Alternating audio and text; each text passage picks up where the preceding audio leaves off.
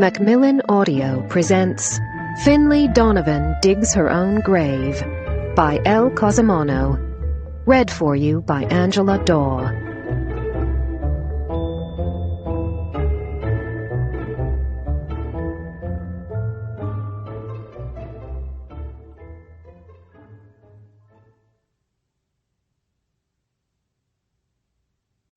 Prologue. The stern-faced woman stared down her nose at me, her solid black smock dress and crisp white collar framed by the regal arms of her leather chair. The fingers of her left hand closed around a fancy Mont Blanc pen. Her right fist rested on my open file like a gavel, each letter of my last name printed sideways on the tab. "Do you have anything to say, Miss Donovan?" Her narrowed eyes pinned me to my seat, reading me like a rap sheet across her wide mahogany desk. He had it coming was probably not the answer she was looking for. "This entire situation has been blown out of proportion," I said, as she took notes with harsh strokes of her pen. It was impossible to come off like a badass while I was down here and she was up there. "The evidence speaks for itself." "What evidence?" I inched higher in my chair, trying to read her terse scribbles from my disadvantaged position. "We have 2 witnesses to the assault." "Assault?" I held up a finger, not the one I wanted to raise, cutting her off. If she was going to conduct a trial and lay down a sentence, I'd be damned if I'd let her do it without putting on a defense. "That's a very serious accusation to level at a person." "The victim suffered injuries that required treatment by a physician." "It was only a few stitches." "And 2 bruised ribs," she added without looking up. "I already said I'd be willing to cover his medical costs." "You can't just buy your way out of this, Miss Donovan. You said it yourself. Assault is a serious accusation.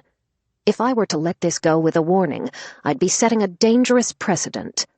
"But this wasn't an assault. It was self-defense," I insisted, fighting the urge to demonstrate the difference. "Whatever the outcome, Cooper provoked it. The situation clearly called for a response, and he got one. Unwanted touching is also an assault," I pointed out. Her eyes lifted from the file, meeting mine over the rims of her glasses. "That would be blowing the situation out of proportion." I put my hands on my hips. Or rather, I would have, if the arms of my chair had allowed me to. "If you were in the same shoes, what would you have done?" "I would have reported it to someone with the authority to handle the situation." "Handle it how? With another slap on the wrist? He's a repeat offender." "Violence is never the answer, Miss Donovan. Please sit down." She pointed a sharp finger at the small wooden chair I'd been relegated to. I glanced down at myself, surprised to find I was indeed standing up. I folded myself back into my seat. The woman took off her glasses. She set them on her desk with an aggrieved sigh. Her weary lids made slow blinks, as if she hoped I might disappear between them. "Rules are rules, Miss Donovan, and it's my job to enforce them. I've spoken with Cooper's mother about his behavior on the playground, and she has assured me the hair-pulling will not continue." I glanced sideways at Delia. Her head hung between her hunched shoulders, the short, downy ends of her blonde pigtails still noticeably uneven after she'd cut her own hair a few short months ago. Must, where Cooper had, according to Delia, repeatedly grabbed them. Her hands were tucked shamefully under her thighs, her tiny legs dangling from the edge of the chair she'd been perched on while she'd waited for me to pick her up after the principal had called me. "Fine," I said, ready to put the entire ordeal behind us. "I'll have a similar talk with Delia about her behavior when we get home." Mrs. Carmichael, the preschool principal, gave a stern nod. "I expect you will. Cooper's mother has filed a formal complaint. Given the extent of her son's injuries, she's expecting the school to take a hard stance. I'm going to have to ask you to keep Delia home for the next 2 weeks. I leapt up again, the child-sized chair clinging stubbornly to my hips. You're suspending her! Would you rather she be expelled? We both turned as her office door flew open behind me. My children's nanny burst in, her lungs heaving as if she'd run the full 5 miles from my house to get here. Her hair was wild where it had come loose from her long ponytail, and her cheeks were red with exertion. She clutched my naked 2-year-old son to her side, his dimpled butt hanging over her arm. "Thank God," she said when she spotted Delia sitting penitently beside me. The principal scowled at Vero. "Who are you?" "This is Veronica Ruiz, my nanny," I explained. "I came as soon as I got the message," Vero said, ignoring the principal's disapproving look. "Is Delia okay? I was in the bathroom with Zach when the school called. All they said is that someone was hurt." She rushed to Delia's side and sank down on her haunches until she was eye level with both of us, checking my daughter for injuries. "Delia's fine," I said, taking Zach from her and resting him in my lap. The pint-sized seat didn't leave room for his pudgy legs, so I turned him around and propped him on my knees. He beamed at the principal. She grimaced as every part of him wiggled in his relentless effort to get down. I set him on the floor to keep him from pitching a fit. He stood obediently beside my chair, momentarily content, beaming at the principal as he tugged on his tiny penis. Vero threw her arms around Delia, prodding every inch of her, just to be sure she wasn't injured. "What happened?" "Cooper was pulling Delia's hair on the playground. She asked him to stop, and he didn't, so she defended herself." I threw a pointed look at her principal. The school might be holding Delia responsible, but I knew exactly where the blame for this fell, and it wasn't on my daughter. Vero glowed with pride. "That's my girl." She held up a hand for a high five. I pulled it down before Delia could slap it. She might be the victim of a miscarriage of justice, but we didn't need to invite any more punishment. I covered my eyes, swearing quietly as my ex-husband's voice boomed in the lobby. "Delia! Where's my daughter? Is she back there? Back off, lady!" Stephen shouted. "If my daughter's in there, I'm going in, and you can't stop me." He rushed past the front desk and through the open office door, blue eyes blazing and mud flaking from his work boots. "Great," Vero muttered. "What the H.E. double pumpers is he doing here?" "What's a double pumper?" Delia asked. "Never mind," I said. "We'll discuss it when we get home," Vero added helpfully. "What's going on?" Stephen asked, as breathless and red-faced as Vero had been when she'd burst in. "Why'd the school call my office? And why is Zach naked?" "Potty training," I said. Stephen looked confused. "Vero saw some boot camp on the internet that's supposed to guarantee success in 3 days. You take off their clothes and keep them close to the toilet." "Is it working?" We all turned as Zach began peeing on the carpet. The principal gasped. I gritted my teeth. "Guess that answers that," Stephen said. Vero flashed a middle finger at him behind Delia's back. The principal stared sternly at all of us. "Need I remind you that you are in a school? We are models for young minds here. I'll ask you both to show some decorum." Stephen frowned at his mud-spattered flannel and the dirt-caked toes of his work boots. Vero tossed a fresh diaper over the puddle on the floor and used the toe of her shoe to blot up the wet spot. The principal closed her eyes, lips pressed between her teeth as if it was all she could do to hold back a retort. She reached inside her desk drawer for a bottle of ibuprofen and shook 2 tablets into the palm of her hand as Stephen helped me out of my pint-sized chair and pulled me aside. "I was walking lots with a developer when the school called," he said in a low voice. "I got here as soon as I got the message. They said they needed someone to come down to the school right away. What's going on? Is Delia okay?"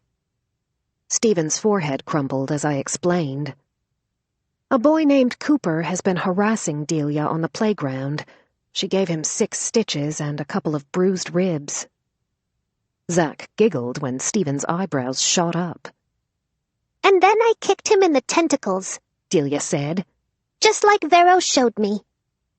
Stephen's chest swelled like a Little League coach whose star player just took home a trophy. He offered Vero a tentative salute.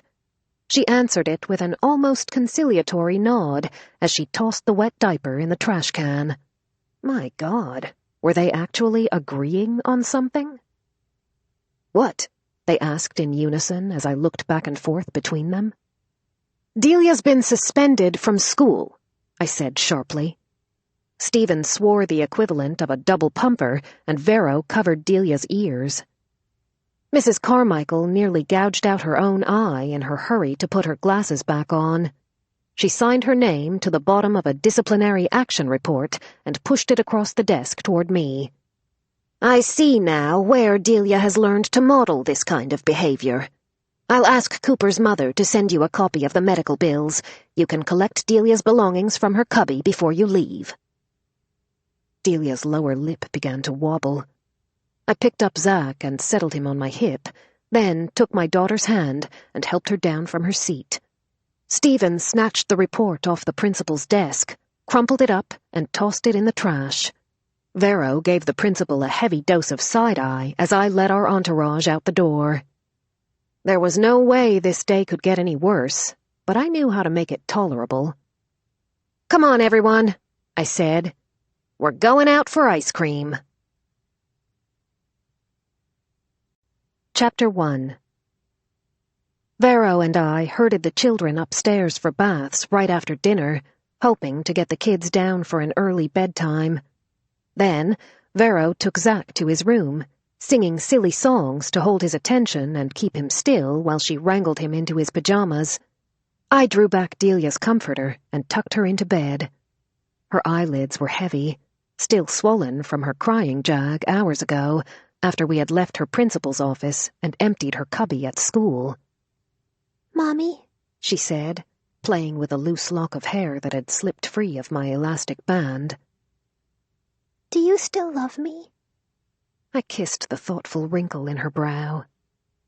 I'll always love you, Delia, more than anything in this world. Even when I do something bad? I tucked her stuffed unicorn under her arm and pulled the blanket over both of them. Making a mistake doesn't make you a bad person, sweetie. There is nothing you could do that would make me love you any less. But Daddy did something bad and you don't love him anymore. Vero stopped singing in the next room. Who told you that? I asked. Cooper. He said Daddy is a cheater. I told Cooper my daddy never cheats when we play board games. But Cooper said he heard his mommy talking to Dylan's mommy at the bus stop, and they called Daddy a cheating bag of dirt. The crinkles in Delia's tiny forehead deepened. I tried to ignore him like you told me to, but he just pulled my hair and kept saying it. Cooper shouldn't have said that, and neither should his mother. The women in our neighborhood loved to gossip, but discussing Stephen's infidelities at the bus stop took gossiping a step too far. Your father is a good man and a wonderful daddy. But Daddy said it too. He said he did something bad, and that's why you don't want to be married to him anymore. A lump formed in my throat. I settled down onto the edge of Delia's bed beside her, struggling to come up with the right way to explain the nature of my evolving relationship with her philandering father to my 5-year-old without saying more than she was ready to hear. Just because your dad and I aren't married anymore doesn't mean I don't love him. I love your daddy very much. A muffled cough that sounded suspiciously like bullshit permeated the wall of Zack's room. I bit down hard and forced myself to smile. Even if he made some very, very big mistakes. Then why can't Daddy live with us? She picked at a thread in her frayed unicorn. as I looked around her room at the frilly pink curtains and watercolor rainbows and hanging kitten posters, searching for an answer. "You love your brother, right?" I asked. Delia nodded.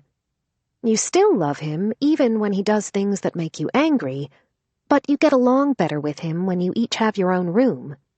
Like when he pooped in the bathtub and it made me cry, and now I don't have to take baths with him anymore? Exactly like that. So, now you take baths with Nick?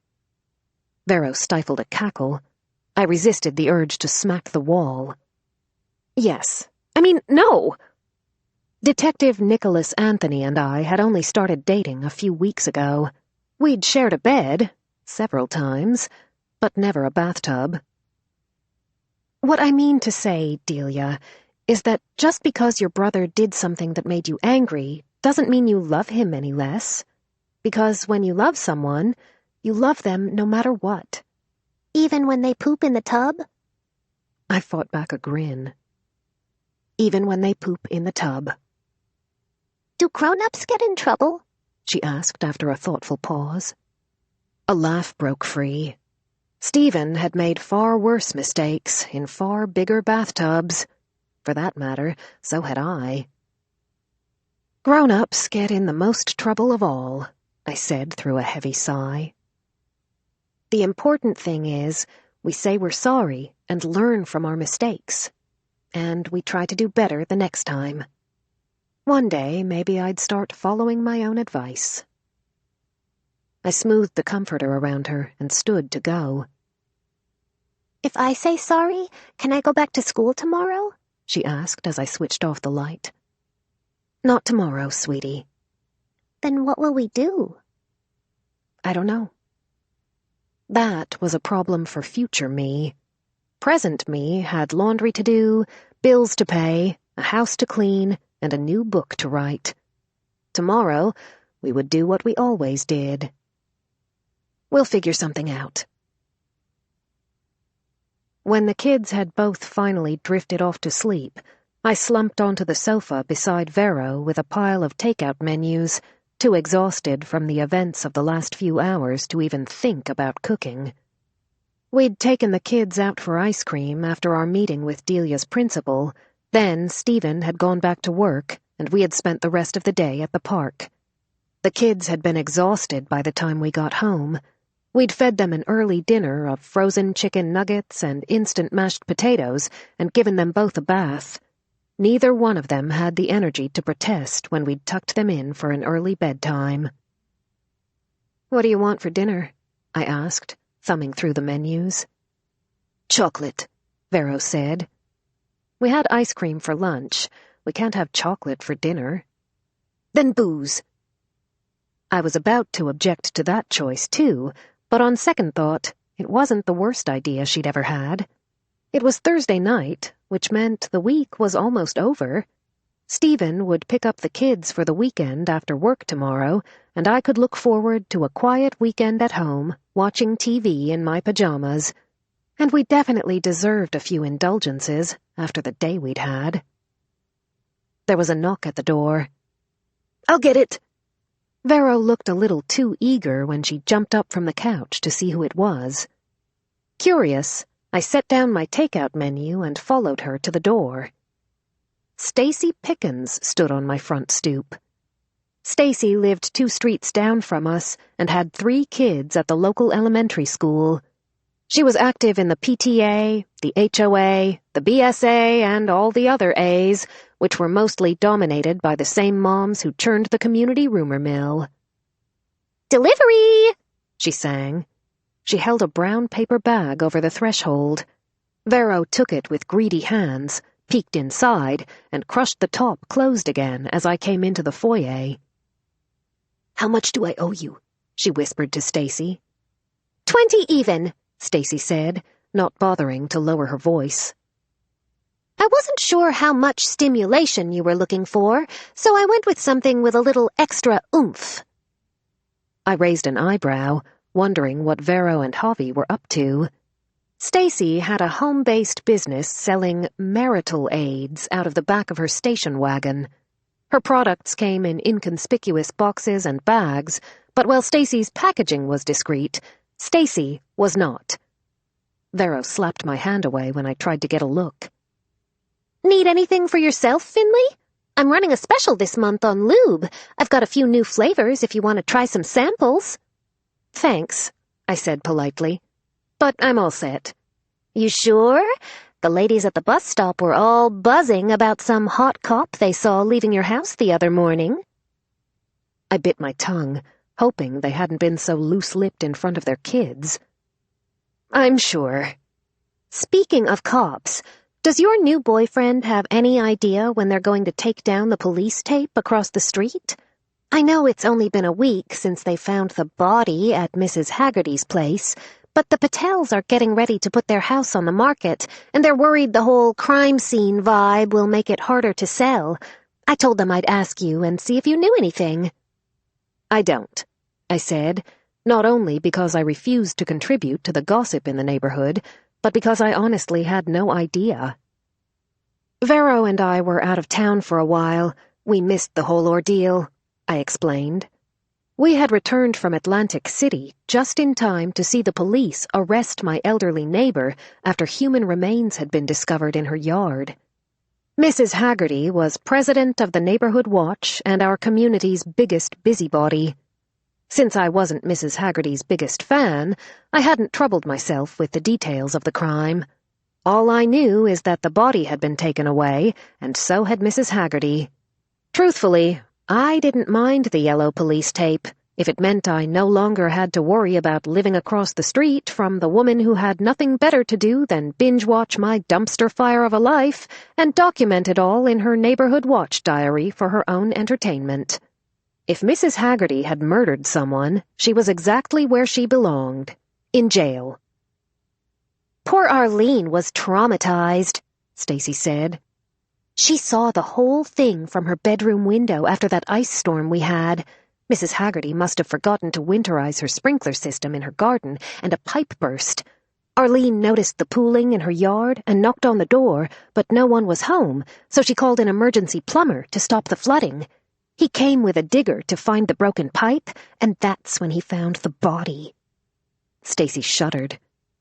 According to Nick and my sister Georgia, who were both cops in the next county over, the body had been badly decomposed and had been carted off to the crime lab for identification. Have they figured out who he was yet? Vero asked. Stacy nodded. From his dental records, his name was Guilford Dupree. Why does that name sound familiar? I asked. Did he live here in South Riding? Stacy shook her head. Remember that news story about the 45-year-old mortgage broker who went missing from Ashburn 5 years ago? The one who left for work one morning and they found his abandoned car at Ashburn Park? It was him. Ashburn Village was less than 30 minutes away, but as far as I knew, Mrs. Haggerty didn't get out much. How did he know Mrs. Haggerty? I asked. That's the weird thing, Stacy said. He didn't. Vero looked confused. If they didn't know each other, why'd she kill him? Stacy blinked at us. Haven't you heard the news? What news? Vero asked. It's been all over the TV. The prosecutors dropped the charges today and told her she was free to go. Every network has been reporting it since they released her this afternoon. A horn honked in the driveway. I've got to go, Stacy said. David's a little on edge and he's waiting in the car. He insisted on driving me to my deliveries. Says he doesn't want me walking alone in the neighborhood after dark with some unknown killer on the loose. I mean, for all we know, it could be one of the other neighbors. Can you imagine? She waggled her fingers in farewell. You two ladies be safe and keep that handsome detective of yours close, Finlay. If you change your mind about placing an order, you know where to find me. With a wink, she was gone. I closed the door and locked the deadbolt, feeling a little creeped out. I need a drink, Vero said, carrying her brown bag with her to the kitchen. I gathered up the takeout menus and put them back in the drawer. On second thought, chocolate and booze didn't sound like such a terrible idea. I poured a glass of bourbon for each of us and broke open a package of Oreos while Vero rummaged in the freezer and came back with a tub of Cool Whip. We carried it all to the living room. Vero turned on the TV and changed the channel to the evening news. "Look," she said. "There she is." The ticker scrolled across the bottom of the screen. Suspect in Loudoun County homicide case released from custody. The news camera panned to a reporter, the Loudoun County Police Department building forming the backdrop behind her. According to the Commonwealth's Attorney's Office, all charges against the suspect have been dismissed in light of new evidence, which was discovered by investigators over the last 24 hours. 81-year-old Margaret Haggerty, the owner of the home where the body of Guilford Dupree was discovered a week ago, was released from jail earlier this evening after police confirmed she had no known connection to the victim. A spokesperson for the Loudoun County Police Department says investigators are already pursuing a promising new lead. The camera cut away to a pre-recorded clip of my elderly neighbor being escorted from the police station under the arm of her grandson, Brendan. A reporter thrust a microphone in his face. Brendan's smile was polite but tight as he shuffled his grandmother to his waiting car. "My grandmother has been through a terrible ordeal," he said. "We're grateful to put this injustice behind us, and we wish the Commonwealth's attorney and the investigators a speedy resolution to this complicated case. Thank you. No further questions." Vero frowned and turned the TV off.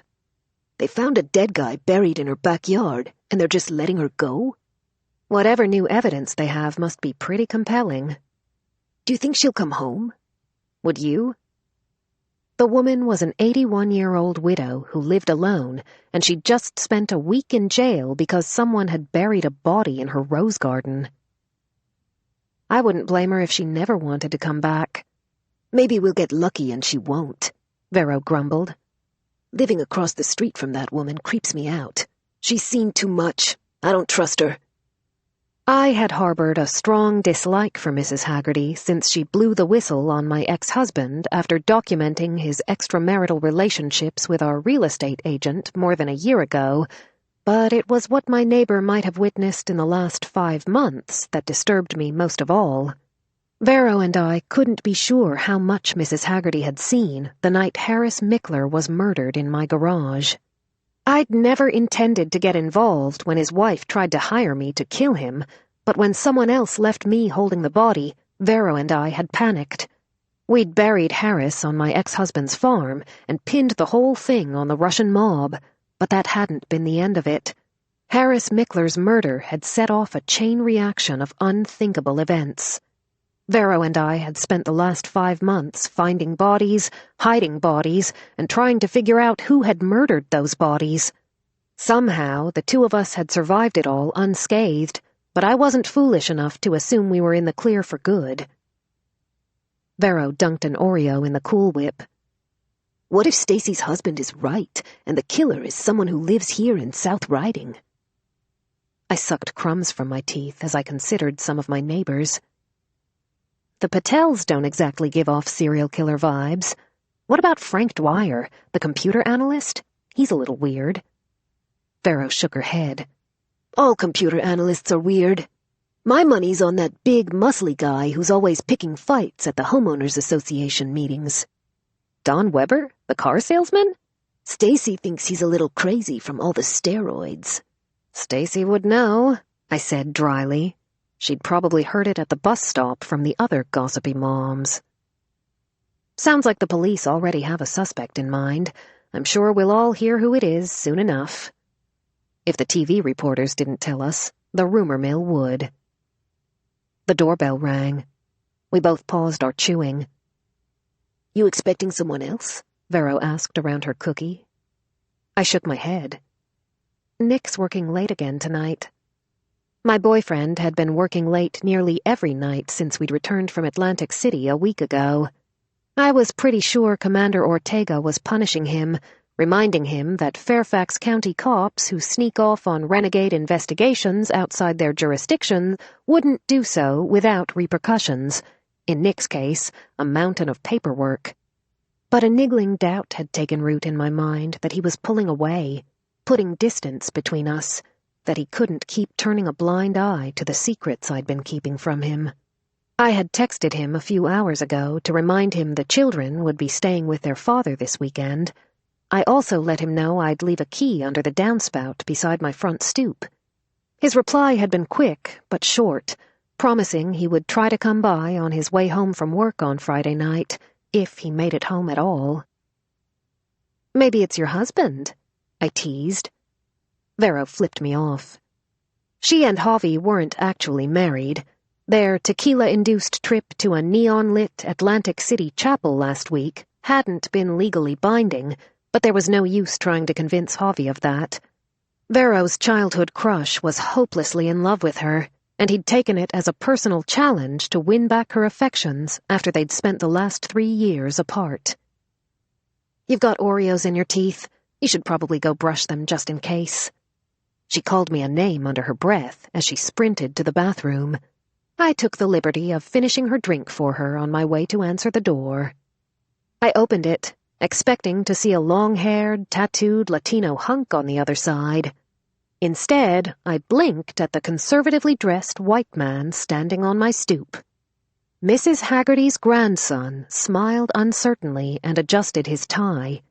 His sour-faced grandmother stood beside him. She glowered at me over the handle of her purple American Tourister carry-on bag.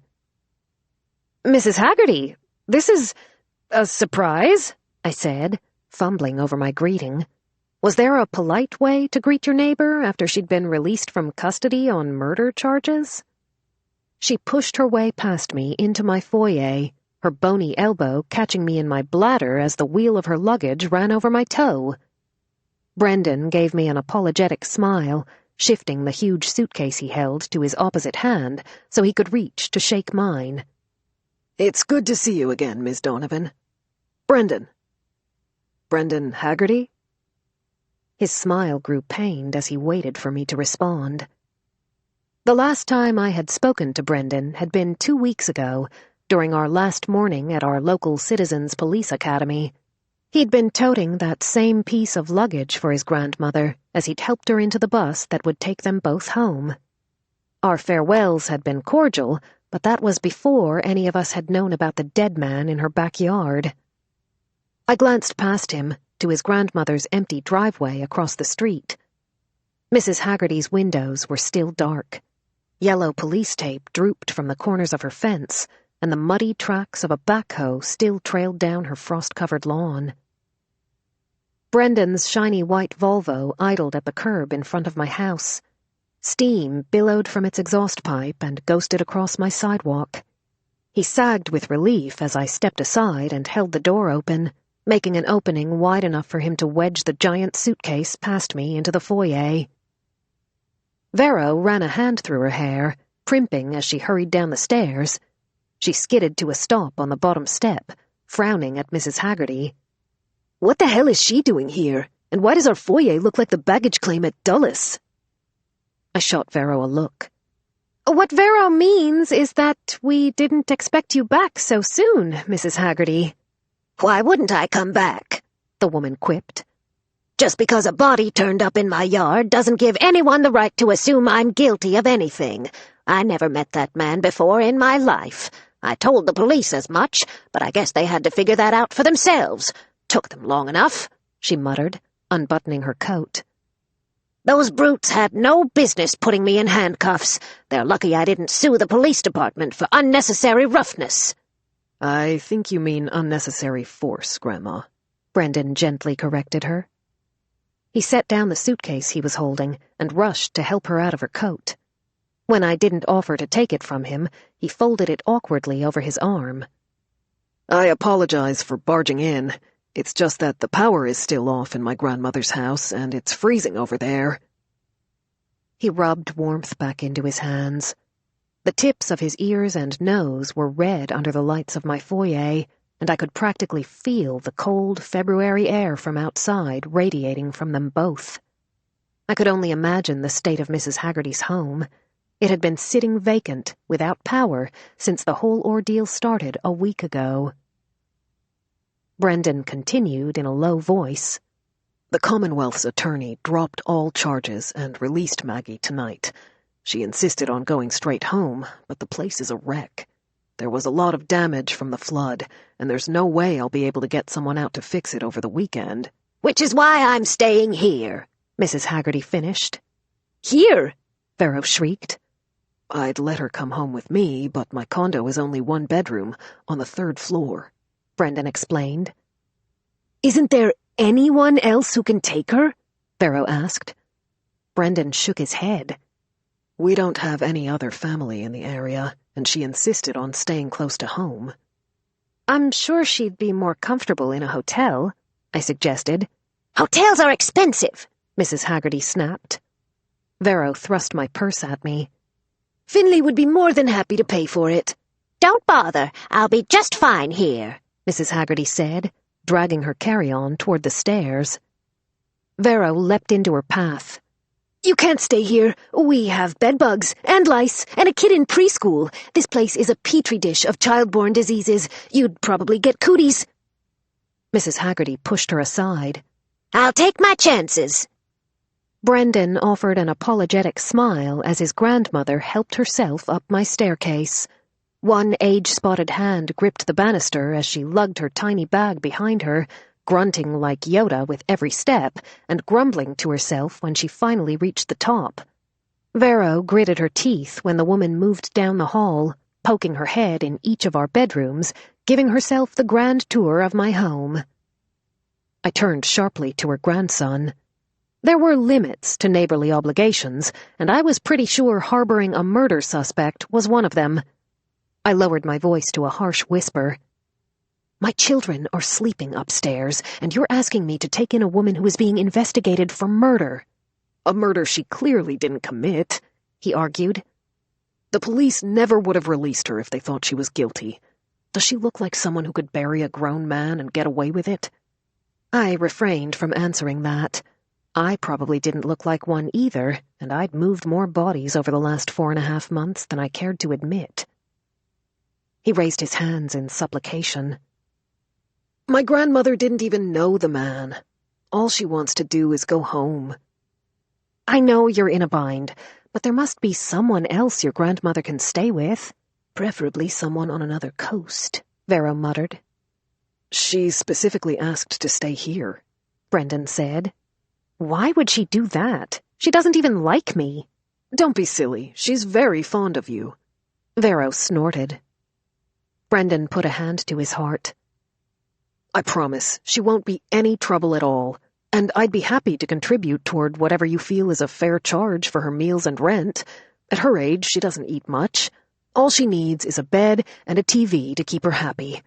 Please, he begged. She's 81 years old. She lives alone, and I don't know what else to do for her. All I'm asking for is a few days, just until we can get her power and water turned back on.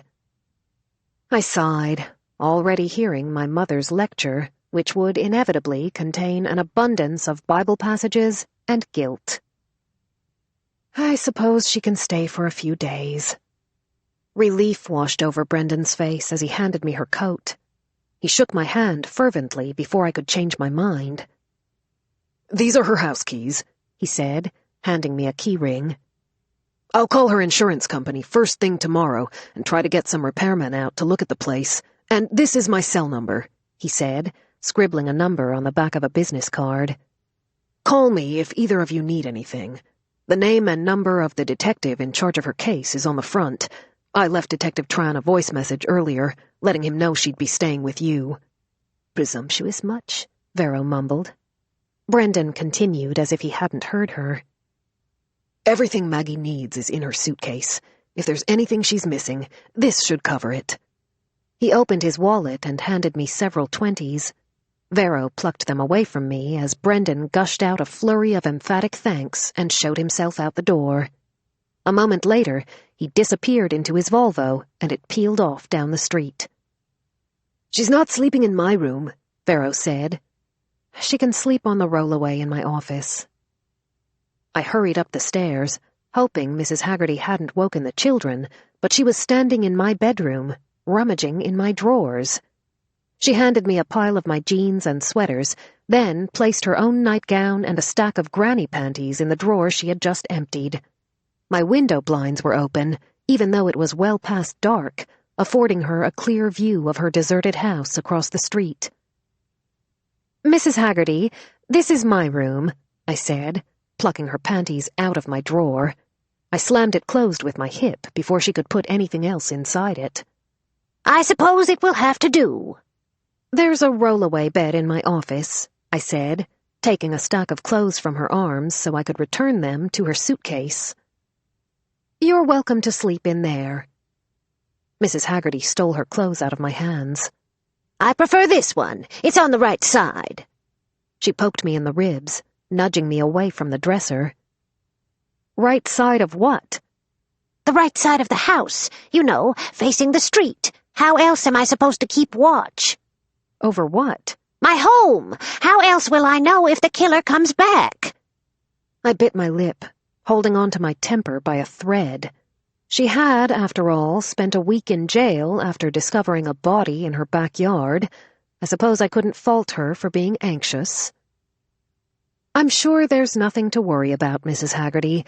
I seriously doubt we're in any danger here." "All the more reason to stay vigilant. Anything can happen in the middle of the night.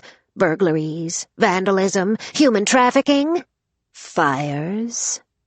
She pierced me with a look, pointedly reminding me of a night only a few short weeks ago when Vero and I had been trapped atop a burning building at the police academy training grounds, and Mrs. Haggerty had been the only one to answer our desperate calls for help.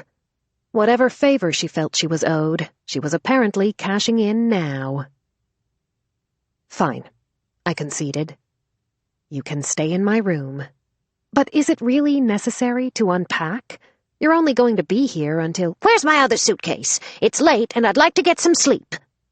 She stared at me impatiently over the rims of her glasses, though we both knew she was more than capable of carrying her suitcase herself.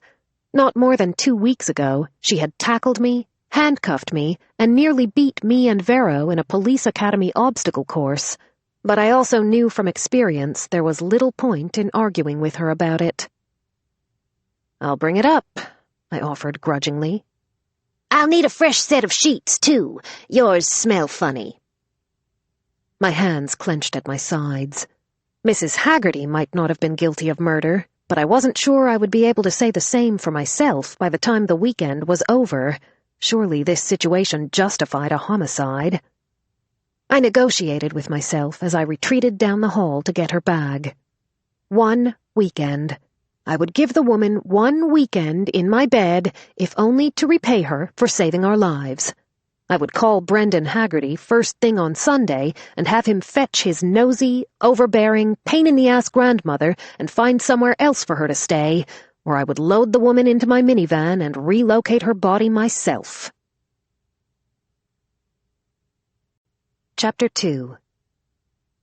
"Hold still," I told Zach as he tried to wriggle out of his pants while I hiked them over his pull-up. "No pants!" he screeched. He'd been in a foul mood all day, since Delia had decided that she was going to start her own school and Zach would be her pupil. She'd spent hours trying to force him to keep his clothes on and learn to write the alphabet. Zach had rebelled by streaking through the house, shredding her notepad, and throwing her crayons in the toilet. "I don't like wearing pants either, buddy, but Daddy's going to be here any minute to pick you up. If you keep your clothes on like a good boy, maybe he'll take you someplace fun for dinner." Zach's tiny mouth pursed, holding stubbornly to the promise of a tantrum as I fed his feet into his overalls. The quiet was nothing more than a temporary victory. The rest of the evening would hinge on a game of toddler roulette. He was either going to lose it the minute I put him in his car seat, or he'd conk out in the truck, sleep the whole way to Stephen's house, and then remain awake for the rest of the night. "Delia!" I called up the stairs as I wrestled him into his coat. "Are you ready to go?" She thumped down the steps, wearing a plaid romper and a pout that was giving off teen angst grunge band vibes. "I want to wear my Barbie pants." "Those aren't pants, they're pajamas." "So? You can't wear pajamas out to dinner. You can put them on when you get to Daddy's house." The doorbell rang. I passed Delia her coat, hoping Zach didn't manage to strip himself naked while my back was turned as I answered the door. "Whoa," Javi said, dodging a flying sneaker as he came inside. I turned in time to see Zach strip off his other one, the lights in their soles blinking as he tossed it over his head and sprinted behind the couch. I pinched the bridge of my nose as a pair of overalls flew over the back of the sofa and landed on the floor. Zach darted out of his hiding place and streaked past both of us, his bare butt on full display. His turtleneck was stuck around his head, the empty arms flapping behind him as he tore wildly through the house. I caught him around the waist before he could run face first into the wall. "Vero!" I called out.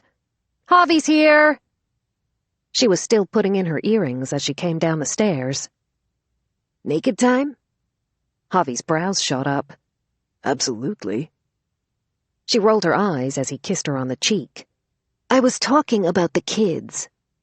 Zach wailed and attempted to rip off the rest of his shirt. There was a familiar rap on the door. Stephen cracked it open and peeped inside. "Everyone ready to go?"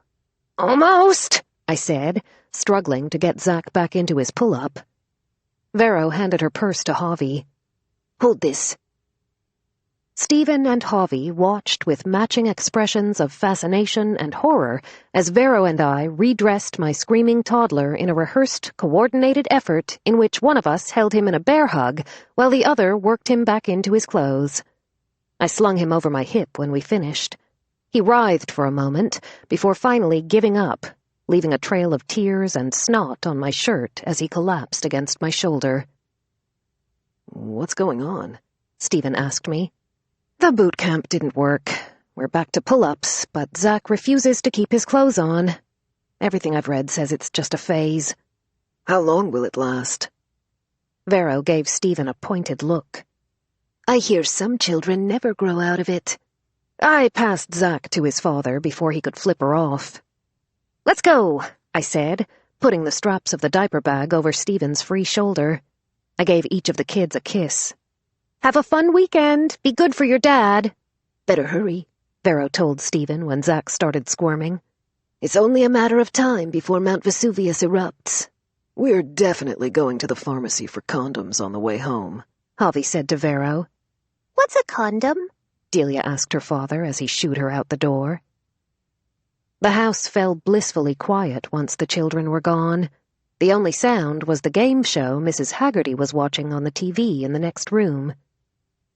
"Who's that?" Javi asked, tipping his head toward the sofa. "A displaced neighbor," I said, before Vero could supply an adjective of her own. "Her heat's not working, and she needed a place to stay." Javi leaned down to give Vero a proper kiss hello. She smiled as his raven-black hair fell over both of their eyes. The plastic ring on the fourth finger of his left hand caught in the strands as he raked them back, and he gently pried it free. He'd acquired it during their drunken, late-night trip to a cheesy hotel wedding chapel in Atlantic City. Judging by how often he'd been showing up here lately, I didn't imagine he'd be taking it off anytime soon. The purple glow-in-the-dark bat ring was barely visible under the layer of glittery violet spray paint on his fingers, suggesting he'd come straight from Vero's cousin's garage. Javi did salvage and body work in exchange for free rent and a place to sleep on Ramon's sofa, and since Vero's cousin and Javi had been best friends since elementary school, the arrangement had been working out fine. That is, until Javi had told Ramon that he and Vero had, sort of, gotten married. Javi's cheek still carried the ghost of a bruise. Vero caught his hand and smirked. "That's a pretty bold choice," she said, raising an eyebrow at the purple paint on his knuckles. "Tell me about it," Javi said irritably. "I told Ramon's customer the same thing when he picked out the color. I didn't even finish spraying the front end of his truck before the asshole changed his mind. Now I've got an open bucket of eggplant ecstasy sitting on a shelf in the garage." Vero laughed. "You'd better go wash that mess off your hands before you take me out to dinner." "I was kind of hoping we could stay in." He dangled a set of keys between them. "What's this?" she asked, snatching them from his fingers. "You know that storage room over your cousin's garage? I talked your cousin into renting it out to me. It's not a storage room anymore." He wagged his eyebrows at her. "Want to help me move in?" "Do I have to carry anything?" she asked. "Only the bed and whatever we pick up for dinner." "I'll get my things." Vero turned and hightailed it up the stairs. 2 minutes later, she shuffled back down with her overnight bag slung over one shoulder. She turned to me as she dragged her boyfriend out of the house by way of the garage. "Text me when the old bat is out of here. You can sleep in my room. Don't let her snoop," she said, slamming the door behind them. I pulled back the curtain in the foyer, watching through the window as Javi's Camaro pulled out of the driveway. Vero's Charger rolled out behind him, and I sighed, wishing I had the house to myself. Mrs. Haggerty was staring out the living room window, ignoring whatever game show was playing on the TV when I came in to join her. She was unusually quiet, maybe a little melancholic. I wondered if she was watching her house, waiting for her porch light to turn on, or if she was hoping her grandson would come back and pick her up. "Looks like it's just the two of us for dinner," I said over the television. "I have some leftover meatloaf if you'd like something to eat." She didn't bother to acknowledge me. "Suit yourself," I said, turning back to the kitchen. I had been caring for 2 cranky children all day. I had no plans to dress, change, coddle, or feed anybody else. "Children need discipline and rules." Mrs. Haggerty's stern tone made me pause at the threshold. I turned around slowly, biting my tongue as she went on. "When I was your age, children knew what was expected of them. They knew the consequences. If you let those kids think they're in charge, they'll have no reason to listen to you." My doorbell rang, and I was grateful for the excuse to discontinue the conversation. Mrs. Haggerty was the last person I would go to for parenting advice. I opened the front door to find Cam standing on my porch. His close-cropped hair was just beginning to grow out, the soft brown edges peeking from under his beanie. "Hey, Mrs. D," he said, grinning like a fool. I held the door open for him. Any company was better than being alone in the house with a glowering Mrs. Haggerty. "This is a nice surprise. What are you doing here?" "I was just in the neighborhood."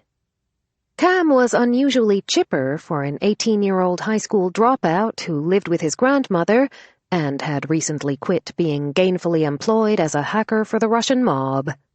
I had first met Cameron 4 months ago when I'd hired him to do some online sleuthing for me on the dark web. I'd been attempting to suss out the identity of a contract killer who was soliciting clients through a popular local women's forum.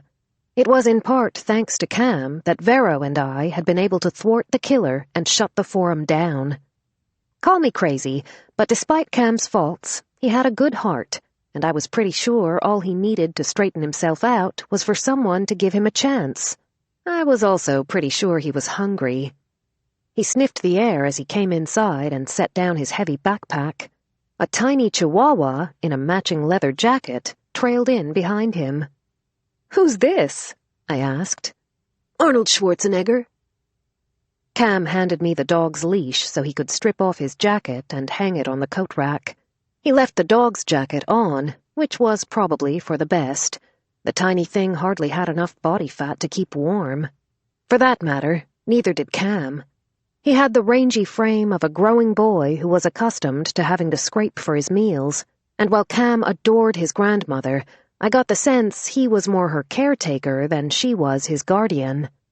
Sometimes I think he wasn't so much hungry as he just needed someone to treat him like the kid he hadn't had the luxury of being. Cam patted the chihuahua's head. "I found the little guy at the shelter last week. He isn't as cool as Kevin Bacon. Yet," he added, picking up the dog before it could lift its leg on my foot. "He just needs a little training. Right, Arnold? Don't piss on the nice lady's leg or she won't let us stay for dinner."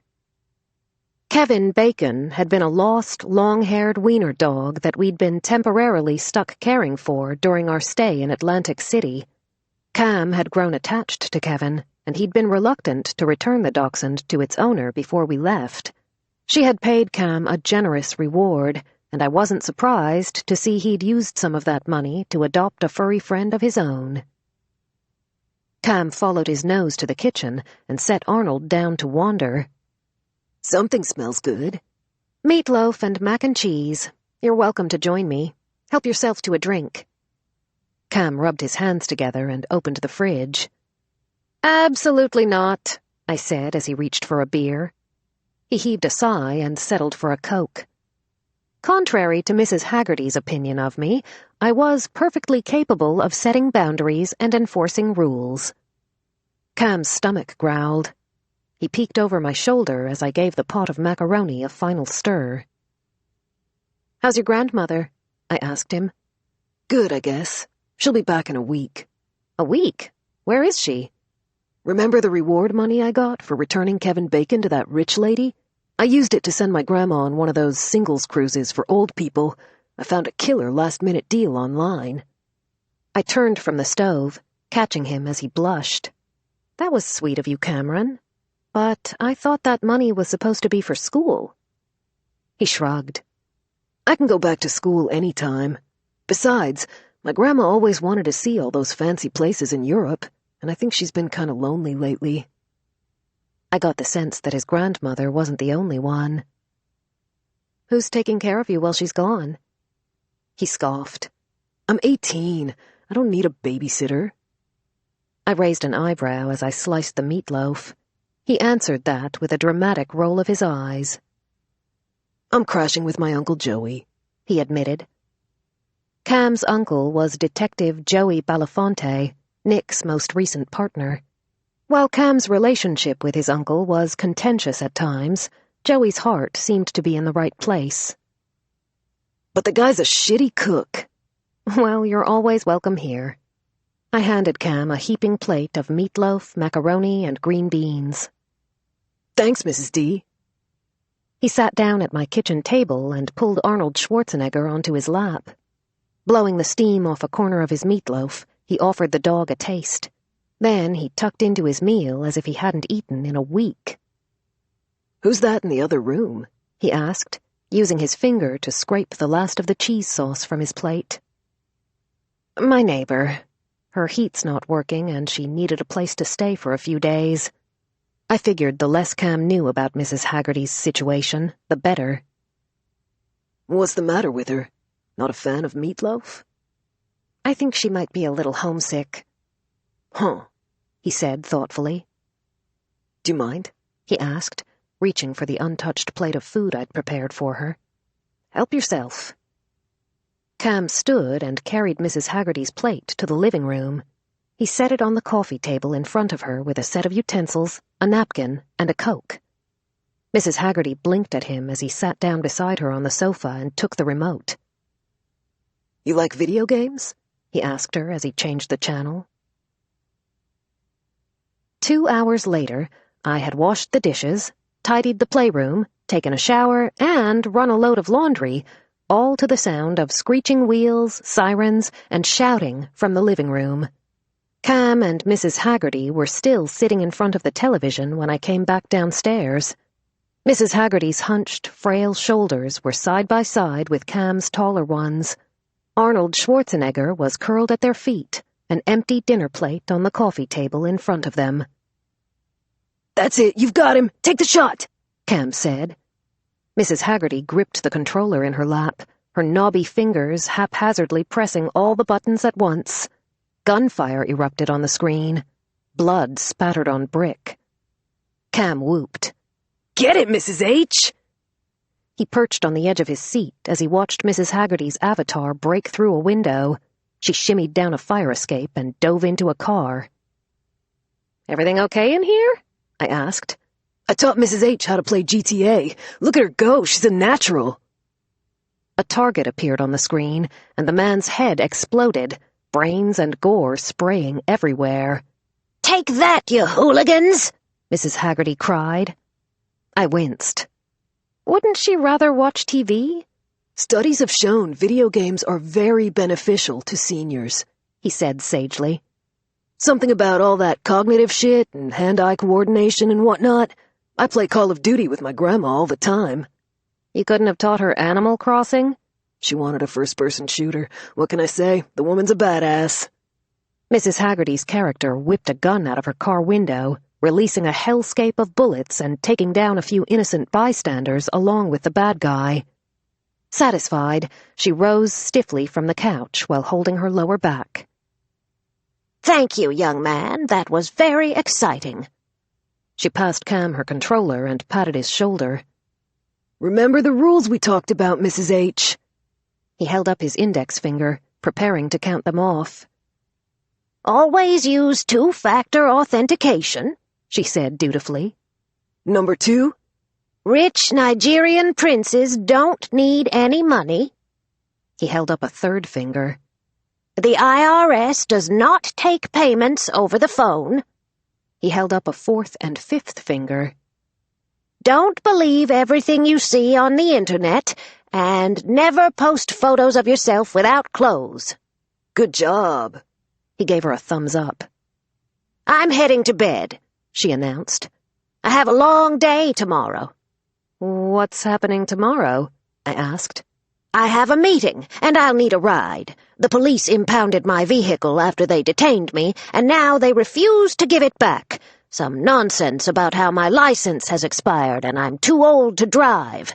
My book club is expecting me, and it's my turn to bring lunch. Cam's hand shot up. I can drive you. You don't have a car, I reminded him. No problem, Mrs. D. I'll just take yours. I threw him a look. Mrs. Haggerty, what time do you need to be at your meeting? I'll take you. She didn't thank me so much as offer me a curt nod. 11 o'clock. I'll see you all in the morning, she said, turning for the stairs. Cam put his game controllers in his backpack, scooped up Arnold, and headed for the door. Hold on, I'll give you a ride home, I offered, reaching for my coat.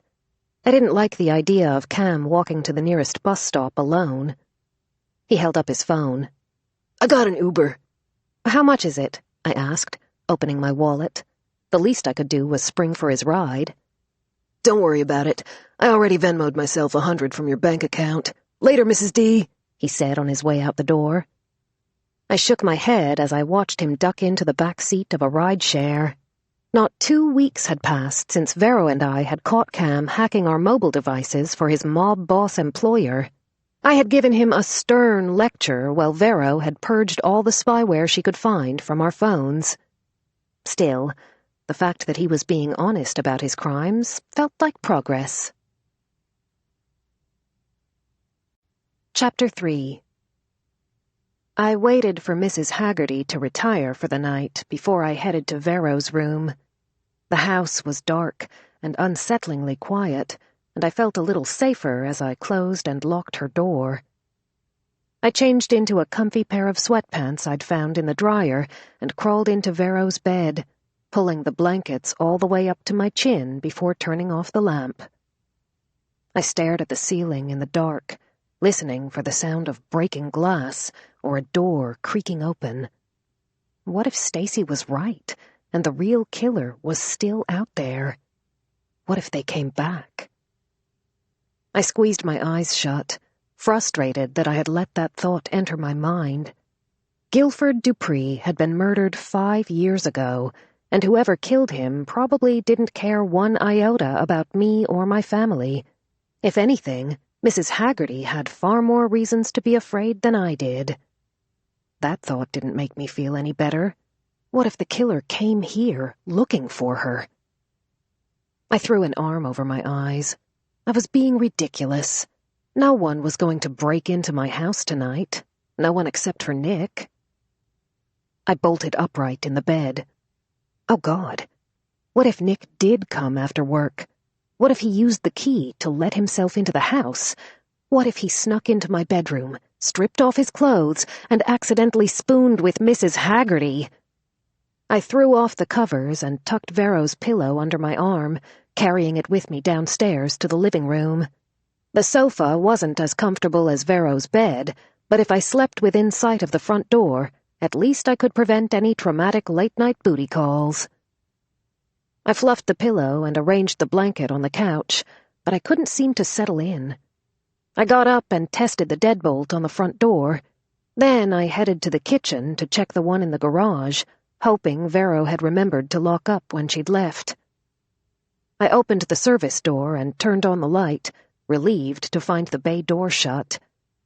Before I could turn off the light and lock up again, my gaze snagged on my small collection of household tools on the pegboard on the back wall.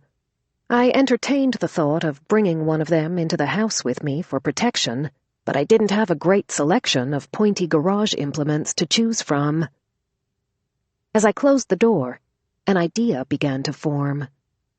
When Stephen had moved out, he'd taken everything in the garage with him but my tiny pink garden trowel. He'd argued that I didn't know how to use most of the home improvement tools anyway, and he'd promised to come back to fix anything that broke. I reached for my phone, my anxiety yielding to hope as I sent a quick text to Stephen, telling him I needed a favor and asking him if he could drop by my house with his toolkit tomorrow.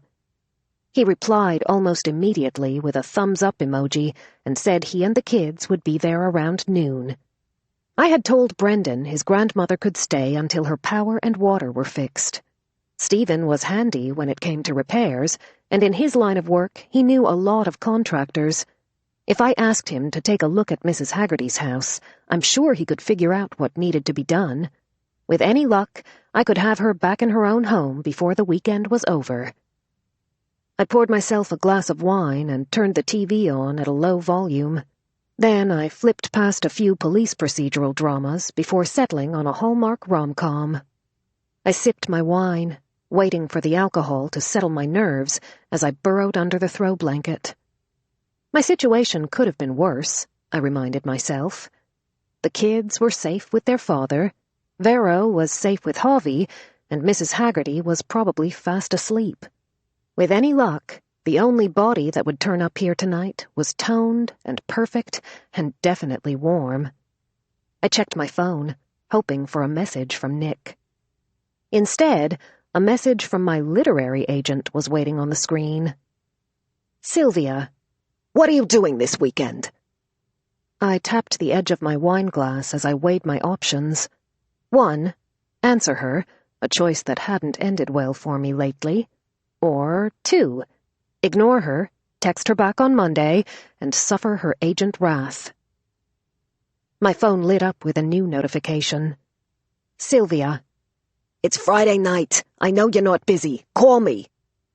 Sylvia. Unless your hot cop is with you, then by all means take whatever time you need and call me when you're done. I put my phone down out of spite. I had no intention of working this weekend. I had turned in my last revision less than 2 weeks ago, and my newest book was off to production. I deserved a break, and I was damn well taking one. The screen lit up again. Sylvia. If I don't hear from you in 10 minutes, I'm calling you next of kin. I swore to myself as I muted the television. I had no idea if Sylvia actually had my mother's phone number, but I wasn't willing to test that theory.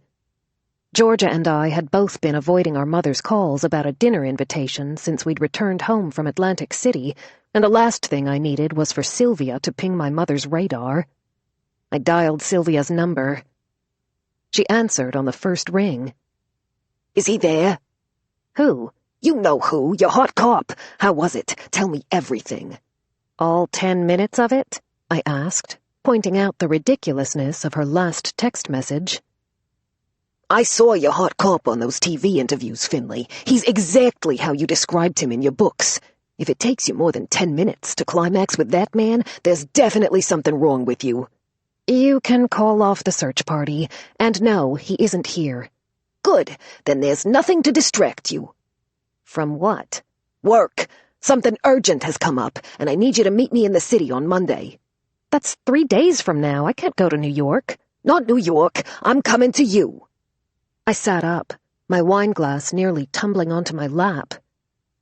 You're coming here?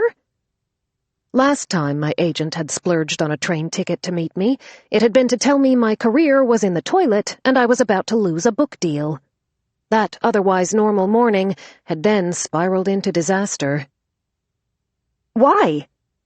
My next book proposal wasn't due to my editor for at least another month. Remember that Hollywood executive I told you about? The one who wants to turn your novels into a TV series? He'll be in D.C. next week, filming some hot new FBI drama. I told him you live just outside the Beltway. He wants you to come into the city and have lunch with him on Monday, but don't worry, I'm coming too. My stomach bottomed out. I can't, I sputtered. Get your ex to take the kids, or better yet, let your accountant do it. I've seen your royalty statements, Finlay. It's not like she has anything better to do. I have company, I argued, grasping onto Mrs. Haggerty for an excuse. Unless your house guest is Reese Witherspoon, you're going to this meeting. I'm leaving on the first train Monday morning. I'll need you to pick me up at the station in time for lunch. Sylvia, please, it's not a good time. She growled in frustration. We've discussed this, Finlay. We both know exactly what your problem is. I don't have a problem, I what? There wasn't a single legitimate reason I couldn't make that meeting. This was exactly what Sylvia had diagnosed me with in Atlantic City. Imposter syndrome, she'd called it. She and Nick were right. I was terrified of my own success, of what it could lead to. But I'd be crazy to pass up an opportunity like this, wouldn't I? What time does your train get in? I asked, pinching the bridge of my nose. I'll text you the details, Sylvia said in a rush. I need to book my ticket. I'll see you Monday. I stared at the screen when she disconnected, wondering exactly how I was supposed to prepare for a meeting with a TV producer.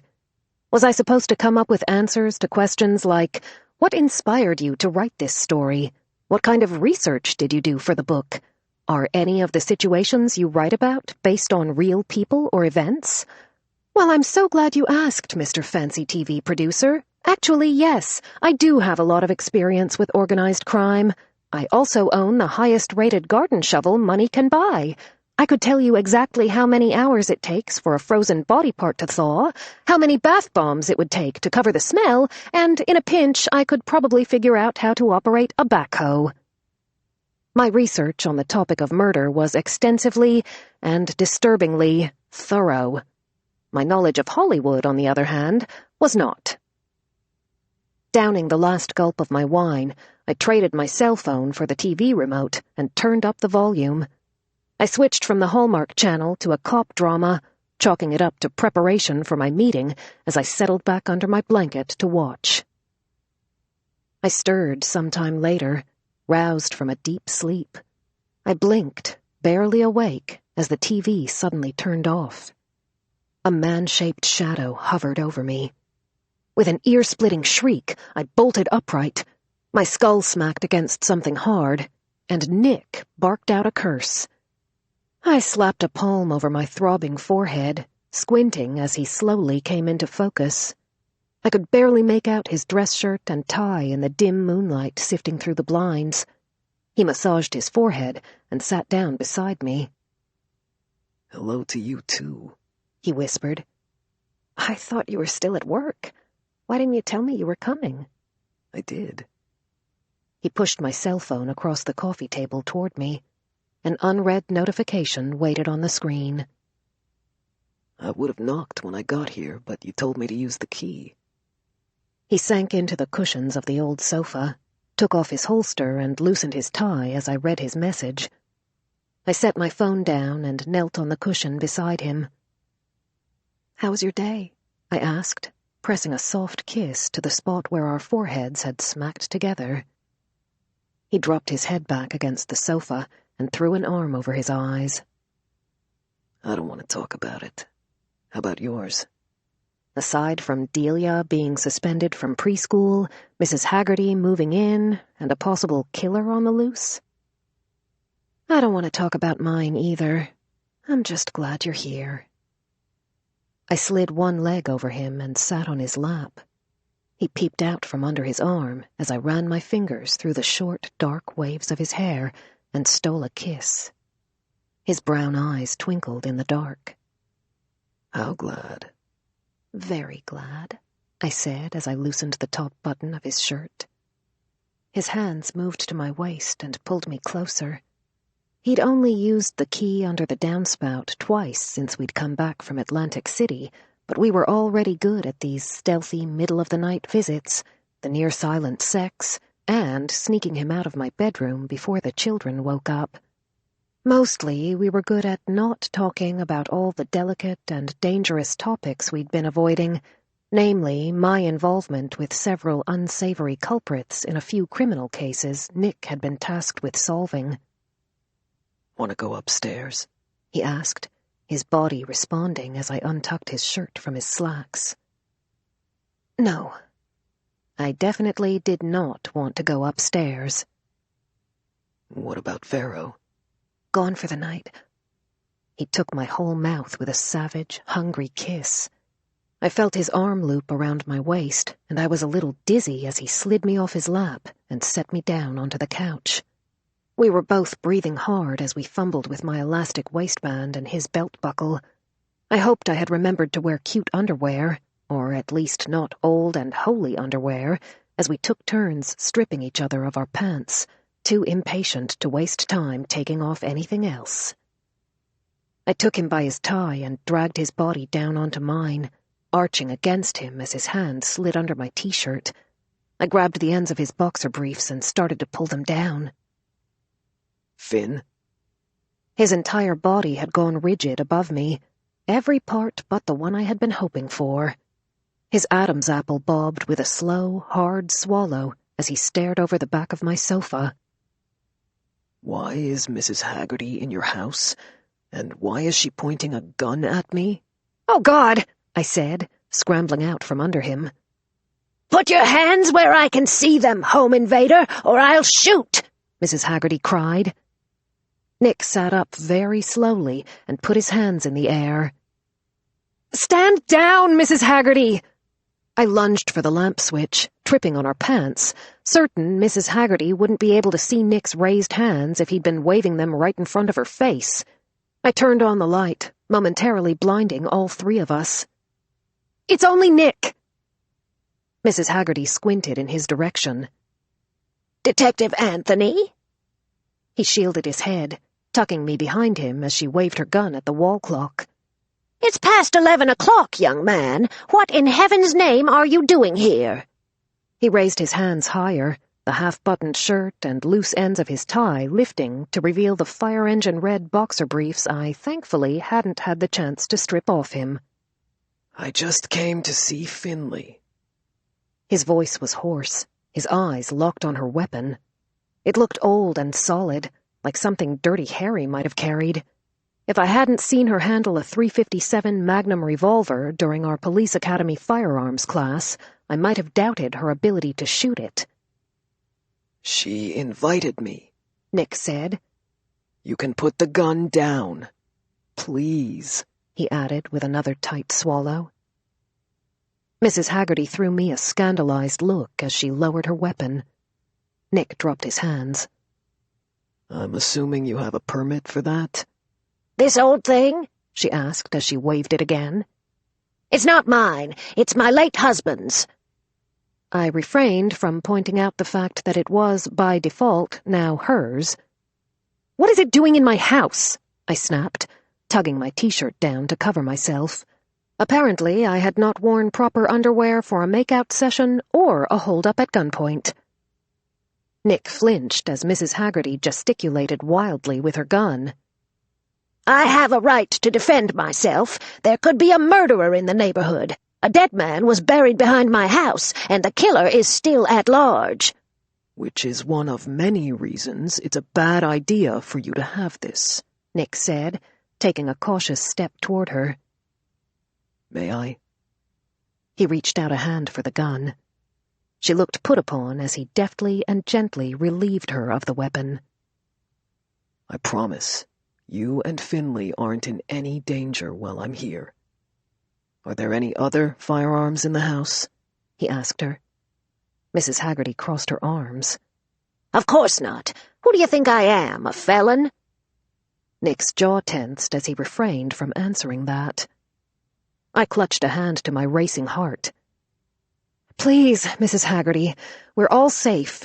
You can go back to—" I narrowed my eyes at the winter coat zipped securely around her. A flashlight handle stuck out from one of the pockets, and the ends of her nightgown protruded from the hem. Her legs were clad in a pair of my black yoga pants, the long ends of which were tucked into a mismatched pair of my socks. I raised a suspicious eyebrow at her orthopedic sneakers. "I thought you had gone to bed?" I did, she said defensively. I wanted to be fresh for my Friday night watch. Weekends are busy in South Riding, all those hoodlums and teenagers running around making mischief, she griped. Toilet papering houses and vandalizing mailboxes. I was in my room getting dressed when I heard a kerfuffle down here and decided to investigate. Your gentleman caller is lucky I see so well in the dark, otherwise he might have been shot. I didn't bother pointing out that it was, in fact, my room she was occupying, and that if her night vision was so exceptional, she would have chosen matching socks. "Still, I think it would be best if I hold on to this," Nick said, unloading her gun. Fine, but I expect my personal property to be returned to me in the morning. I'll just be going, she said as she headed for the door. Nick called after her. "Mrs. Haggerty, I don't think it's a good idea for you to go out by yourself so late at—" She either didn't hear him or didn't care to let him finish as she slammed the door behind her. Nick hastily pulled on his pants. "Why is Mrs. Haggerty sleeping in your house?" A sheen of nervous sweat still glistened in the hollow of his throat as he shrugged on his holster and tucked her empty gun in his belt. "Because her house has no power or water and she needed a place to stay. Her grandson dropped her off a few hours ago. He didn't know what else to do with her." "So you agreed to let her stay here?" he asked, struggling to keep his voice low. "She's a suspect in a murder investigation, Finlay." "Was a suspect," I clarified as I picked my pants off the floor and turned them right side out. "What was I supposed to do, Nick? She had nowhere else to go." "She had a gun. In your home." "Don't remind me," I said, dragging on my clothes. "I had no idea she had that thing in her suitcase. I'm sure Brendan didn't either. He promised to have her out of here as soon as her heat's back on." Nick took my chin in his hand. "Tomorrow," he said, his stare unrelenting. "Promise me you'll call her grandson first thing in the morning and tell him to pick her up." Normally, I would have objected to being told what to do in my own home, but after what she had just put us through, no one was more ready to be rid of Mrs. Haggerty than me. "I'll call him tomorrow." Nick seemed to relax at that. He pulled me against him, his heart still quick in his chest as he pressed his lips to the top of my head. "You okay?" I nodded. I should probably go with her. I peeled myself from his arms to put on my sneakers. "Wait for me. I'll go with you in a minute." He cast a glance toward the stairs. His eyes had taken on that sharp, focused look. I had known enough cops in my life to recognize it. "Give me permission to search your room first." "You can't do that. You don't have a warrant to go through her things." "I'm not searching her room. I'm searching yours. She brought a gun into your house, Finn. I'm not leaving you alone here tonight without making sure she's not a threat to you." "But—" "Do you trust me?" His eyes bored into mine. There was only one right answer. "I can't believe I'm letting you do this," I said as I put on my coat. "But don't go poking around in my drawers." There was a dangerous glint in his eyes as he started up the steps. 2 minutes, detective," I called up after him. "I'll wait for you outside." I waited for Nick on my front stoop, looking both ways down the street for signs of Mrs. Haggerty. I caught the flash of her bright white sneakers as they passed under the street lamp at the end of the block. She turned left at the stop sign and disappeared from sight. "Shit," I muttered, venturing out into my front yard to keep... You deserve a peaceful moment. This audiobook is free, just for you. Let's take a short break with soft music, then we'll return to the story. Thank you. Don't let nothing break your focus. Whatever it is, don't let it stop you. You're burning up for so long, but I'll tell you this, one day you're gonna get to where you're headed, as long as you put the fear away. And don't let nobody get in your way. And keep on beating the odds. Keep on. Go and take the world by storm. Go and take the world. Go and take it. Go take it. Go take it. Go take it. Go and take the world by storm.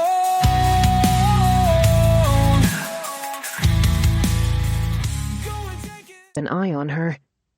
I turned back to my house, but Nick's shadow was still moving behind the curtains in my bedroom. I couldn't very well let an 81-year-old woman wander the neighborhood alone at night. He would just have to catch up. I zipped my jacket and started after her, not bothering to call out to ask her to wait. There was no sense in waking everyone on the street. Besides, if I lagged a little, Nick would have an easier time finding us. When I made it to the end of the block, I spotted Mrs. Haggerty ahead of me. She carried her flashlight in her hand, but hadn't bothered turning it on. She walked with a purpose, pausing only once to scowl at a car full of teenagers as it zipped by. They rolled through a stop sign, nearly running her over, their music blaring loud enough to rattle the windows of their car. I expected her to whip out her neighborhood watch diary and write down their license plate number, some scathing documentation she could present at the next meeting of the Homeowners Association in an attempt to flush out the names of the guilty kids' parents. I was sure I wasn't the only person in South Riding who had fantasized about burning those diaries in a bonfire. Mrs. Haggerty only shook her head at the car and kept walking. I followed, watching her from a distance between glances over my shoulder for Nick. At the next corner, she paused to turn on her flashlight. She fiddled with the switch and shook the handle until the beam finally flickered on. She held it in front of her, clicking it on and off several times before finally giving up and turning it off. A curtain in the upstairs window of the nearest house parted. I cringed as I wondered who Mrs. Haggerty might have disturbed as she'd been carelessly waving her flashlight about. Mrs. Haggerty, however, didn't seem concerned. She shambled to the mailbox at the foot of the driveway and tucked a folded piece of paper inside it. This house probably belonged to the teenager who had almost mowed her down just now. Of course she hadn't needed to write down his license plate number when he'd zipped past her, because he had probably done it countless times before. She probably already knew who the kid was, had already documented his infractions in some neighborhood watch grievance report, and had come here prepared to deliver it straight to his parents' mailbox. When I glanced up at the house again, the curtain was closed. I lingered there a moment as Mrs. Haggerty resumed her walk. A niggling suspicion burrowed in the back of my mind when no one inside the house bothered to come out. Weren't they curious about all the flashing lights, or why someone had visited their mailbox in the middle of the night? I paused beside it. Curious, I opened the latch and unfolded the paper under the faint glow of the moonlight. It wasn't an infraction report. In fact, it wasn't a neighborhood watch form at all. The note was handwritten on blue-lined paper in Mrs. Haggerty's shaky, careful penmanship. Book Club, Saturday, 11 a.m. at Vise. I folded the note and placed it back in the mailbox, feeling like a nosy fool as I followed Mrs. Haggerty away from the house. Footsteps echoed behind me. I spun around, hand to my chest, as Nick jogged to catch up to me.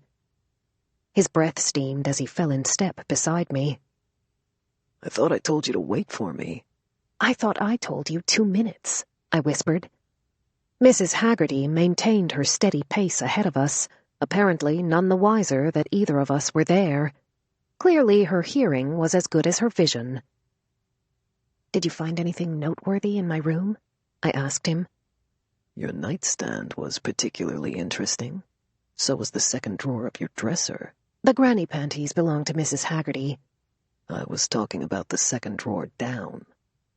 My face flushed at his smoldering sideways glance. Vero and I had been at the mall a few days ago when I'd spotted the slinky red negligee in a Valentine's Day clearance bin. Vero had insisted I buy it, but after I'd brought it home, it had seemed a frivolous, impractical purchase. I was pretty sure my kids would be grown and moved out before I'd ever have an occasion to wear it. I might have some follow-up questions about the contents of that drawer when your houseguest is gone. Anything else? He shrugged. Nothing dangerous. Just her clothes, some medications, a few books. No manifesto of a criminal mastermind? Not unless you count her neighborhood watch diary. I choked on a wry laugh. I wouldn't exactly call her diaries harmless. Mrs. Haggerty had documented more than just rule violations in those diaries. As far as I could tell, she had recorded plenty of private dramas as well, including Stephen's and mine. And yet, for all the times she'd shoved her nose into my personal business over the last few years, I still felt guilty for reading the note she'd left in her friend's mailbox just now. Mrs. Haggerty turned at the next corner and retraced her steps to my home. I glanced at the time on my phone. We had been patrolling for less than 30 minutes. For someone who had been so concerned with the state of the community, her watch rotation seemed awfully short. Looks like she's heading back to bed. Nick slipped his hand in mine as we followed her up the driveway. About that negligee. Is Mrs. Haggerty a sound sleeper? I laughed. Don't take this the wrong way, Detective, but I'm not really in the mood to try after our last encounter. His smile was wicked as he pulled me closer to his side. Promise me you'll get rid of her tomorrow. Chapter 4. I awoke at daybreak to the scent of coffee. The pot sputtered and dripped in the kitchen. I blinked my eyes open, bleary and disoriented, my bare legs tangled in the throw blanket on the couch. Nick's shoes and tie had been lying on the floor beside my sweatpants when I'd finally lost the battle against sleep last night. I rolled over to look for his clothes, but they were gone. I got dressed and padded to the kitchen as the coffee pot gave one final hiss. A sticky note hung from an empty mug beside the pot, written in Nick's familiar block letters. Today. No excuses. A door opened in the upstairs hall. I braced myself, expecting Mrs. Haggerty, but it was Vero who came down the stairs. She paused in the entry to the kitchen and frowned at me, her heavy eyelids blinking slowly as I handed her a mug from the cabinet. "When did you get home?" I asked as she shuffled to the coffee pot and poured herself a cup. "Couple hours ago." "Why didn't you spend the night with Javi? Trouble in paradise?" "Far from it." Her mascara-streaked eyes took on a faraway look as she pulled a carton of milk from the fridge. "We had one of those amazing nights, if you must know. The kind when you stay up for hours and talk about everything. All the things we dream about and the stuff we're afraid of. All the little things we never told each other before." My mouth went dry. I plucked the carton from her hand. "What do you mean you told him everything? Like, everything? Vero pulled a face. "Of course not. I'm not an idiot." "Don't worry," she said at my dubious look. "I left all your personal shit out of it." I wasn't sure exactly what that meant, since all of her personal shit had been tangled with my personal shit since the night we buried Harris Mickler together. She waved away my unease. "Relax. I didn't tell him about any of that," she whispered. I released a held breath as I sat down at the table and poured myself some cereal. If it was such a perfect night, then why'd you come home? "Apparently my husband snores. Why'd you sleep on the couch? I told you to use my room." Nick came by after work, and we fell asleep before we made it upstairs. "Is Mrs. Haggerty awake yet?" I asked quietly between bites. Don't think so. Your bedroom door is still closed. Figures, I muttered. The woman was up half the night. That makes two of us. Vero blew steam from her mug, swallowing her first sip of caffeine with a rapturous expression. Your boyfriend is a saint. I was struck by a sharp stab of guilt as I glanced at the sticky note he'd left beside the coffee pot. Vero was right. Nick was a saint. And after putting up with Mrs. Haggerty's nonsense and sleeping on my couch last night, he had only asked one thing from me. Today. No excuses. I took the card with Brendan's number from the counter and reached for my phone. What are you doing? Vero asked.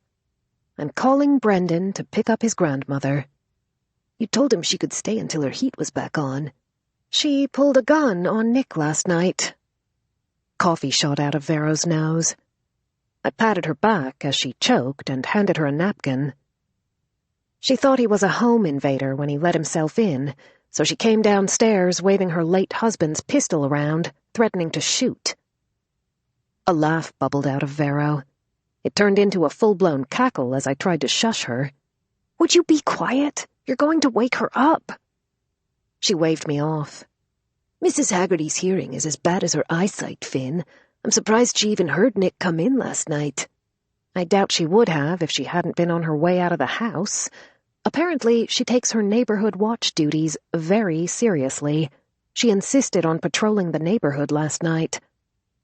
Vero frowned. That's weird. According to the Whisper Network at the playground, Mrs. Haggerty got voted out of the neighborhood watch right after she was arrested. Stacy's been acting as interim president since. I covered the receiver in case Brendan picked up. Stacy? The same Stacy who sells sex toys out of her hatchback? Among other things, she's running a special on edibles this month, and not just the panties. The moms at the playground say her brownies are pretty good. I'm saving mine for a special occasion. I gasped. That's what Stacy brought you the other night? Don't look at me like that. They're hidden in the freezer. The kids don't even know they're there. I hadn't had enough coffee for this conversation. Brendan's not answering, I said as the phone continued to ring. He's probably still sleeping. Leave him a voicemail. It's not rolling over. Vero shrugged. We'll try him again later. He can pick up Granny Oakley when he wakes up. Later that morning, I eased my van to the curb in front of a 2-story colonial in Broadlands. The homes in Broadlands didn't look much different from most of the homes in South Riding, all of them having been constructed around the same time from a handful of cookie-cutter shapes. Some had orange or red brick facades, all with an alternating color palette of neutral vinyl siding and 2-car garages either on the left or the right. Vero climbed out of the back seat of my minivan and opened the passenger door for Mrs. Haggerty to get out. Letting Mrs. Haggerty ride up front with me had seemed preferable to listening to her complain about the children's sticky, crumb-speckled seats in the back, but she'd only managed to find other things to fuss about on the short drive to her book club meeting. She did not, she said, want a reputation for being late. Punctuality was not a virtue she was willing to compromise, regardless of the heavy traffic on Route 7 or the length of the takeout line at Panera Bread when we'd stopped to pick up lunch on the way. I reached for a platter of sandwiches. Mrs. Haggerty took it from me. "Wait here," she said when it occurred to her she didn't have enough hands to carry both the platter and a tray of cookies into the house by herself. "I'll come back for the rest." "Please," I insisted when she nearly dropped the plastic dome. "Vero and I are happy to help." Vero was all too willing to take the tray of cookies. I took the sandwiches and handed Mrs. Haggerty the paper bag full of sides and condiments so she wouldn't object to being left with nothing to do. "Very well," she harumphed. "But there's no need to come inside. We don't read your kinds of stories." "What kind of stories?" I asked. "The kind with shirtless hunks on the covers." "I think you mean under the covers," Vero clarified. "They don't put hunks on the covers of those books anymore. Nowadays, they put lots of flowers on the front, so you can read them on an airplane and the person next to you won't know you're reading smut. Like those Georgia O'Keeffes, Vero explained. You can hang one of those in your living room and everyone will say, "Oh, it's so sophisticated and lovely," but we all know that sophisticated orchid is just a painting of some lady's Those paintings have plenty of artistic merit, I said, slamming my van door shut. And I do read other kinds of books, you know. Mrs. Haggerty rolled her eyes, and Vero smirked. I wondered if this is what it would feel like to drop Delia off at a sleepover once she became a teenager. Thanks for the ride and the snacks, Mom, but could you please stay in the car so none of my friends see how uncool you are? I didn't know many senior citizens. My parents were barely 60, but I'd made some observations after all the time I'd spent with my mother and Mrs. Haggerty over the last few weeks, and getting old seemed a little like going through adolescence backward. Between my mother's romantic drama with my father, his brooding one-word answers to just about everything, Cam's constant demands for food and money, and Mrs. Haggerty's petulant know-it-all attitude, I had amassed enough research material to write a YA novel. We followed Mrs. Haggerty toward the house. The other cars parked along the street were an odd mix of luxury brands and more price-sensitive models. Some had stick-figure decals of mothers with children. Others had parking stickers for government offices or hospitals. Several had bumper stickers about coexisting with nature, fucking the patriarchy, and loving Jesus. The front door of the home opened as we approached. Women's voices and laughter spilled from inside it.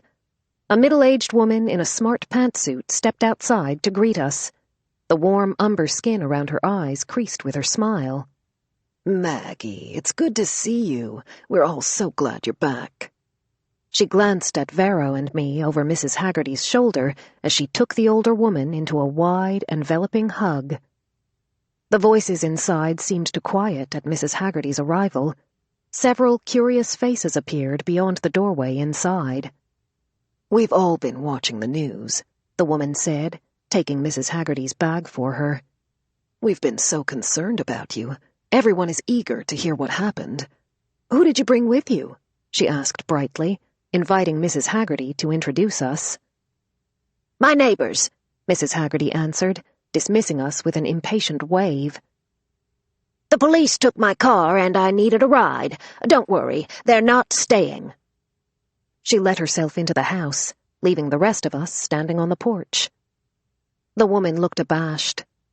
Please come in, she said, realizing she didn't have enough hands to relieve us of all the food. You can set those trays down inside.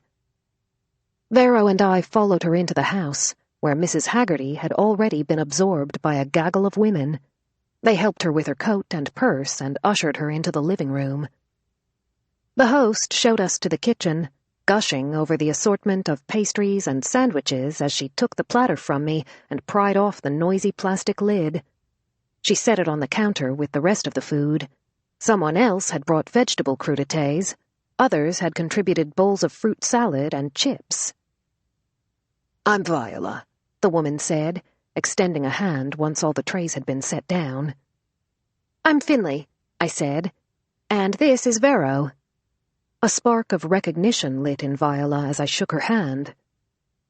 Finlay Donovan? The author? Her smile faltered when I nodded, but she quickly recovered. Maggie's mentioned you. It was so kind of you to take her in. Yes, Finlay, Vero deadpanned. So kind of you. Why don't you fix yourselves some plates? Viola offered. Our book club discussion won't start until we've all visited for a bit. You can go after you've had a bite to eat. I'm happy to drive Maggie home after our meeting. Viola left us in the kitchen and excused herself to mingle with her guests. I studied the women as This audiobook is completely free for you. Take a moment to breathe, enjoy a bit of relaxing music, and then we'll continue the story. Thank you for watching. You is the last thing that I do. As long as we're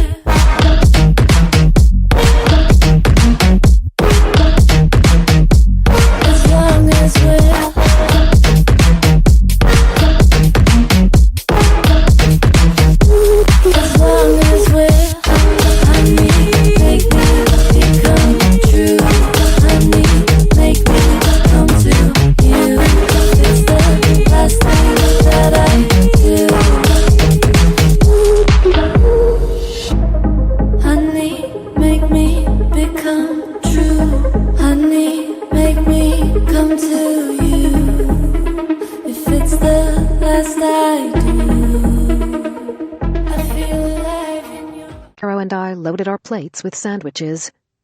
It was an oddly diverse group. While they all looked like they'd been cut from the same suburban Virginia cloth, they represented a broad spectrum of age and ethnicities.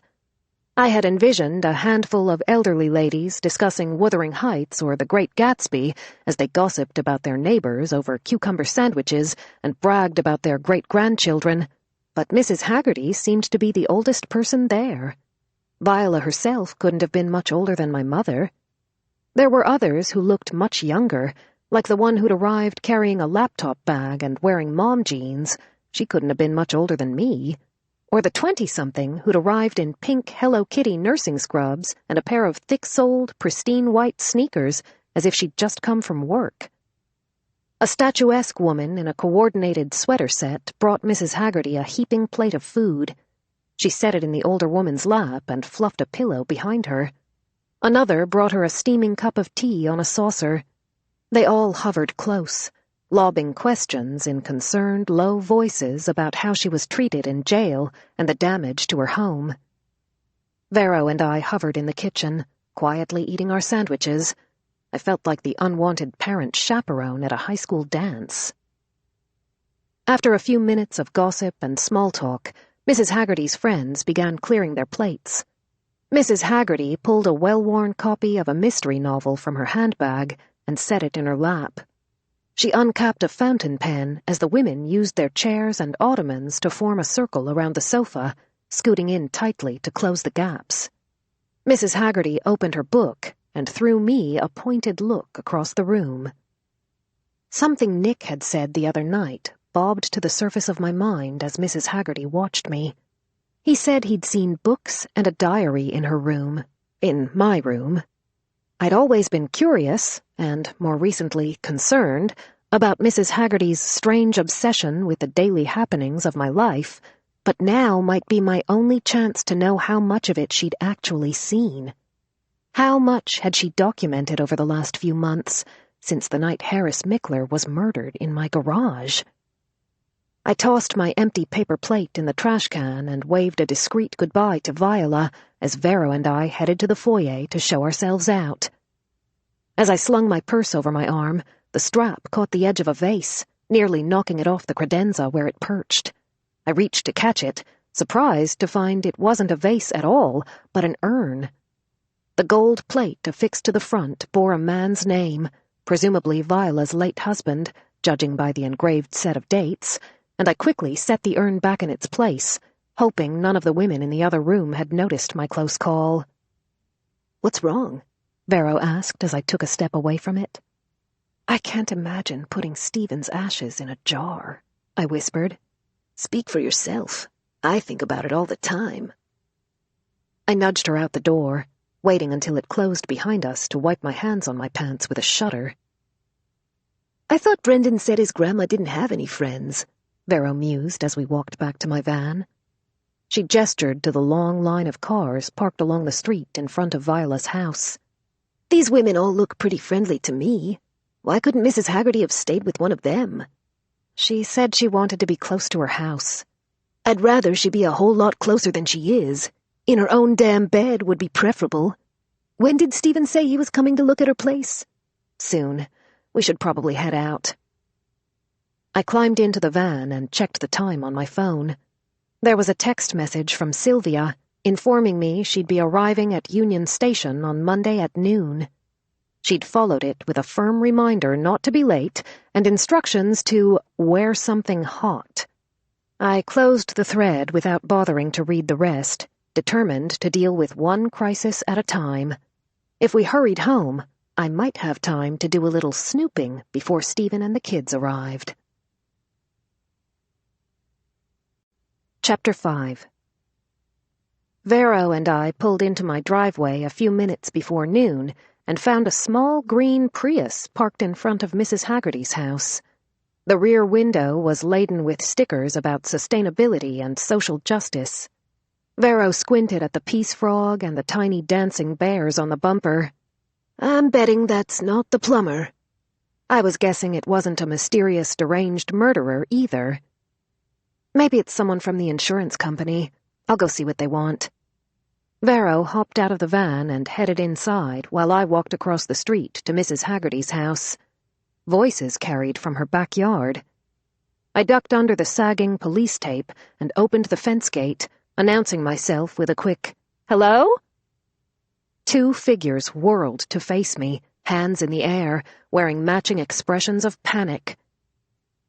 "Riley? Max? What are you 2 doing here?" Their shoulders slumped with relief when they recognized me. I had first met Riley Birnbaum and Max Sievers at the Citizens Police Academy a month ago. The college journalism students were self-proclaimed true crime fanatics, and they'd launched an amateur podcast featuring local unsolved murders. Annoyingly persistent, and just sharp enough to be dangerous, Riley and Max had signed up for the Citizens Police Academy, hoping to glean a few inside scoops.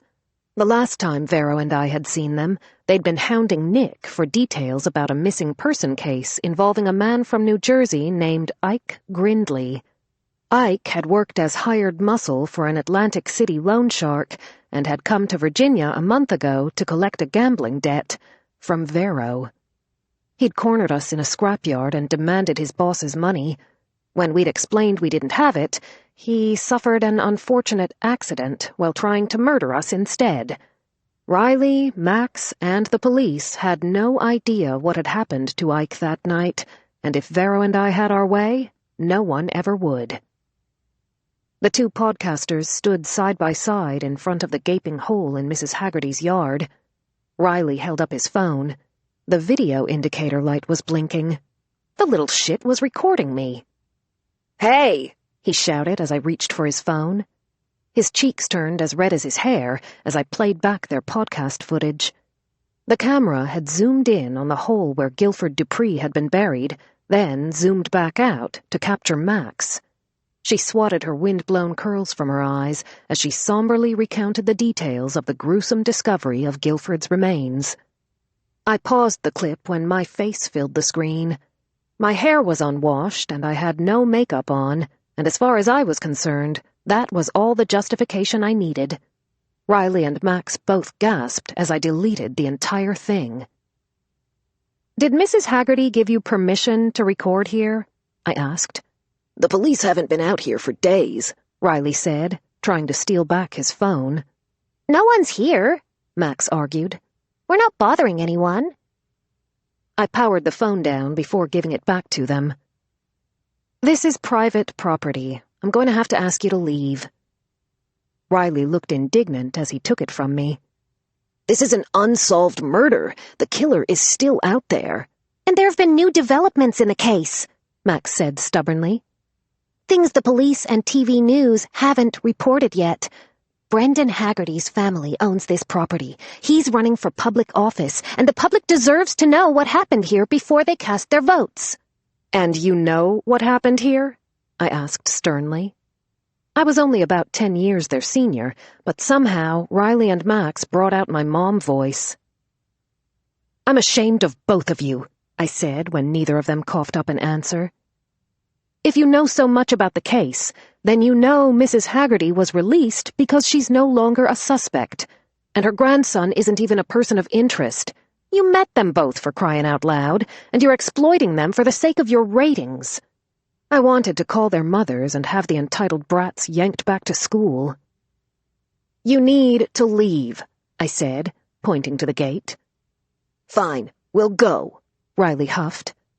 "But you're going to want to hear what we have to say. There's more to this story than you realize. Don't say we didn't warn you." I watched from beside the open grave as they stomped back to their car.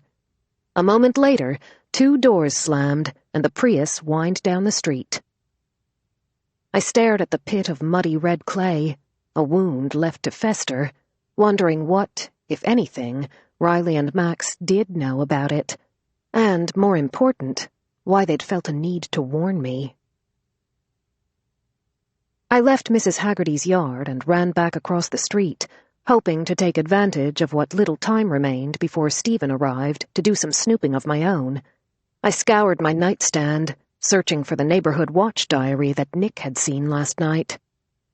All I found was a collection of prescription medicine bottles and a Golden Age mystery novel that still bore sticker residue on its spine. I fanned through the yellowing pages. A thick sheet of aged, lined cardstock had been shoved between them like a bookmark. The card contained a list of phone numbers, the makeshift Rolodex of a woman who didn't trust modern technology to remember her contacts for her. I closed the book and dropped it back on the nightstand. She must have put her neighborhood watch diary in her handbag for safekeeping. The front door slammed downstairs, followed by the thunder of tiny feet. I looked out the window and saw Stephen's truck in the driveway. I left my room just as the children crested the top of the stairs.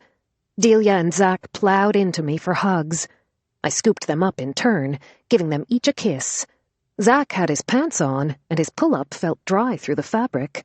I had just started to wonder how long that would last when I set him on his feet and he gleefully began stripping. Stephen was waiting for me in the kitchen when I came downstairs. "Thanks for coming," I said. Everything okay? He asked as he turned on the water and checked the garbage disposal. "Everything's fine. Here," I clarified. "But I was hoping you could take a look at Mrs. Haggerty's house. The power and water are still turned off since her basement flooded. She's staying with us until the damage can be fixed." Stephen's eyes went wide. "And you didn't think to tell me?" "She was here when you came over last night." "My hands were a little full," he said curtly. "I'm sorry. I probably should have said something." "You're damn right you should have said something. I thought the woman was in jail." "She didn't do it," I said, lowering my voice so the children wouldn't hear. "She was released last night. It was all over the news."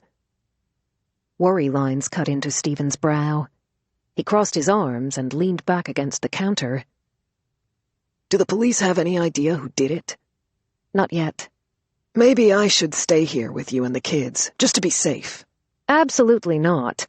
I have too many people sleeping in my house already.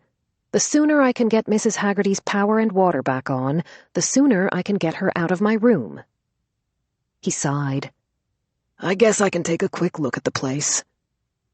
He grabbed his mag light from the cab of his truck and followed me across the street. I checked Mrs. Haggerty's mailbox on my way to the front door, tucking the handful of bills and circulars under my arm as I sifted through the keys on her key ring. The door creaked as I unlocked it and pushed it open.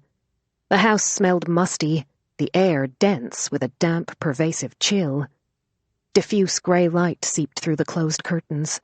The shadows they cast left a pall over the house. Stephen's wary expression suggested he was as uncomfortable here as I was. "The electrical panel is probably in the basement. I'll go take a look." He flipped on his flashlight. The beam wobbled as his boots thumped through the kitchen and down the basement steps. While he went to inspect the damage, I checked out the rest of the house. Dried mud and footprints tracked a path through the hallway to the living room. It smelled like old furniture and faintly like damp wool. A pile of knitted throws sat in a basket beside the hearth. The fireplace looked like it hadn't been used in years. The log holder was empty, and the firebox was clean, the whole of it probably too much trouble for an elderly widow to bother with. The mantel was crowded with framed photos and keepsakes. A fancy wooden cigar box was engraved with her husband's initials.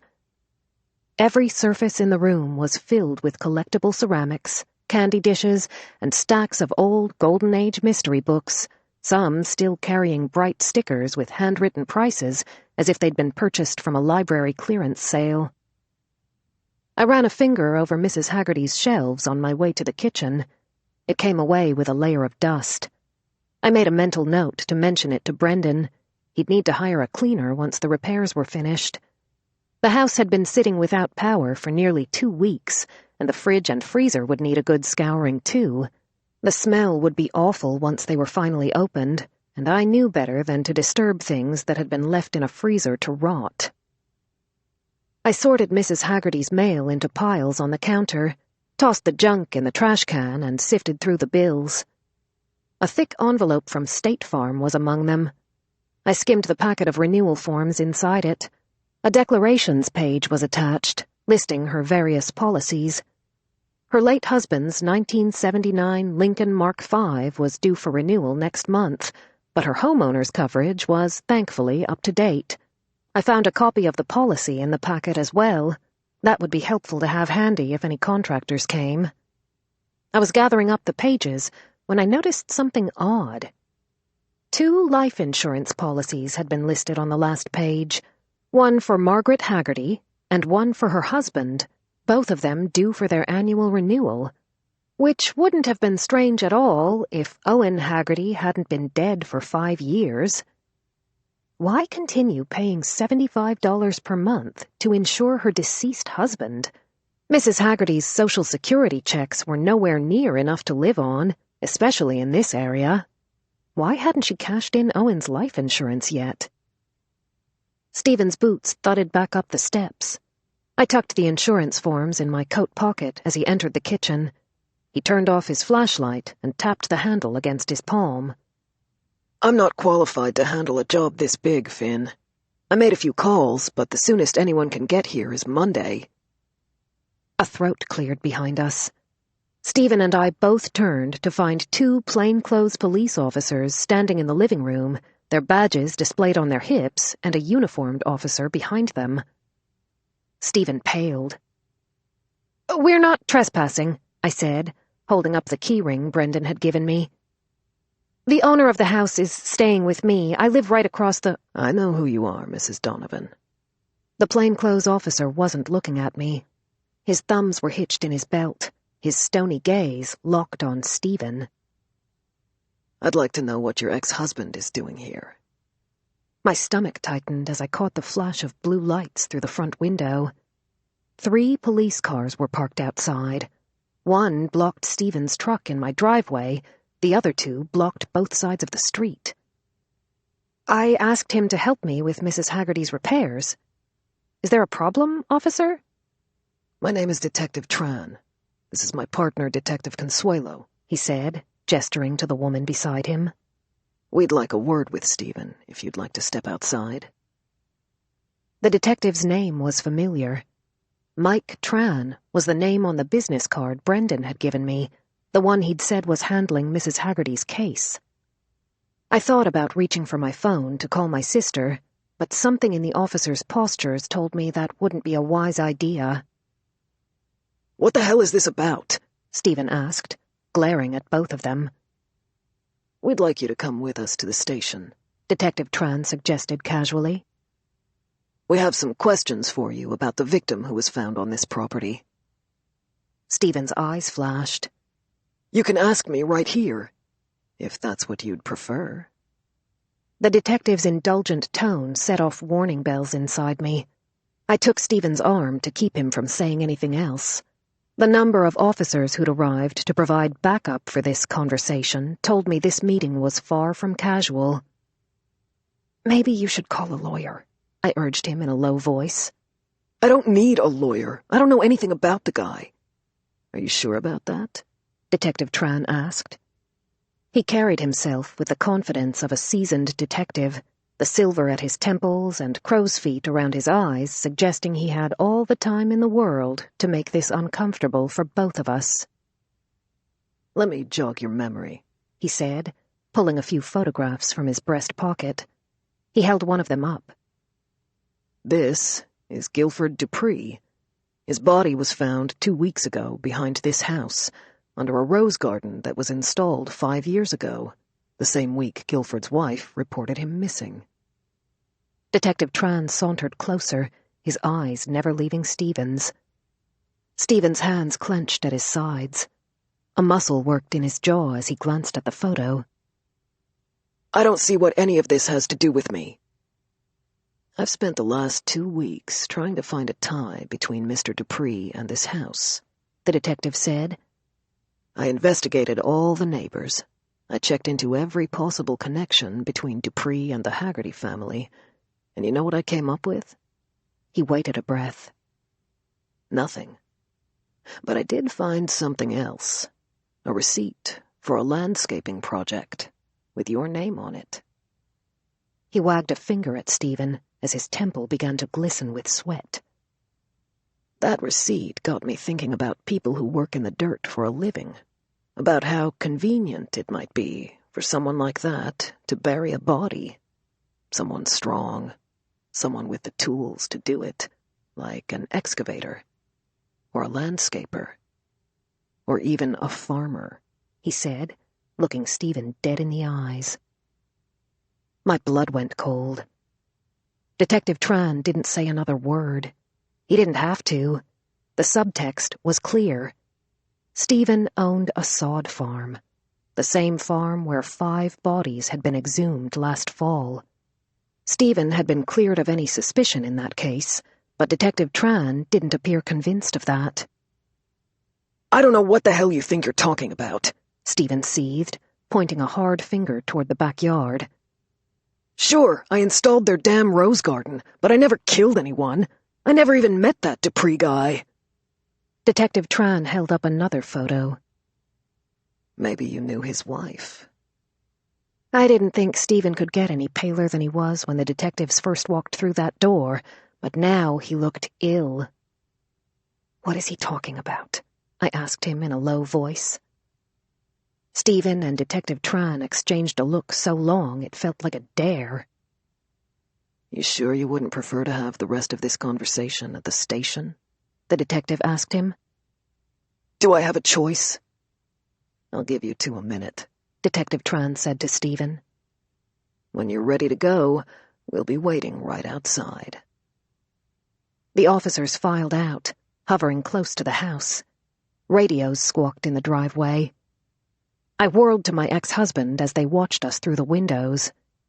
Jesus, Stephen! Did you sleep with Guilford Dupree's wife? Of course not. Then why are they taking you in? I don't know. He dragged a hand through his sweating hairline as he paced. I might have delivered some mulch to her house a few years ago, but I swear to God I didn't sleep with her, Finn. I took a deep breath and let it out slowly, careful to keep my voice down. Don't say a word to anyone. I'll call a lawyer. I had no idea if Stephen was telling the truth, but now wasn't the time to take any chances. Call Guy. Tell him to meet me at the station. Guy had been Stephen's fraternity brother in college and, more recently, the ruthless family law attorney who had handled Stephen's side of our divorce. He was a shark when it came to custody agreements and weaseling his clients out of child support, but he definitely was not qualified to handle a situation like this. Guy specializes in divorces, Stephen. He doesn't do criminal law. Doesn't matter, because I'm not a criminal. I'll ask him for a referral. I don't want a referral. Guy can represent me. He's too close to be objective. I'll find you someone else. I don't want someone else. I want Guy to do it. Detective Tran opened the door, his gaze sweeping over us as if he'd been drawn by our raised voices. Time's up. Let's go. Stephen handed me his truck keys as the uniformed officer escorted him out. I followed them to the door, freezing at what I saw waiting on the other side of it. A crowd of neighbors had gathered along the street and in their yards, gaping at the police cars and lights. Stacy was huddled with a group of the neighborhood moms, all of them whispering behind their hands, but I was sure that wouldn't keep the gaggle of kids they'd brought along from hearing them. Riley and Max stood front and center of the crowd, their phones held up in the air, recording Stephen as he was escorted from the house. The words affair and murder rolled like a wave through the crowd. The door of my house opened across the street. Vero appeared on my front stoop. She held Zach on her hip, and Delia clutched her leg. One of Delia's friends called out to her in a high child's voice.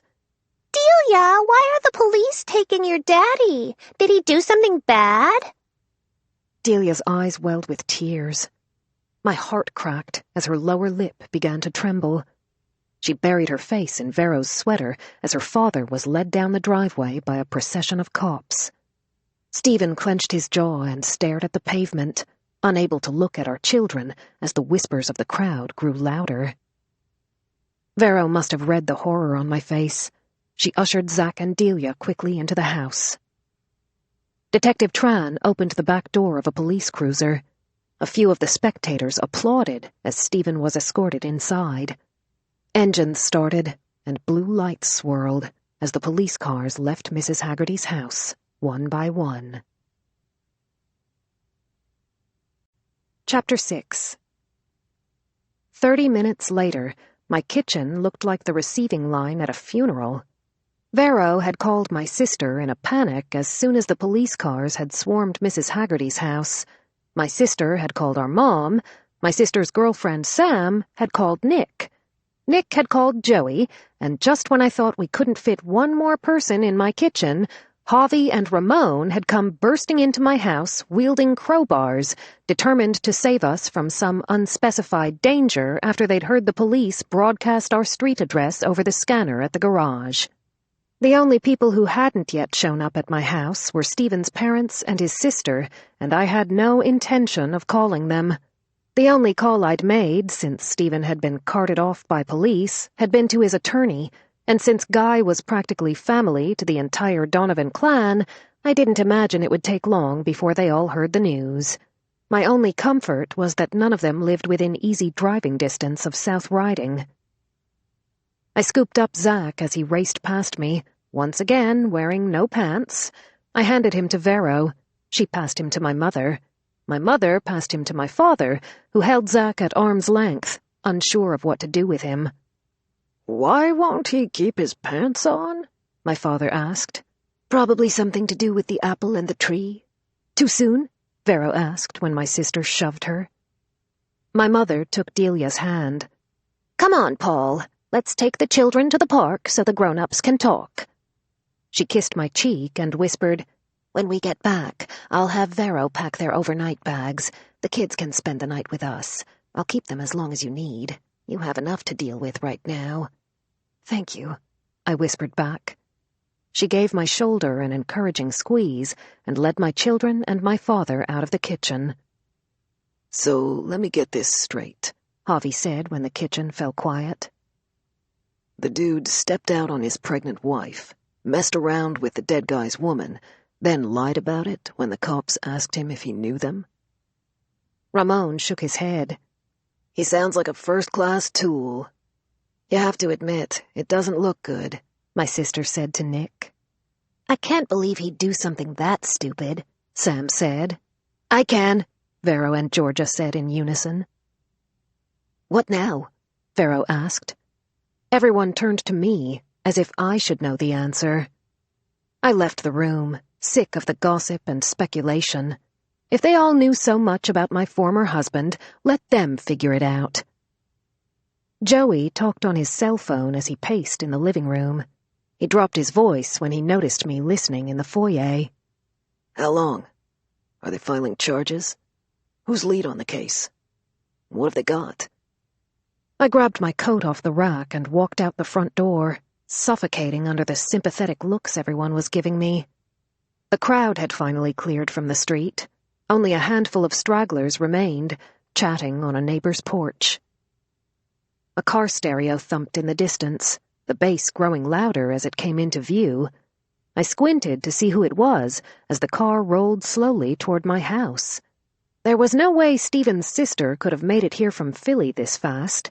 Mrs. Haggerty was due back from her book club any minute, but I didn't imagine any of her friends listened to their music loud enough to wake the dead. I cringed when the squared-off hood of an ancient-looking sedan cruised toward my driveway. Cam sat proudly behind the wheel. Mrs. Haggerty was riding shotgun. Neither of them looked as nervous about this as they should have, as the front tire of her Lincoln Mark V rolled up over the curb and then bounced back down onto the asphalt. Cam put the car in park, reaching around the massive wheel and jamming the lever into place. Grinning like an idiot, he wrenched the stiff turn crank on his door. When his window refused to roll down farther than an inch, he rolled it back up and heaved open his door. The hinge creaked as he flung it wide and got out. He looked at the car like it was a thing of wonder. "She's a beauty, am I right?" He ran a loving finger down the length of the rusted hood. "We picked it up from the police impound lot. They said we just needed a licensed driver to sign for the keys. I guess it was leaking some oil. They were so happy to get rid of it, they didn't even charge me for the damage to the fence."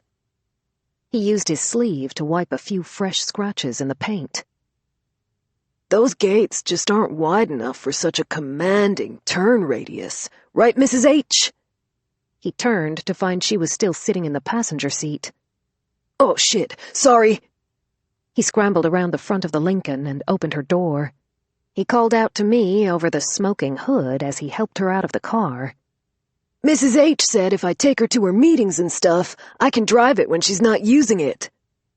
A cloud of foul-smelling fumes wafted from the engine, and I waved it from my face. I'm surprised it still runs. Nonsense, Mrs. Haggerty said. In my day, things were built with sturdier stuff. They don't make cars like they used to. This one will probably outlive you.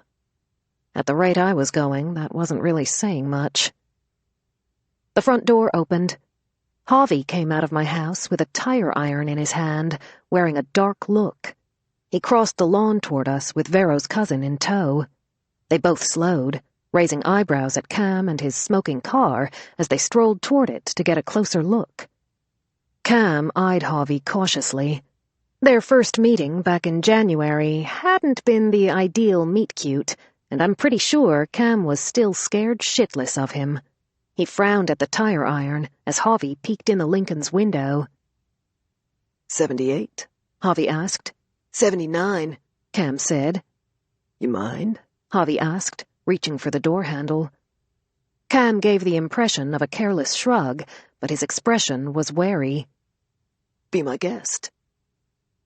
Javi opened the door and popped the latch under the dashboard. He settled into the driver's seat, inspecting the car's interior as Ramon looked under the hood. Cam came up beside him, peeking over Ramon's shoulder as he inspected a few connections and checked some of the fluids. They huddled close, talking about the car in low tones as they exchanged contact information on their phones. Javi joined them, the conversation turning to bodywork and paint. I tuned them out, wishing everyone would leave. I had far bigger problems to deal with than book club meetings and automotive repairs, and Mrs. Haggerty's damn hoopty was leaking black and green fluids all over the street. The HOA would probably fine me for that. Javi and Ramon bumped knuckles with Cam. They called out a goodbye to me and got into Javi's Camaro. The engine roared, and Cam watched them drive off. He snapped Ramon's business card between his fingers, then tucked it in his pocket. Why are there so many people here? He asked me, as if he'd only just noticed the other vehicles. Looks like one hell of a party. What are we celebrating? We're not celebrating anything, I said irritably. I assume refreshments will be provided, Mrs. Haggerty said, scrutinizing me over her glasses. Cam's face lit up. You should have been at the party I threw in Atlantic City, Mrs. H. You would have loved it. We had champagne and shrimp, the works. I ordered every party favor you could think of, he said smugly. We even had a few lovely ladies in attendance. I remembered the lovely ladies he was referring to. He'd paid them by the hour. Cam dug his phone from his pocket. Maybe I should call them and see if they have any friends in the area. I swiped it away from him before he could dial. We are not calling any escorts, and this is not a party. Stephen was taken to the station for questioning about the Dupree murder. That's the only reason these people are all here. And no, I don't plan to feed anyone.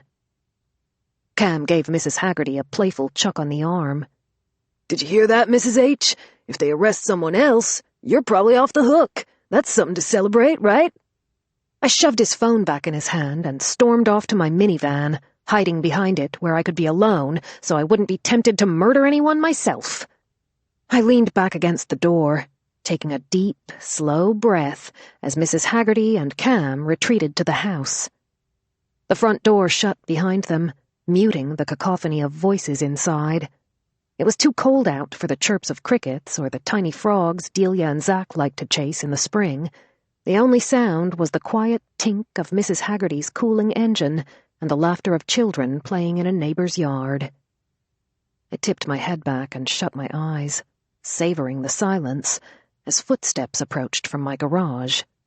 I held my breath, hoping it wasn't my mother or Vero telling me I had to come back inside the house.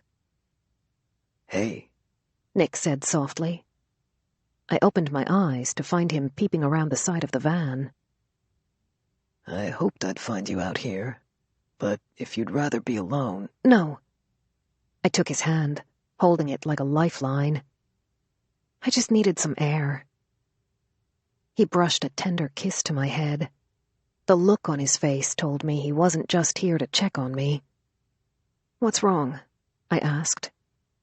"Joey made a few calls," Nick said, tucking my hair behind my ear.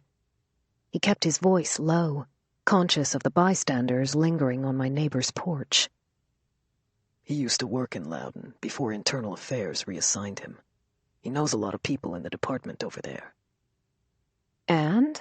I pushed when Nick hesitated. "What did he find out?" "They're looking hard at Stephen for this, Finn. They've got means and opportunity. All they need now is proof he had a motive. Given Stephen's history with Mrs. Dupree, it won't be hard for Tran to come up with one." "But what if Stephen's telling the truth? What if he doesn't even know that woman?" Nick clenched his jaw, probably to keep himself from pointing out the glaring fault in my argument. "I'm not saying Stephen is guilty, but it might not be a bad idea to distance yourself from him until he's cleared." "He's my kid's father, Nick. I can't distance myself from that." The neighbors' chatter quieted at my raised voice, and I threw them a scathing look. "You're right. I'm sorry." He took me gently by the shoulders, ducking to meet my eyes. "That's not what I was suggesting," he said quietly. "But this investigation is circling too close to you, and I don't like that there's nothing I can do to keep you out of it. Maybe I'd have some sway if it was happening in my own department, but the most I can do is keep an ear to the ground. Joey's feeding me all the news he can, but the cops in Loudon know he was working with IA, and no one trusts him enough to let him get close. I'm afraid Mike Tran is going to drag you into this investigation before I can get ahead of it." "This isn't about me," I cried. "This has everything to do with you," he whispered, gesturing for me to keep my voice down. "I know there are things you're not telling me, Finn. About the Mickler investigation, and Ike Grindley, and the bodies they found on Stephen's farm last fall. I know—" He held up a finger as I opened my mouth to protest. "I know you were involved. And I know it wasn't your fault, and you probably got mixed up in things you didn't want to be part of. And I don't want you to tell me how or why, because once I know, I have a duty to act on that information. And I don't want to do that." He pressed the heels of his hands against his eyes, as if speaking those words had cost him something. He shook his head and blew out a breath. "I told myself we could let the truth die with Girov's case, and we could move on with our lives. But Mike Tran is a bulldog, Finlay. He knows he can't detain Stephen for long. He's found a thread of a motive that connects back to Stephen and his farm, and he's going to pull that thread hard to come up with a charge. I won't be able to protect you once that rug starts to unravel." I blinked up at him, head tipped. He couldn't protect me from Mike Tran's investigation, but what if we could stop it from getting that far? Unless we can figure out who really had a motive to kill Guilford Dupree. Nick looked at me as if I had lost my mind. "No. Whatever you're thinking, Finlay, shut it down right now." "Why not? It wouldn't be the worst idea I've ever had." "It's definitely the worst idea you've ever had. Did you not hear what I just said about keeping your distance?" We both fell silent as my parents emerged from the house. My mother took the children's hands and walked them toward the playground at the end of the block. My father followed behind her, carrying a picnic cooler and a diaper bag. One of the older children playing soccer on the street corner paused his game to watch them. He called out to his friends, "Check it out! Those are the kids whose dad slept with the dead guy's wife."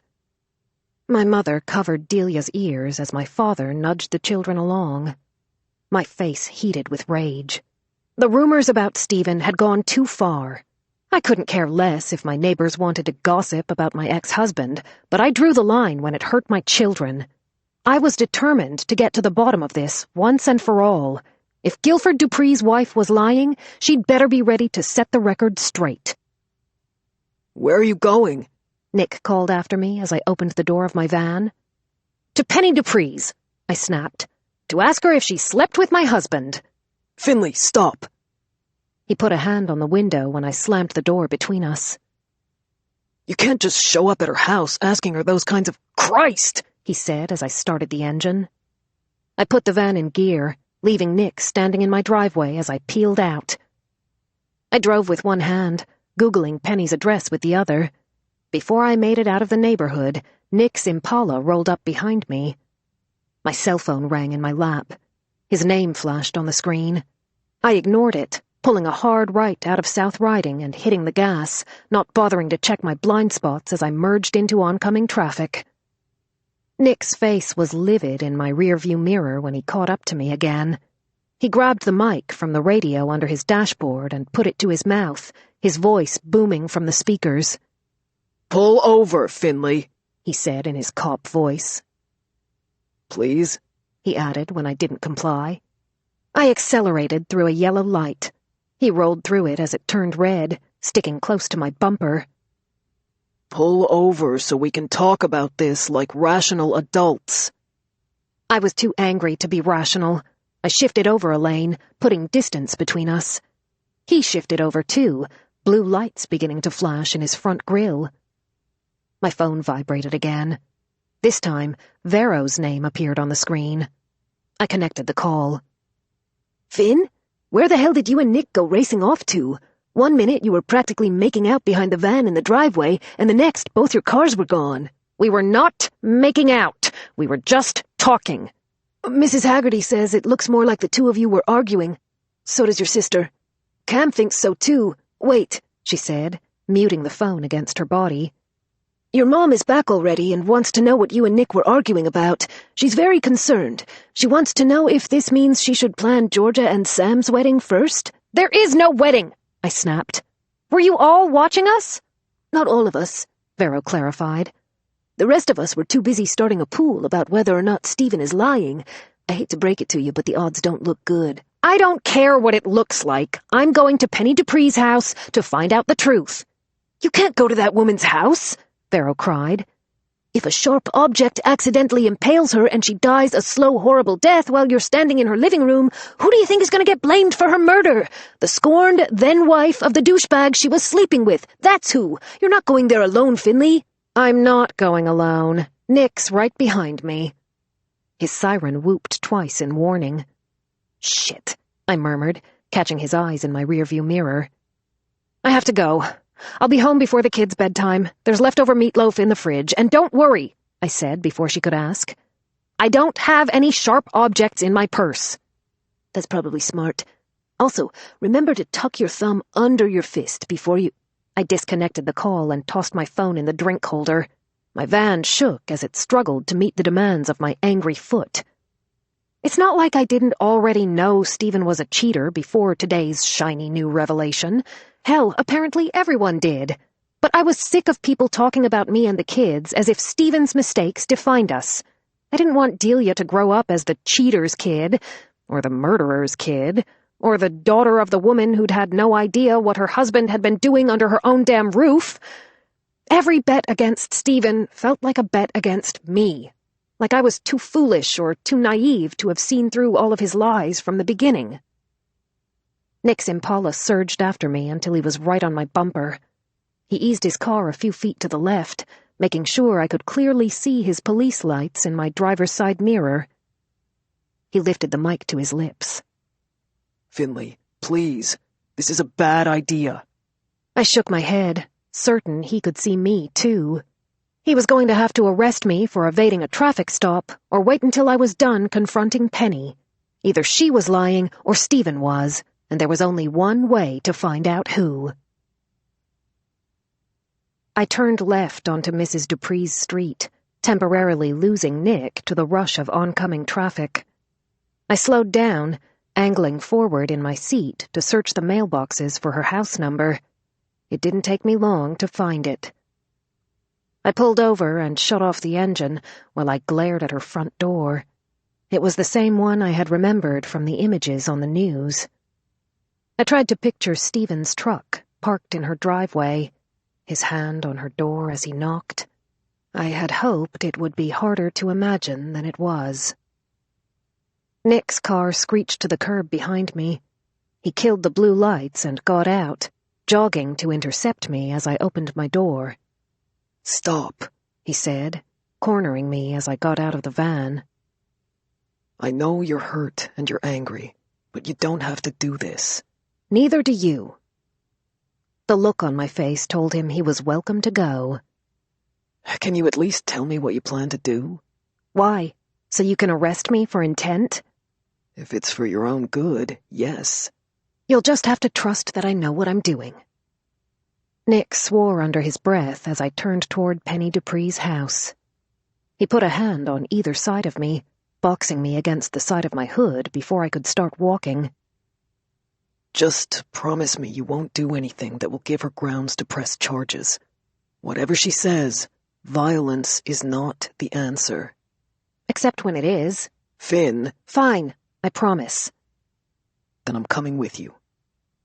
When I didn't object, he let his arms fall. "We're going to identify ourselves. Politely," he emphasized, keeping pace with me as I stormed up the walkway to her door. "We're going to tell her why we're here and ask her if she'd be willing to step outside and talk to us. We're not going in," he said firmly as I smacked her doorbell.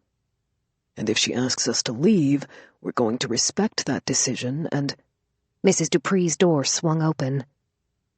If I had seen her face on the news, I hadn't bothered to remember it, but seeing it now stole the words right off my tongue. Penny's blonde hair hung in casual waves. She wore close-fitting jeans that showed off her long, toned legs and a deep V-neck sweater that revealed a hint of cleavage. Stephen definitely had a type, and Penny was it. She wasn't a young woman by any stretch, maybe 10 years older than me if I had to guess, but her similarities to Stephen's ex-fiancée were undeniable. I could tell by the sudden shift in Nick's posture that he noticed them too. "Hello, Mrs. Dupree. I'm Detective Nicholas Anthony with the Fairfax County Police Department, and this is—" "Finlay Donovan," I said, once I'd managed to recover. "My ex-husband is Stephen Donovan, the landscaper who delivered your mulch the summer before your husband went missing. I'd like a word with you," I said, taking a step closer to the threshold. Nick cut his eyes to me, a warning in them. Penny held the door open and stepped aside. It took a moment for my brain to catch up. I had fully expected her to tell us to leave, had visions of throwing a foot in the door to keep her from slamming it in my face, but she just stood there, politely waiting for me to enter her home.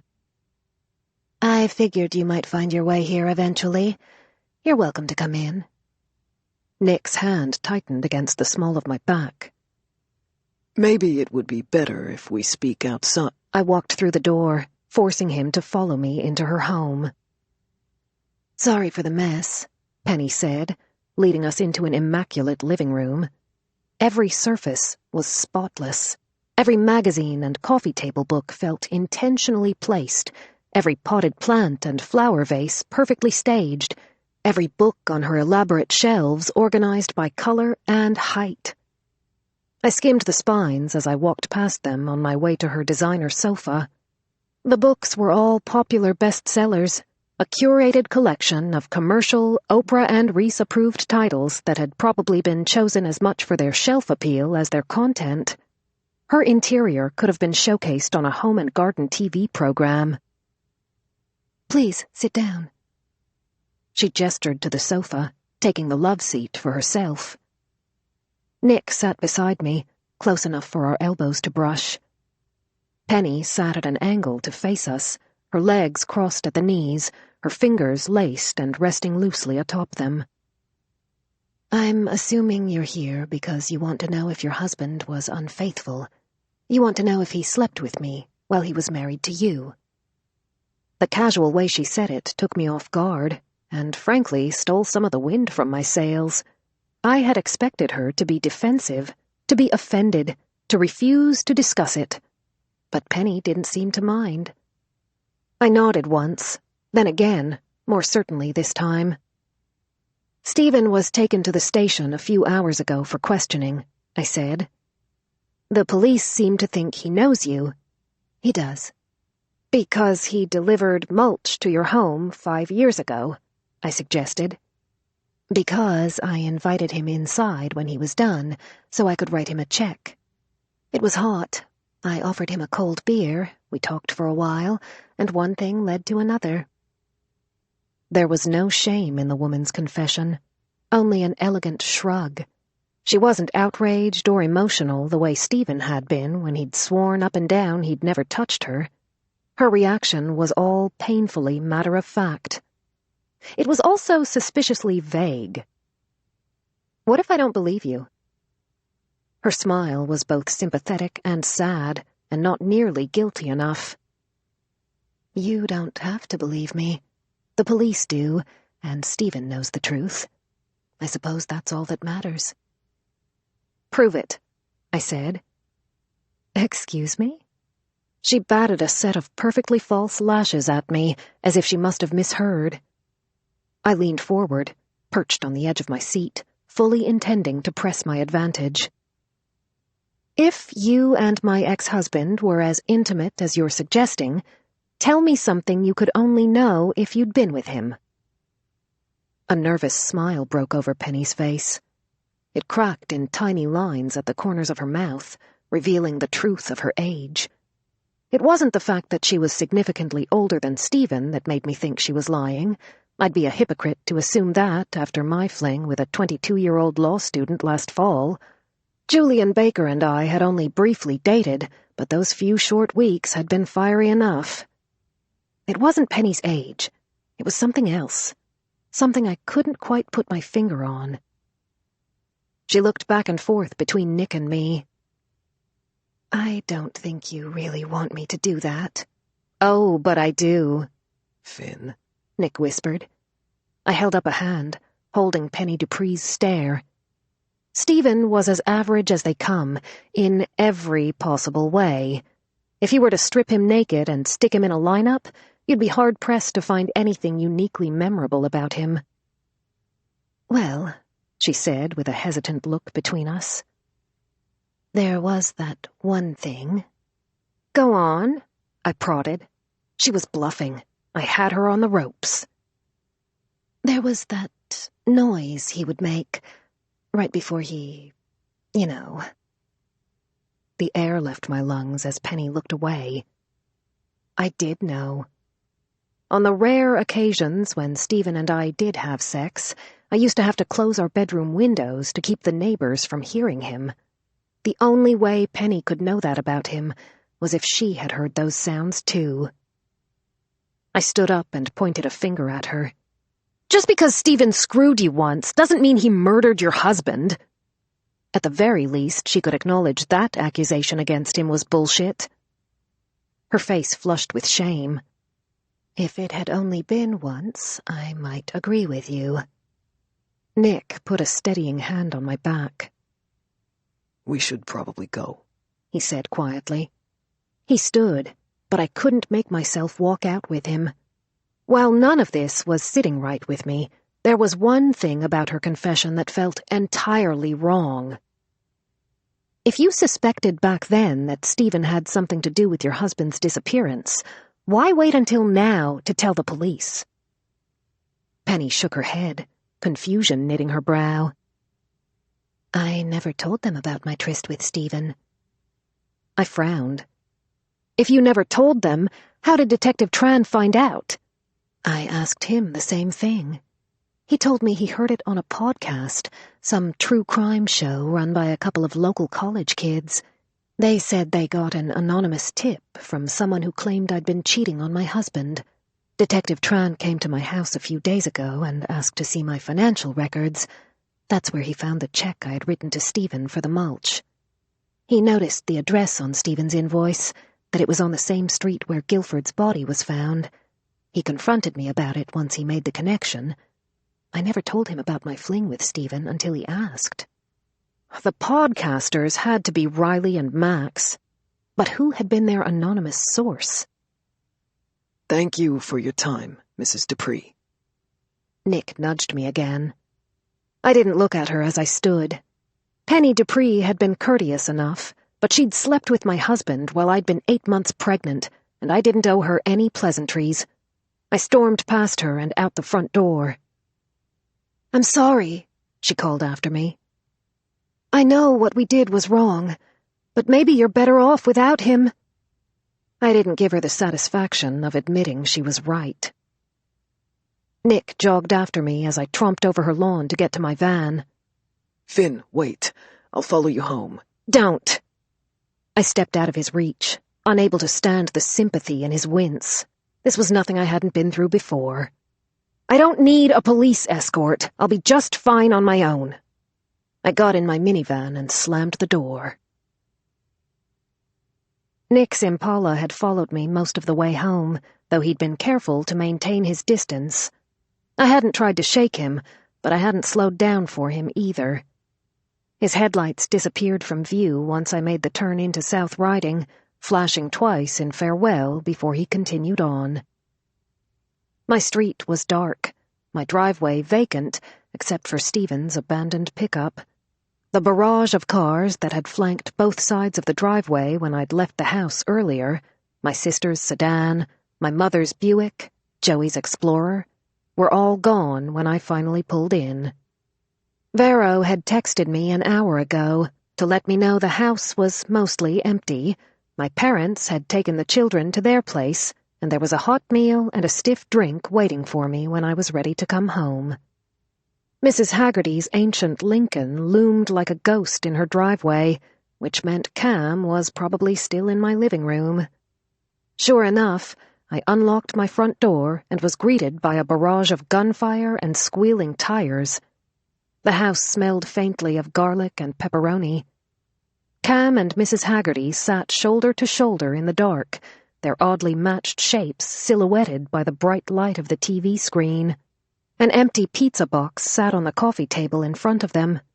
Neither of them looked up from their game as I came inside and shut the door. Grateful not to have to talk to anyone, I slipped off my shoes and headed upstairs. Vero's door was shut. I listened before knocking, hoping she was awake, but her low voice suggested she was on the phone, probably with Javi.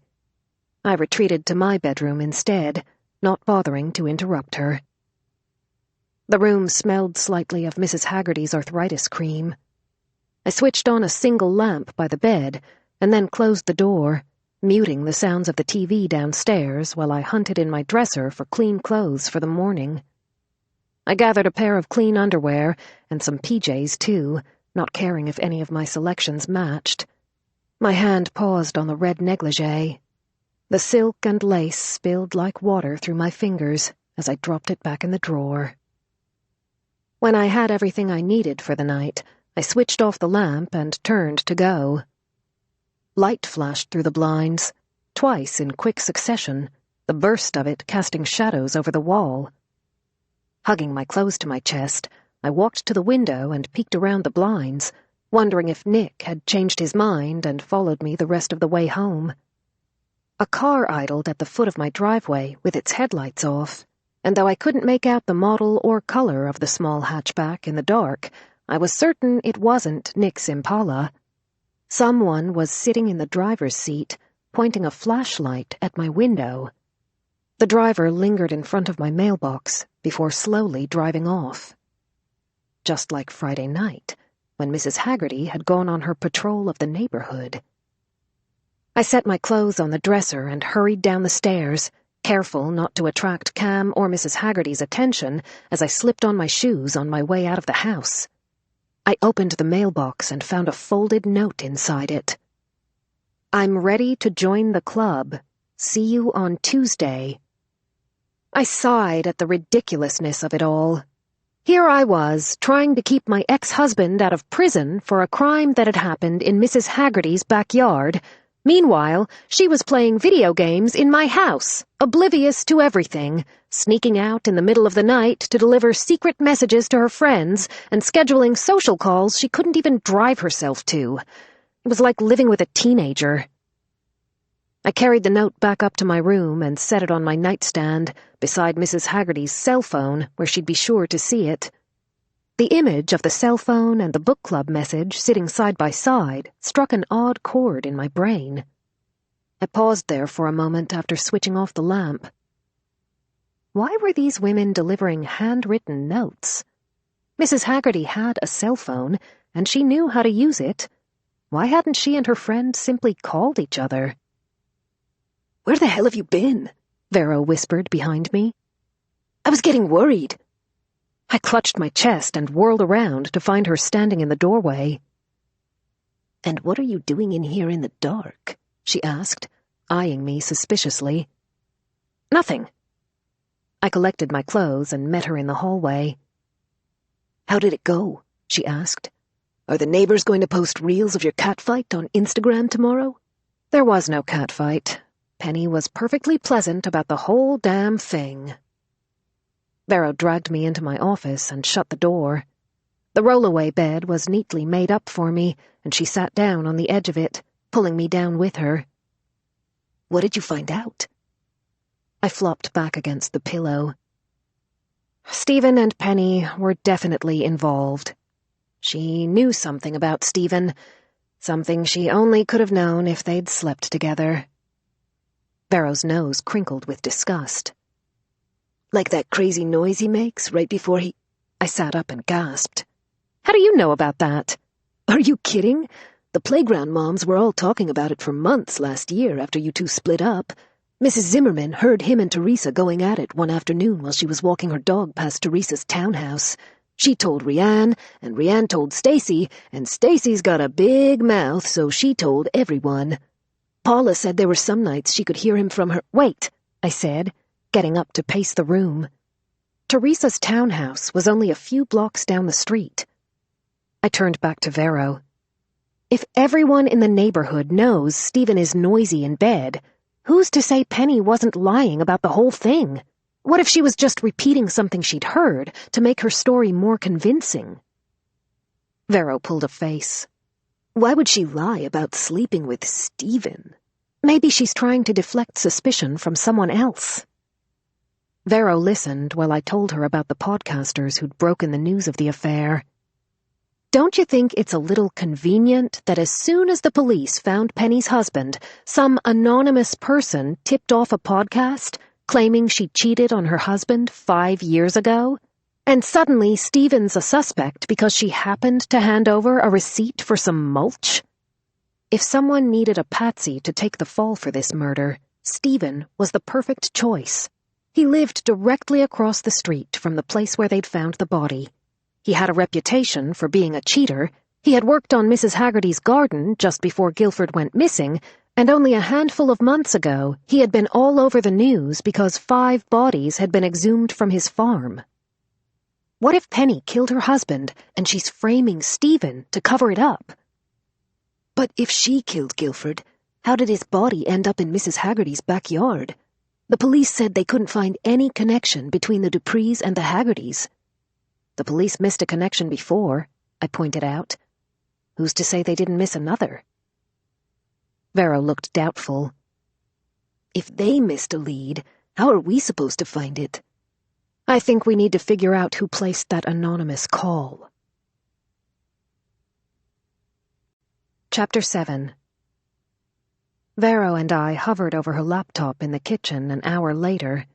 The YouTube logo framed Riley and Max's faces on the screen. We had watched every episode we could find related to the Dupree murder, including the most recent one, in which Riley and Max revealed the details of Mrs. Dupree's secret affair with the newest suspect in the case. We can't just post a comment under their video asking them who their anonymous source is, I pointed out. Vero drummed her nails. I say we show up at that little shit's dorm, tie him to a chair, and beat the answer out of him. She turned to look at me. When I didn't outright reject the idea, she bolted out of her seat. "I'll get the duct tape. You figure out where he lives." "Sit," I said, pushing her back down into her chair. I glanced at the living room where Cam and Mrs. Haggerty were engrossed in their game, careful to keep my voice down. I'm not suggesting we resort to violence, but maybe the threat of violence isn't the worst idea. I don't understand. Riley and Max aren't going to reveal their source without the right motivation. What would motivate two podcasters who are desperate to become famous? The promise of 2 black eyes and several broken teeth? A lead for a story that no one else has reported on. I pointed out a phone number at the bottom of the screen. "Do you still have the burner phone you bought when we were at the police academy?" Vero nodded. "I think it's time we phone in an anonymous tip." "What are you going to do? Make up a crime?" I shook my head. "It needs to be a real one. If Riley and Max have connections within the police department, they might vet the lead. If they suspect it was a crank call, they won't bother showing up." "What about those warehouse murders last year? No one was convicted." "Only because the guy who did it got off on a technicality. We need a cold case, something that promises a big payoff if these two can solve it." Vero's eyes locked on mine. A familiar spark lit inside them. "No," I said, slapping my laptop closed. "I know what you're thinking," I whispered, "and we are not calling Riley and Max with a lead on Ike Grindley's case." "Why not? They were obsessed with it. They'll jump at the chance to investigate the missing nephew of a dead loan shark from New Jersey, and the investigation here has already gone cold. The police in New Jersey are taking the lead on it now. What do we have to lose?" You really need me to answer that? We watched the man get crushed by a car, Vero! "He was trying to murder us!" she hissed over the squeal of tires coming from the television. "That doesn't negate the fact that we asked the Russian mob to get rid of his body." "Exactly. We can tell Riley and Max anything we want because no one's ever going to find him. Think about it," she whispered. "We know things about Ike's case that were never revealed to the public. Riley and Max will definitely fall for it. It'll be like taking candy from a baby." I chewed on that as I gnawed on my thumbnail. On one hand, I could see this playing out exactly as Vero had described it. On the other, given our intimate knowledge of Ike Grindley's death, it felt like too much of a risk to take. "This could actually work in our favor, Finlay. If we come up with the lead, we control the narrative. And if we wear disguises, Riley and Max will never know who they're dealing with. We'll make them surrender their phones as a security measure, copy the data, feed them a false lead, and send them on a wild goose chase to New Jersey. At the very least, it gets them out of our hair." I threw up my hands. "Fine." Vero leapt out of her chair and raced to her bedroom. She hurried back down with her burner phone in her hand. She typed the podcast's tip number into a text message and handed me the phone. My fingers hovered over the keys as I considered what to say. "Where should we meet them?" I asked. It couldn't be any place we could be tied to, or anywhere someone might accidentally stumble upon us. A remote farm in a distant county seemed like the safest option. I started typing. "There's more to the Grindley case than the feds are letting on. Meet me where they found his car if you want to know more. Tonight, 10 p.m. Vero looked down her nose at me. 10 o'clock? What's wrong with 10 o'clock? It screams, I'm a tired middle-aged mom who needs to be in bed at a reasonable hour. Real criminals schedule secret meetings in the middle of the night. And you know this how? Gimme that, she said, snatching the phone and deleting the last part of my text. Tonight, 1 a.m. Technically, that's tomorrow, I pointed out. Vero rolled her eyes at me, then added, Turn your phones off and come alone. If I even smell a cop, we're done. Vero and I left Cam and Mrs. Haggerty in front of the TV with firm instructions to stay inside the house and keep the doors locked. I gave Cam $20 in cash and asked him to keep an eye on the house until we got back. We drove Vero's Charger to the meeting. It was more reliable than my minivan, faster if we needed to make a quick getaway, and Riley and Max weren't likely to recognize it since they hadn't seen it before. The farm where police had found Ike Grindley's burned car was nearly an hour from South Riding, far enough from both Loudon and Fairfax's jurisdictions to seem removed from the Dupree case, and remote enough that we wouldn't have to worry about being spotted. Vero avoided the highways, sticking to the lesser-traveled county roads, until we eventually turned down a long gravel drive between two neglected farm fields. Vero took the rutted road slowly in the dark. She turned off the headlights, navigating the bends by moonlight. It reflected off a ramshackle barn in the distance, and she parked in the shadows behind it. She killed the engine and looked around before grabbing her backpack and getting out of the car. We closed the Charger's doors as softly as possible, but the sound was drowned out by the rustle of wind through acres of high brown grass. The sky above us was coal black and spattered with stars. It would have been beautiful if I hadn't been so terrified of being caught there. Vero turned on her phone light and scanned the overgrown field, pausing over a patch of scorched earth at the center of it. "This is definitely the place.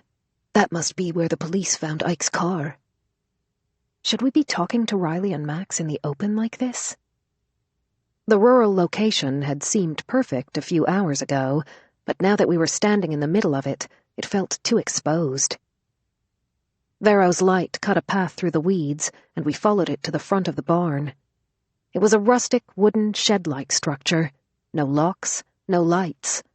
The massive door screeched on its hinges as she hauled it open and peeked inside. We both shrieked and ducked, covering our heads as a flurry of bats flew out. The inside smelled like damp metal and moldering hay.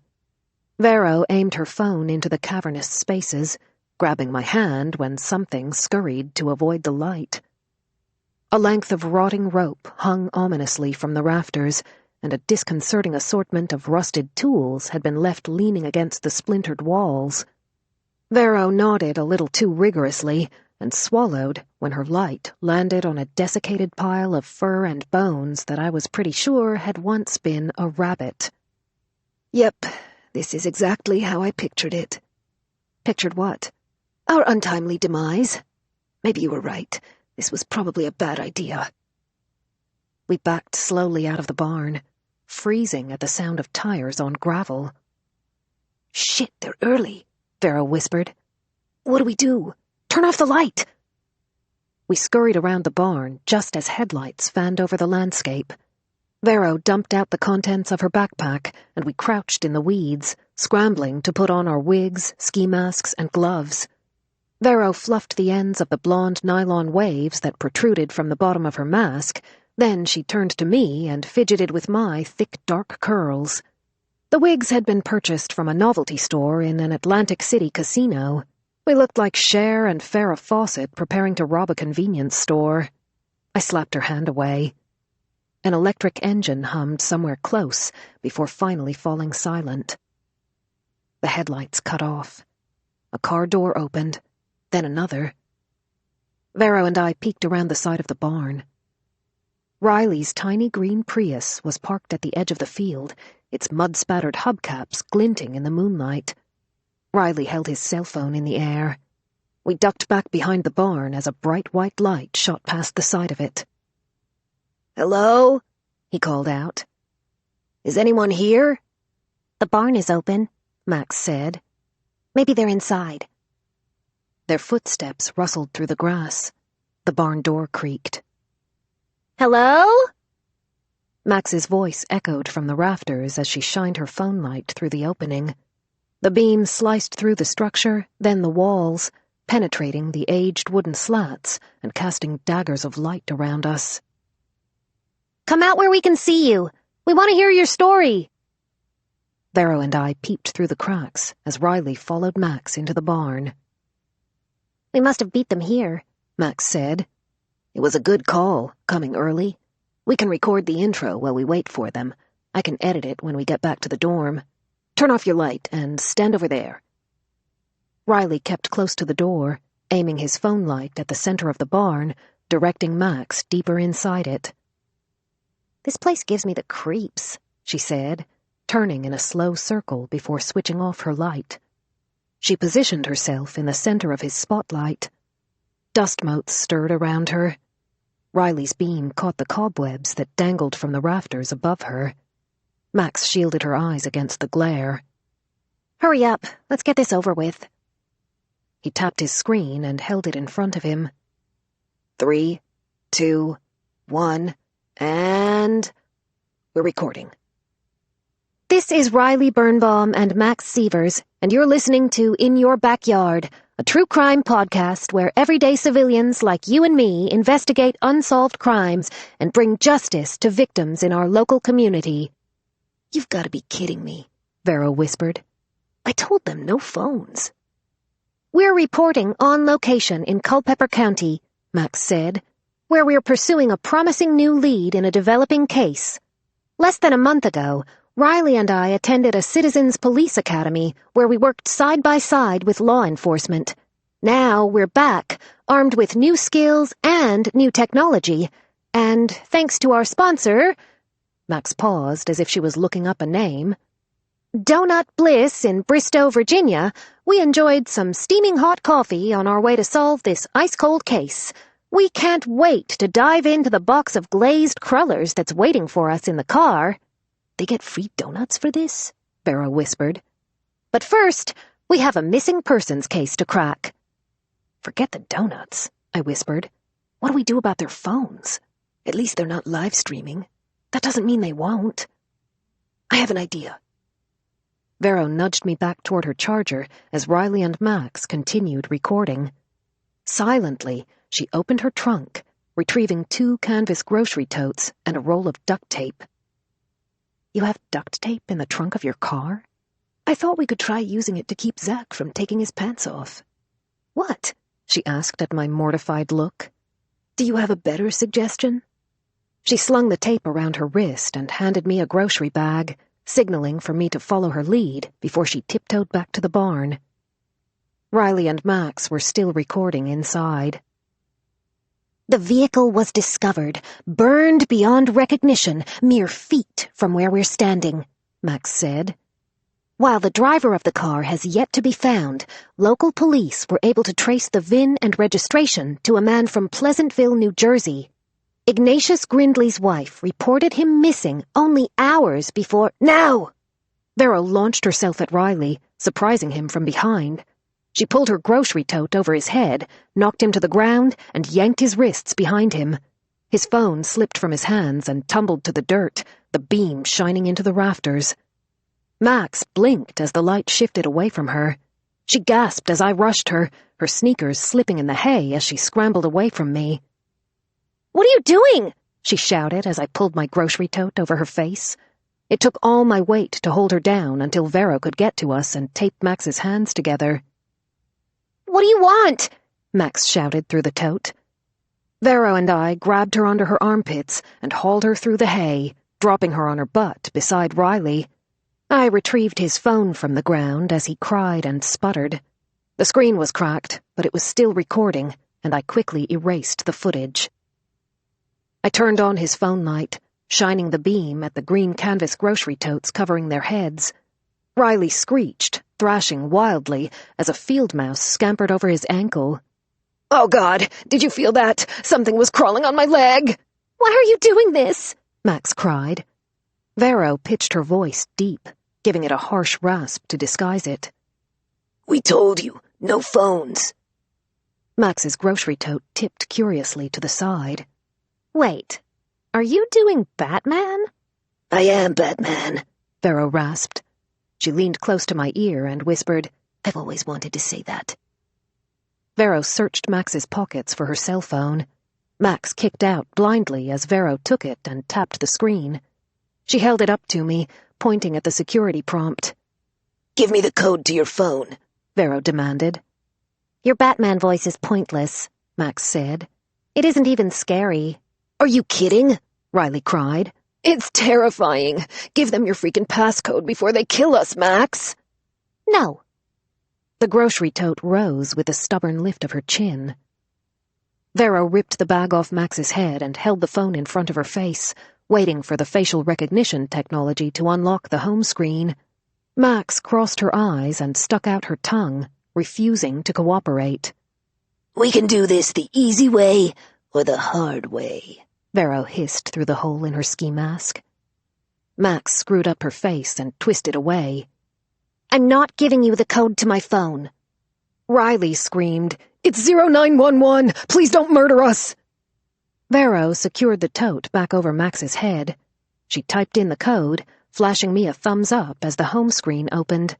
She worked fast, skimming through apps and messages on both of their devices.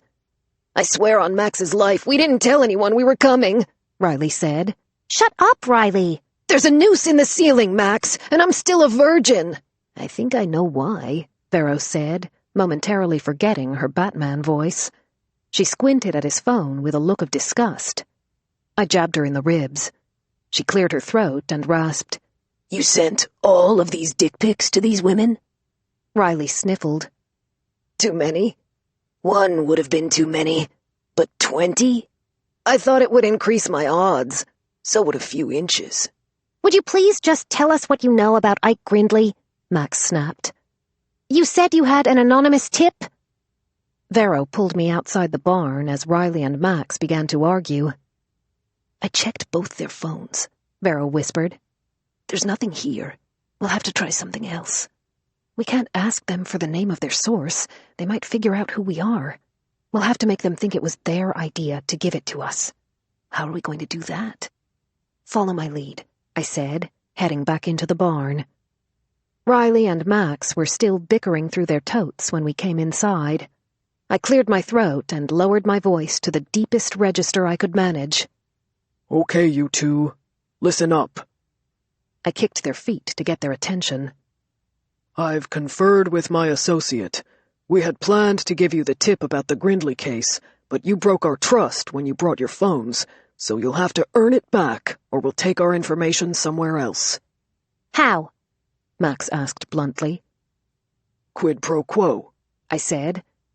"You trust us with your secrets, and we'll trust you with ours." "My penis wasn't enough?" Riley cried. "You really want me to answer that?"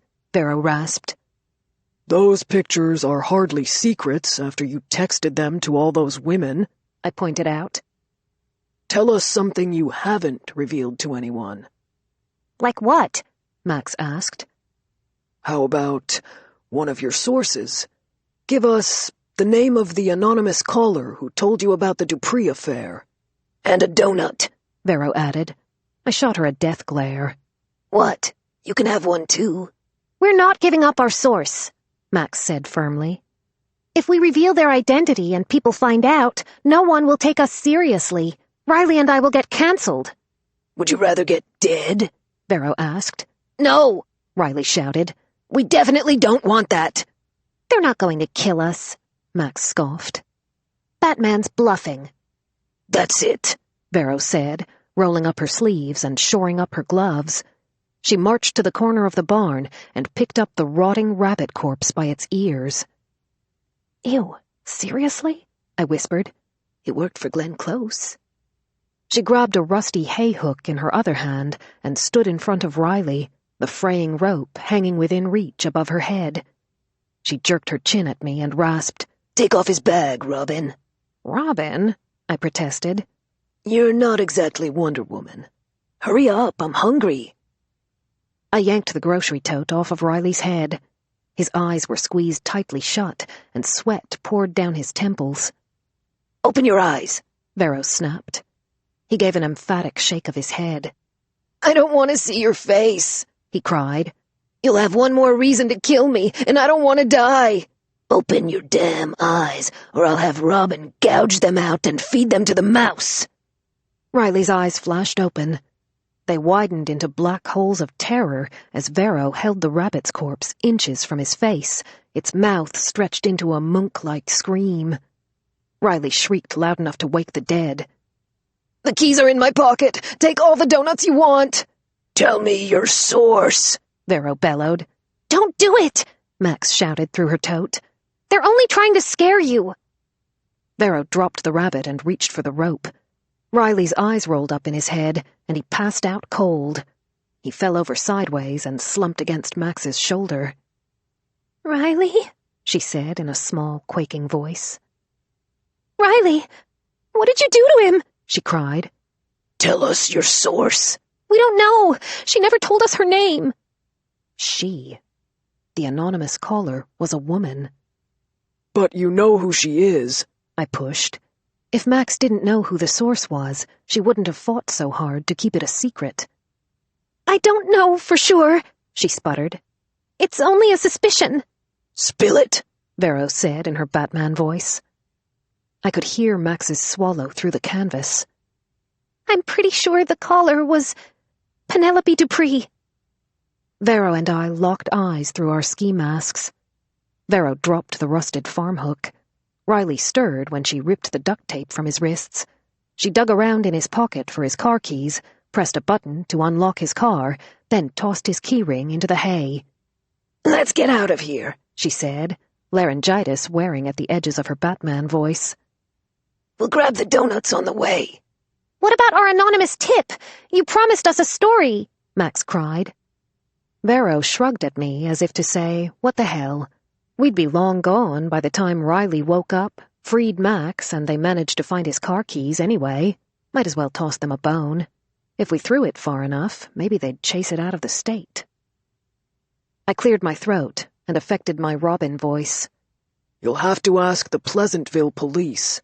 The cops found a piece of evidence at Ike's house. The investigation has moved to New Jersey. Chapter 8. I slept in too long the next morning. The sun was too high and too bright outside my window for the house to be so quiet. I bolted upright in bed, before remembering the children were with my mother. Flopping back down, I buried my face in the pillow, still exhausted after our long drive home from Culpeper last night. When Vero and I had returned to the house at 2:30 in the morning, Cam was already gone. According to my phone, he'd Venmo'd himself money for an Uber just after midnight, and Mrs. Haggerty had been snoring softly in my room when Vero and I had finally crept upstairs to our beds. Vero's door was still closed. I slipped quietly past her room and headed downstairs. Mrs. Haggerty didn't look up from the newspaper she was reading when I came into the kitchen. I hadn't even realized newspapers were still printed anymore, and I could only assume, since she could no longer drive, that she had walked across the street and taken it off her own front porch. A glimmer of hope lit inside me as I remembered it was Sunday. "Good morning," I said, trying to sound chipper. Mrs. Haggerty returned my greeting with a quiet grunt. "Any word from Brendan? He did say he would pick you up by Sunday, and, well, it's Sunday," I reminded her. "Did he mention what time he might be coming?" "I wouldn't know. I haven't heard from him," she said tersely. "Not at all?" That didn't bode well. It was one thing not to return my calls, but entirely another not to call his grandmother. "Brendan's got enough to worry about. He doesn't need to be concerning himself with me." "Don't you want to know when your house will be fixed? I haven't seen a single contractor come out to take a look." "My grandson said that he would handle it, and he will on his own time." She snapped to the next page of her newspaper, making it clear this conversation was over. Which would have been fine if Brendan's time wasn't also cutting into mine. My phone vibrated, and my mother's name flashed on the screen. My stomach bottomed out, and I hurried to answer it. "Hey, Mom, are the kids okay?" "Everything is fine. The children are doing great," she reassured me. "But your father is contemplating duct tape to keep Zach's pants on." I laughed, wondering if that had been his idea or Vero's. "Thanks for taking them last night." "How's Delia handling everything?" I said in a low voice, carrying my phone into the next room. "She's doing better today. I hope it's okay that I told her a little fib. She asked what would happen to her father, and I didn't know what to say. I told her he was being suspended and he would only be gone a few days. Your sister says they can't hold him much longer if they're not pressing charges. What does Nick think? I don't know. I haven't talked to him today. Why not? I've had a lot going on. Georgia says you two are fighting. Georgia needs to keep her mouth shut. My mother sighed. You can't let whatever is happening with Stephen interfere with your relationship, Finlay. You and Nicholas have a good thing going. I know. Then why are you pushing him away? I'm not pushing him away, I said bitterly. I was keeping him at arm's length. That wasn't the same thing. Promise me you'll call him. If you want me to keep the kids an extra night, I can bring them home tomorrow morning on my way to water aerobics. Delia's not going to school anyway. No, it's okay, I insisted, rubbing my eyes. Vero and I have everything under control. I'll come over tonight and get the kids before bedtime. I just have something I need to do first. Like figuring out what Penny Dupree was up to. I squinted through the windshield of my minivan just after sunset. This is never going to work. Vero and I had parked nearly a block away from Penny Dupree's house, and even with the binoculars, I couldn't see a damn thing through her windows. They were all dark, except for a dimly lit room on the main floor. She probably isn't even home. Her car isn't in the driveway. It's probably in the garage. Vero tugged on her wig, which was actually my wig. Forced to decide between the ash-blonde 1970s winged monstrosity she'd worn under her ski mask last night, or the tangled blonde wig scarf in my office desk drawer, the wig scarf had seemed like the more sensible choice. She smoothed it in place, then pulled down her visor to check her lipstick in the mirror. How do I look? No wonder I got kicked out of Panera.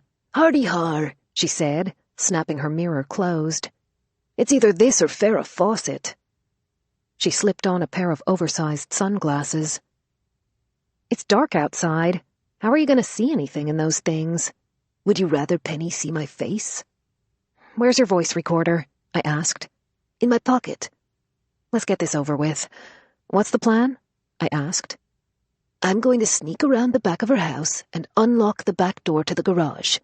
It should probably bother me more that you know how to do that. Then we're going to steal a move from Penny's own playbook. I'm going to call her house and tell her I was having an affair with her late husband. I'll tell her I was the one who made the anonymous call to the podcasters. I'll say I have information about what really happened to Guilford and I want to go public. Then I'll tell her to meet me at the playground down the street so we can talk. What if she doesn't fall for it? She'll come anyway. Her curiosity will get the best of her. And when she does, she's sure to trip up and say something to incriminate herself. As soon as she leaves her house, you sneak inside and start snooping.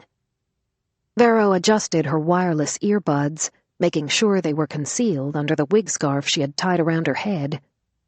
She tapped the screen of her cell phone. My phone vibrated in my pocket, and I connected the call. Vero's voice came through my earbuds in stereo as she fidgeted with her settings. Am I loud enough? Painfully. Great. Let's do this. She grabbed a set of lockpicks from her purse that probably belonged to Javi. Get in there fast, look for anything that proves she was lying about Stephen, and get out. Let me worry about getting a confession. Vero got out of the van and crept off into the shadows. Her breaths were quick in my ears as she disappeared around the side of Penny's house. I'm here, she whispered. Penny's watching TV in the living room. Don't let her see you, I whispered. Why was I whispering? I was the one sitting in the van. I heard a soft scrape and some quiet swearing through my earbuds, then a soft click. The back door is unlocked, Vero said. I'm heading to the park. I'll make the call to Penny as soon as I get there. Tell me when she's on her way. I tucked my phone into the pocket of my hoodie and slipped out of the van. A cold breeze sliced through my black yoga pants as I followed Vero's path between the houses. I could just make out the flash of a blonde wig as Vero crossed briskly under a streetlight on her way toward the park. Lamplight filtered through the sheer curtains covering the back windows of Penny's house. I knelt under them, listening. The light of a huge television flickered on the far wall as the deep voice of an anchorman reported the local news. A cell phone rang somewhere inside. The television went silent, the images still moving on the screen as a figure passed in front of it. "Hello?" Penny's voice was muffled, barely audible through the windows. "I'm sorry, do I know you?" Vero had placed a block on her number so it wouldn't show up on Penny's caller ID.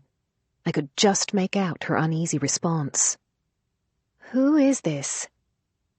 The curtain lifted above me, the light from inside spilling across the lawn. I pressed myself flat against the siding, breath held until the window covering fell closed again. "Give me one good reason I shouldn't call the cops," Penny demanded. Vero and I had planned for this possibility. An innocent person would be smart to report the call to the police, but Penny was definitely hiding something. There was a prolonged pause before Penny spoke again. "Where?" "I'll meet you there in 5 minutes." I rose up on my knees and risked another peek through the curtains. The TV screen went dark. I nearly jumped out of my skin as Penny smacked the remote down on the coffee table and stormed to the foyer. She yanked on her boots and wrestled on a long coat, tying the sash tightly around her. The whole house shuddered as she slammed the front door. I peered around the corner of the house as Penny's boots ate huge bites of her driveway, then headed toward the park. I dialed Vero. "She's on her way. I'm going in." I opened the back door and crept into Penny's cavernous garage. My knee smashed into the bumper of her car as I groped around me, afraid to turn on a light. I felt along the wall, searching for the service door. When I finally found it, the doorknob wouldn't budge. "The interior door is locked." "Look for a screwdriver. You can disassemble the knob and just take the whole damn thing off." "I can't do that. What if she comes back and catches me?" Slivers of light leaked around the edges of a small, rectangular opening at the bottom of the door. I knelt down and traced the pet door with my hand. It swished open when I pushed against it, and I had a sudden rush of panic as I listened for a dog. The house was silent. The faint smell of ammonia wafted somewhere close. I got down on all fours, cat litter pressing into my knees as I put my arm inside the pet door and reached above me for the lock. With a painful twist, I flipped the latch, nearly falling into the house when the door swung open. "I'm in." A light was on over the sink in the kitchen, another in the living room just beyond. "I think I see Penny," Vero said in a low voice. "And she does not look happy. Better hurry.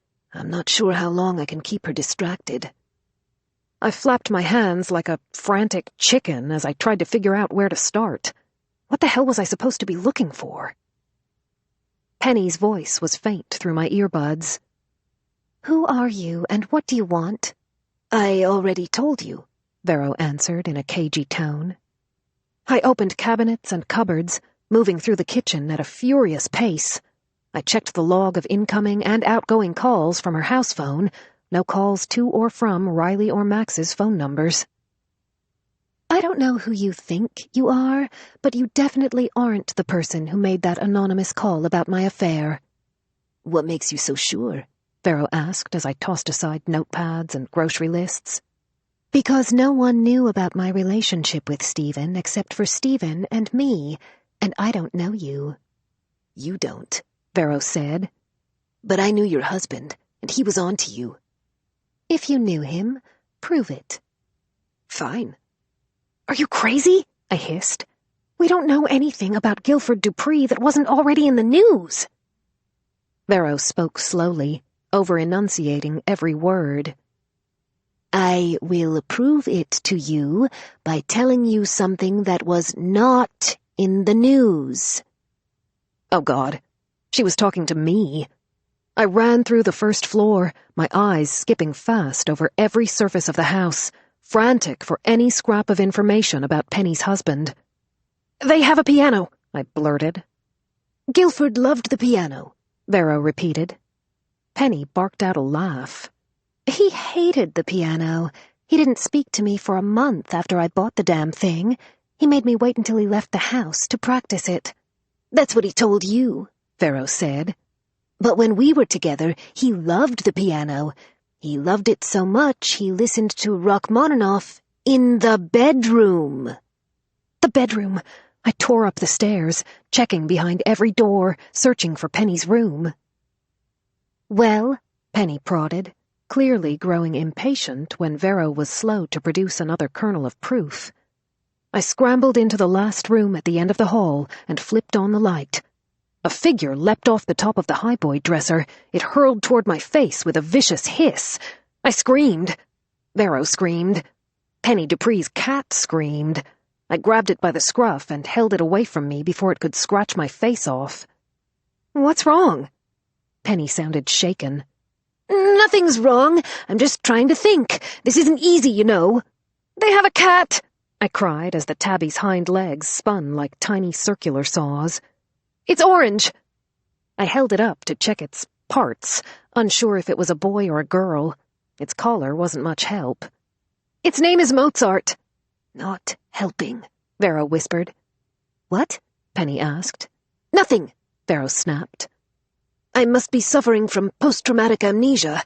Gilbert's loss devastated me. Remembering him is very painful. Guilford. What about him? My husband's name was Guilford. Whatever, you know that's what I meant. I ran to the nearest nightstand and dragged it open, hoping if Guilford or Penny had any secrets, they'd be hidden where everyone else kept theirs.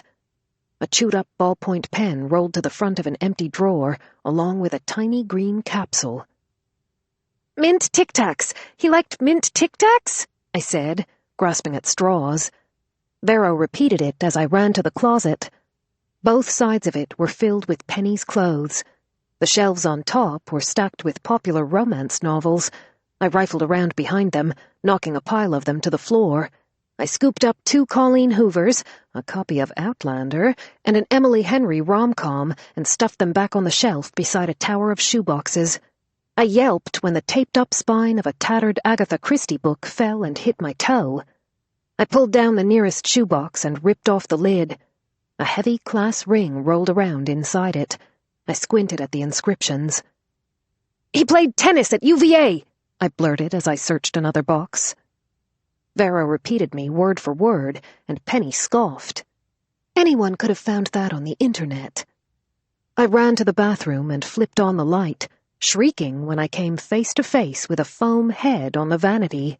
I clutched my chest, bracing against the sink as I waited for my pulse to slow. It's just a wig stand, I told myself. The stray hairs in the basin were short and chestnut-colored, a far cry from the blonde waves Penny had been wearing the day before. I took a calming breath and began rummaging through Penny's makeup drawer. A glossy real estate magazine had been stuffed inside. The magazine was folded open to a photo of a woman. I picked it up, the last of my anxiety giving way to unease as I recognized the face that was staring back at me. It was Stephen's ex-fiancée. Teresa Hall posed casually in the living room of one of her pricey real estate listings. Her hair fell in long blonde waves over the shoulders of her cashmere sweater, and her French manicured hands were draped casually over her knees.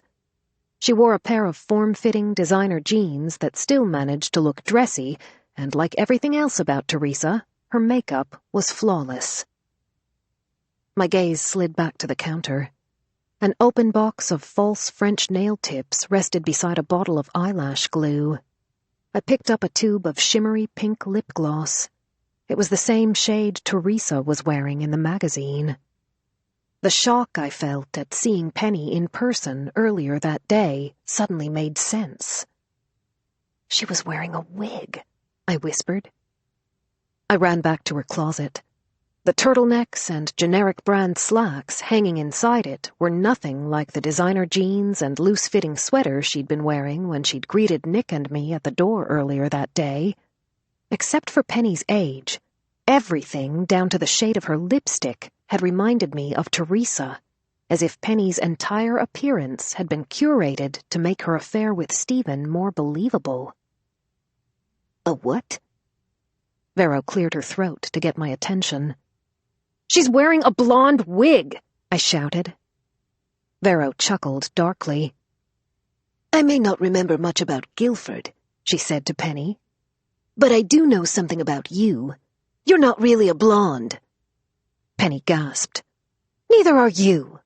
"What are you doing? That's my hair! Ow!" Vero cried. I knew you were lying, Penny shouted. You're not fooling anyone. I know exactly who you are. You're one of those true crime people. I already told your little friends. I'm not interested in being interviewed for your stupid podcast. Leave me alone. If I see you again, I'll report you to the cops. I didn't wait for Vero to tell me Penny was on her way home.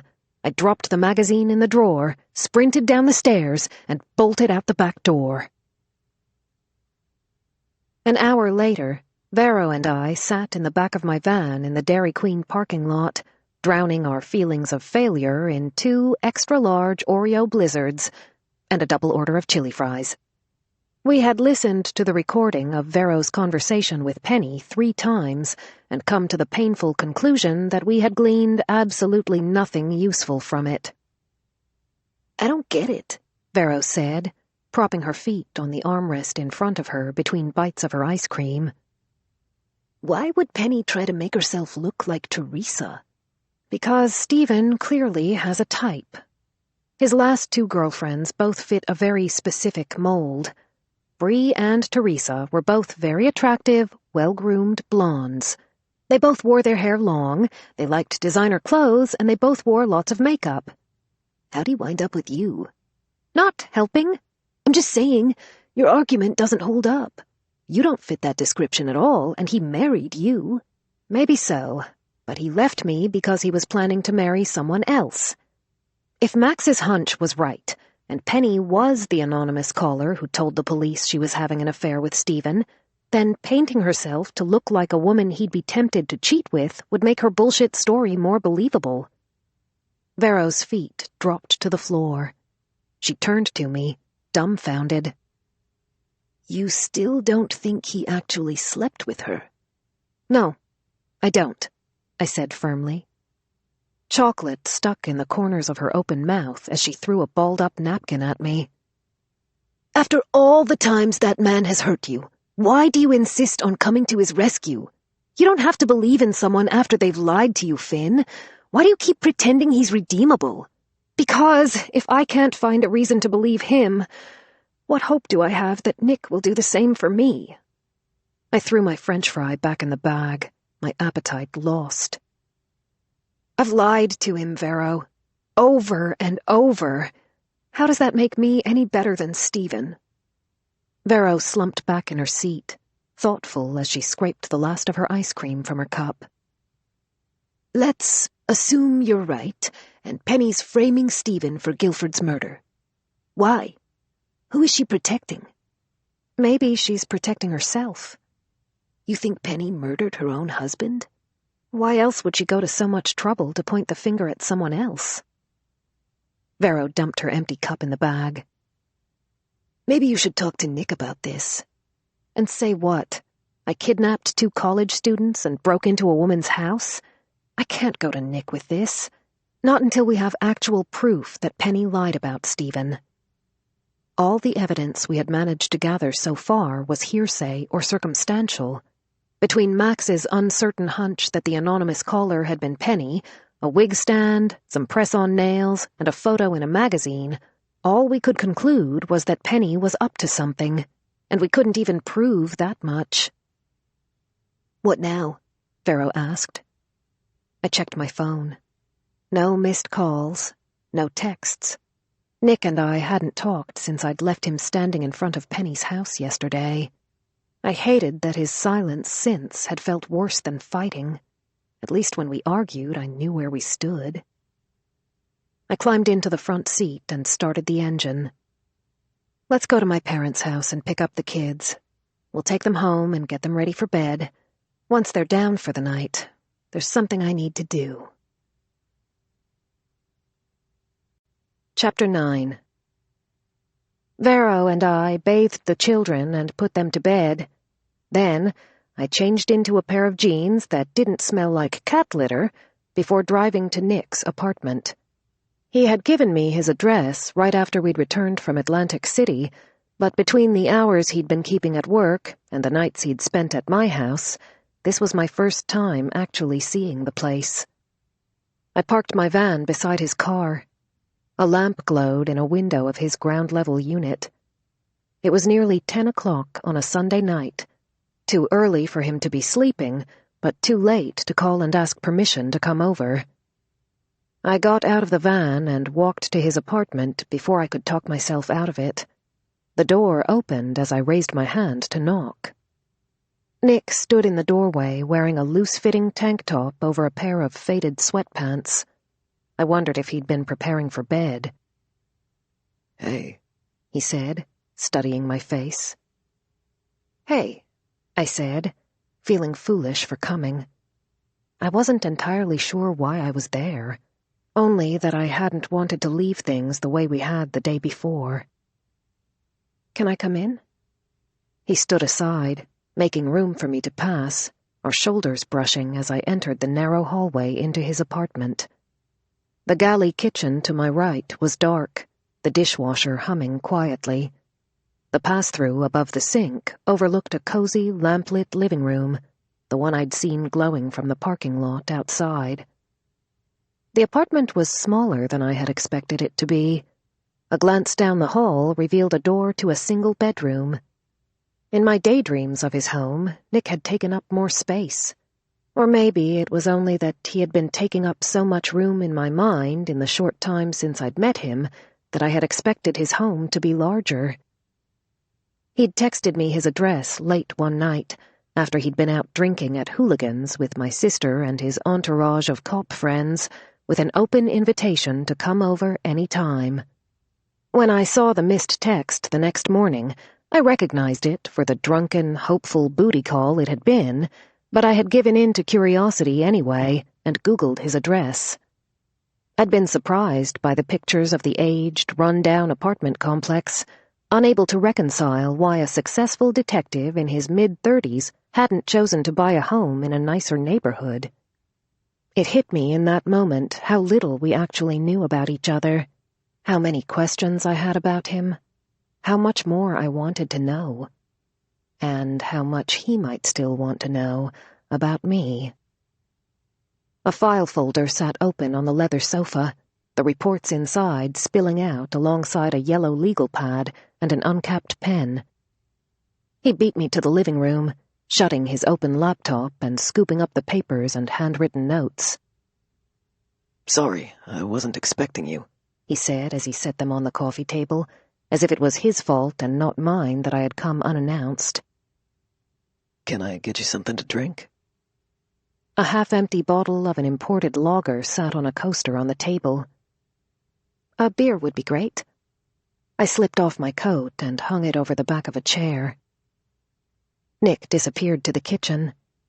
He hadn't made an effort to hide the file from me, so I tipped my head to read the notes on his pad, surprised to see the names Dupree and Haggerty scrawled among them. The fridge opened and closed, then a whisper of air escaped the bottle as he twisted off the cap. He came back into the room, his expression still wary as he handed me the drink and gestured for me to sit down. I cleared my throat and stared into my beer. "I wanted to apologize for yesterday," I said as he sat down beside me. "Thanks for not giving me a ticket." "A ticket," he repeated. "I was reckless. I should have slowed down. And I'm sorry I sped through that yellow light, but in my defense, you probably shouldn't have followed me through it." He stared at me, dumbfounded. "That's what you're apologizing for? You think I was upset about your driving?" "You had every right to be," I admitted. "I could have hurt someone. Any other cop probably would have arrested me." He set his beer on the coffee table a little too hard. "You're right, they would. And I most definitely should have. But I wasn't thinking about anyone else. I was thinking about you." He pinched the bridge of his nose and lowered his voice. I was worried because you were upset. Because you were angry and hurt, and you weren't thinking clearly. And you didn't want me to do something stupid, I sassed. I didn't want you to be alone. I wanted to be there for you, Finn, but you didn't give me the chance. What do you want me to say? I cried. I'm sorry I ran out on you back at Penny's. I'm sorry if that made you feel left out. I just needed... I rubbed my eyes. I don't know what I needed, Nick. You're right. I was angry and upset, and I wasn't thinking clearly, and I didn't want you to see me like that. Like what? He leaned into my field of vision. What don't you want me to see, Finn? The fact that you're hurting? Or that you're hiding something from me? His jaw tensed when I didn't answer. Look, I get it, he said earnestly. After seeing what Stephen did to you, I get why you don't want to open yourself up to that again. But I was lying to myself before when I said I could be okay with the way things are between us. A familiar knife blade twisted inside me as I braced for what he'd say next. I was kidding myself when I said there were things about you I was okay not knowing, that maybe I didn't want to know them. Because that look on your face killed me yesterday. Not when Penny told you she'd been having an affair with your husband, but the moment she answered the door. The expectation in your eyes, like you knew the betrayal was coming. Like you knew, in your heart, he was going to let you down. It's the same way you look at me sometimes, when I want to be there for you or when I want to help you. You want to confide in me, but you won't. You want to believe I would never do anything to hurt you, but you can't. Because Stephen broke that trust, over and over. And I can't stand seeing you look at me that same way. Like you're scared to talk to me. His voice shook with barely restrained emotion. And it's the trust part that's killing me, Finn. You can't ask me to only fall in love with the pieces of you you're willing to show me. I want you, not part of you, all of you. I don't want you to run away when you're afraid. I want you to come to me. When I ask you a question, I want you to feel like you can be honest with me. When you look at me, I want to know beyond the shadow of any doubt that you believe, truly believe, I would never do anything to betray that trust. I do trust you. I wanted to. Then tell me something. Anything. Tell me one thing that scares you, he pleaded. I watched him, a deer caught in headlights. I opened my mouth but didn't know what to say. Why couldn't I give him this one small thing without risking everything? You first, I said. You know as much about me as I know about you. What do you want to know? He didn't flinch, didn't blink, didn't look away. Whatever question left my mouth next, I'd better be damn sure I was ready to hear the answer. I gestured to the file on the table. Where did you get that? He hesitated a second before answering. From the LCPD file room. How? Joey made me a copy, and he'd get in a lot of trouble if anyone found out. But he did it because I asked him to. Why? I knew I was pushing my luck, but Nick never said I only got one question. I wanted to make sure your name's not anywhere in it. Is it? He pushed the file toward me, not expressly granting permission, but not withholding anything from me. I picked it up and opened it. He sipped his beer as he watched me thumb through the Dupree case notes. Penny had been cleared from the preliminary list of suspects after her husband's disappearance 5 years ago. According to the original investigator's notes, a neighbor had seen her leave for their beach house in Florida the night before Guilford had gone missing. She'd been alone in her SUV when she'd driven out of her garage, and her husband's coupe had been inside it when the garage door had closed behind her. The next morning, the same neighbor had seen Guilford leave for work, only that afternoon he hadn't come back. Penny had placed a call to the Loudoun County Police from the Dupree's beach house the following evening, claiming Guilford hadn't been returning any of her calls. She'd requested a wellness check at their Ashburn house. Finding no one at home, and no signs of forced entry, no action had been taken by the police, until Guilford's car and phone were found abandoned later that weekend at a local park. I turned the page, angry at myself for breaking into Penny's house for nothing. Her alibi had been verified by her neighbors in both Virginia and Florida, and she'd been cleared as a suspect very early on.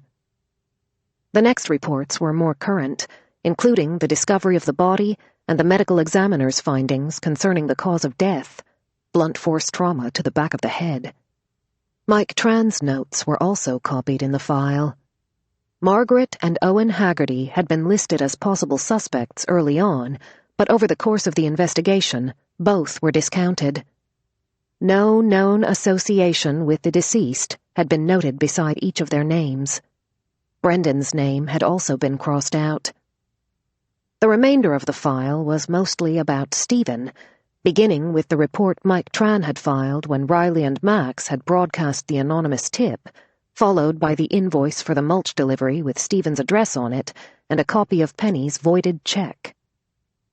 There were interdepartmental reports about the bodies found on Stephen's farm last fall, taken from the Joint Task Force investigation of the Russian mob. Redacted sections had been marked confidential and blocked out in thick black bars. I turned to the last page of the file and felt a hot rush of blood to my face. Mrs. Haggerty had provided a statement detailing the exact dates and times when she'd observed Stephen's extramarital activities while we'd been married. I was mentioned once on that page, identified only as Stephen's spouse. A handwritten question mark had been scribbled beside my name, presumably by Mike Tran. Nick reached out and delicately took the file from me. He closed it quietly and set it back on the table, as if he'd known what page I'd been reading by the look on my face. "Are you finished grilling me?" he asked indulgently. "Not even close." My throat burned, and I sipped my beer as I considered what to ask him next. He cracked a smile, but I could tell his patience was wearing thin.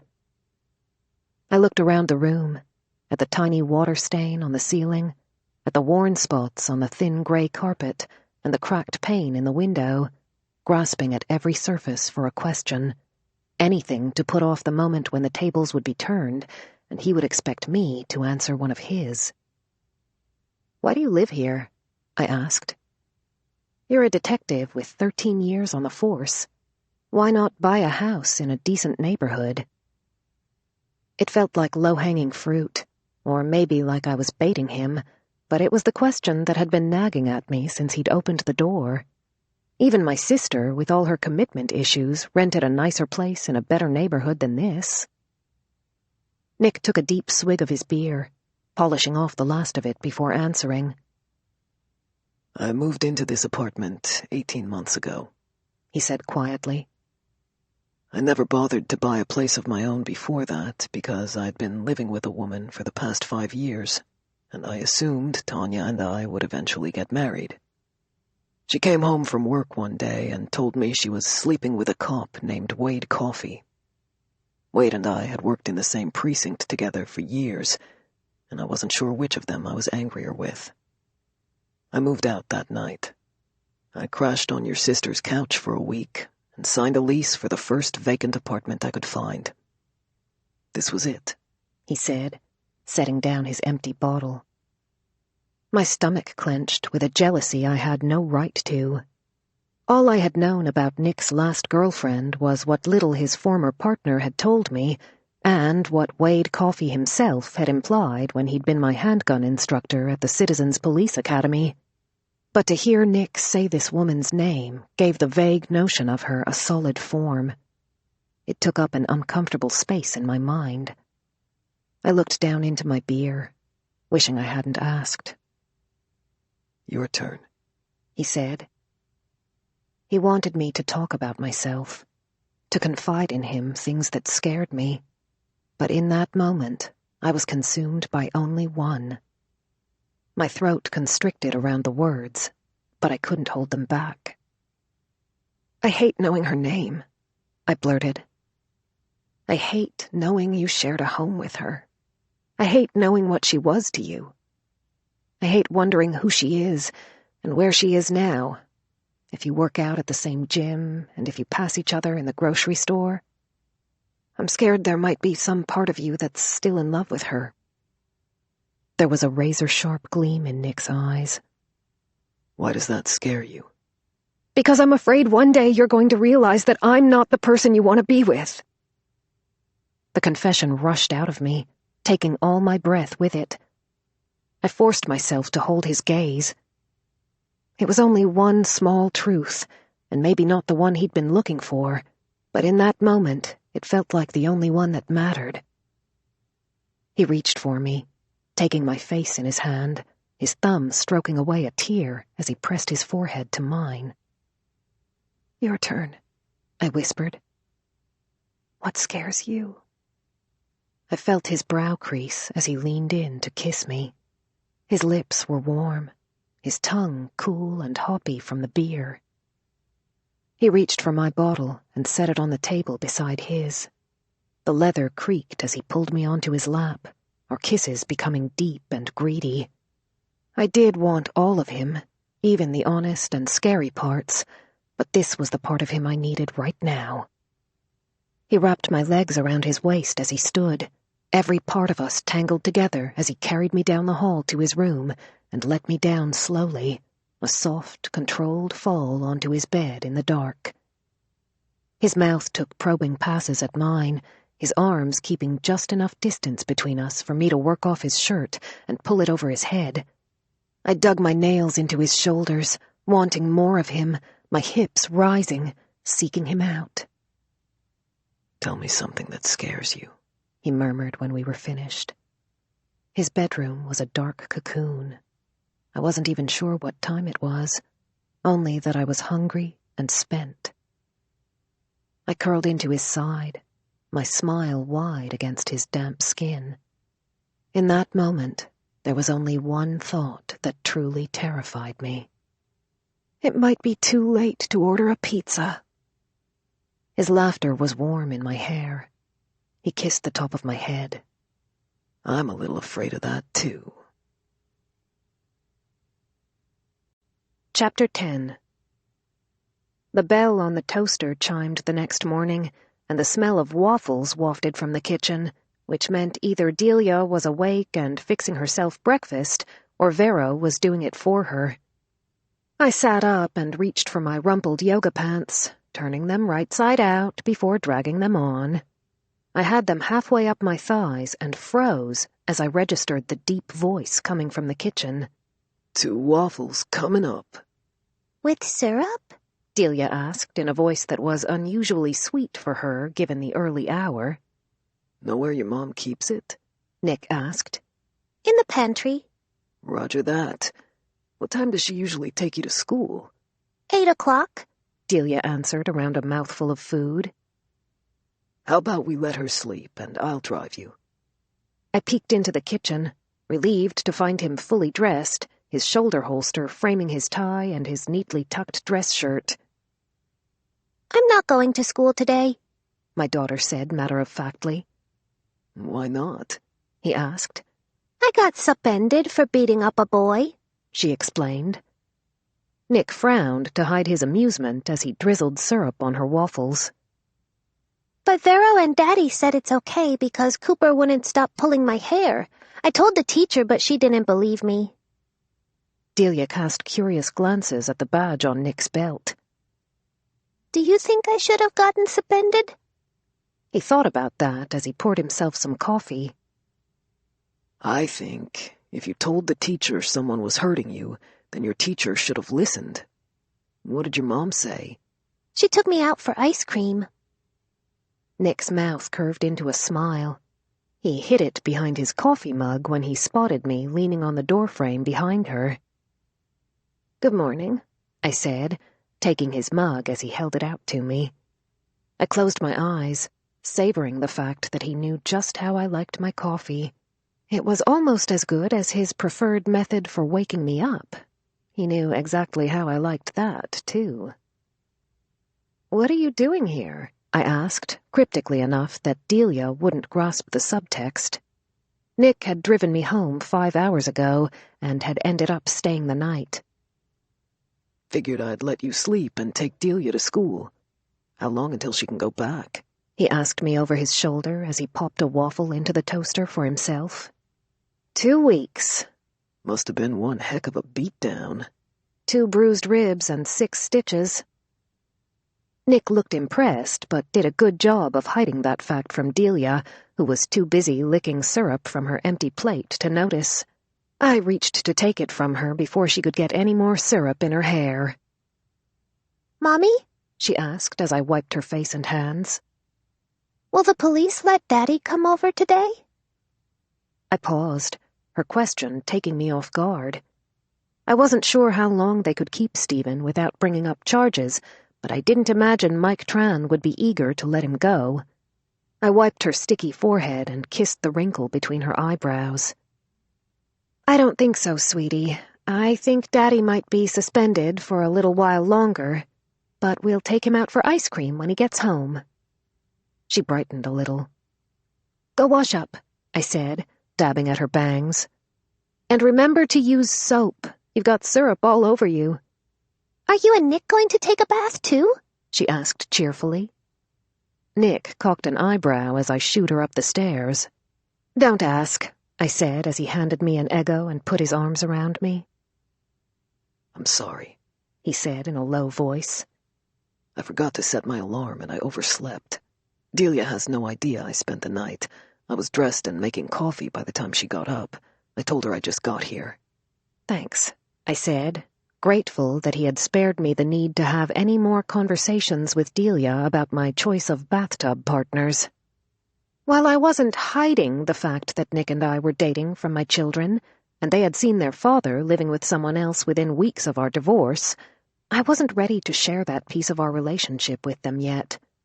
Some part of me still felt guilty for enjoying it as much as I did. Maybe it was the lingering doubt that I deserved this much happiness, or maybe it was the fear that it couldn't possibly last. They had already lost so much, and if Stephen went to jail for murder, they were about to lose a whole lot more. "Morning, Detective," Vero said, rubbing her eyes as she shuffled into the kitchen. "Hey, Vero." Nick checked his watch and reached for his coat. "I hate to run, but I've got some things to do before I head to the station." He poured his coffee into one of my travel mugs and came to stand in front of me. "Today," he reminded me, pointing toward my bedroom, where Mrs. Haggerty was still sleeping. He leaned down to steal a kiss on his way out the door. "I love you. I'll call you in a couple of—" He froze, his face inches from mine, wide-eyed and speechless, as we both registered what he'd just said. He scrubbed a hand over his mouth, his fingers rasping over the stubble. "I should go," he said softly. "I'll call you later." He dropped a tentative, quick kiss on my lips. I stood motionless in the kitchen as the front door closed behind him. "That was an interesting development," Vero said as she poured a mountain of sugar in her coffee. "That wasn't a development. He obviously wasn't thinking and it just slipped out." I dropped an Eggo in the toaster for Vero and wiped the crumbs from my hands, as if none of this mattered, which was a big fat lie. It totally mattered, and I was pretty sure I'd spend the next few hours playing back Nick's parting words, dissecting every syllable. It was probably force of habit. "Force of habit?" She cocked a hip against the counter, her low-riding pajama bottoms dragging on the floor. "You think he gets up every morning before dawn to make coffee and breakfast and say I love you to someone else?" "It doesn't matter what I think. He clearly didn't mean it." "Just because he wasn't ready to say it doesn't mean it wasn't true. Look at Javi. He was in love with me for 3 whole years and never once said it. Face it, Finn. Detective Haughty is head over heels in love with you, and it just slipped out because he happened to let his guard down. Thank you, Dr. Ruth. Vero's phone vibrated on the counter. Javi's name flashed on the screen. She jabbed it, sending his call straight to voicemail. I raised an eyebrow. If you're such an expert on relationships, why did you just hang up on your betrothed? He's not my betrothed, and I hung up on him because he's being an idiot. I frowned. What did he do? He refuses to tell me how many women he dated before we got back together. Are you sure you want to know? Of course I want to know. What if he slept with 100 people while I was away at college? I doubted that. Javi had been madly in love with her since they were kids. Maybe he didn't sleep with anyone. Have you seen him? He's 99% pheromones, Finlay. He should come with a warning label. There had to be someone. Oh, God. She clutched the counter like she might be sick. That's even worse. What if there was only one? What if they were serious? What if she met his mom? What if you're worrying for nothing? I plucked the waffle from the toaster and shoved it in her hand. Maybe he just doesn't want you worrying about something neither of you can change and he wishes he could take back. A door opened upstairs. Mrs. Haggerty came down, wearing a brightly colored coordinated knit set and her big orthopedic shoes. She seemed a little less dour. Her gloom from the day before apparently had lifted, and I hoped that meant she had finally heard from her grandson. She pinched the wire frames of her glasses, squinting through the narrow lenses at me as she took in my sleep-disheveled hair and wrinkled shirt. Are you ill? No. Good. Then I'd like 2 eggs poached with a slice of wheat toast and some orange juice, she added, puttering toward the table. And that's my cue to go, Vero said under her breath, taking her coffee and waffle upstairs with her as the children came bursting into the kitchen. Delia's hair was wet, and her feet were bare. Zach was still wearing his pajamas.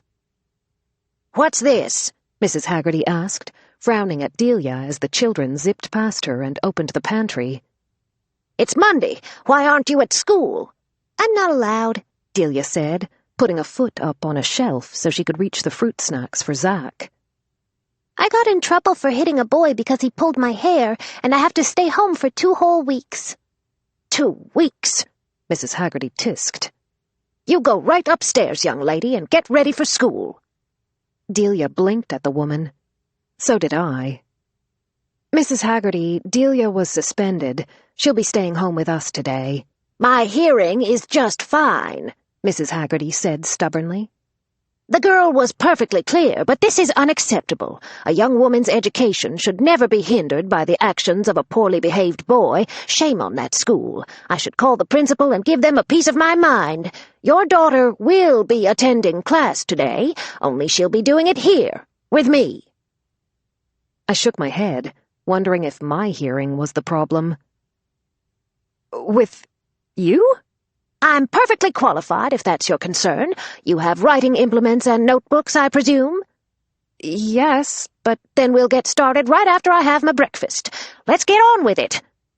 Mrs. Haggerty clapped her hands impatiently. Delia raced upstairs to finish getting dressed, with Zach in hot pursuit. I sighed and set a pan on the stove. If nothing else, it would keep them both busy for a while. Maybe I could get a few loads of laundry done and sneak in a few hours of work. I took out the eggs, grabbed a tube of orange concentrate from the freezer, and dropped a dollop of butter in the pan, while Mrs. Haggerty settled in at my kitchen table to wait for her meal. She set her massive cell phone in front of her and turned up the volume as loud as it would go. A new person of interest in the Guilford Dupree murder investigation. Stephen Donovan of South Riding, owner of Rolling Green Sod and Tree Farm and former resident of the house located directly across the street from the property where the body was found, has been detained by Loudoun County Police for questioning. According to an anonymous source, Donovan had been secretly involved with Penelope Dupree, the victim's wife. I rushed to the table, frantically turning down the volume on her phone, hoping the children hadn't heard any of it. Max was on the screen, detailing what they had uncovered about Stephen and Penny's affair. The smell of burning butter shook me from the phone. I dropped it on the table, leaping to the stove to slam a lid on the smoking pan. I turned down the heat, wiped out the blackened butter, and started Mrs. Haggerty's breakfast over. "I always said that man was worthless," she grumbled. "That's none of your business," I said, cracking her egg hard enough to leave a little shell in it. "It was everyone's business, the way he paraded his affairs around, always traipsing that real estate woman in and out of your house. He certainly wasn't quiet about it." I gritted my teeth as I plucked 2 slices of singed bread from the toaster. "I hope they lock him up. You and those children would be better off for it." I snapped off the stove, scraped her egg and toast onto her plate, and dropped it in front of her. Nick was right. Mrs. Haggerty needed to go. Today. I carried her phone upstairs with me to Vero's room and banged on the door. Vero opened it, one eyebrow raised as she gestured for me to come in. She sipped her coffee while I dialed the number Brendan had left me. If he wouldn't answer my calls, maybe he would answer his grandmother's. Brendan's phone rang no less than 12 times. I let out a frustrated growl. His voicemail still isn't picking up. "He's probably avoiding her," Vero said. "The woman's a royal pain in the ass. I wouldn't blame the guy for wanting to get as far away from her as possible." He was in a hurry to get home when he dropped her off here. Maybe he just miswrote the number. "Hurry is an understatement. He couldn't get out of here fast enough. The guy laid enough rubber in the street to outfit the tire department at Costco. I'm telling you, Finn, he's ditching his grandma." "I don't think he would do that. They're very close." "If they're so close, why didn't he come pick her up first thing this morning? You saw the news. By now he's seen it too. If he was so worried about his grandma, do you really think he'd leave her here, living under Stephen's old roof with you?" She took Mrs. Haggerty's phone and opened the contact list. There were only a handful of entries in it. Vero held it between us as she scrolled to Brendan's name. "See, that's the same number he gave you. Face it, the guy's ghosting her, Finn."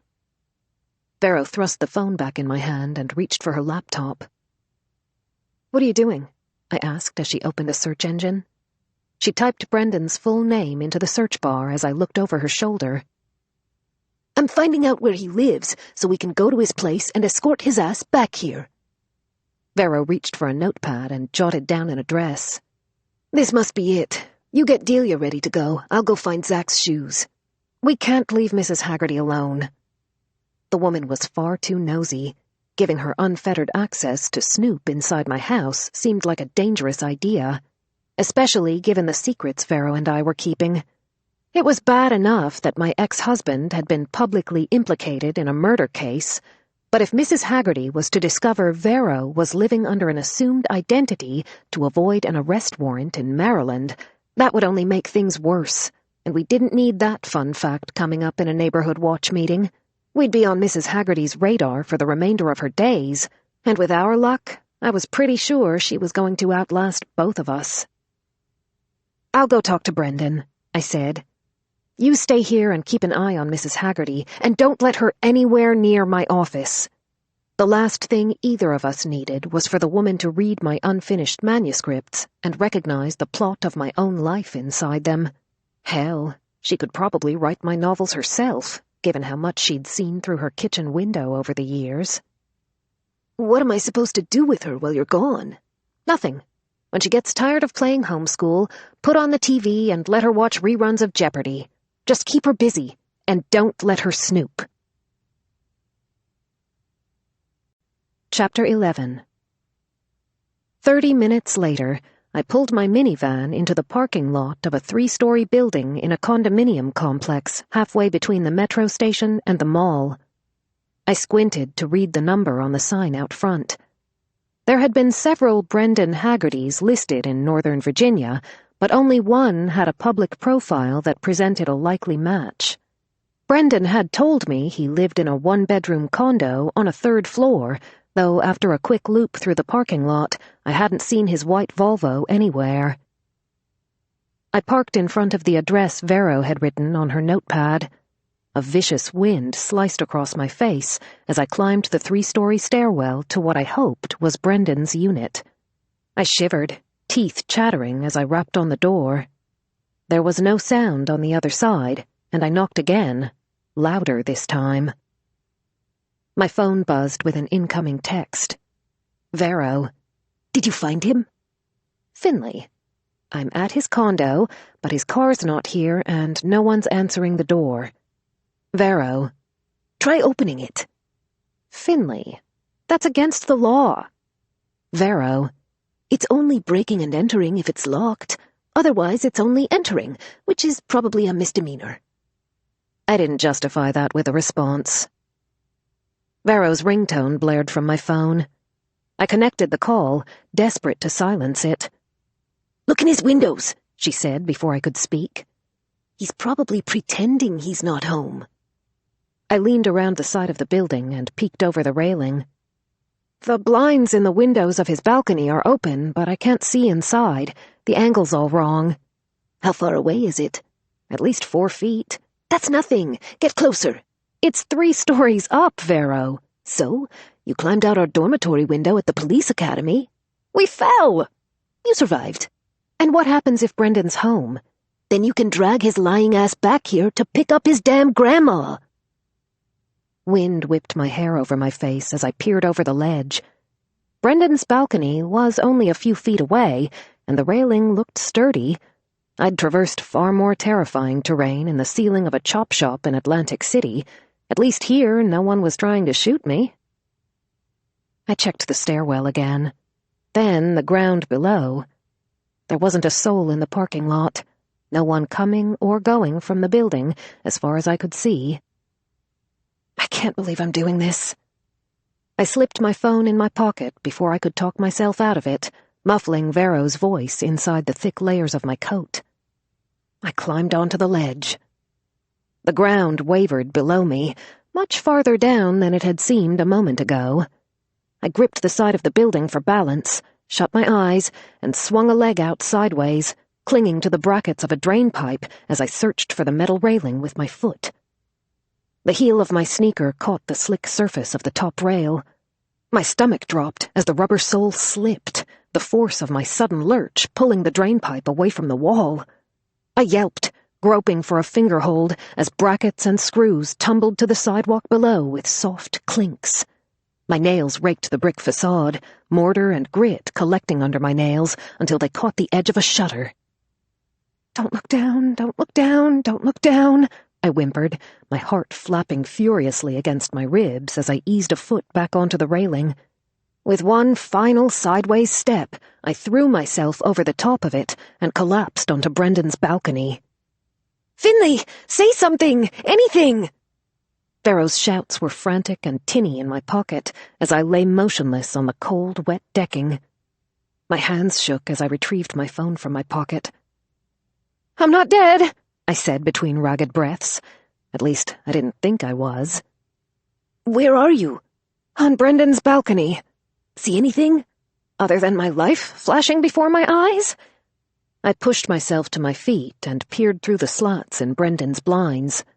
A single lamp was on in his living room.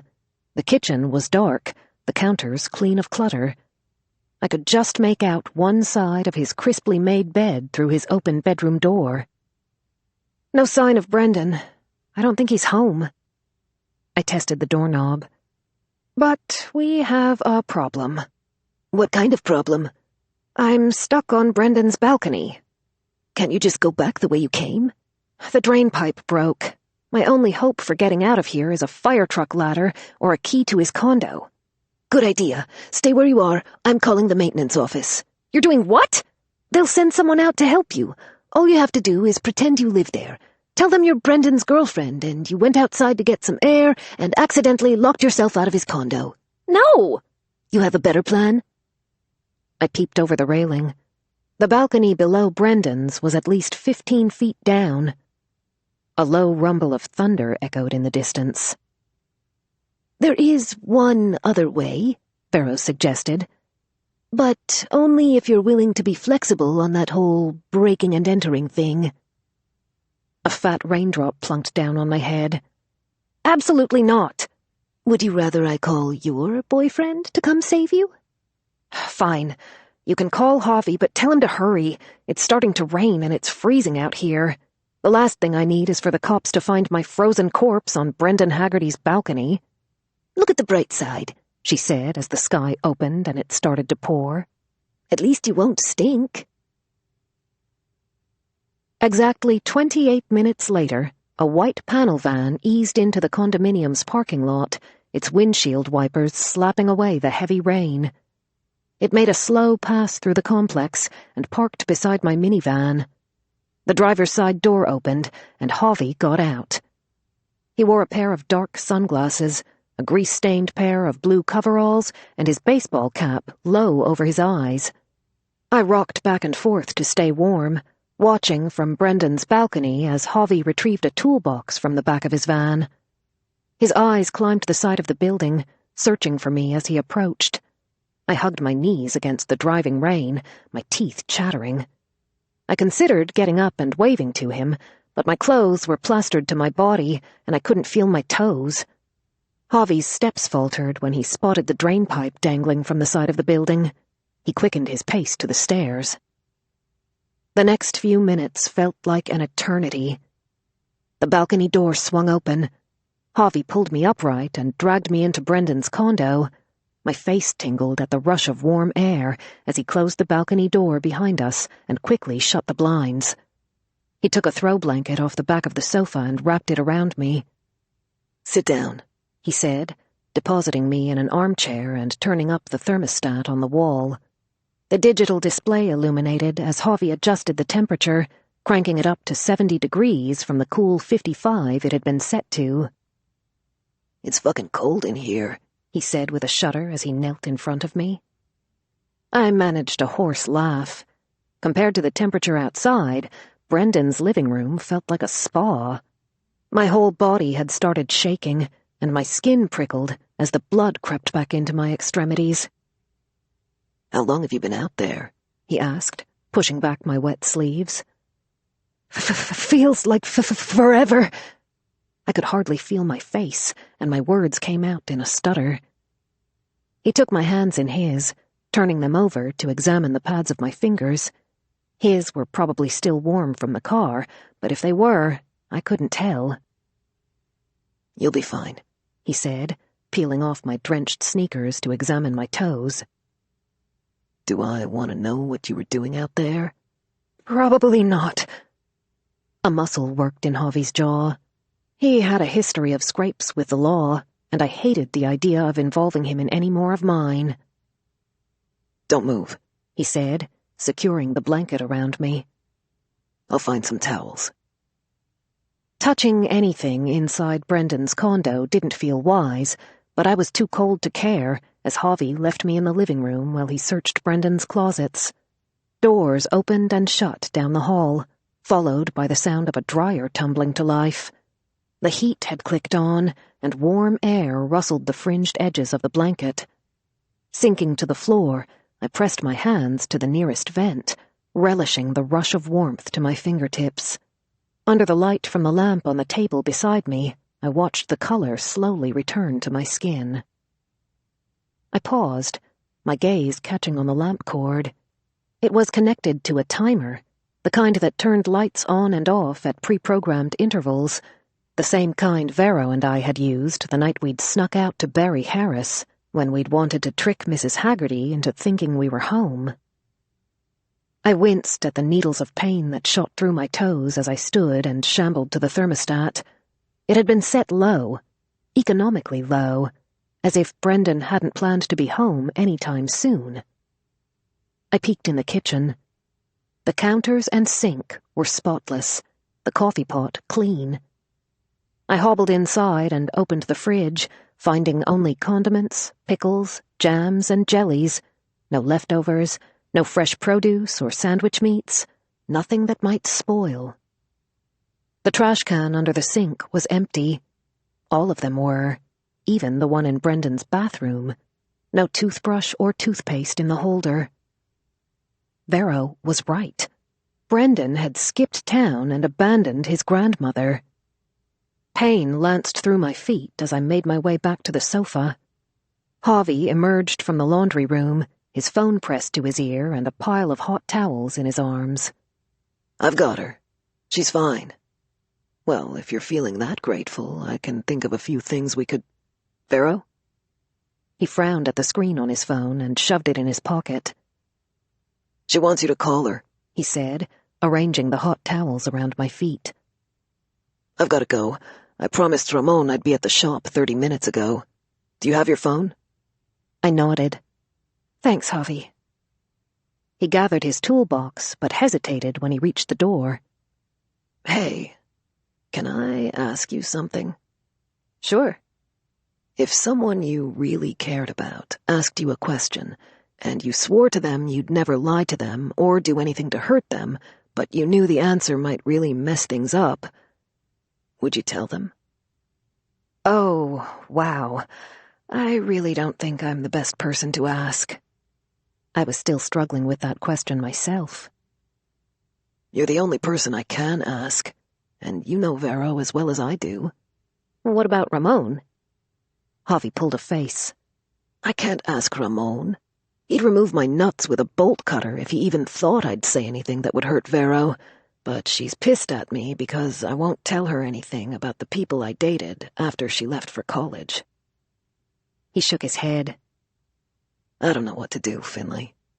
I want to be honest with her. I promised her I would, but having that conversation with her feels like walking through a field of landmines. If I tell her everything, she'll probably hate me. But if I don't, she'll think I'm trying to hide something from her. Either way, I'm screwed. I don't know what she wants from me. Maybe all she wants is a little reassurance. Maybe she just needs to know you're willing to be honest with her, even if it feels like a risk. She's taking a risk too, I reminded him. Maybe she just needs to know that it's worth it. That no matter what happened in the past with someone else, nothing is more important to you than your future with her. He looked down at his hand, flexing his fingers as he stared at his purple bat ring. People keep giving me shit about it, but I haven't taken off this ring since the day I put it on. I meant every word I said to her that night. I just want her to trust me. Then you have to trust her, too, I pointed out. Tell her why you're holding back.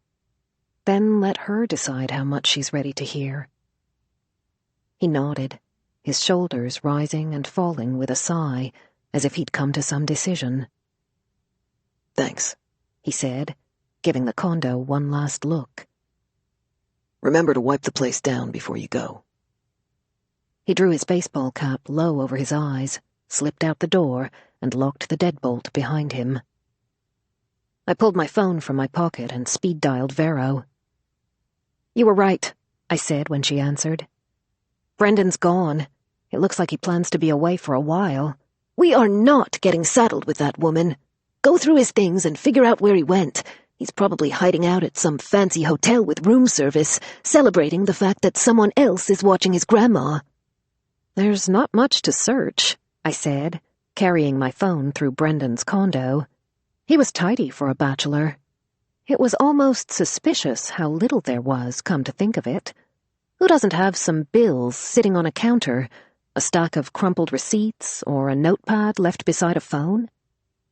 I picked up the receiver in the kitchen and thumbed through the menu to access the call log, but like most landlines, it contained a dozen telemarketing calls, scam numbers, and one from a timeshare resort in Florida. I hung up the receiver, hugging the blanket around me.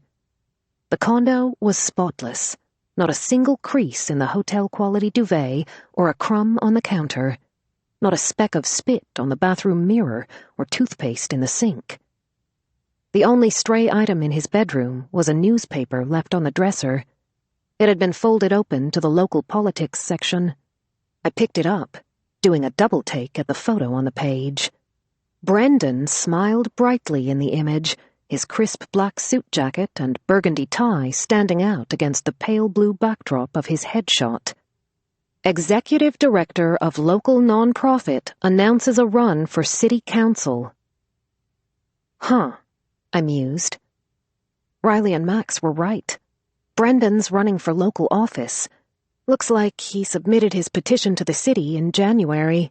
The official announcement hit the paper last week. Maybe Brendan's campaign manager would know where he is. There's a number in the article. Hold on, I'll call you right back. I disconnected from Vero and dialed the number for the campaign office I'd seen in the article. I got routed through several phone trees before a human finally answered. I'm trying to reach Brendan Haggerty, I said. I'm a close friend of his grandmother, and it's urgent that I speak with him, but he's not answering his phone. Mr. Haggerty is on leave for a personal matter. Do you know where I might find him? I'm sorry, but I don't have that information. Did he say when he'll be back? I don't expect him until next week. Would you like to leave a message? I had already left him several, including one from his grandmother's phone. Brendan obviously didn't want to be found. No, thank you. I disconnected and called Vero back. No luck. All they would tell me is that he's away on personal business. The timing felt awfully suspect. Who takes a week of personal leave on the heels of a major career announcement? I remembered Riley's warning to me behind Mrs. Haggerty's house, that Brendan Haggerty was running for office and the public deserved to know what had happened in his grandmother's community. But why? Had they only been concerned with his transparency as a candidate, or had they suspected there was more to Brendan Haggerty's story? I skimmed the rest of the article, which contained a brief rundown of his qualifications, including a mention of his participation in the Citizens Police Academy a month ago. If he was posturing for an election, his participation in a program like that would look good on his platform, and the fact that he'd attended it with his elderly grandmother would have held promise as a heart-tugging human interest story before she'd been arrested. I searched the article for any mention of Mrs. Haggerty, but her name was noticeably absent. Check in the closet, Vero suggested. That's where all the sleazy politicians hide their skeletons. I opened Brendan's closet and riffled through his hangers. His shirts had been pressed and sorted by color. His loafers were polished and organized on racks. Nothing odd in here. It's neat as a pin. There's no such thing as a clean politician, Finlay. Keep looking. Hangers screeched as I pushed aside his suit jackets, revealing a small cardboard filing box in the corner of his closet. I lifted the lid. There was a collection of newspapers and clippings inside it. I think I found something. The headlines of most of the news articles were recent, dated within the last few weeks. What is it? Vero asked as I picked one up and skimmed it. Body of missing local man is found buried in South Riding.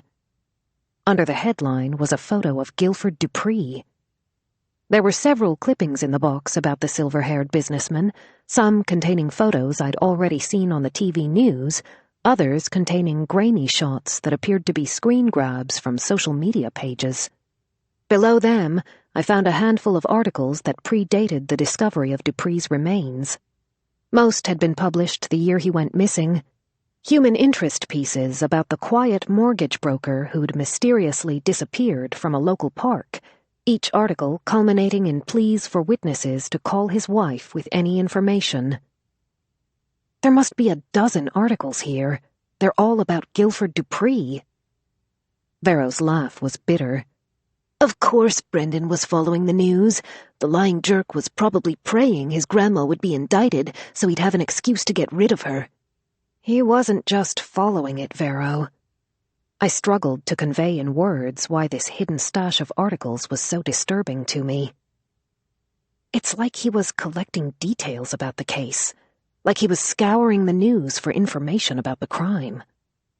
Like he was studying it. Names and dates had been circled. Every small detail of the case that police had disclosed had been highlighted.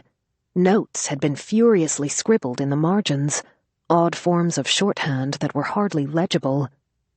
Was he trying to exonerate his grandmother by solving the investigation himself?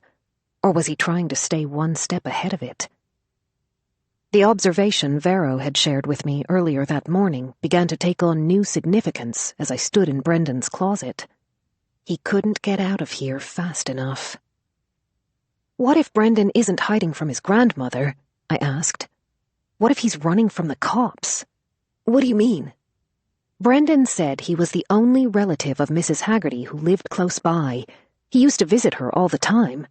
What if he needed a convenient place to hide a body?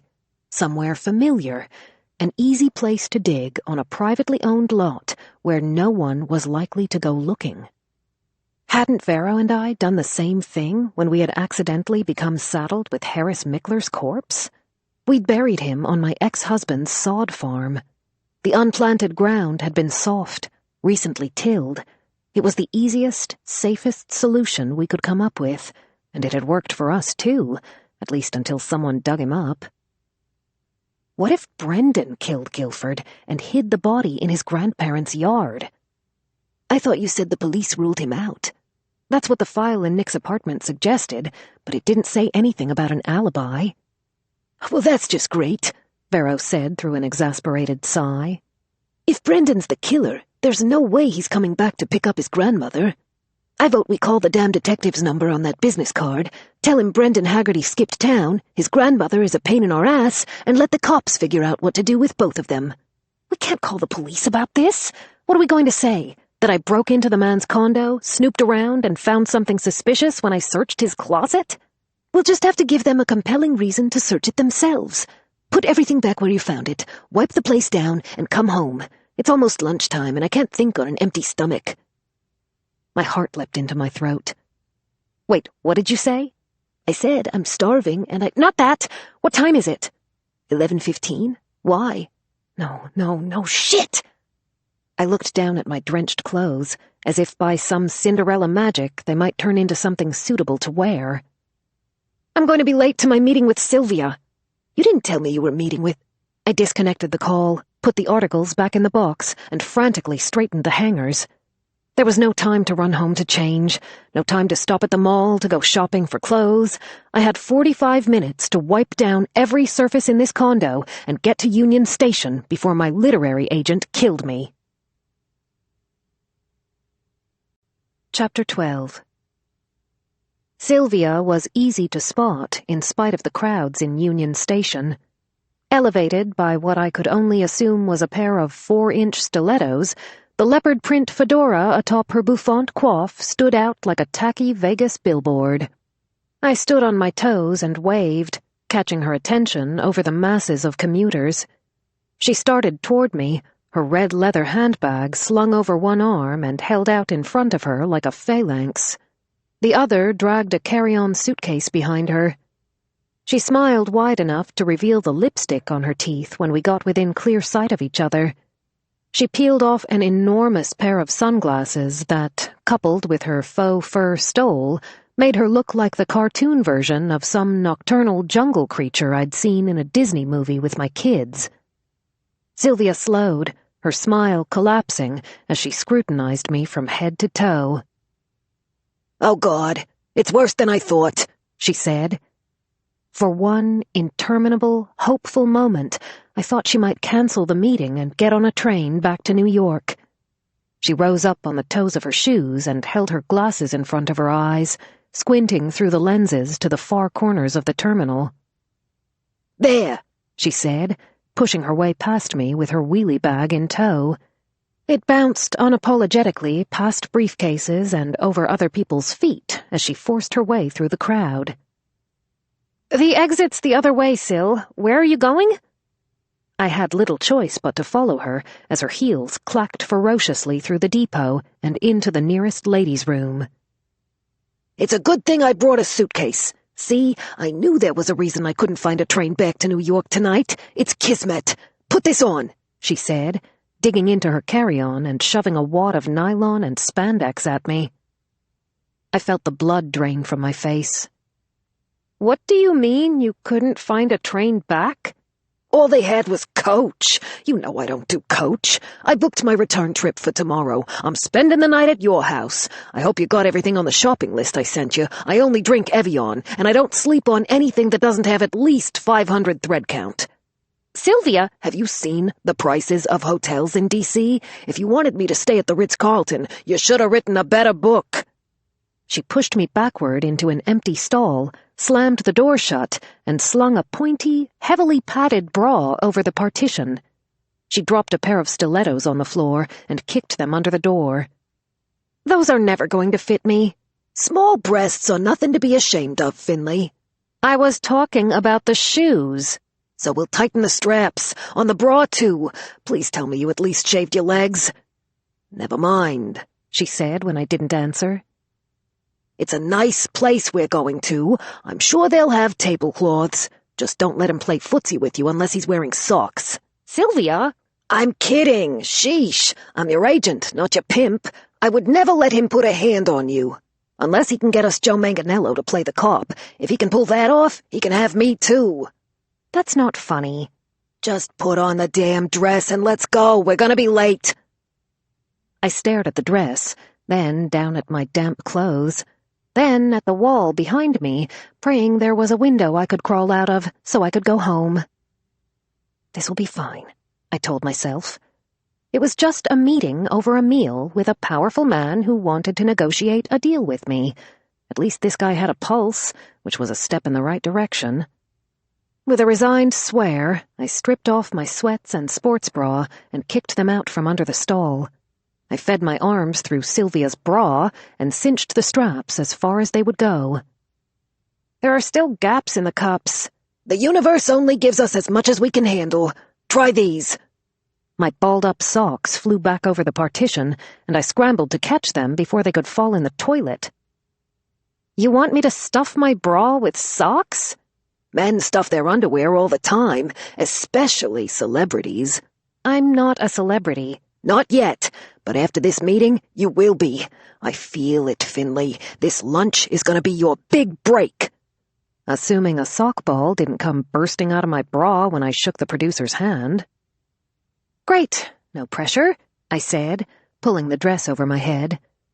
My hair crackled with static as I adjusted the stretchy material to cover as much of Sylvia's undergarments as possible. What's that smell? I asked, wrinkling my nose at the disturbingly familiar scent that wafted from a sock ball as I stuffed it into place. It's lavender. I told you I came prepared. It's great for masking odors. A dark laugh bubbled out of me. This did not bode well. I gritted my teeth as I stepped into her shoes. She beamed at them when I opened the door.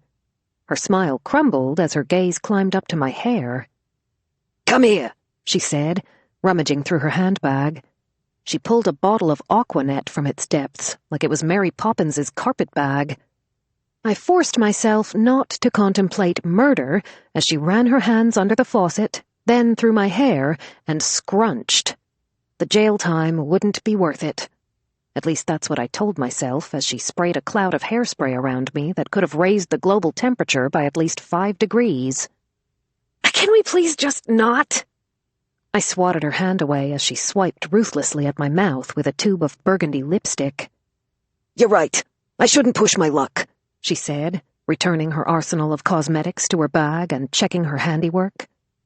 Let's get out of here. Hollywood awaits. 10 minutes, a twisted ankle, and 3 blisters later, we were standing on a street corner in front of a restaurant called The Palm. I'd heard of it before, mostly through local name-droppers. It was a popular lunch spot among politicos and the who's who of D.C., the kind of place an aspiring politician like Brendan would probably want to visit, if only to tick it off his bucket list. I stepped aside, making room for a group of businesswomen in Ann Taylor suits as they left the restaurant. I could do this, I told myself. The producer would take one look at the ridiculous getup I was wearing and change his mind about wanting to meet with me at all. There was no way he'd want to turn my book into a movie. At worst, he'd take pity on me and make an unreasonably low offer. That wouldn't be so bad, right? Those kinds of deals never made it into the headlines, and nobody bothered to watch low-budget films anyway. Sylvia took me by the arm and dragged me inside the restaurant. "There he is," she said, standing on her toes and waving her fingers at a man seated alone in a far corner of the dining room. The man stood to greet us as the hostess led us to his table.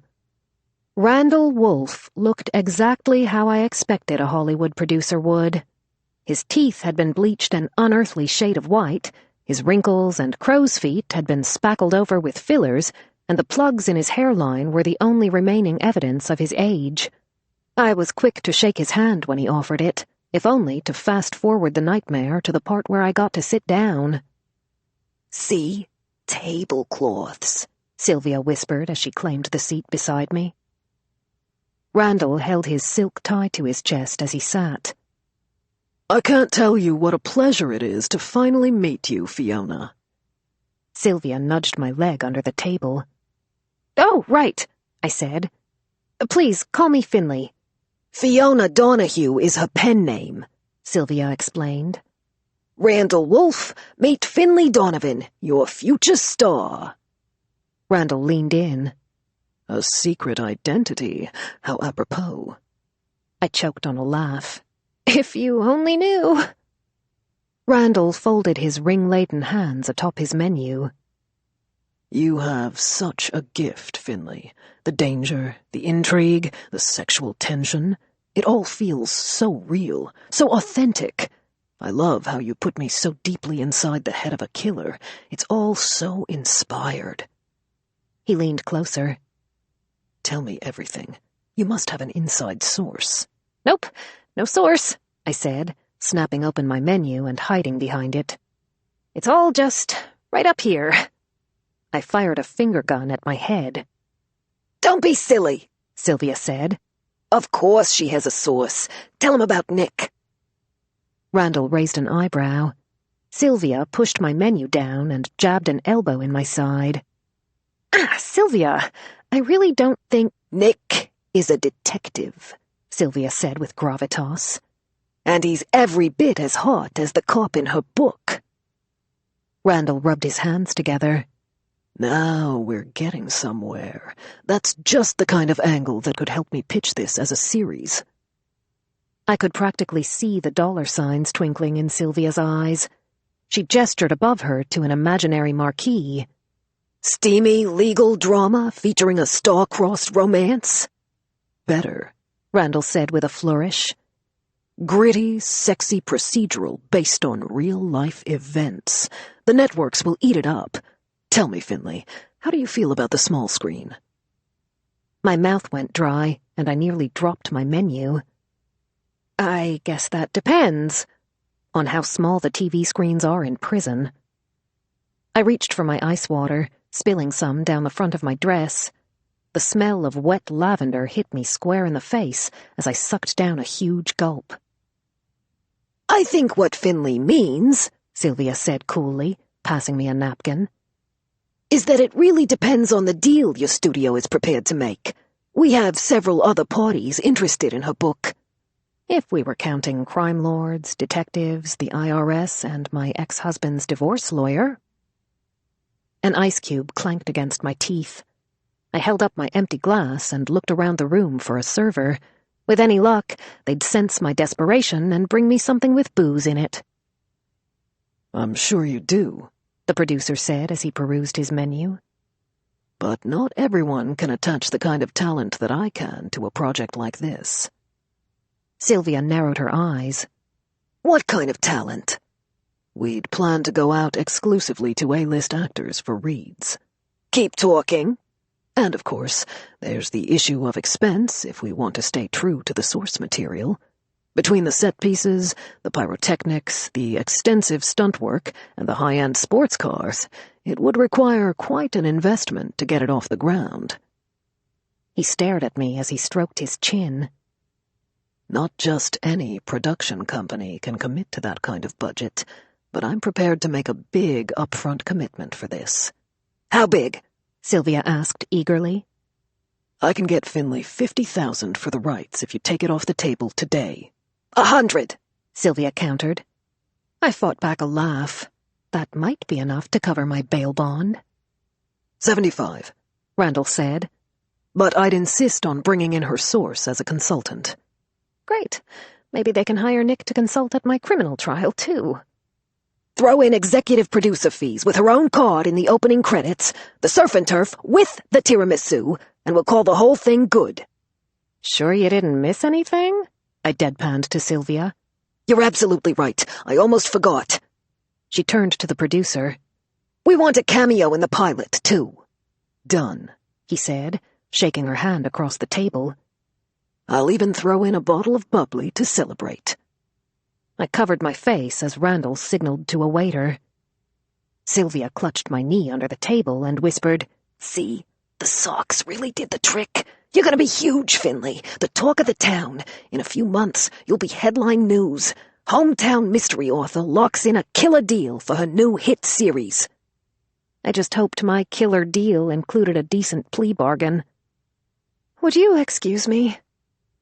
I slid out from behind the table as the waiter popped the cork, leaving Sylvia and Randall to toast their victory without me. I hurried between the rows of tables, desperate to get to the ladies' room and splash water on my face. How was this happening? How had I just accepted an offer to adapt a television series based on my own crime? My feet wobbled in Sylvia's gaping heels. I stumbled, nearly tripping over them, when a set of familiar hazel eyes found mine across the dining room. Julian Baker did a double take. His bored, tuned-out expression grew suddenly intense and alert. The attractive older man seated across the table from him didn't seem to notice. I pretended not to notice, too, as Julian rose from his seat. I covered the side of my face as he navigated between the tables toward me. Julian and I had only dated for a few weeks, last fall. Our relationship had been hot and liberating and refreshingly honest, but I had known early on it wasn't going to work. He was 9 years my junior and still in law school, and I was a single mom in the aftermath of a divorce. We were at very different places in our lives, and yet somehow the universe kept throwing us together. He called my name before I made it to the ladies' room.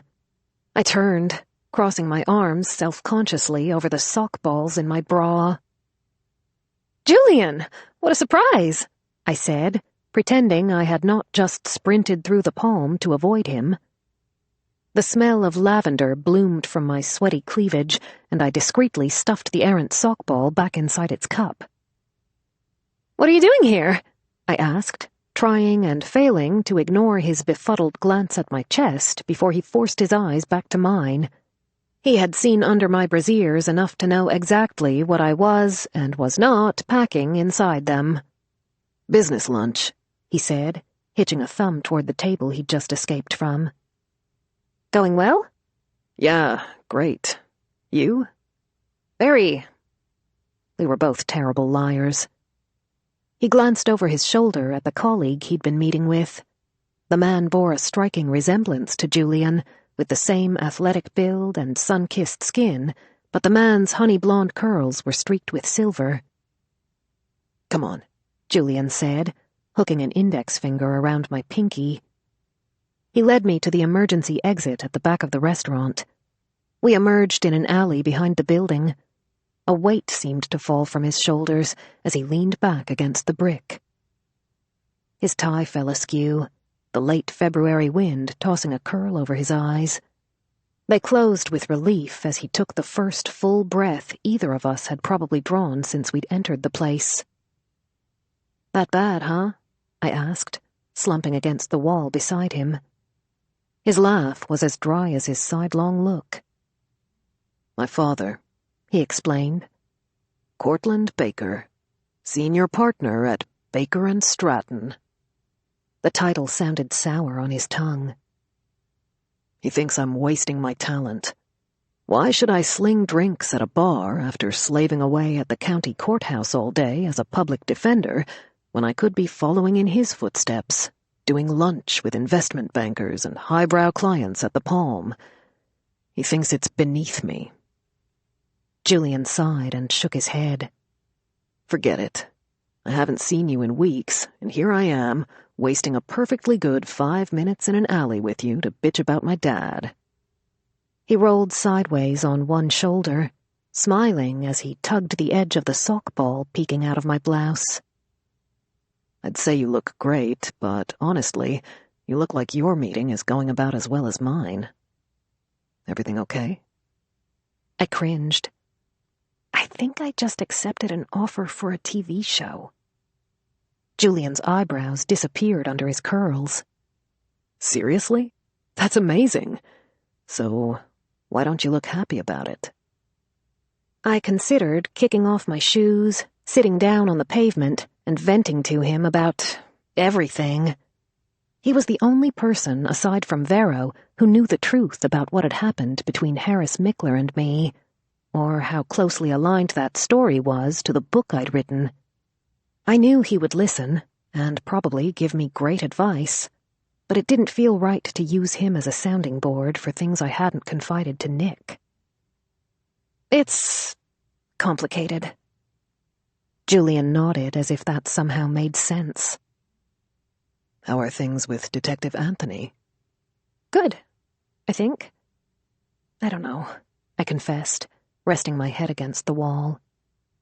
That's also complicated.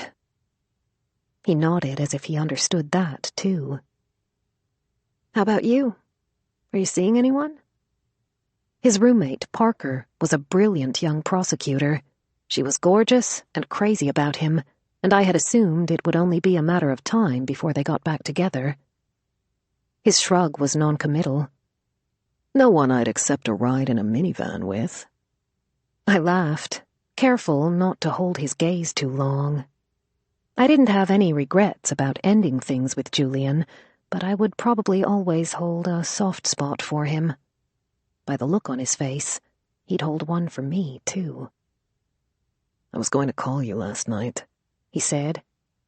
I got worried when I saw the story on the news, but I didn't want to overstep.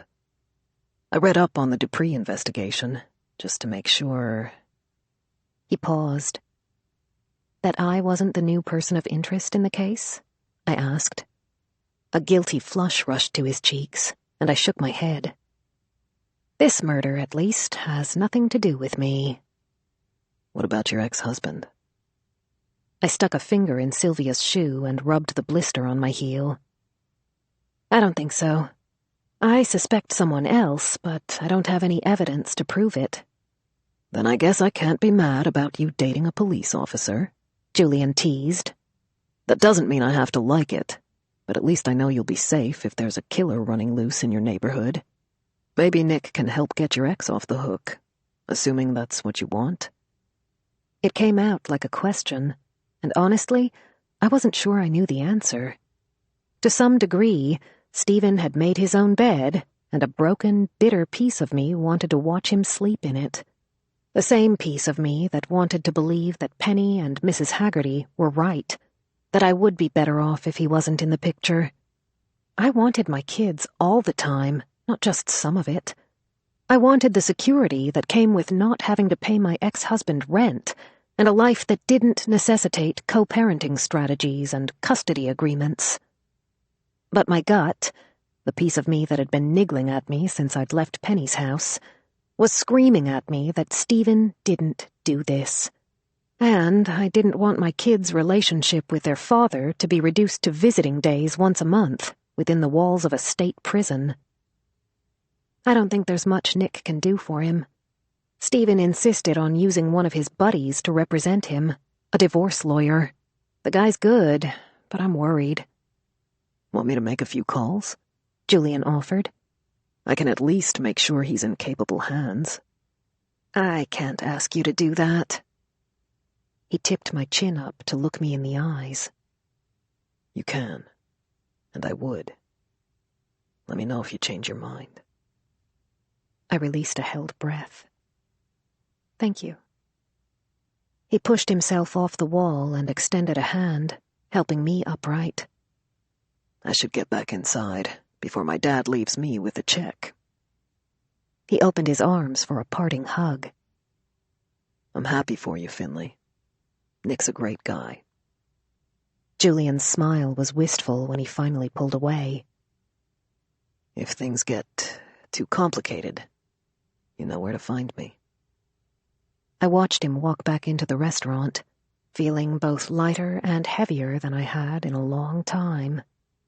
Talking to Julian was like confessing to a hot priest. I felt cleansed and absolved after every conversation with him, and wouldn't have minded occasionally worshipping under his cassock. But I couldn't make myself feel about him the way I felt about Nick. There was only one man I truly wanted to be with, and confessing my sins to him wasn't an option. Steeling myself, I walked back into the restaurant. Nick wanted me to tell him something that scared me. This damn TV series was only the start. Chapter 13. So, let me get this straight, Vero said, fingers pressed to her temples. You had a meeting with a TV producer and your agent, and you wore that, she said, pointing to the drooping gaps in the top of Sylvia's spandex dress that had contained my socks less than an hour ago. And you did not tell me? I sat down at my kitchen table and massaged the blisters on my feet. If it had been any closer to 5 o'clock, and if Mrs. Haggerty and my daughter had not been in the next room, I would have poured myself a very large glass of wine after the day I'd suffered. It didn't seem as important as nearly dying of hypothermia. I saved you from hypothermia. I could have saved you from this. She threw a balled-up sock at me while I gestured for her to keep her voice down. Please tell me the producer was visually and olfactorily impaired. She pulled a face as she sniffed her hand. Is that lavender? She whispered. Seriously? Did you learn nothing in Atlantic City about covering up foul? Randall Wolf offered me a TV deal. Vero went unnaturally still. The only sound was Delia's quiet counting in the dining room, where Mrs. Haggerty was giving her a lesson in math. Vero blinked at me. Can you repeat that last part? I think I misheard you. He and Sylvia negotiated it over lunch. Vero eased slowly into the seat beside me, as if she'd lost the feeling in her legs. How much? Nothing is signed yet. Spit it out. 75,000? That's it? And an executive producer credit? Vero gasped before I got to the tiramisu and surf and turf. But there's a catch. I knew it. You never should have gone without me. What did Sylvia screw up this time? They want Nick to consult on the script. For a moment, Vero gaped at me. Then, a low laugh rumbled in her chest. It's not funny, Vero. I dropped my voice to a frantic whisper when Mrs. Haggerty shushed us. It's one thing to read my book and notice a few subtle coincidences. It's another to market the show as being inspired by a true crime and invite the lead detective from the case to the set to make the whole thing feel even more authentic, especially considering the fact that my ex-husband is being detained on suspicion of a new murder that will bring everything that happened in that book and his farm back under scrutiny. Vero's laughter died. What are you going to do? I don't know yet. I put Sylvia up at a hotel for the night. I'll deal with her tomorrow. After the bottle of champagne she'd split with Randall, she'd been too tipsy to argue when I'd pulled over in front of a Hampton Inn and put a room on my credit card. Zach streaked through the kitchen, naked as the day he was born. He zoomed into the dining room and tugged on Mrs. Haggerty's pant leg. Me do school too. Absolutely not, she replied.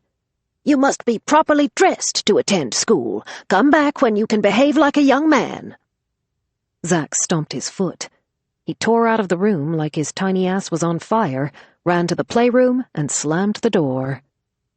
Vero sighed. We should probably find him before he pees on the floor.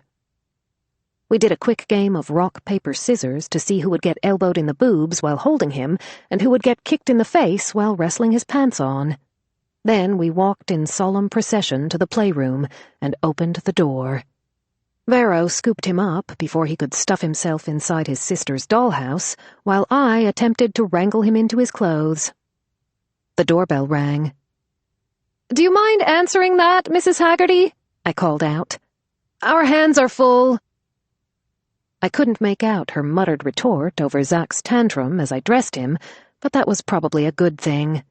She had made it clear every day since she'd been here that she didn't approve of my parenting methods, and if I had to listen to one more lecture from her, I was going to pack up my kids and move to Missouri. I emerged from the playroom holding a writhing, fully dressed Zach in my arms. He quieted, arching up to get a better look when he noticed the two strangers standing on our front porch. The woman held up a slip of paper in one hand and rested the other on her son's shoulder. He looked about Delia's age, and I faintly recalled seeing them both in her classroom at career day a few months ago. The woman was speaking in sharp tones, while Delia cowered behind Mrs. Haggerty's legs. "What's this?" Mrs. Haggerty asked the woman. "That is a bill for our medical expenses. My son suffered several serious injuries after your granddaughter assaulted him at school last week." I passed Zach off to Vero and stepped forward to intervene. "It's fine, Mrs. Haggerty. I'll handle it." Cooper's mother blanched and took a small step back from the door. "You're Margaret Haggerty? From the news? The one who was arrested and sent to jail?" Mrs. Haggerty scowled at the woman. "What business is that of yours?" "I'm sorry. It's just, I didn't expect—" "What did you expect?" Mrs. Haggerty snapped. "An old lady with prison tats?" Vero nearly dropped Zach as Mrs. Haggerty pulled aside the neckline of her blouse, revealing the three-leaf clover tattooed below her collarbone. She let Cooper's mother get a good long look at it before tugging her shirt back in place. "Now that you know who you're dealing with, it seems we have a different understanding of what transpired on the playground last week. According to Delia, your son was pulling her hair." "He was just being a little boy," Cooper's mother stammered. "He was being a little bully, and don't give me that boys will be boys nonsense. That's a load of horse dookie." Mrs. Haggerty looked down her nose at Cooper. "Were you pulling Delia's hair?" Cooper looked cautiously to his mother. They both flinched when Mrs. Haggerty raised her voice. "Your mother wasn't on that playground, boy. I want to hear it from you. Did you or did you not pull Delia's hair?" Cooper nodded. His mother stood mute with shock beside him. "How many times did she ask you to stop?" Mrs. Haggerty asked him. Cooper held up 3 fingers, using his other hand to hold his 4th one down. "Look here, young man." Mrs. Haggerty pointed to the stitches in his forehead. "Bad things happen to poorly behaved boys who don't know how to stop when they're told. Next time, it might be worse. Delia's a quick study, and I learned a thing or two during my stint in the cooler." Mrs. Haggerty nudged Delia forward. "I believe you have something to say to my granddaughter." The woman prodded her son. "Apologize to Delia," she said in a wobbly voice. Cooper mumbled an apology. Mrs. Haggerty cupped a hand beside her ear. "Speak up, boy! I can't hear you." "I'm sorry, Delia," he said, clear as a bell. "Good," Cooper's mother said, pasting on a diplomatic smile as she patted her son's shoulder. "Now Delia will accept your apology, and the grown-ups will settle the matter of the bill. Delia doesn't have to do any such thing, and neither does her mother. The consequences of your son's actions are no one's responsibility but his and your own." Mrs. Haggerty tore the medical bill in half, then tore it once more for good measure. "Your business is done here. Tomorrow, you're going to march yourself right back to that school and tell them none of this was Delia's fault. If you don't, I might have to show up at your home unannounced with a little business of my own." Mrs. Haggerty slammed the door. Delia beamed up at her with a wide, toothless smile. I suppressed my shocked laughter behind my hand.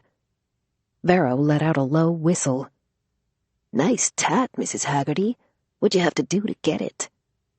Mrs. Haggerty harumphed. "I didn't get it in jail, if that's what you're asking.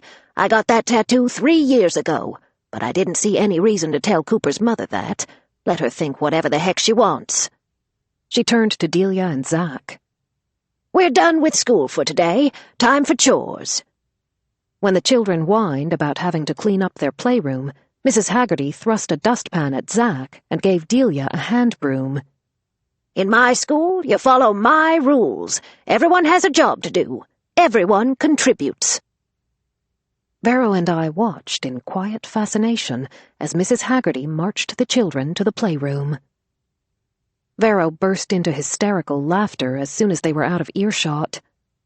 "I might have passed judgment too quickly. That woman is one badass mama bear. She absolutely shredded Cooper's mother." My own laughter died, and I tipped my head. If Mrs. Haggerty was a mama bear, then Brendan was the closest thing she had to a cub, which made me wonder how far she might go to protect him. I reached for my phone. "What are you doing?" Vero asked as I scrolled through my contacts. "I'm calling Cam." Vero frowned. "Why?" "We need to find Brendan," I said in a low voice. Mrs. Haggerty has been very cagey about where he went and why he's not returning my calls. I feel like she's hiding something. She could be covering for him. And if she's covering for him, there's probably a reason. If he was involved in any way in Guilford Dupree's murder, then the sooner we found him, the better. Cam picked up on the second ring. "What's up, Mrs. D?" "I need a favor." "Name it." "It's really important that I find someone, today." "How important?" "I did save your life, you know." "Which is why I'm willing to offer you a generous discount. $100. That's half my usual rate." I was surprised he hadn't already Venmo'd it to himself. 50. "And dinner?" "Chicken casserole." "Send me everything you've got on your missing person. I'll be there in an hour." I texted Brendan's name and address to Cam, along with a brief description of the few things I knew about him: approximate age, line of work, his vehicle make and model, and a link to the article about his run for office, which also contained his photo. I gave my phone to Vero. "See what you can find about Penny Dupree. Look for any connection between her and Brendan. While you search, I'll start working on dinner." I dug around in the pantry, the fridge, then the freezer, cobbling together a hodgepodge of ingredients for a casserole. Vero opened a search engine and began scouring the internet for information about Guilford and Penny Dupree. For a few minutes, the kitchen was quiet, except for the scrape of the whisk against the mixing bowl, the clatter of Vero's computer keys, and Mrs. Haggerty barking out orders in the playroom. "Look at this," Vero said, zooming in on one of the articles. "According to the news, Guilford and Penny had purchased a vacation home in Boynton Beach and were planning to retire there before he went missing. Didn't you say you'd found a Florida area code in Brendan's call log?" "Just some vacation company, probably a marketing call. Why? What else does it say?" "Penny sold their house in Florida later that winter.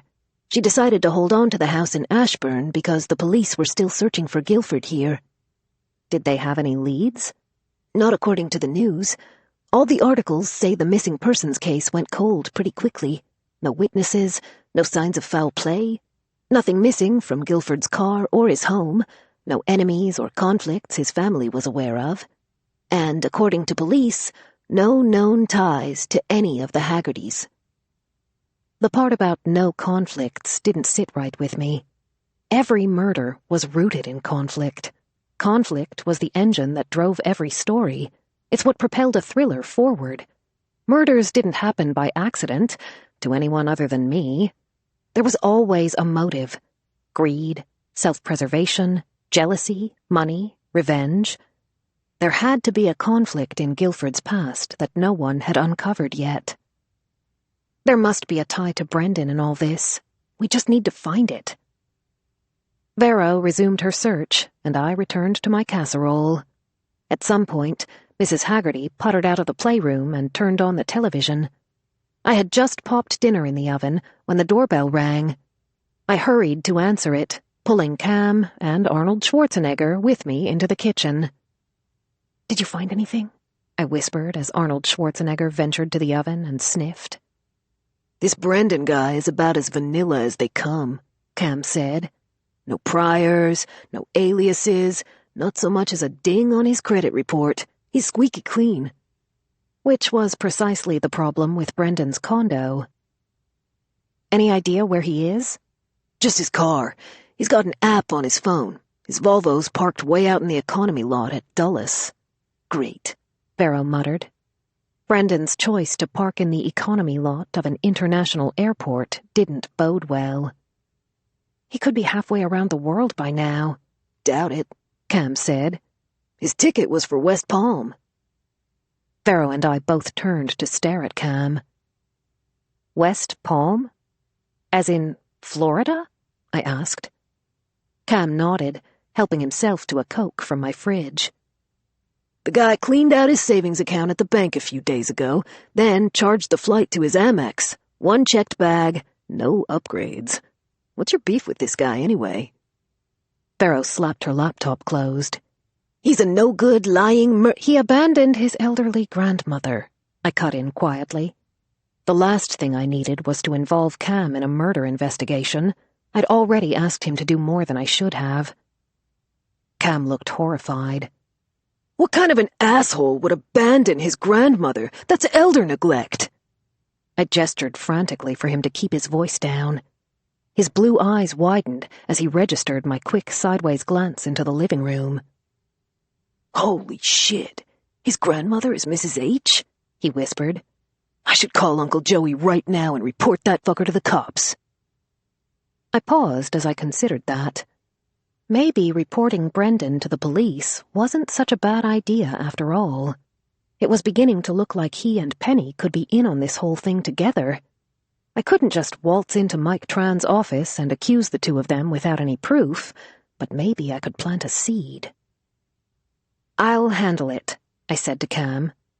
"You go keep Mrs. Haggerty company until dinner's ready, but don't say anything to her about this. It might upset her." He made a zipping motion over his lips and carried Arnold Schwarzenegger with him to the living room, while I called his uncle. Joey sounded frazzled when he answered the phone. "Hey, I was just getting ready to call you. I'm trying to get in touch with Nick, but he's not picking up. Is he with you?" "No, why?" "He asked me to let him know about any developments in the Dupree case. I just got a call from a buddy of mine in Loudon. Stephen's being charged. They're booking him tonight." Chapter 14. I left Vero at home to keep a close eye on Cam and Mrs. Haggerty while I hightailed it to the Loudoun County Police Department. I entered the building with the confidence of a woman who'd walked in and out of countless police stations before, but it didn't change the fact that I didn't know a single cop in this one. "I'm here to see Detective Mike Tran," I informed the officer behind the desk. She gave my sweatshirt and jeans a quick once-over through the glass. "Is he expecting you?" "No, but it's very important that I speak with him." "I'd be happy to give you his extension, and you can leave him a message." "I don't want to leave a message." "I'm sorry, but Detective Tran isn't here." "I know he's here because he just filed charges against my ex-husband. Please," I said, lowering my voice when two other officers behind the partition paused their conversation to look at me. "My name is Finlay Donovan. My ex-husband's name is Stephen Donovan. I need to know if he's still here and if I can speak with—" The door beside the partition opened. I turned, hoping to see Mike Tran, but it was Stephen's divorce lawyer who came barreling through it. I almost didn't recognize him. The last time I'd seen Guy Folsom had been at our wedding. He'd been Stephen's best man, and had gotten drunk enough on cheap champagne to tell me exactly how long he predicted our marriage would last. He'd been right, and it wasn't until Guy had sent a courier to deliver our separation and custody papers that it occurred to me that he'd known Stephen much better than I ever had. He looked more or less the same as I remembered him, with a few extra wrinkles, a little less hair, and several more inches around his middle. He stormed out of the back offices into the waiting area, his knuckles white around the handle of his briefcase. His fancy suit jacket hung open, revealing sweat rings under his arms. A button had been torn from the collar of his dress suit, and his tie was askew. "Guy?" I called out as he blew past me. He paused, frowning as if it had taken him a minute to register who I was and what the hell I was doing there. I held up a finger to the officer at the desk to let her know I'd be back to finish our conversation. Then I pulled Guy aside, into a corner of the small reception room. His hair was mussed, and his lower lip was puffy. "What's happening?" I asked. "Is Stephen okay?" Is he okay? Guy's sardonic laugh revealed a smear of blood on his front teeth. He wiped the corner of his mouth with the back of his hand and swore under his breath when it came away pink. No, Finlay. Stephen just assaulted a cop. He's far from okay. He was only a few short hours from walking out of this place. Now he'll be lucky if they don't throw him in prison. He assaulted a cop? Not just any cop. Mike Tran, Guy said, pulling a handkerchief from his breast pocket and dabbing at his lip. We were in the interrogation room, answering the same damn questions they'd been grilling him with for the last 2 days. I had just finished telling Tran to file charges against my client or get off the pot. I told him we'd been more than cooperative, and this was the last question I was giving him before I filed a complaint for false imprisonment. The next thing that came out of Tran's mouth was about you. Me? Stephen flew off the handle. He launched himself over the table at Tran. I took an elbow in the face trying to pull him off. Next thing I know, 2 uniforms are hauling him out in handcuffs, and Tran's pushing for assault charges. But not murder? I asked as Guy blotted his lip. Not yet. But let's just say Tran didn't look too upset about his fat lip. Might not have been the charge he was hoping for, but at least now he's got one that'll stick. And you know what? Maybe a little time in the cooler will be good for Stephen. The guy's a fucking hothead. I couldn't argue with that. Where is he? Guy jutted his chin toward the door he'd just come through. They're booking him now. When you talk to him, tell him I've done all I can do. Wait, I called after him as he headed for the exit. You're just dropping him? I was trying to do Stephen a favor, but if he wants to be an idiot and throw his life away, he'll have to do it on his own. I didn't have a chance to ask Guy for a referral, or what would happen to Stephen now, before he was out the door. Stunned, I returned to the counter. I'd like to see Stephen Donovan, I said with a forced calm. No family is allowed. Attorneys only, the officer said bluntly. I claimed a hard plastic chair in the waiting area and stared at my phone. Against my better judgment, I sent a quick text to Julian. Finlay. Stephen is being charged. I'm at the LCPD. They won't let me see him without a lawyer. My knee bobbed an impatient rhythm as I waited for his reply. A text message pinged. Julian. Sit tight. I'm on my way. I was getting ready to text Vero and fill her in when the inner door buzzed open again. Detective Tran held it wide as he scanned the room. One side of his face was shiny, his eye slightly discolored. Mrs. Donovan, would you come with me, please? I hurried to my feet and followed him into a labyrinthine maze of hallways flanked by small offices. He directed me into an empty interrogation room. Have a seat, he said, gesturing to the table in the middle of it. Thank you, but I'd like to see Stephen. Detective Tran closed the door. It'll be a few hours before the magistrate can get to him. You might as well take a seat. He pulled out a chair for me, claiming the one across the table for himself. I've called an attorney, I said. He'll be here any minute. Detective Tran acknowledged with a nod. Yes, I heard Stephen's lawyer quit. That's unfortunate timing. For who? The detective glanced up from his notebook. I hadn't meant to say it out loud, but Tran looked amused. I'm sure this was all a misunderstanding, I said, careful to keep my tone civil. There's no misunderstanding. Stephen is here because he's a suspect in a murder investigation. We can demonstrate that he had means, opportunity, and a motive to kill Guilford Dupree. We can also prove he has a violent streak. He didn't bother pointing out the indisputable evidence on his face. Stephen can't be the only suspect, I argued. I mean, has anyone bothered to investigate Brendan Haggerty in all this? Brendan Haggerty? Detective Tran laughed, making me feel as if I'd been left out of some inside joke.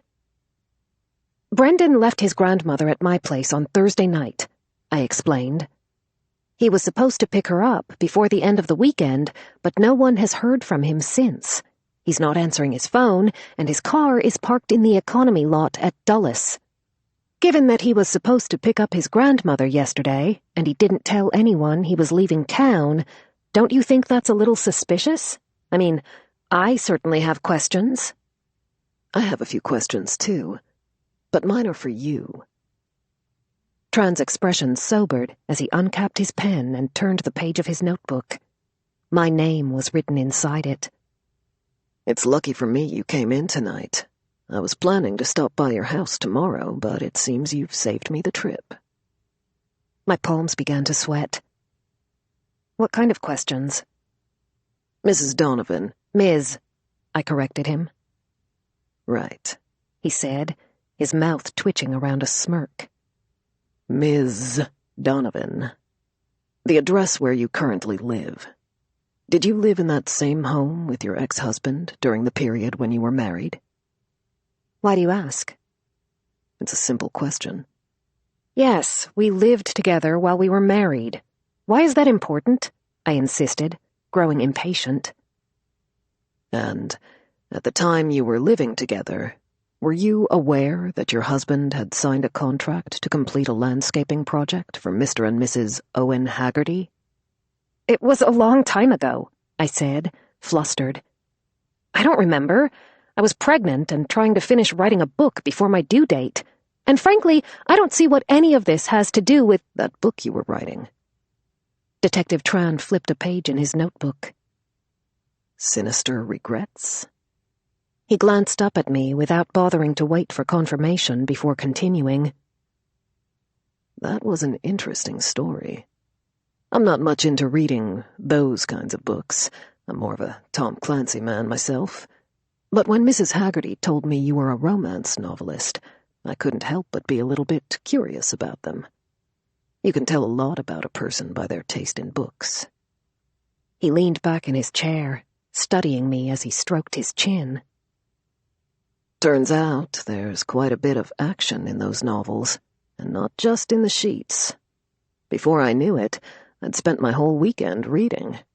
I managed to get through quite a few of your books, and I noticed some intriguing parallels.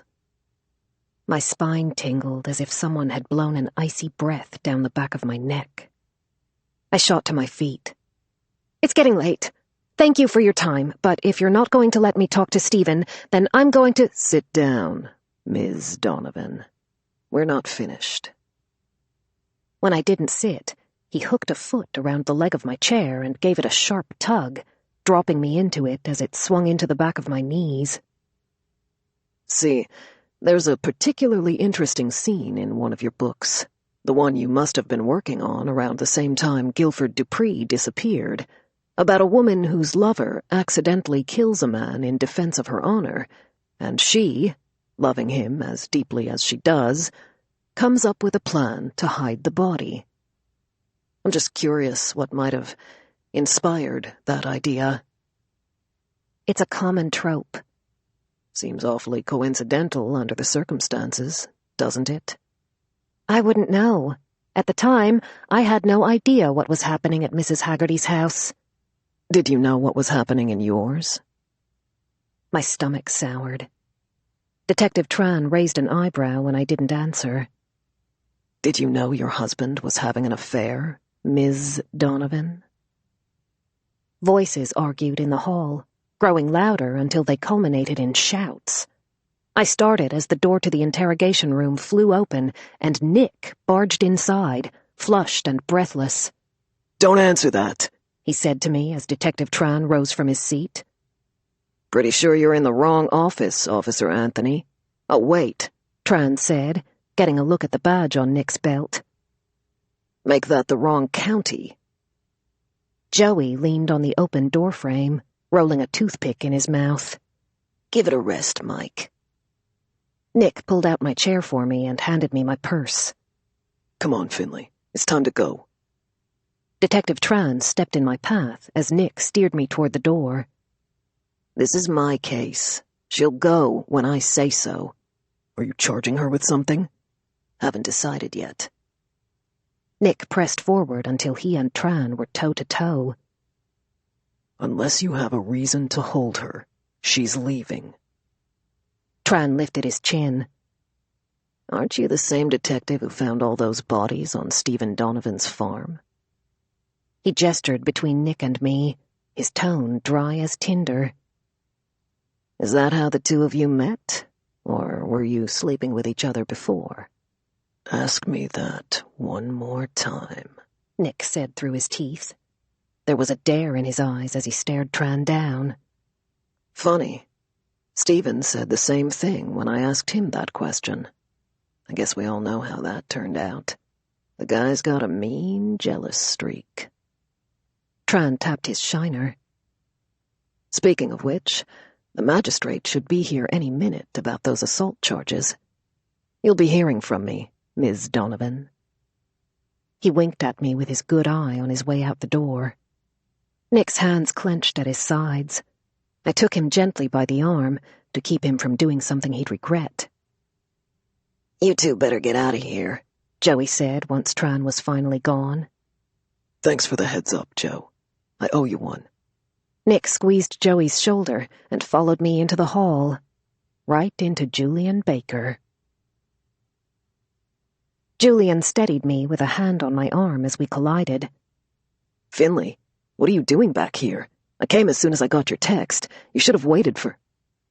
His eyes lifted to Nick behind me, and Julian quickly shut his mouth.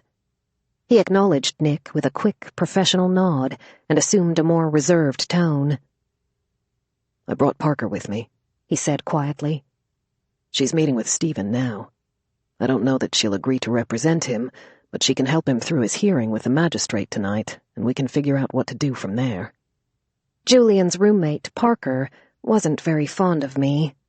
This wasn't the first time Julian had called her to get me out of a jam, but hopefully she wouldn't hold that against Stephen.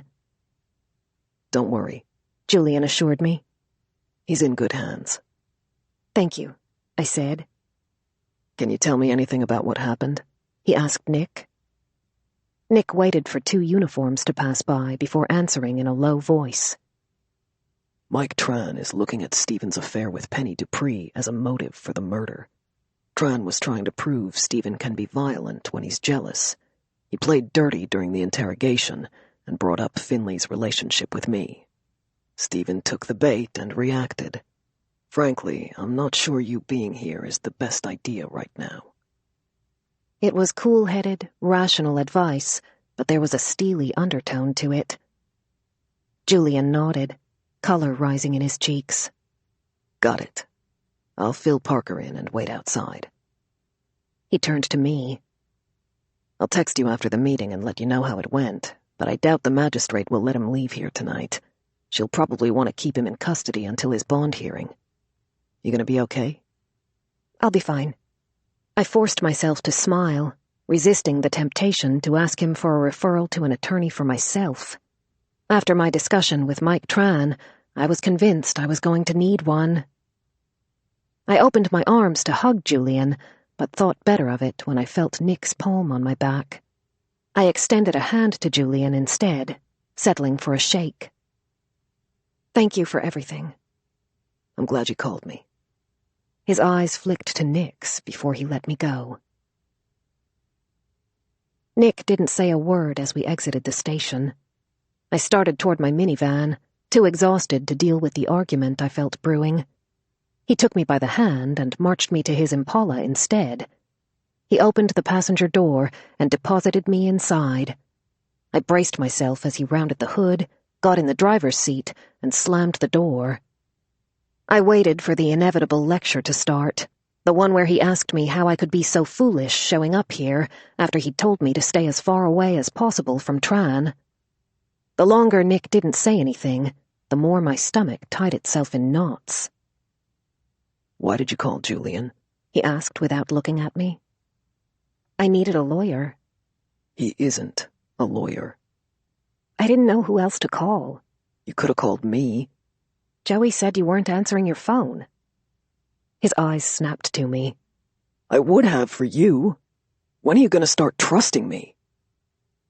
The silence stretched between us. He rubbed a hand over his mouth and lowered his voice.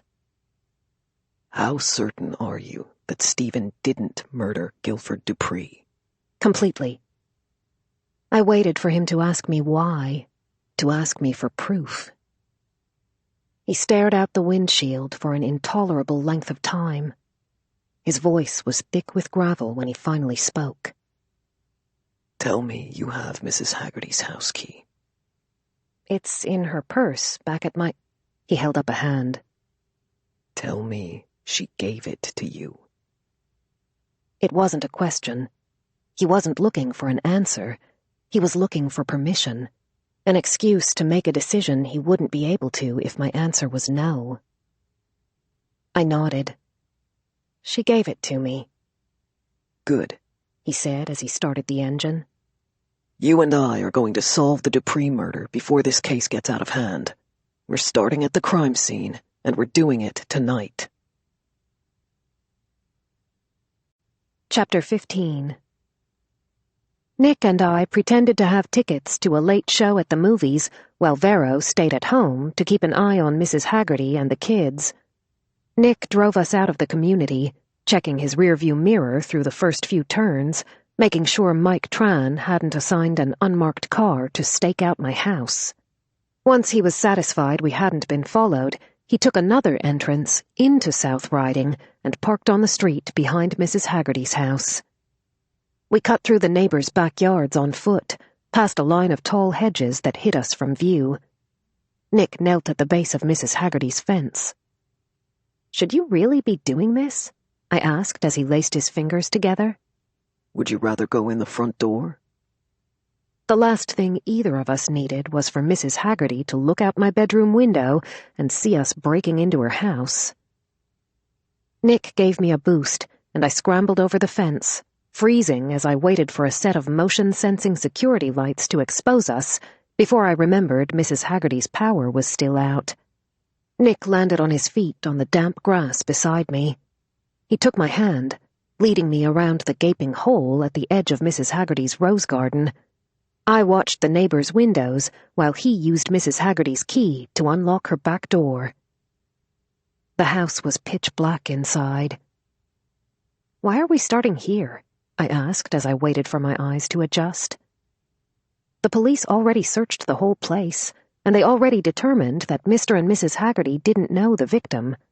Maybe we should be starting somewhere else. Like Brendan Haggerty's condo.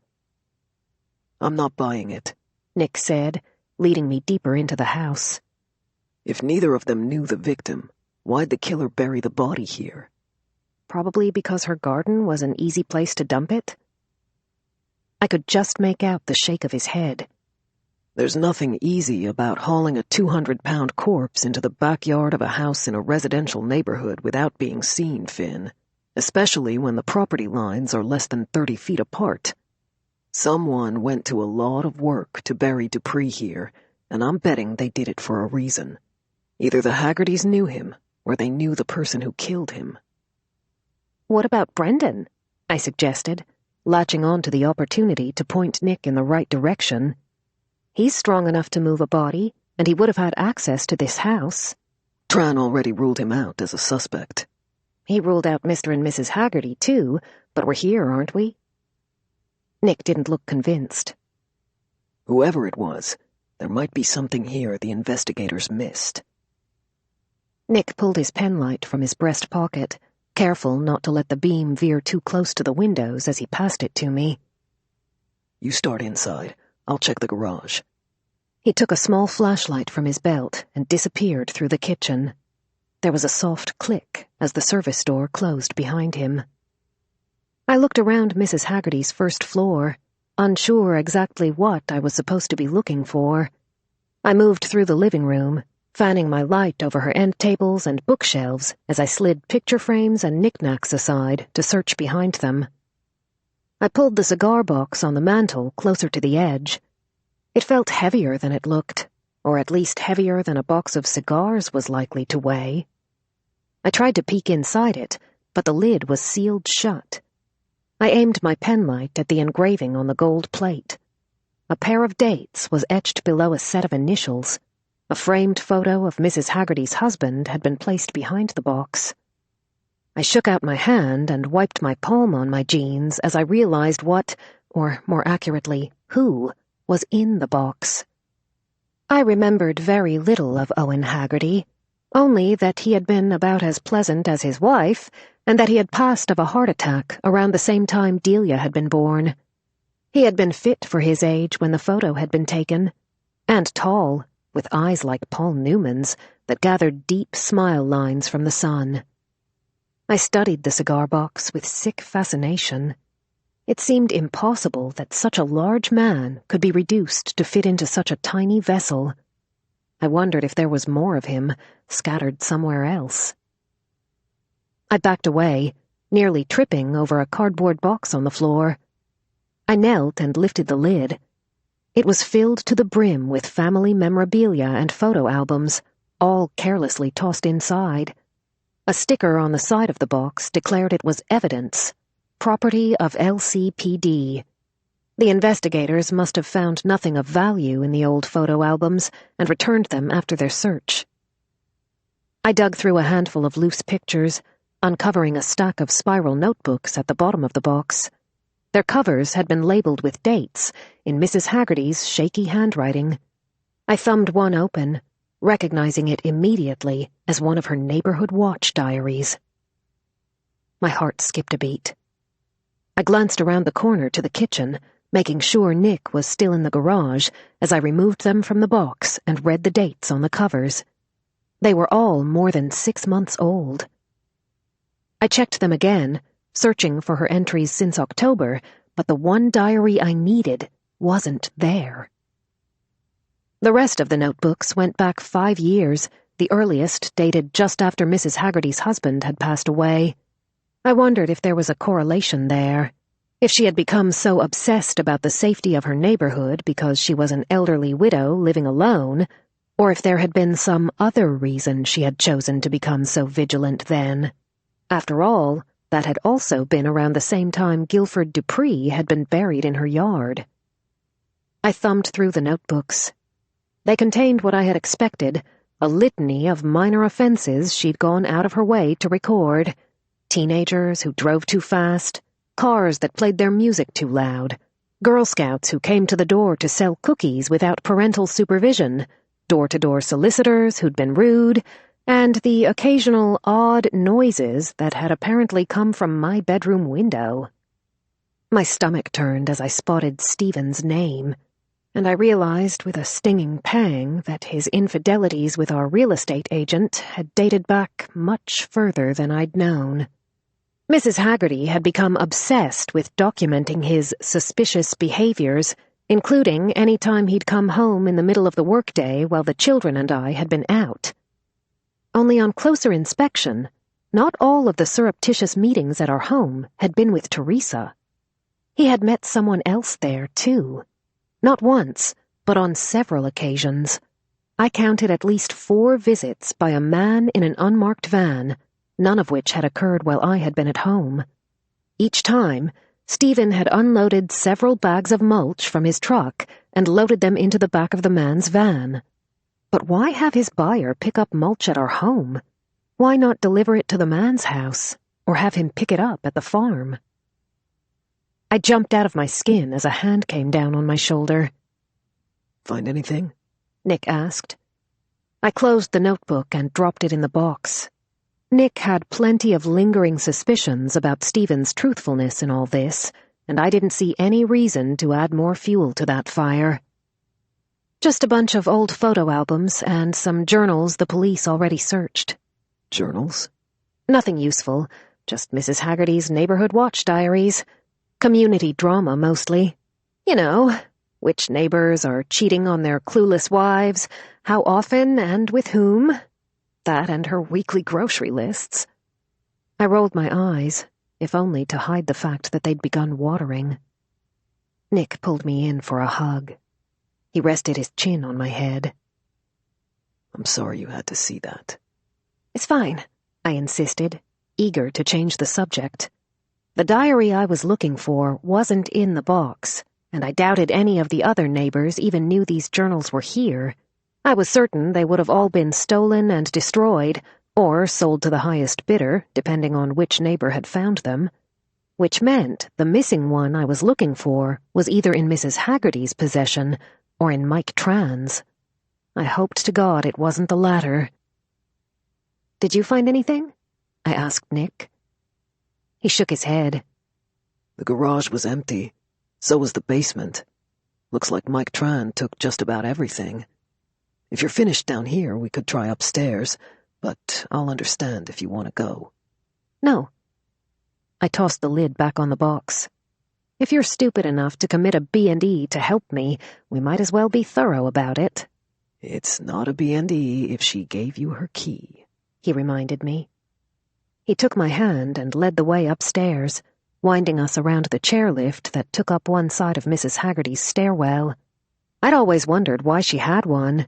She'd seemed pretty sprightly for her age when she'd been kicking my ass on the police academy training course, though that was mostly due to the fact that Brendan was her partner and he was in excellent shape, and she'd certainly had no problem climbing the stairs in my house when she'd staked her claim to my bedroom. I could only assume the chairlift had been her husband's. Nick aimed his flashlight into the first room at the top of the stairs. A set of twin beds bookended one wall. Framed photos hung behind them. The photos were mostly of Brendan. While Brendan hadn't grown up in this house, this room had clearly been where he stayed when he visited.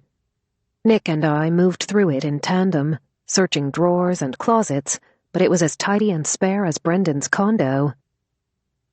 Nothing, Nick said, emerging from the closet. You? He came up behind me, putting his hands gently on my waist as he looked over my shoulder. I shut the desk drawer a little too hard. Nothing that screams I murdered Guilford Dupree. I swear Brendan is involved in this somehow. Why do you say that? He was supposed to pick up his grandmother 2 days ago, but he's not returning my calls, and I'm pretty sure he's skipped town.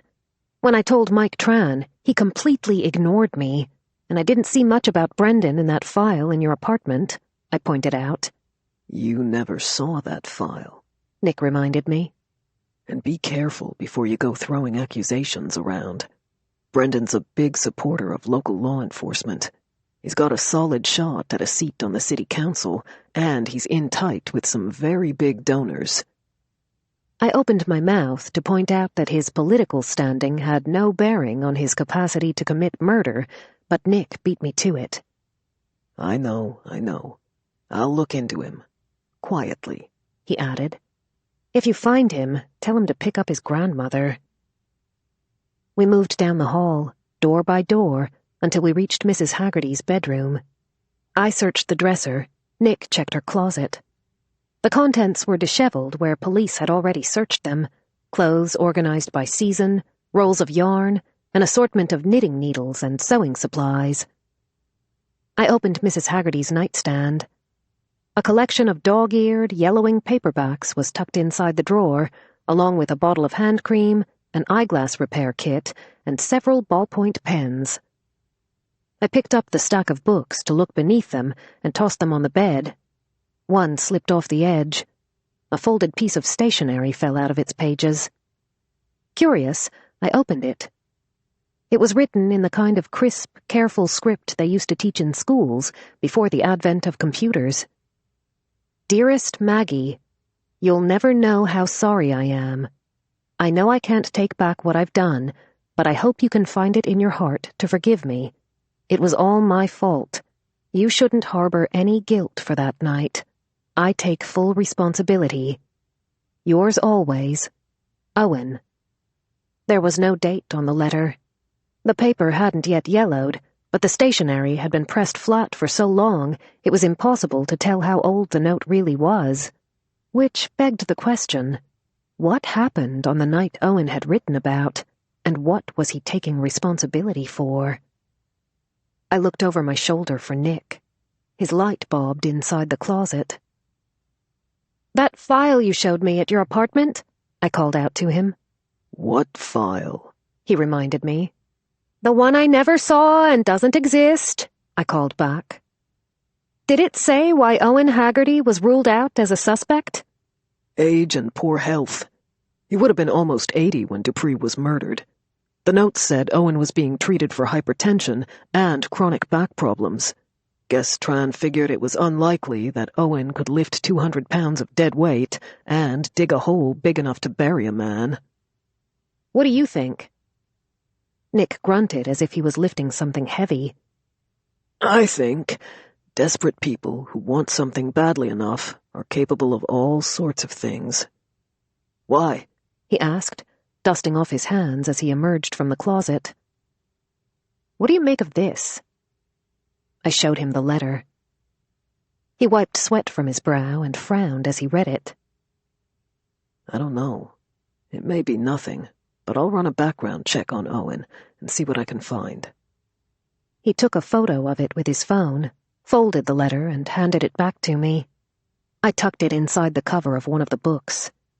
Between Penny's anonymous tip, Brendan's suspiciously timed trip to Florida, Stephen's bizarre mulch deliveries, and this strange letter from Owen, I wasn't sure what to make of any of this. There were too many clues, and none of them seemed connected. Hey, Nick said behind me, resting his hands on my shoulders. You okay? You've been a little quiet since you found those journals downstairs. I'm fine. He turned me to face him. We don't have to do this. Stephen's lied to you so many times, Finn. No one would blame you for doubting him. He didn't sleep with Penny, I said sharply. And he didn't murder Guilford Dupree. You don't have to believe me. After all the lies I'd told over the last 5 months, I wouldn't blame Nick if he second-guessed me either. But I was right about this. I stepped out of his arms and dropped down on my knees beside the bed, ducking to look beneath it. Nick knelt behind me. I do believe you, he said close to my ear. If your gut says he didn't do it, we'll keep looking. He reached around me to grab the mattress. The muscles in his arms strained as he lifted it so I could slide an arm underneath. Anything? He asked. There's nothing here. He let the mattress fall, but his arms stayed around me. He was warm and solid, his body heat chasing away the chill in the room. This is almost as much fun as that night we went looking for evidence in the dumpster behind Felix's restaurant, he murmured into my hair. Only you smell better. He nipped my earlobe when I laughed. You know, we don't have to go back to your place just yet. I'm not getting naked with you in Mrs. Haggerty's bed. He nuzzled my neck as he unzipped my coat. How about on the floor? It's freezing in here. I can fix that, too. He turned my face to his and kissed me, and in that moment, I was pretty sure he could fix anything. He pulled me against his chest, and my knees turned to jello. Why not? I told myself. Mrs. Haggerty had been doing God knows what in my bedroom for the last 4 days. If I wanted to feel guilty for something, I had plenty of other sins to choose from. Nick laid me back on the carpet, his hands finding me under all my layers. I turned my head as he moved down my body, kissing a trail down my neck. One of Mrs. Haggerty's dog-eared paperbacks lay on the floor beside me, the peeling spine label caught in the beam of Nick's flashlight. The title of the book pinged something in my brain. Goosebumps rippled over my body as I recognized the collection of Miss Marple stories. It was the same book I'd seen in Penny Dupree's closet. Detective Tran was right. You could tell a lot about a person by their taste in books. I just hadn't paid enough attention to Penny Dupree's. Chapter 16. Tell me you're not serious. Vero looked like she might be sick in the back of my minivan the next morning. It was the only place I could think of where we could talk privately. As soon as Vero had come down to the kitchen searching for coffee, I had shoved her arms in her coat and a travel thermos in her hands and hauled her out to the garage with me. Then I'd stuffed us both inside the back of my minivan, locking us in where no one could hear us. I am telling you, I saw the exact same book in Penny Dupree's house. I was talking about you having sex in Mrs. Haggerty's. Says the woman who still has her own bed. Can we please focus on what's important here? Penny had that same book of old mysteries in her house.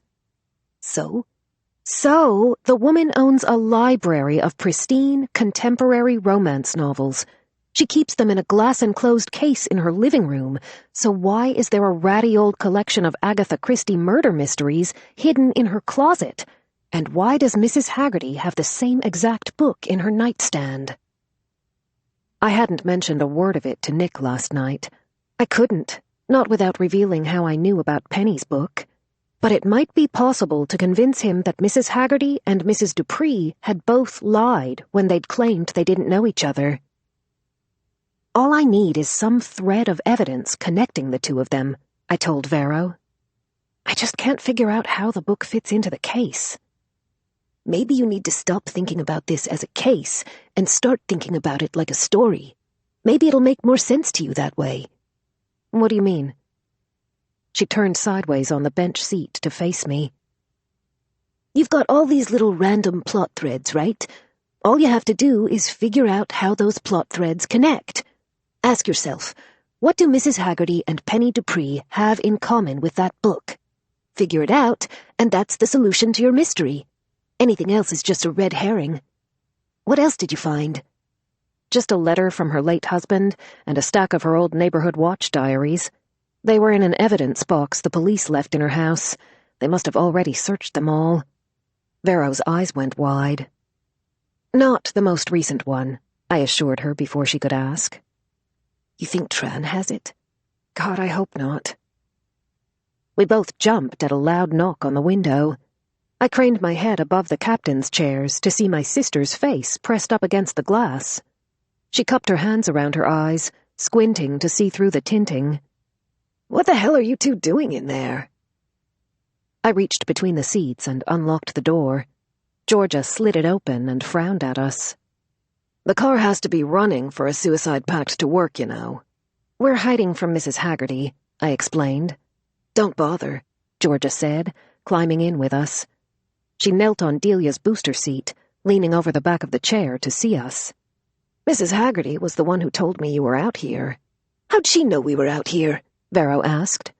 She said she heard you screaming that it was cold in the garage and why the hell was Finn making you sit in the van in your pajamas? Right, that was probably it. We might as well not all freeze to death, I said. Let's go back inside and I'll make everyone some breakfast. Georgia stopped me before I could wedge myself out of the bench seat. You might want to stay put for a minute. I've got some news, and it's probably better if I tell you out here. I sank back onto the bench, my stomach growing a little queasy at the look on her face. Joey called Nick this morning. Nick called me. He thought I should be the one to tell you. Tell me what? Stephen's bond hearing was this morning. The judge decided to hold him. Julian had told me to expect that much. Is that all?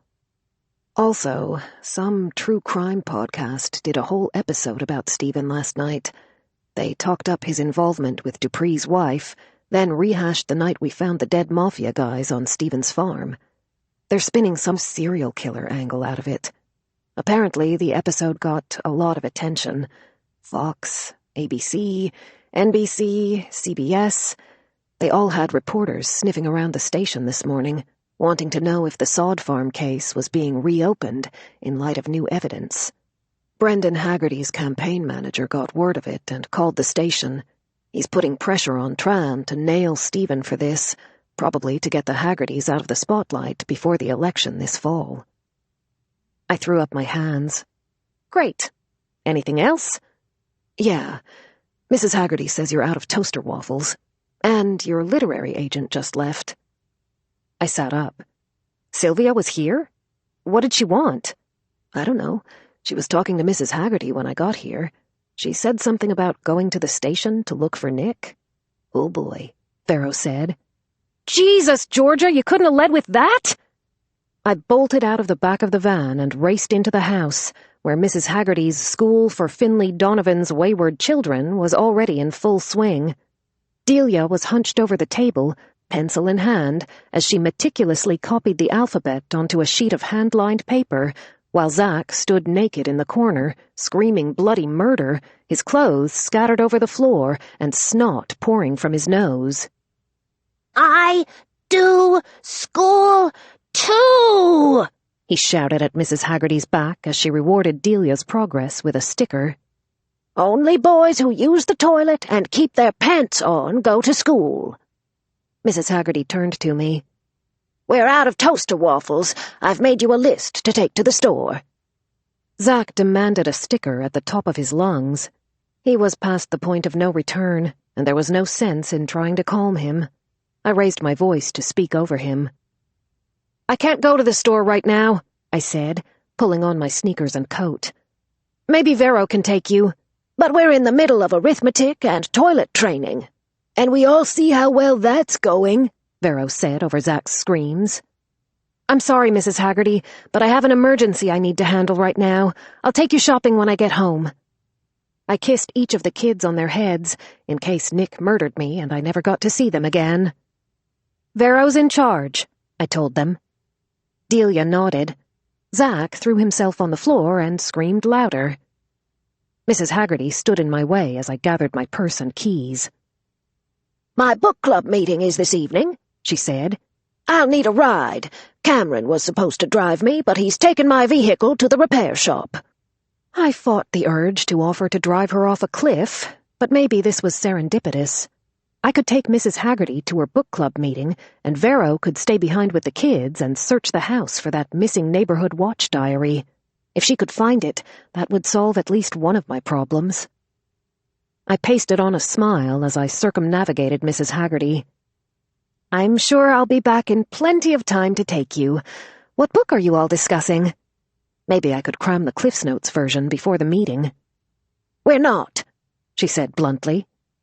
Vero raised an eyebrow. You're not discussing a book at book club? On Saturdays we discuss. On Tuesdays we vote. Vote on what? Vero asked. On the next book, of course. If you let one person choose, you'll be lucky if anyone else bothers to read it. You end up sitting in an empty room with the host, with nothing to do but complain about your husbands and gossip about the neighbors. Regardless, we're not accepting new members, so there's no point in either of you coming. You can wait in the car. I decided not to point out the note her friend had left in my mailbox the other night about joining her club. Apparently, Mrs. Haggerty didn't want an author who writes those kinds of books cramping her style. Fine. I'll drive you to your meeting, and I'll wait in the car. We'll stop for groceries on the way home. And as soon as I got her out of the house, the hunt for her diary was on. Chapter 17. I'd known I was too late the moment I entered the Fairfax County Police Station. The duty officer at the desk was turned in his chair, facing the room of officers behind him, his shoulders rocking with laughter. I rapped on the window to get his attention. Oh, hey, Finlay, he said as he tried and failed to quiet the last of his chuckles. I smiled and returned the greeting, trying not to make it obvious that I couldn't remember his name when I stole a peek at his uniform. Between my frequent visits to this station with Georgia over the years, and, more recently, with Nick, and the week I had spent at the Citizens Police Academy, my welcome here was a fair bit warmer than the one I had experienced at Loudon's precinct the day before. "Is Nick here?" I asked, though, judging by the jovial tone of the bullpen behind him, I feared I already knew the answer to that. "Yep, some lady is back there with him. She said she came all the way from New York City to meet, and I quote, the hot cop named Nick." The duty officer's eyes watered as another laugh burst out of him. "I figured she was one of those crazy stalkers that started showing up here after all that PR last fall. Between the interviews and Nick's press pictures all over the news, we've had women showing up here at all hours wanting to report a crime or take selfies with him. I assumed she was one of them, but then she said she knew you. I asked Nick if it was okay to send her back. I'm guessing he didn't know what he was in for when he said yes. This is the most entertainment this department has seen for weeks. Jesus," the officer said, shaking his head. "I hope Nick doesn't put my name in for a demotion." He wiped his eyes, still giggling to himself as he buzzed me in. My stomach dropped as I opened the door and followed an explosion of laughter to the bullpen. A cluster of young patrol officers stood just inside the entrance, blocking my view. I tapped one of them on the shoulder and nudged my way between them, blanching at the scene on the other side. Sylvia stood by the water cooler, wearing neon green stiletto heels and a matching spandex dress that was probably restricting circulation to most of her essential organs. Judging by the amount of cleavage on display, there definitely wasn't room for any socks in her bra. Her arm was slung around a young cadet. She towered over him, her shoes leaving him at eye level with her chest. She held out her cell phone, asking one of the other uniformed officers to take their picture. She fluffed her hair, gave each of her breasts a vigorous hoist, and ran a finger over the front of her teeth, checking them for lipstick before the camera flashed. Sylvia took her phone back and frowned at the screen. "I need someone taller," she called out. "You!" She pointed to Officer Roddy, who was hunched over the coffee pot, discreetly filling his mug. The quiet, middle-aged beat cop turned around slowly, his face growing red when she beckoned him with an obscenely long, hot pink fingernail. He lumbered over, all 6 feet and 4 inches of him. Sylvia pushed aside the cadet and threw an arm around Roddy's middle. "Here," she said, handing him her phone. She gestured in a sweeping motion over her chest. "But take it high. They look better from above."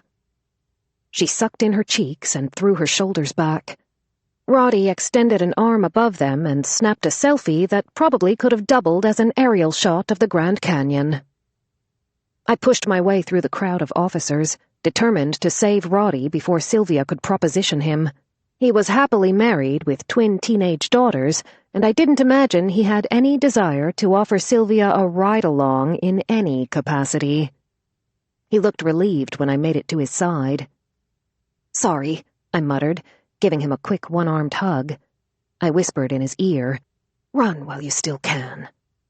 He was quick to take the hint. "Sylvia!" I hissed, dragging Sylvia into a corner. "What are you doing here? You can't just waltz into a police station unannounced for no reason." "I have a reason," she said, giving each of my cheeks an air kiss. "I went to your house first, but you weren't there, so I had coffee with your neighbor.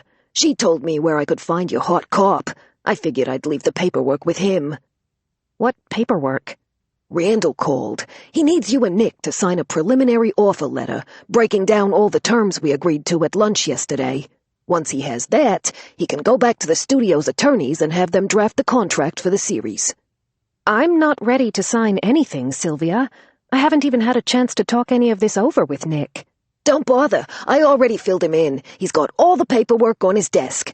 You two can read it over and sign it together tonight. I'll pick it up before I head back to New York. But right now, I'm going to see if one of these very attractive policemen would like to have lunch with me. I'm famished." Her false lashes narrowed as she scoped out the handful of officers that remained in the bullpen.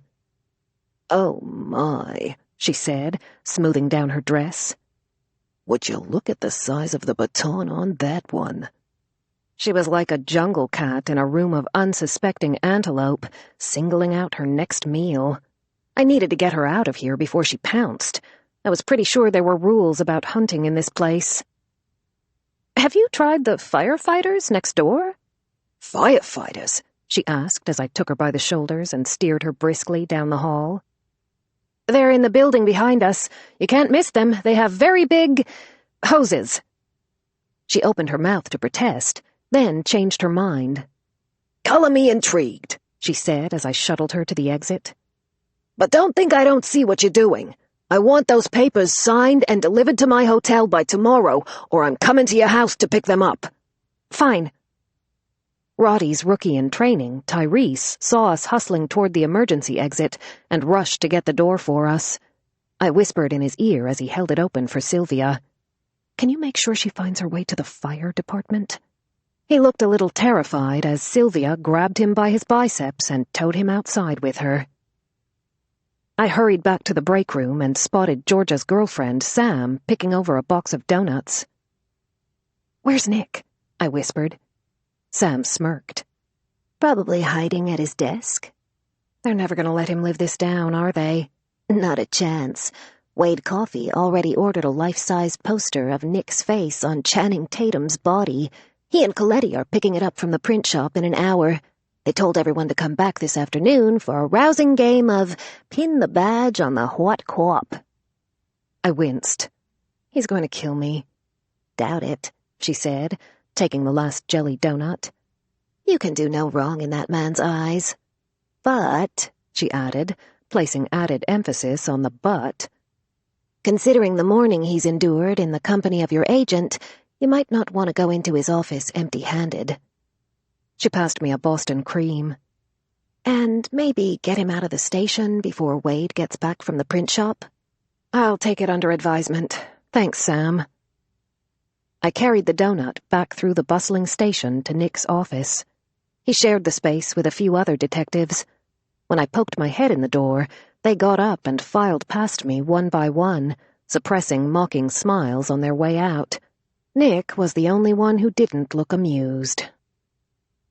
I came in quietly and sat in the plastic chair beside his workstation. He glared at my sugary offering before reaching for it, the hard line of his mouth softening a little as he set it on his desk. A stack of files sat by his elbow. His laptop was open in front of him, and a single sheet of letterhead with a fancy Hollywood logo rested in the space between us. My name was printed below one of the signature lines. So was his. "I'm sorry," I said. "I had no idea she was coming to the station." "But you knew about this." He slid the contract toward me. I skimmed the bulleted line items of the agreement Sylvia had hashed out with Randall over lunch yesterday. Finlay Donovan, writing as Fiona Donahue, hereafter referenced as the author, and Nicholas Anthony, hereafter referenced as the consultant, have been made aware and agree that the source material will be adapted for a television series to be marketed and promoted as being inspired by true crimes. Nicholas Anthony hereby agrees to consult on the script with the goal of lending authenticity to the project. "You know I can't sign this," he said, his eyes still seething. "I won't ask you to. I tried to tell Sylvia, but she didn't want to hear it. You've met her now. You see how she is." Nick rubbed a hand down his face. "We talked about this, Finn. It's not just that I can't sign it. You shouldn't sign it either." He got up and shut the door, keeping his voice low. "Mike Tran is already trying to rope you into Stephen's case. You saw what he's doing. He's grasping at straws, trying to paint the picture that Stephen murdered Guilford Dupree, and you helped him cover it up. Joey thinks Mike is going to try to convince a judge that you and Stephen were in this together. You know as well as I do that once you sign this form, Sylvia's going to fire off a press release, just like she did before. Mike Tran's going to see the news about your shiny new true crime TV deal and dig in his heels. You can't afford that kind of attention. I'm not going to sign it, I assured him. I'd just have to find some way to get that through to Sylvia. I'll make her take your name out of the offer. I'll tell her I'll only agree to the deal if it remains a work of fiction. Nick took the arm of my chair and slid it gently toward his until our knees were touching. He cupped my face in his hand. I'm not trying to create obstacles for you. I know how much this deal means to you. I just want you to be smart about it. He stroked my cheek with his thumb. And you know you can ask me anything you want. I'll consult with you in private, he said, placing a soft kiss at the corner of my mouth. Gratis, any hour, day or night. No producers, he said, pressing a kiss to the other side. And definitely no agents, he said, kissing me full on the mouth. I smiled. Where do I sign? He stole a last searing kiss. I've got to get back to work, but I'll be in touch to discuss the conditions of my offer. Sure you don't want to discuss it now? I might have a few conditions of my own. He grinned as he caught my lower lip between his teeth. Apparently he'd found his appetite, and it wasn't for donuts. You should go before I feel a need to lock that door, he said in a rumbling voice I could feel down to my toes. I've got a lot to do if I'm going to get out of here at a reasonable hour tonight. Sounds important. What are you working on? I'm checking into Brendan and Owen Haggerty. I pushed my chair back so I wouldn't be distracted by the hungry way he was still looking at my mouth. Did you find anything? Brendan called his office on Friday night. He left a message saying he was taking a week of personal leave and would be offline for a few days. That's probably why Mike Tran wasn't surprised when you told him Brendan wasn't returning your calls. He's either taken some time off, or he's done a good job of covering his bases. I'm inclined to think the former. I frowned. Why? Brendan was at UVA getting his master's degree in public policy when Guilford Dupree went missing. So? Charlottesville is only 2 hours away, I argued. I'm not discounting anything. I'm just telling you what I found. Nick didn't have to say he wasn't considering Brendan a likely suspect. It was written all over his face. What about Owen? I'm still working on that.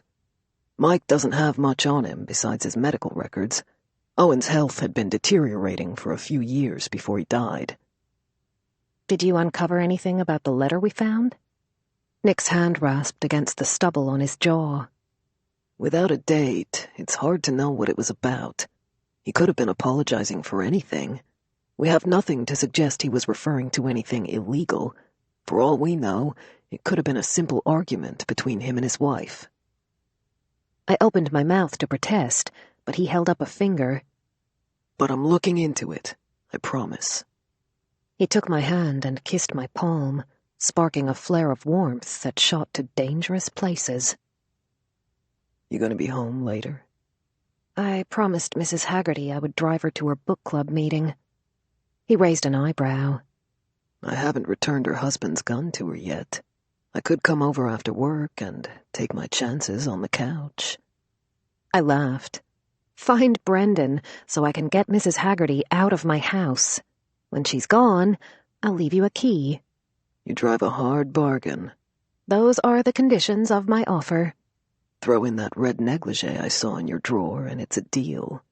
Solve the case and we'll discuss it, I said coyly. Finn, he said softly as I stood to go. I'm not sure there's anything left to solve here.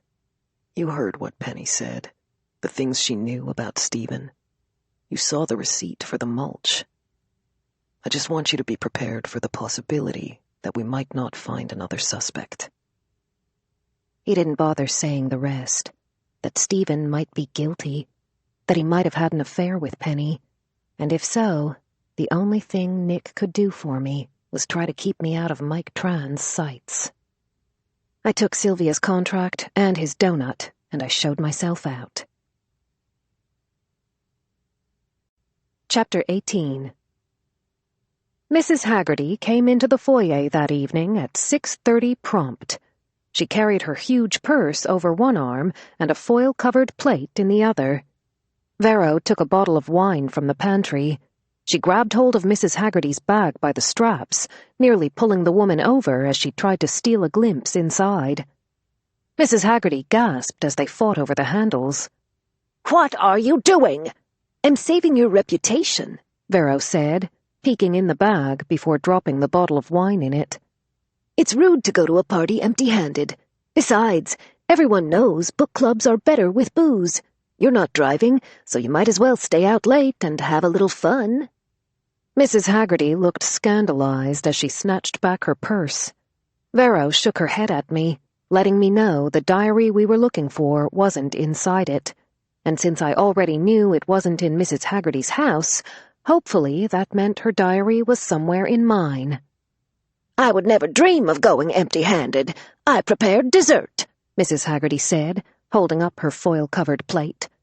She slapped Vero's hand when Vero pulled up the corner of the foil, revealing an assortment of cookies and brownies. Vero took one and stuffed it in her mouth before Mrs. Haggerty could insist she put it back. "We should get going," I said, nudging her to the door. "We know how you hate to be late. And you," I said pointedly to Vero, "have lots to keep you busy while we're gone." She licked chocolate crumbs from her fingers. "Don't worry about me. I've got everything under control." Mrs. Haggerty tugged the foil back in place to cover the plate, watching me out of the corner of her eye as we walked to my van, as if she was expecting me to steal a brownie too. "Is your babysitter always so strange?" she asked as she fastened her seatbelt. "Trust me, you haven't seen strange." I programmed my navigation app to Viola's address and set the phone in the cup holder on the dashboard. Mrs. Haggerty scrutinized it through the narrow frames of her glasses. "That's not where we're going." "Where are we going?" "Don't be nosy," she said, adjusting the plate of cookies on her lap. "If you don't tell me where we're going, how will I know how to get there?" "Just drive. I'll tell you when you need to turn." "Right." I snapped my seatbelt and started driving, nearly killing both of us with every last-minute turn as Mrs. Haggerty fired directions at me like bullets. We made a circuitous route through western Loudoun County and ended up in a residential neighborhood I'd never been in before. "Drop me off right here," she said, pointing up at a towering 3-story townhouse. I pulled along the curb, looking for signs of her friends. The short, narrow driveway contained only enough room for one car. Several others were parked at various points along the street. The curtains inside the house were drawn shut, the main floor brightly lit from within.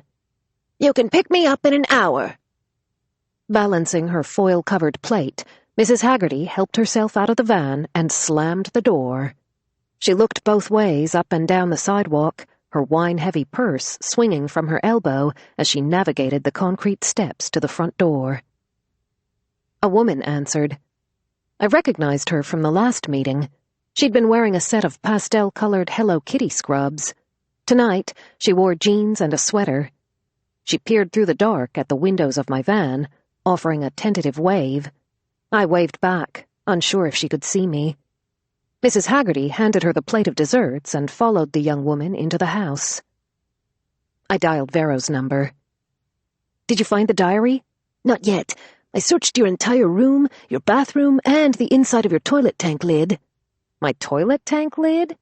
"The woman spent a week in the slammer, Finn. Who knows what she learned while she was there?"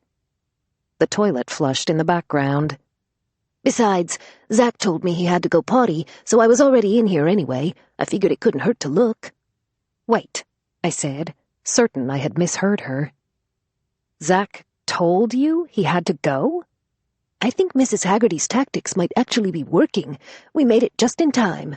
"Oh, thank God." I might be arrested and thrown in jail tomorrow, but at least my child would be out of diapers, and today I would take any victory I could get. "Don't celebrate just yet. He refused to put his pants back on after he did his business. When I told him he had to get dressed, he ran and hid in Delia's room. He crawled inside her Barbie house and got himself stuck. I swore and checked the time. Maybe I could make it home and back before the end of Mrs. Haggerty's meeting. Did you try rubbing him in vegetable oil? No, I used the lube in your nightstand to get him out.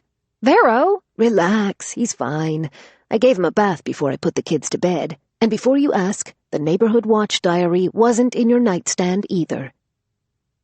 I put a hand to my temple. We only had an hour to find it. 2 at the most if we stopped for groceries on the way home. It has to be somewhere. Whoa, Vero whispered. What is it? I asked, sitting up in my seat. I don't know. I feel a little strange. Strange how? God, I hoped Delia and Zach hadn't brought home any germs from the playground. The last thing we needed was a case of the flu. I'm not sure, Vero said. My head's a little light, and I'm feeling really, really hungry. Uh-oh. When was your last period? I can't be pregnant, Finlay. I'm on the pill, and Javi and I haven't had sex since... Oh no, she said. Her phone jostled, her breath coming faster as her feet shuffled quickly down the stairs. What's wrong? I asked, listening as she opened and slammed the refrigerator, the kitchen cabinets, then the pantry door. I think we have a problem, she sang in a panicky voice. You know those brownies I bought from Stacy, the ones I hid in the freezer? I think Mrs. Haggerty took them to her meeting. No. Are you sure? My lips are going numb and I'm getting the munchies. A chip bag crinkled on the other end of the line, followed by loud crunching. No. I looked up at the townhouse and checked my watch. The meeting had only been going on for 15 minutes. Maybe it wasn't too late to stop Mrs. Haggerty and her friends before they started sampling the desserts. I scrambled out of the van. What are you doing? Vero asked as I hoofed it to the house. You can't go in there and tell them their brownies are drugged. Mrs. Haggerty will probably put it in her damn diary and report us for distribution of controlled substances. Oh, God, Vero blurted between quickening breaths. Do you think Mike Tran has an unmarked cop watching our house? What if he comes to the door and my pupils are dilated? What if I accidentally confess to something? He might look me up in his police database, see I'm a wanted criminal, and send me back to Maryland. I'll spend the rest of my life in prison, making license plates and shivs out of toothbrushes, all because of Stacy and her damn brownies. Now you're being paranoid. I'm not paranoid, she said around a mouthful of chips. Still, she had a point. Those brownies were drugged, and they had come from my house. This would not be the first time I had inadvertently drugged an unsuspecting person, and since it was entirely possible Mrs. Haggerty had written in her diary about the night I drugged Harris Mickler, it was probably not wise to let any of her friends eat those brownies. Instead of knocking on the front door of the townhouse, I took the sidewalk to the end of the row. I checked both ways before darting behind it, then crept along the privacy fences, counting the units until I reached the right house. Oh, wow. Stacy wasn't kidding, Vero said. Those are some killer brownies.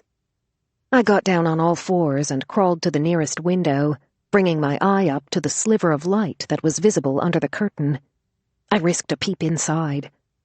The women sat in a loose circle of armchairs and ottomans, as they had done before, their chairs pulled close, filling in the gaps around the sofa. The open bottle of wine rested on the coffee table. I don't see the dessert plate, I whispered. What if they already ate them all? That meeting is going to be one for the books. Vero giggled at her own joke. It grew into a fit of hysterics. That's not funny. Maybe a little funny? Vero! Her laughter died, the last few chortles bubbling out of her as she struggled to contain them while I shushed her.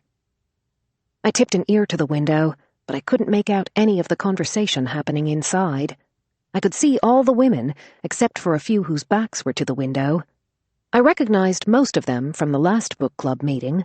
One of the women definitely hadn't been there the previous Saturday, but she still seemed vaguely familiar to me. I didn't know her name, but I was fairly certain I'd seen her walking her dog in my neighborhood. This must be the new member Mrs. Haggerty had signaled with her flashlight, the one whose note I had intercepted a few nights ago about joining the club. The woman's face was red and puffy. She sat in the center of the sofa, holding a wad of tissues. The women on either side of her rubbed her back and patted her shoulders, doting on her as she dabbed her eyes. The woman who'd been wearing the Hello Kitty scrubs last week gave their newest member a pale blue gift bag with a shiny paw print embossed on the side. I couldn't see what was in it, but the contents of the bag were heavy enough to strain the decorative paper. Viola passed her a mahogany keepsake box, topped with a red bow. Someone else handed the woman an envelope with a logo on the front. Her eyes welled with fresh tears as she peeked at the certificate inside. The woman looked up at her new friends and smiled, her lips trembling as she thanked them, overwhelmed with gratitude. I relayed everything to Vero as it was happening. "That's some welcome party," she said, crunching on a chip. "I don't remember you giving me any presents when you invited me to move in with you." "I didn't invite you. You invited yourself, and you charged me 40% of my income," I reminded her. "I should have held out for 45. A fourth and final gift was placed in the woman's hands. She untied the ribbon and peeled back the tissue paper, revealing a paperback book. She held it to her chest. The women clapped and called out congratulations, and someone declared it time for a toast. One of the guests got up and poured wine into plastic cups. Another went to the kitchen, returning a moment later with a charcuterie board in one hand and Mrs. Haggerty's platter of desserts in the other. She set the food on the coffee table, and the women attacked the snacks like circling hyenas. "I see the brownies. I'm going in," I told Vero. "Finlay, don't—" I shoved my phone in my pocket and sprinted to the front of the house. I jabbed at the buzzer and pounded on the door. The laughter abruptly died. Footsteps shuffled inside. After a prolonged silence, the door cracked open. "Hi! So sorry to interrupt." I smiled brightly and shouldered my way into the house. The women turned to gawk at me as I rushed into the living room. "I know your meeting just started, but I was waiting in the car and I got hungry. I hope you don't mind if I just help myself to some of your— Oh, would you look at that? Brownies!" I hurried to the table, picking the brownies off the plate and stuffing them into my coat pockets. When my pockets couldn't hold any more, I scooped the rest into the front of my sweater. I stole a brownie from one woman's hand as she held it halfway to her mouth. "Thank you, that looks delicious. I'll just take these back to the car so I don't disrupt your meeting. Before I go, may I use your restroom?" I turned eagerly to the host, planning to lock myself inside her bathroom and flush the drugs down her toilet. She pointed at a closed door with a dumbfounded expression. Someone is using it. There's another upstairs? "Great!" I held the front of my sweater closed as I started toward the steps. "Not so fast!" Mrs. Haggerty called behind me. She turned me around sharply by my elbow. She held the empty cookie plate between us with the same uncompromising look she'd worn when she'd made Zach surrender the thick black Sharpie he'd stolen off the kitchen counter that morning. "Mrs. Haggerty," I said, dipping my head close to hers, "I really don't think I should give these back to you. It would be a very bad idea. They're not what you—" "I know what they are," she snapped. "And I know you didn't bake them." "You do?" "Of course I do. Who do you think gave Stacy the recipe? If I'd thought you'd made the brownies, I wouldn't have brought any. Now give those back." She thrust the plate at me, looking impatient. "You can't have any. You're driving."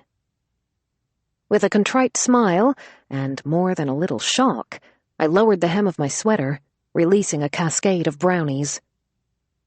"Right. Sorry," I said, dusting the crumbs back onto the plate.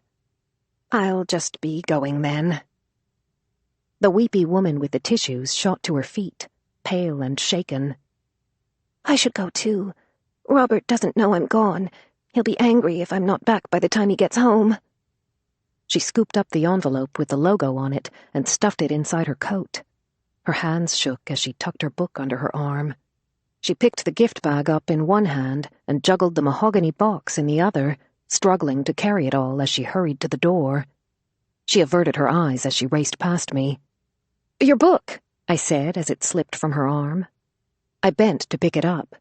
She scurried to retrieve it, but my fingers held stubbornly to the cover. It was a brand-new copy of The Tuesday Club Murders by Agatha Christie, the same collection of Miss Marple stories I had seen in Penny's and Mrs. Haggerty's houses. I stared at it, open-mouthed. She jerked it from my hands and ran out the door. I excused myself from Mrs. Haggerty's book club meeting to wait for her in the car. The longer I waited, the more I regretted not using the bathroom while I had the chance. I hoped the woman who had been locked inside it the whole time I was there wasn't having some horrible reaction to the brownies. I also hoped there was enough of my sweater fuzz on the ones I dumped back on the plate to deter the rest of her book club from eating too many of them. I tapped the steering wheel, unable to stop thinking about the book the woman had dropped. It was the third time I had stumbled across a copy of that book in less than a week. That couldn't have been a coincidence, could it? The only thing that was different about this woman's book was that her copy had been brand new.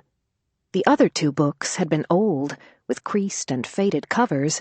The breaks in their spines suggested they'd been read countless times.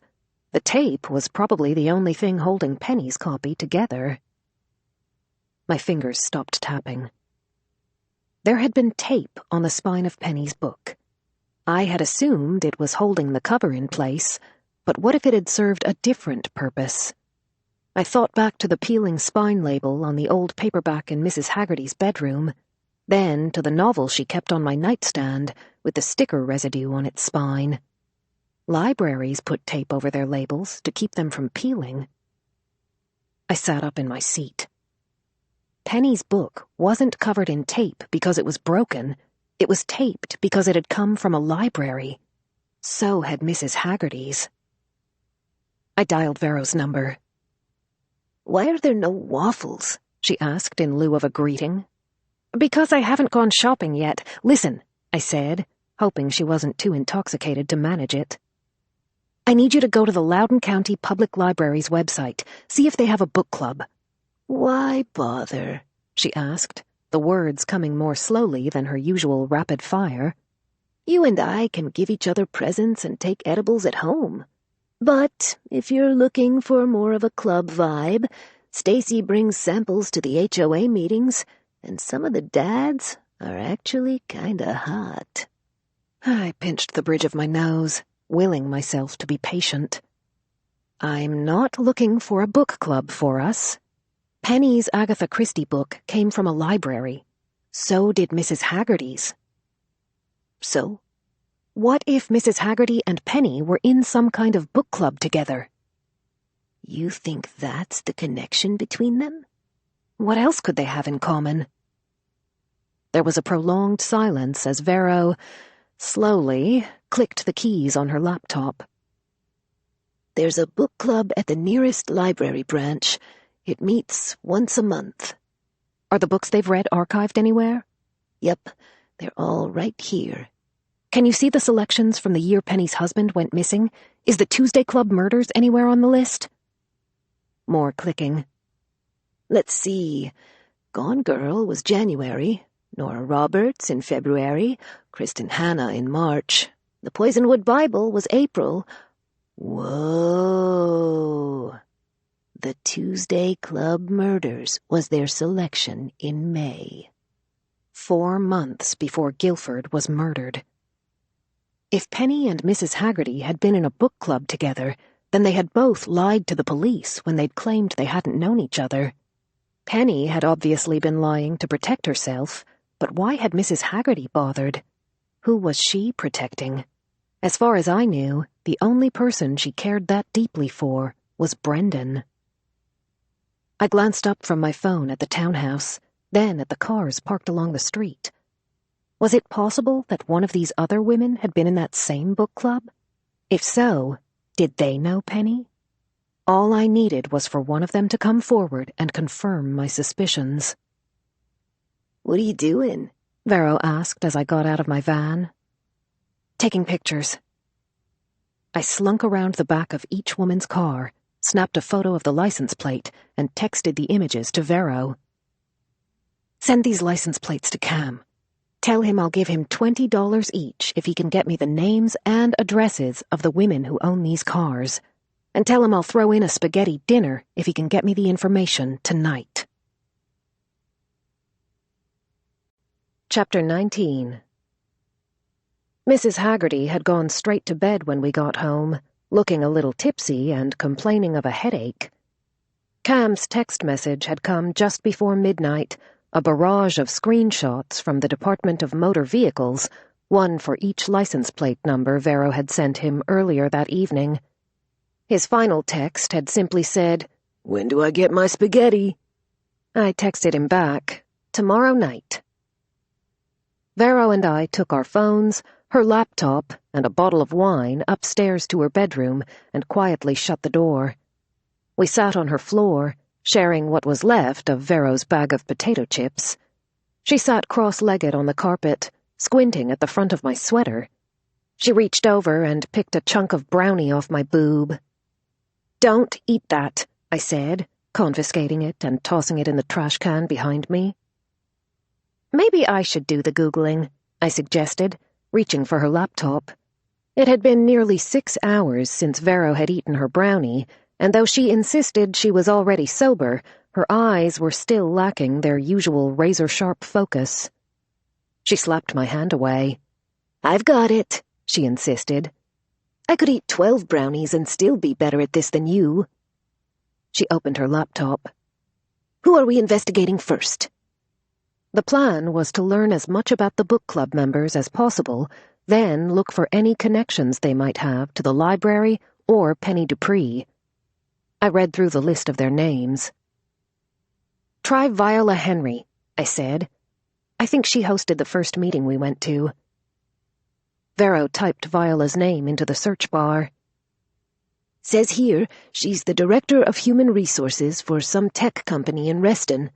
The bio on their website says she enjoys hiking and reading, and in her spare time she volunteers with several women's advocacy groups. She has 2 grown children, no mention of a husband." "I'm pretty sure he's deceased," I said, remembering the urn I had nearly knocked over in her house. "Any links to Penny in her social media?" Vero typed and scrolled for a minute. "Viola doesn't seem to have any social media. And Penny hasn't updated hers since Guilford went missing." I read the next name on the list. "Try Geeta Chaudhry." Vero typed in Geeta's name. "She owns a flower shop. According to her website, she specializes in formal events and deliveries of large arrangements. All I'm finding is her business page. No personal stuff. You don't think that's weird?" "You don't have any social media either," I pointed out. "Because I don't want anybody to find me," she reminded me. "Let's try the others." I fed Vero one name at a time until we'd nearly exhausted the list. Lola De La Rosa was a nurse practitioner at a nearby hospital, and Kathy Sanderson owned a commercial cleaning company. Neither of them had social media pages, but both women had active profiles on various dating apps. Destiny Roth had an Instagram account. Her grid was mostly photos of her twin daughters, who were cheerleaders at the local middle school. "Any mention of a partner?" I asked. "None that I can find." "Where does Destiny work?" "Looks like she has 2 jobs, one in information management at the Office of Vital Records in Richmond, and a side hustle doing embroidery and custom engraving for her own Etsy shop." "I don't get it. The only thing these women have in common is the fact that none of them are married." They were all different ages, different nationalities, with different careers and wildly different interests, and I already knew, from seeing Penny's vast collection of romance novels, that even her book tastes ran very different from Mrs. Haggerty's. So how had these women all found each other? "What about Elizabeth Chen?" I asked, reading the next name on the list. "Her car was the one I saw parked in the driveway at the book club meeting tonight. She must have been the host." Vero started typing. "According to Loudoun County, she's the only person listed on the deed to her house. No social media profiles except for a LinkedIn page. It says she's been working as a vet tech at the county animal shelter for the last 18 months. That explained the Hello Kitty scrubs and the gift bag with the paw print on it. Before that, she worked at a shelter in Fairfax. Oh. Vero angled her screen toward me. Isn't this the same shelter where Patricia Mickler used to volunteer? I scrolled down to the bottom of the page. Vero was right. The address of the animal shelter where Elizabeth Chen had previously worked was the same one we had visited when we were investigating Patricia Mickler's husband. If Patricia and Elizabeth both worked there at the same time, they probably knew each other.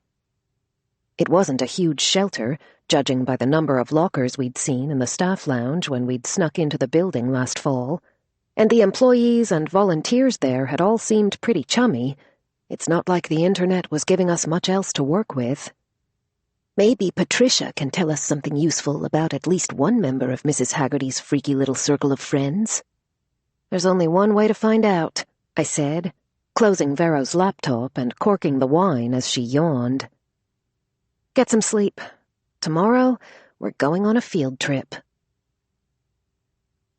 It was nearly 1 a.m. when Vero and I said our goodnights and retired to our beds. I headed to the rollaway in my office, turned off the light, and slipped under the thin blanket. As I lay there in the dark, I could have sworn I heard a door open in the hall. I sat up, ear tipped toward the sound of the telltale squeak in the riser on the 3rd step. The footsteps were too heavy and slow to belong to the kids. I threw off my blanket and got out of bed, poking my head out into the hall just as Vero opened her door and peeked down the stairs. Both children's doors were closed. Mrs. Haggerty's door was cracked. We listened as the front door downstairs quietly opened and shut. Vero met me in the hall and whispered, "Do you know where she's going?" "I have a hunch." "I'll stay here with the kids. You follow Mrs. Haggerty and see what she's up to." I put my coat on over my pajamas, slipped on my shoes, and hurried out the front door, following the same path Mrs. Haggerty had walked the last time she had snuck out for her late-night walk. I avoided the street lamps, careful to stay a block behind her. Mrs. Haggerty paused in front of the same house she had before. I hid behind a tree trunk as she turned on a small pocket light and flashed it twice at the window. Then she strode to the mailbox and tucked a note inside. A curtain parted in the window upstairs. Mrs. Haggerty closed the mailbox and started walking back the way she'd come. I didn't dare to breathe as she strolled past my hiding spot and headed home. When Mrs. Haggerty was gone, the front door of the house cracked open. A woman I'd seen at the book club meeting stepped out, the one who had dropped her book in her hurry to get home.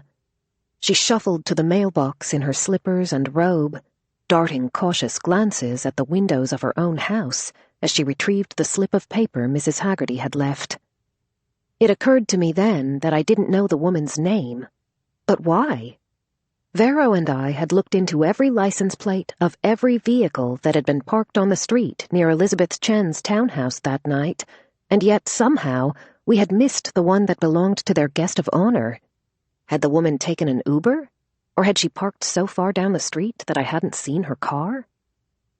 She read the note, folded it into her pocket, then looked furtively around her as she hurried back into her house. When her door finally closed, I pulled out my phone, dimming the screen and angling it close to my body to keep any of her neighbors from noticing the light. I typed the woman's street address into a search bar. The home was owned by Robert and Sally Mullen. According to the County Department of Revenue, they only paid property taxes for one car, a luxury sedan listed solely under Robert's name. I Googled him and found a LinkedIn page featuring a robust profile. Robert Mullen, CPA, was employed at a large local accounting firm. When I Googled Sally Mullen, I found no more than a brief mention in a church newsletter where she was listed as a volunteer. No Facebook or Instagram accounts, no LinkedIn, not even a chat group. "Robert doesn't know I'm gone.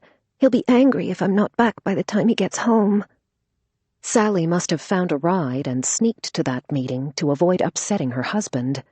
That explained all of Mrs. Haggerty's cloak-and-dagger visits to the woman's mailbox, but why come again tonight? What had the note said? The book club had already met twice that week. What more could they possibly have to talk about? On Saturdays, we discuss. On Tuesdays, we vote. But what did they do after that? Chapter 20.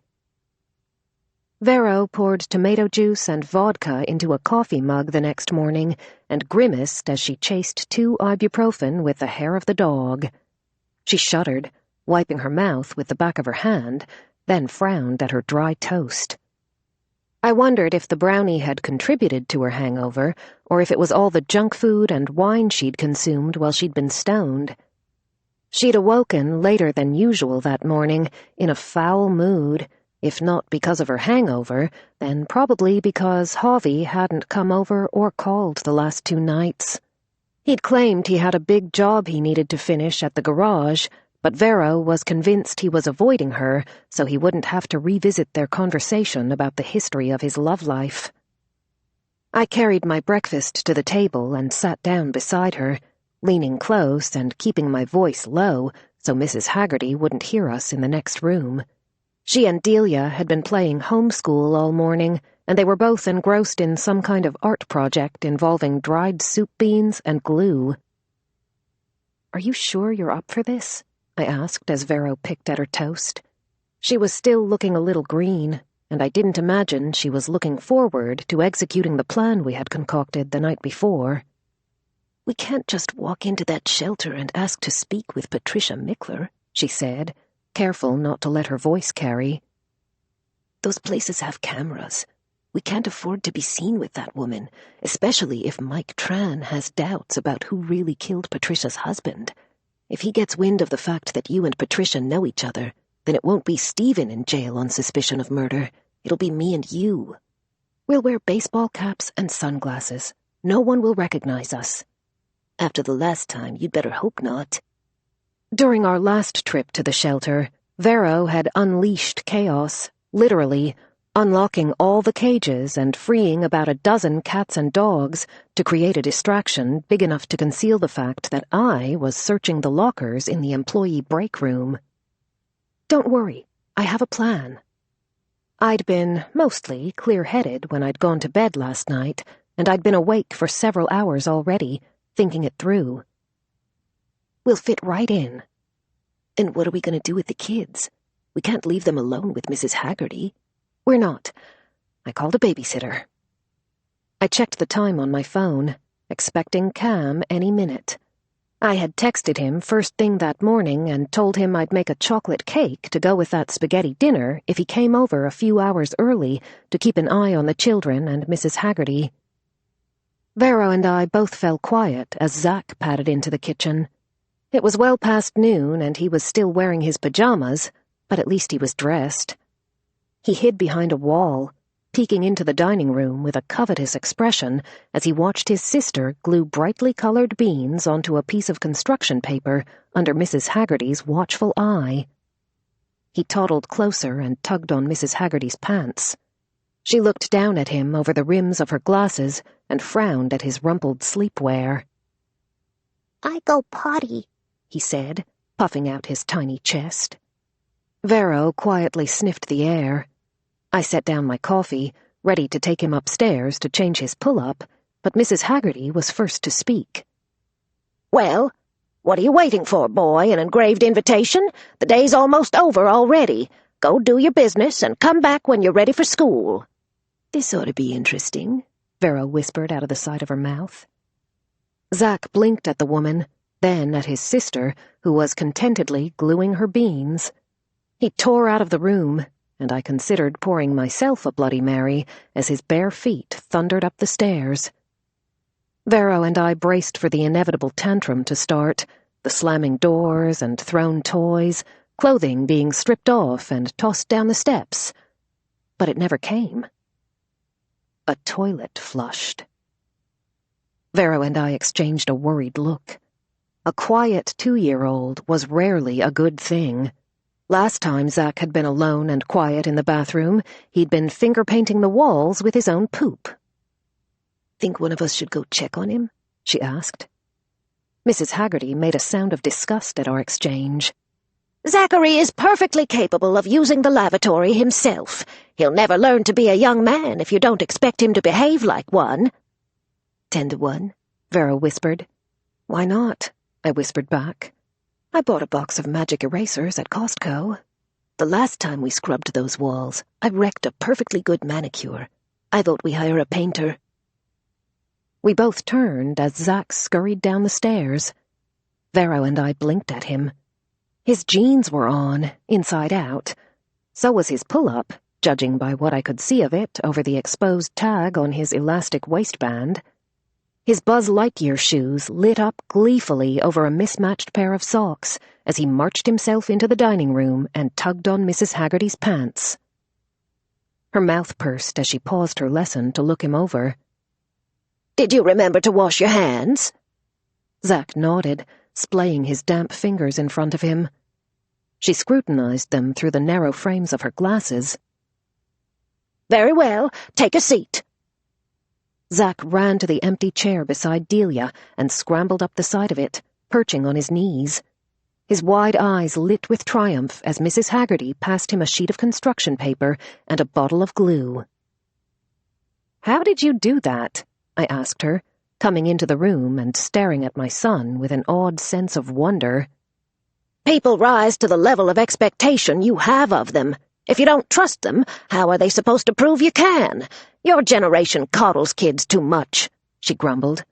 "You're all so afraid of everything. If you want kids to grow into capable adults, you can't strap them to a padded chair and tell them not to wiggle. You've got to let them fall and make mistakes, and be willing to forgive them." Vero scoffed. "That's pretty strong advice coming from someone whose own son never comes to visit." Mrs. Haggerty looked a little stung. "I never said my generation did any better. Our kids survived mostly on their own wits and hose water. And you're right," she said ruefully. "That's probably why my son doesn't come to visit. He and I aren't terribly close after his father ran him out years ago. It was easier on all of us once Owen passed, I suppose. Regardless, Brendan turned out to be a fine young man. I did a much better job with him," she said proudly. "Speaking of Brendan," I said, sensing an opening, "I still haven't been able to get in touch with him. Are you sure you don't have any idea where he might have gone, or when he's coming back?" Her eyes clouded over, and her frail jaw set. "Brendan's a grown man. He'll come back when he's ready. He doesn't need me telling him what to do, and he doesn't need to waste his time taking care of me. I'm perfectly capable of taking care of myself. Now, if you'll excuse me, it's time for my afternoon repose." Mrs. Haggerty dismissed the children to the playroom and hobbled upstairs. Vero and I waited until we heard her bedroom door close before speaking again. "You're right," Vero said. "She's definitely covering for him. Penny and Brendan must be in this together." If we can prove Penny knows Mrs. Haggerty, it won't be hard to prove she knows Brendan, too. Vero stiffened. She sat up and cocked her head. "What's that?" she asked, pressing her palms against the table. The glass panes in the kitchen windows began to vibrate. "I don't know," I said, holding onto the counter as a repetitive, low thump reverberated through the walls.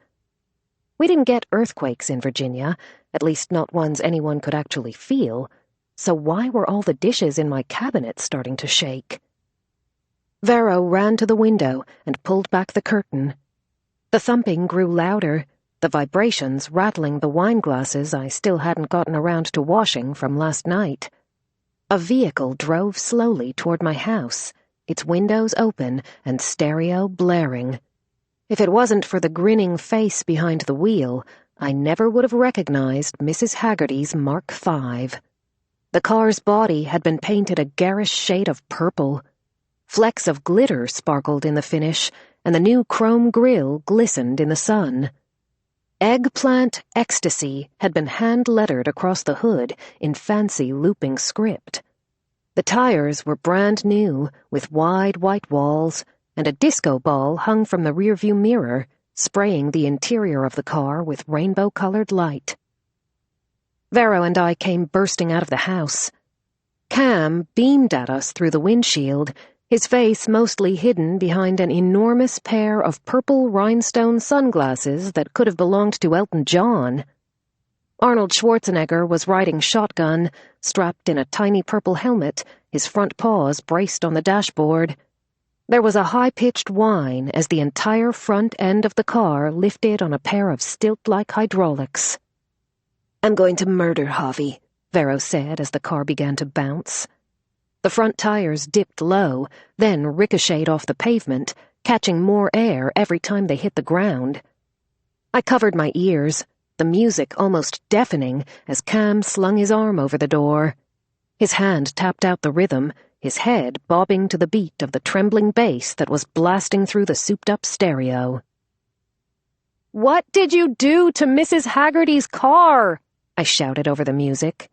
"I know, right?" he shouted back, his smile as bright and wide as the car's shiny new bumpers. "Vero's boyfriend's got some mad skills. This thing is sick. Mrs. H is gonna love it." The children came running out of the house, drawn by the noise.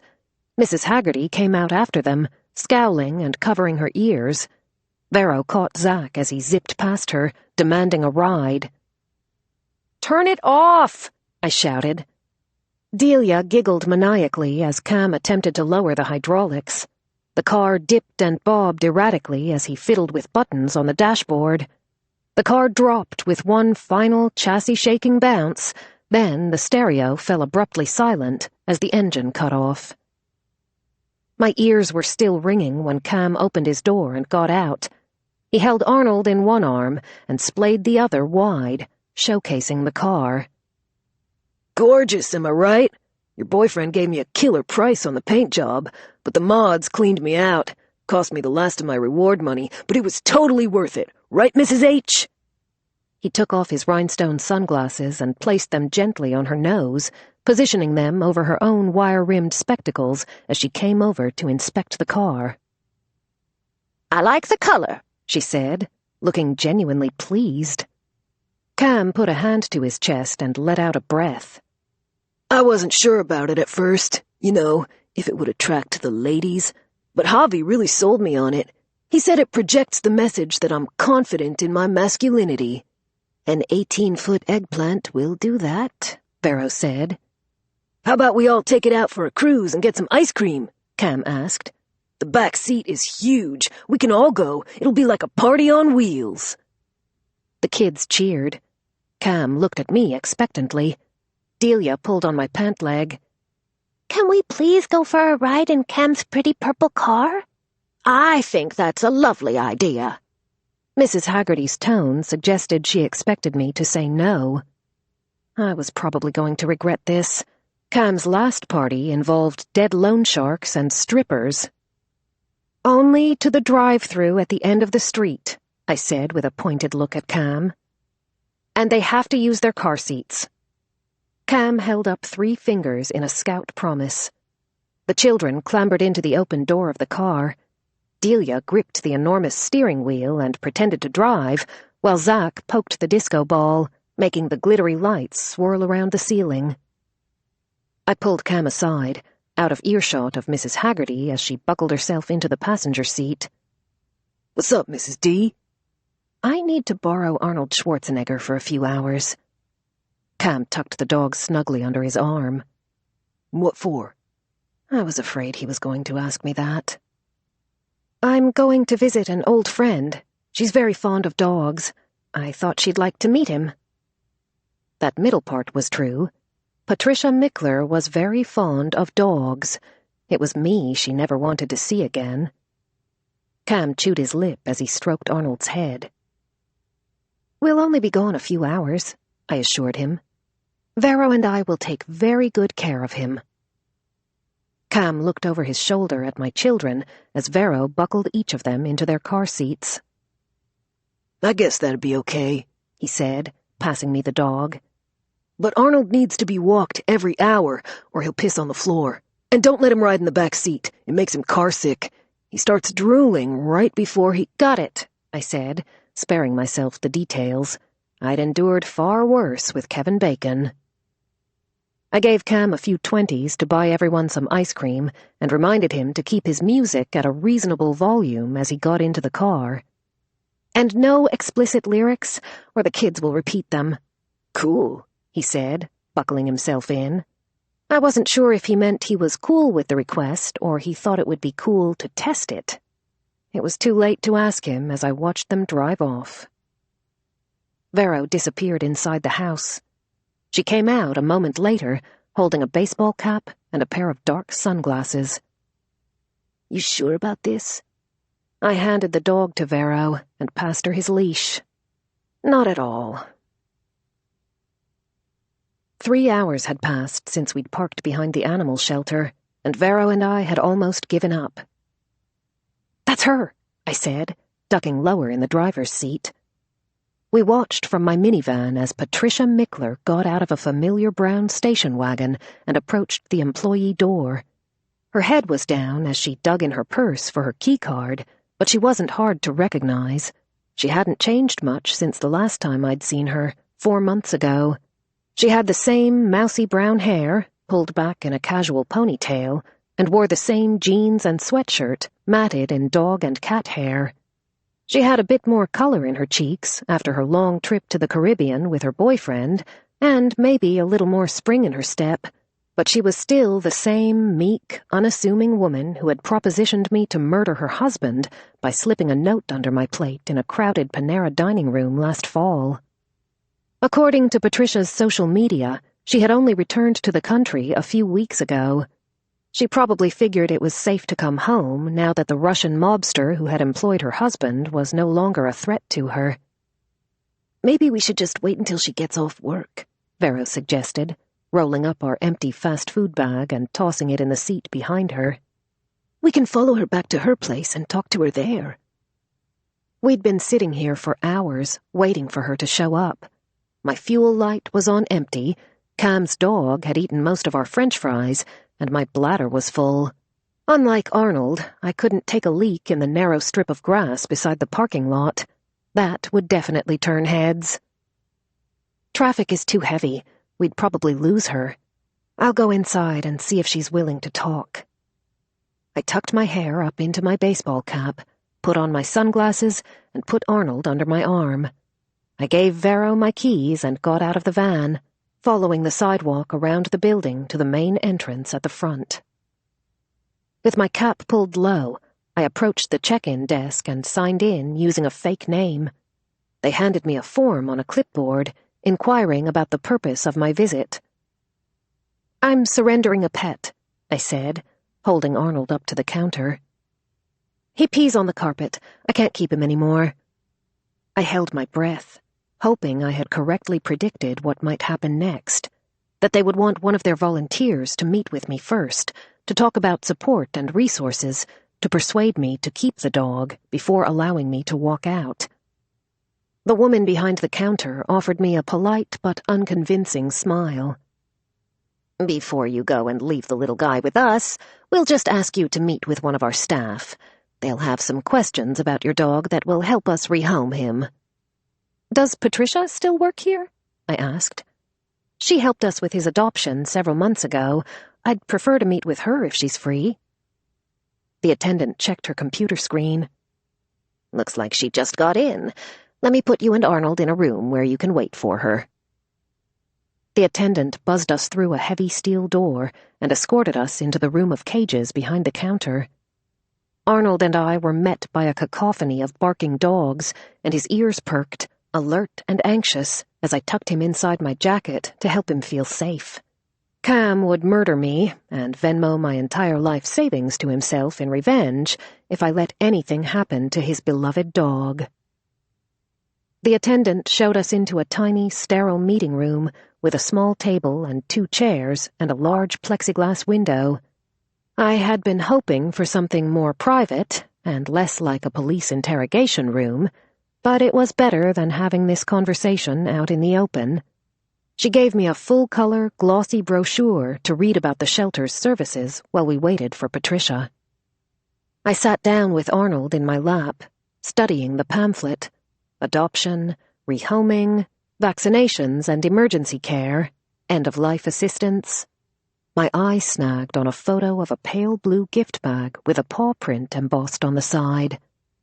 Your pet's cremains will be returned to you in a decorative casket bag. Who do we have here?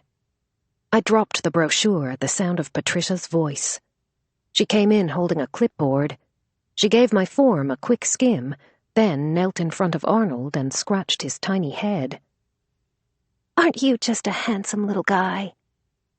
I cleared my throat as she inspected his eyes and ears, then moved on to his paws. Hello, Patricia. Startled, she looked up at my face. Her cheeks paled, and she dropped her clipboard. She straightened slowly, taking a skittish step back from me as her eyes darted to the door. What are you doing here? I thought we agreed never to see each other again. Believe me, I never wanted to see you again either. It felt like walking back into a nightmare, right back to the moment my unwitting life of crime had begun. I had that same sick feeling in the pit of my stomach. I need to talk to you. It's over, she said, reaching clumsily for her clipboard. Harris is dead, the case is closed, and you and I have nothing more to say to each other. I need to ask you about Elizabeth Chen. She kept her eyes on the floor as she searched for her pen. Bertie doesn't work here anymore. But you know her, I concluded, noting her use of a nickname. Patricia gritted her teeth. Not well, she said curtly. How about Margaret Haggerty? Patricia froze on one knee. Her gaze slowly lifted to mine. She glanced past me, through the plexiglass window into the kennels. Then she bolted. Patricia strode fast toward the nearest exit. I scooped up Arnold and followed her, matching her brisk but cautious pace, neither one of us wanting to attract attention. She pushed open a fire exit. Arnold bounced and yapped in my arms as I picked up speed to catch up to her. She cut through the grass, groping in her coat pocket for her car keys as she made a beeline toward the parking lot. I heard my van cough and rattle as Vero started the engine. The tires squealed, but I was too busy racing after Patricia to turn to see where Vero was going. Dogs barked, chasing us along the fence and climbing up on the chain link to snap and growl at us. Patricia reached the employee lot on the far side of the building and stepped over the curb. She lost her balance when my van skidded suddenly into her path and jerked to a stop. Patricia whirled at the sound of my sneakers on the pavement behind her. She held up both arms in an effort to keep me and Arnold back. "We only want to talk to you," I said, darting left, then right, blocking her path. Arnold barked as Patricia tried to get past me.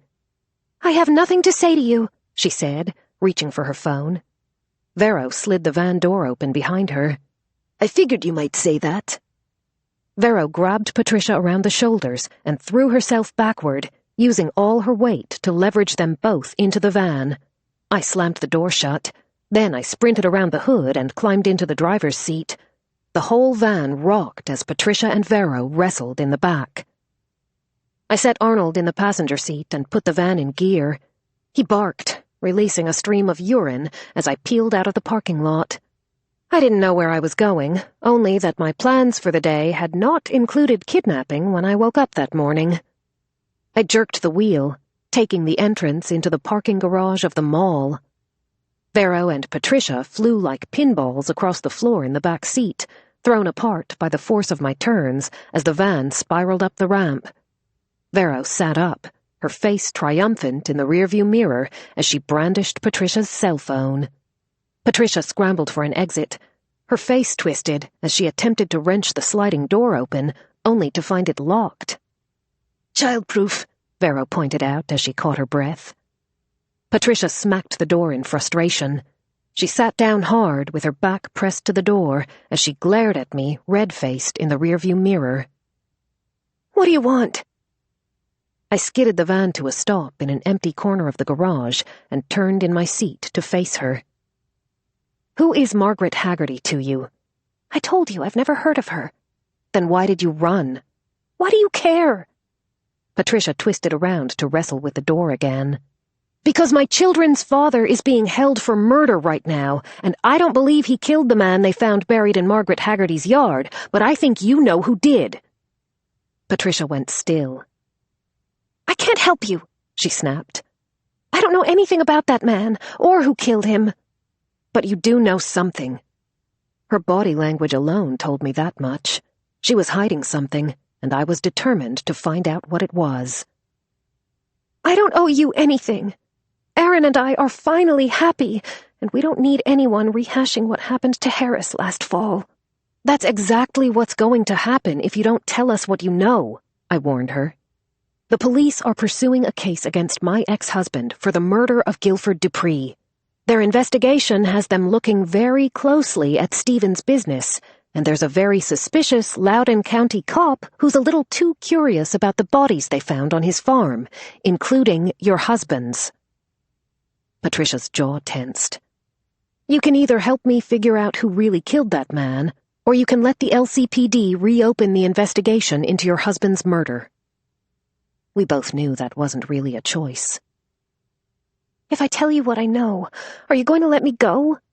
"That depends on the quality of your information," Vero said, as I said, "Of course." I glared at Vero sideways. "What's Bertie Chen's connection to Margaret Haggerty?" I asked. Patricia pressed her mouth shut. "A man doesn't turn up dead in an old woman's backyard for no good reason," Vero pointed out. Patricia held up a finger, making her position clear to both of us. "I am not saying Bertie Chen had anything to do with this, but she knew people." "What people?" I asked. "You know," Patricia said, fumbling for words. "People who do what you do. People who write books?" People who handle problem husbands." Vero's mouth formed a shocked O.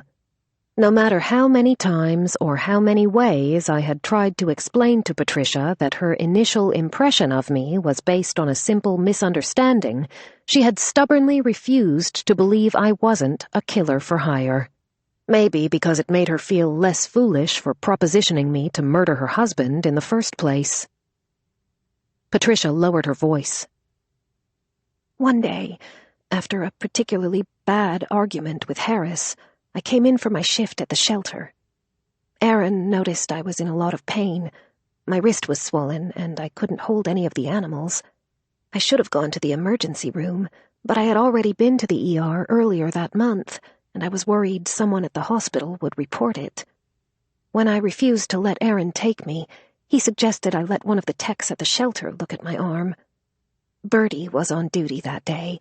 She took me back into the vet clinic, gave me some pain meds, and wrapped my wrist in a splint. When she asked me how I'd injured my arm, I made up some story about how I'd tripped over a curb. She told me she'd figured as much, that she'd tripped over the bad boyfriend curb a few too many times, too," Patricia said, hooking her fingers into air quotes. "Bertie knew exactly how the injury had happened. For weeks after that, I avoided her at work, afraid she might report it to someone. I was relieved when she finally took a position somewhere else. That was the last time I saw her. But a few days after Bertie left, a woman I'd never met before showed up at the shelter and asked to speak with me." Patricia bit her lip, as if she wasn't sure she should continue. "When I asked the woman who she was, she gave me a fake name. But it was definitely Margaret Haggerty. She was old and very sweet. She seemed harmless, so when she offered to take me to lunch, I went." "Are you sure we're talking about the same Mrs. Haggerty?" Vero muttered. I jabbed her with an elbow as Patricia went on. "Margaret wouldn't say how she knew, only that she knew Harris wasn't a good husband, and she wanted to help me. I just assumed she was friends with Bertie, some kind of therapist or social worker or something. I figured Bertie had told her about my wrist. At first I was upset, but then Margaret and I started talking. She asked me all kinds of questions about Harris, who he worked for, what he did for a living. It was such a relief to get it all off my chest about the kind of person he really was. I told her more than I should have, about the horrible things he was involved in. You know, the stuff with the mob. She listened to it all, and I never felt like she was judging me. After I told her everything, she apologized. She said she was sorry she and her friends couldn't help me with my problem, that she wished they could. She seemed genuinely upset she couldn't do something more. As Margaret was leaving, she said she had heard rumors about a website. Patricia threw a pointed look at me. She said she didn't know for sure, but she'd heard people talking about a place online where women could post anonymously about their problems. I told her I didn't see how gossiping with a bunch of strangers on the internet would help me get out of my marriage, but she kept insisting that I should try to find it, that I shouldn't feel guilty for asking for help, that I'd be better off without him. I asked her if she knew what the website was called or where to find it, but she said she had no idea. She said she had only heard whispers about it, and she wasn't good with computers. Then she left, and I never heard from her again. It took me weeks of searching, but I finally found the women's forum she was talking about. I didn't have any luck there. I tried to look Margaret up to thank her anyway. That's when I realized the name she had given me was fake. I didn't know her real name until I saw her on the news a few weeks ago, when they found that man buried in her yard. Vero's jaw fell open. Definitely didn't see that one coming. Mrs. Haggerty was the one who told you about the women's forum? I asked, in an attempt to distill all this information into some digestible breadcrumb I could follow. The women's forum Patricia was referring to had only been a chat group on the surface. It had also been a thriving whisper network of disgruntled women searching for contract killers who were willing to dispose of problem husbands for a price. Before I'd met her, Patricia had been a frequent visitor to the site, desperate to find someone willing to murder Harris. But no one there had been willing to kill someone who had worked for the Russian mob. That's when Patricia had stumbled onto me, misconstrued the nature of my work, and offered me $50,000 to murder her horrible spouse. Look, I've told you everything I know. Can I have my phone back now? Patricia held out a hand, but I was hardly listening. My thoughts had snagged on something Mrs. Haggerty had said to her, that Patricia would be better off without him. Margaret Haggerty and Penelope Dupree had both given me that exact same advice. And what had Mrs. Haggerty meant when she said she was sorry she and her friends couldn't help? Why had she sought Patricia out? What kind of help had her friends hoped to offer a woman who was desperate to get out of her relationship? None of the members of Mrs. Haggerty's book club was married, except one, Sally. Sally certainly wasn't happy in her marriage to Robert, and what had Mrs. Haggerty and her friends done for her? They had invited her to join their book club. A woman who worked for the Office of Vital Records had given her a certificate. They had given her a wooden box and a gift bag full of cremains. Everyone has a job to do. Everyone contributes. Suddenly, everything clicked into place.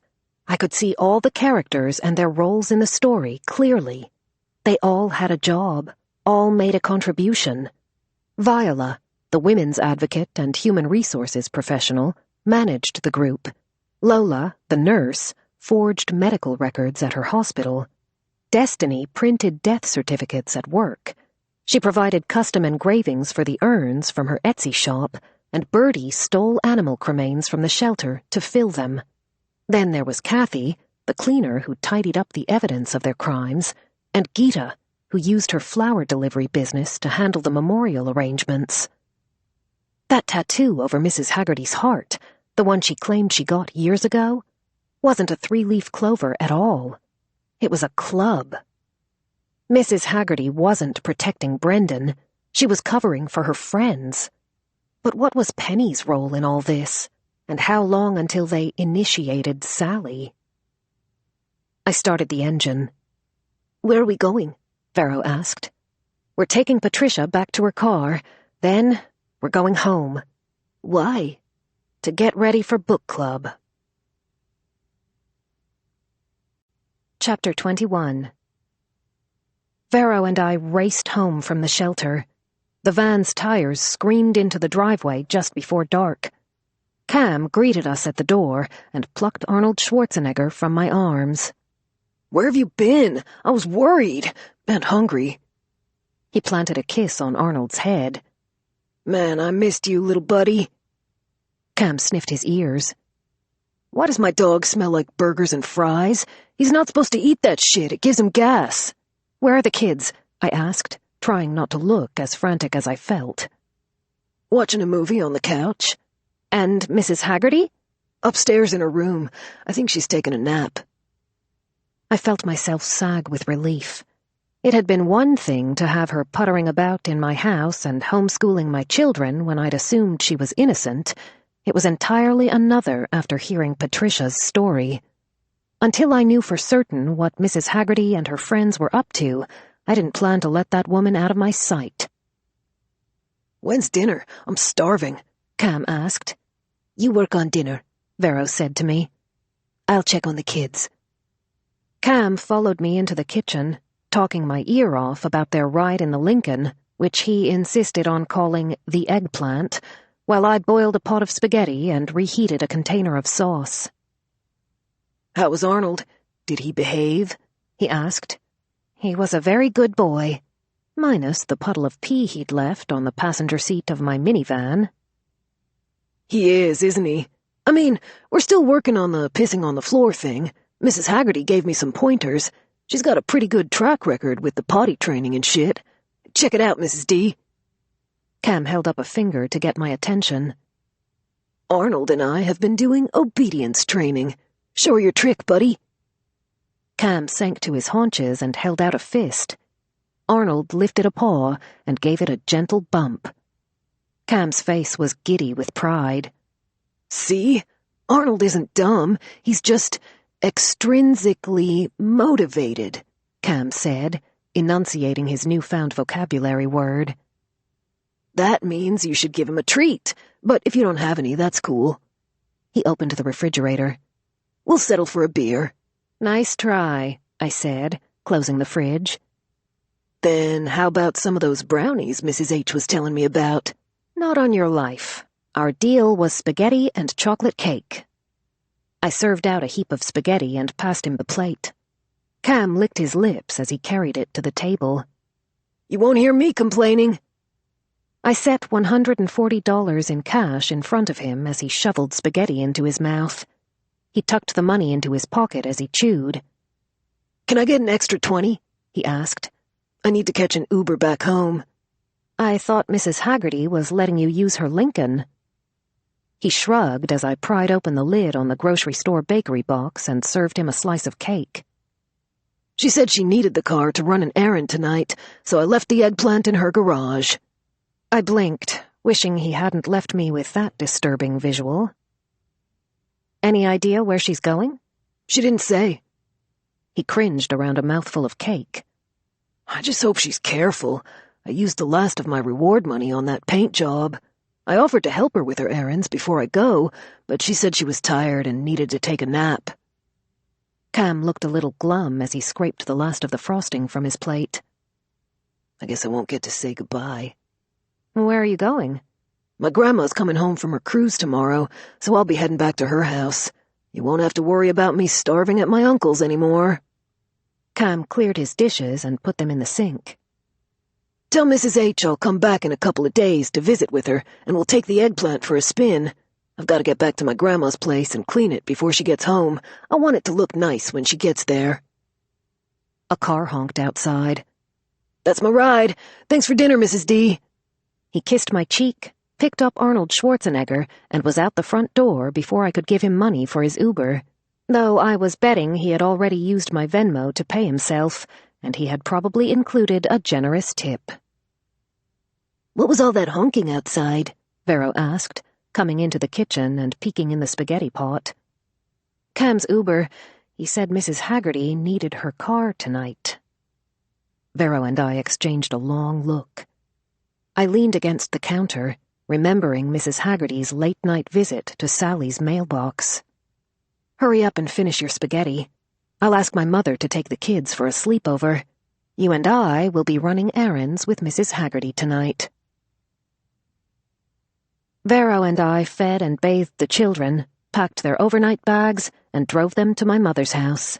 She had been more than happy to babysit when I'd told her that Vero and Javi were going out on a date, and I needed to meet with Sylvia over a late dinner to go over some contracts. Vero and I had driven straight to Sally Mullen's house from there, parked the Charger down the street a few minutes before 9, and had been staking out her driveway ever since. Sally's house was atypically dark for the early hour. Every porch light was off, even the coach lamps beside the garage, as if everyone inside was long asleep. Every few minutes, a shadowy figure peeked out from behind the curtains. It was just after midnight when we finally heard the rumble of the Eggplant's engine. We ducked low in our seats as Mrs. Haggerty's Lincoln rolled slowly to the red sign at the end of the block. The purple paint glittered as it passed under a street lamp and came to a complete and dutiful stop before continuing on to Sally's house. The driver pulled alongside the curb and killed the headlights, then the engine. I held the binoculars to my eyes and adjusted the focus. Mrs. Haggerty, thankfully, wasn't in the driver's seat. Kathy Sanderson, the cleaner, sat behind the wheel. Another figure was in the back seat. From the staff photos I'd seen on her hospital's website, I was pretty sure it was Lola de la Rosa. "What do you think they're waiting for?" Vero asked. "I don't know." A few moments later, a white van rolled past the Eggplant with its headlights off. It braked before reversing into Sally's driveway, inching back slowly until it was nearly touching the garage. I watched through my binoculars as the driver killed the engine and the taillights cut off. The vehicle was devoid of markings except for the flowers stenciled along the side. The interior lights remained off as Geeta Chaudhry climbed down from the driver's seat. Vero and I ducked as Geeta looked both ways up the street before signaling to the others. Elizabeth Chen got out of the passenger side and quietly shut her door. The curtain in the house peeled back as the rest of the women filed out of the Eggplant and hurried up the driveway. A moment later, the garage door opened. No lights, no motor. Sally braced the door in both hands and gave it a final heave, locking it in place. The women walked past her into the house. Sally followed them inside, wringing her hands. "What are they doing?" Vero asked, sitting up in her seat. I adjusted the binoculars' focus. "I don't know. They're all inside the house. They closed the door. I can't see." "I'm going to get a closer look." Vero plucked her keys from the ignition and got out of the car before I could stop her. I followed her, careful not to slam the car door. "Don't get too close," I whispered as we shuffled to Sally's house and hid in the bushes. Vero crept out of the hedge and peered into the back of the open van. "It's a reefer truck," she whispered. "A what?" "A refrigeration truck." Her voice became harder to hear as she hauled herself inside. Her phone light flooded the dark interior in a harsh white glow. "There are insulated compartments in here. Big ones. They're filled with those fancy little potted spruce trees, the ones with white lights and cinnamon-scented pine cones glued all in them. This must be the truck Geeta uses for her deliveries." Muffled voices came from inside the house. "Someone's coming!" I hissed. Vero killed her phone light as the doorknob to Sally's kitchen began to turn. I ducked back into the bushes, pressing myself flat against the side of the house. There was a thump in the back of the truck. I waited for Vero to scurry into the bushes with me, but she must not have had enough time to get that far. The door creaked open. I peeped out from the hedge as the women began to file out of the house. Lola appeared first. She staggered backward toward the van, her arms looped around something heavy. Destiny hobbled after her, both women bent low at the waist, grunting and breathing hard as they hauled a dark bundle between them. The long parcel was wrapped in something that looked suspiciously like tree netting. Where the hell was Vero? I peeked between the bushes, searching for her as the two women hauled their parcel into the back of the van. "Open the lid," one of them whispered through a strained breath. "I'm trying, but I can't see anything. It's too dark in here." A heavy thump rocked the frame, followed by a soft grunt. "Did you hear that?" Destiny's small voice carried from inside the van. "It's probably gas," Lola said. "That happens sometimes." Another soft thump, like a compartment lid closing. Then the two women jumped down from the back and dusted off their hands. The rest of the women filed out of the house, stripped off their rubber gloves and hairnets, and deposited them into a trash bag. Kathy came out last, holding a spray bottle and a wet rag. The chemical scent of bleach wafted from it as she shook it out. Sally tugged down the garage door, bracing its weight with both hands to soften the noise before it hit the ground. "Let's go," Gita said, closing the van door. My cell phone vibrated in my coat pocket, and I scrambled to turn it off. "What's that?" Mrs. Haggerty snapped, eyeing each of the women in turn. "You all know the rules. No phones." "Sorry." Destiny reached into her coat pocket, the pale glow of her screen illuminating her face as she checked her notifications. "The kids are staying with a new sitter tonight, and I promised her I would keep my phone on in case she needed anything." Several of the women gave her sympathetic nods as she typed a quick message back. Mrs. Haggerty grabbed Destiny's phone before she could hit send. With an admonishing look, Mrs. Haggerty powered it down and stuffed it in her pocket. "Sally will ride with us. Let's go, ladies. Vi's waiting." Sally, Lola, Destiny, and Kathy retreated to the eggplant with Mrs. Haggerty. Elizabeth and Gita climbed back into the van. I waited until both sets of taillights had disappeared down the street before poking my head out of the bushes. "Vero?" I whispered, afraid of drawing the attention of Sally's neighbors. I crept out of the hedge, but Vero was nowhere in sight. A sick feeling settled in my stomach as I remembered the quiet thump I'd heard in the van right before Lola and Destiny had hauled their bundle into the refrigerated compartment. It had made the same soft thumping sound when they'd closed the lid, right before my cell phone had buzzed. I rushed to turn it on. "Oh, God, no, no, no, no," I whispered as my notifications began to load. One missed voicemail message from Vero. "I'm locked inside the reefer truck, Finlay. Get me out of here, now!" I dialed Vero's number as I ran to the charger. She picked up on the first ring, frantic and breathy. "I'm covered in tree sap. There's a pine cone jabbing my ass, and a dead dude in fishnets is lying on top of me. Please tell me you have a plan." "Don't panic."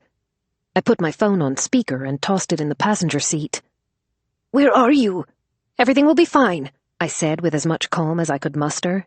She was definitely panicking. My heart stuttered as I pushed the ignition and nothing happened. Oh, God, Vero had the key. I got out of the charger and sprinted down the street toward my house. "Just relax and stay where you are." "That's not funny. Tell me you're right behind me." "Not exactly," I said, starting to panic, because now was the time to panic. "Why not?" "Because you have the car keys, but do not worry," I panted. "I'm running home to get the minivan." "I'm going to die." "You're not going to die." "A group of remorseless killers are going to cremate me and put my ashes in a jar on some old lady's mantle." "We don't know that. Just stay calm," I said, fumbling to retrieve the hidden key from under the downspout and unlock my front door.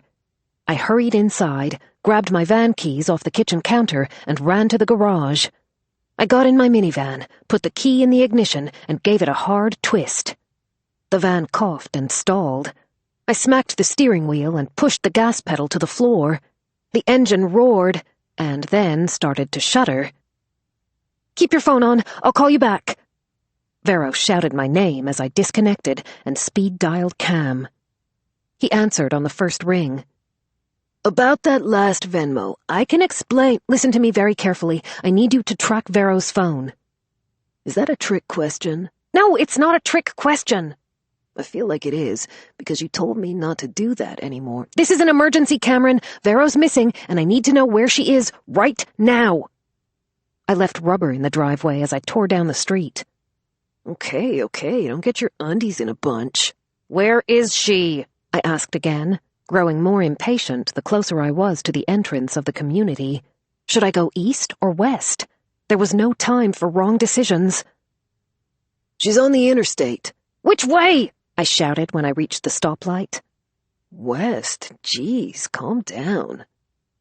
I hit the gas and wedged myself into oncoming traffic, then made an illegal U-turn to circumnavigate the light. "Take the exit ramp coming up. You're about 10 miles behind her." "Do I want to know how you know where I am?" "Probably not."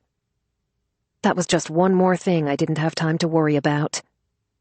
"Do not lose her, Cam. Text me every turn she makes." $50 and a steak dinner sounds fair. And maybe one of those fancy cheesecakes with the— "Just do it!" I disconnected and dialed Vero back. "I'm less than 10 minutes behind you. Cam's tracking your phone. Whatever you do, don't turn it off." "Where the hell am I?" I-66 in Prince William County, headed west.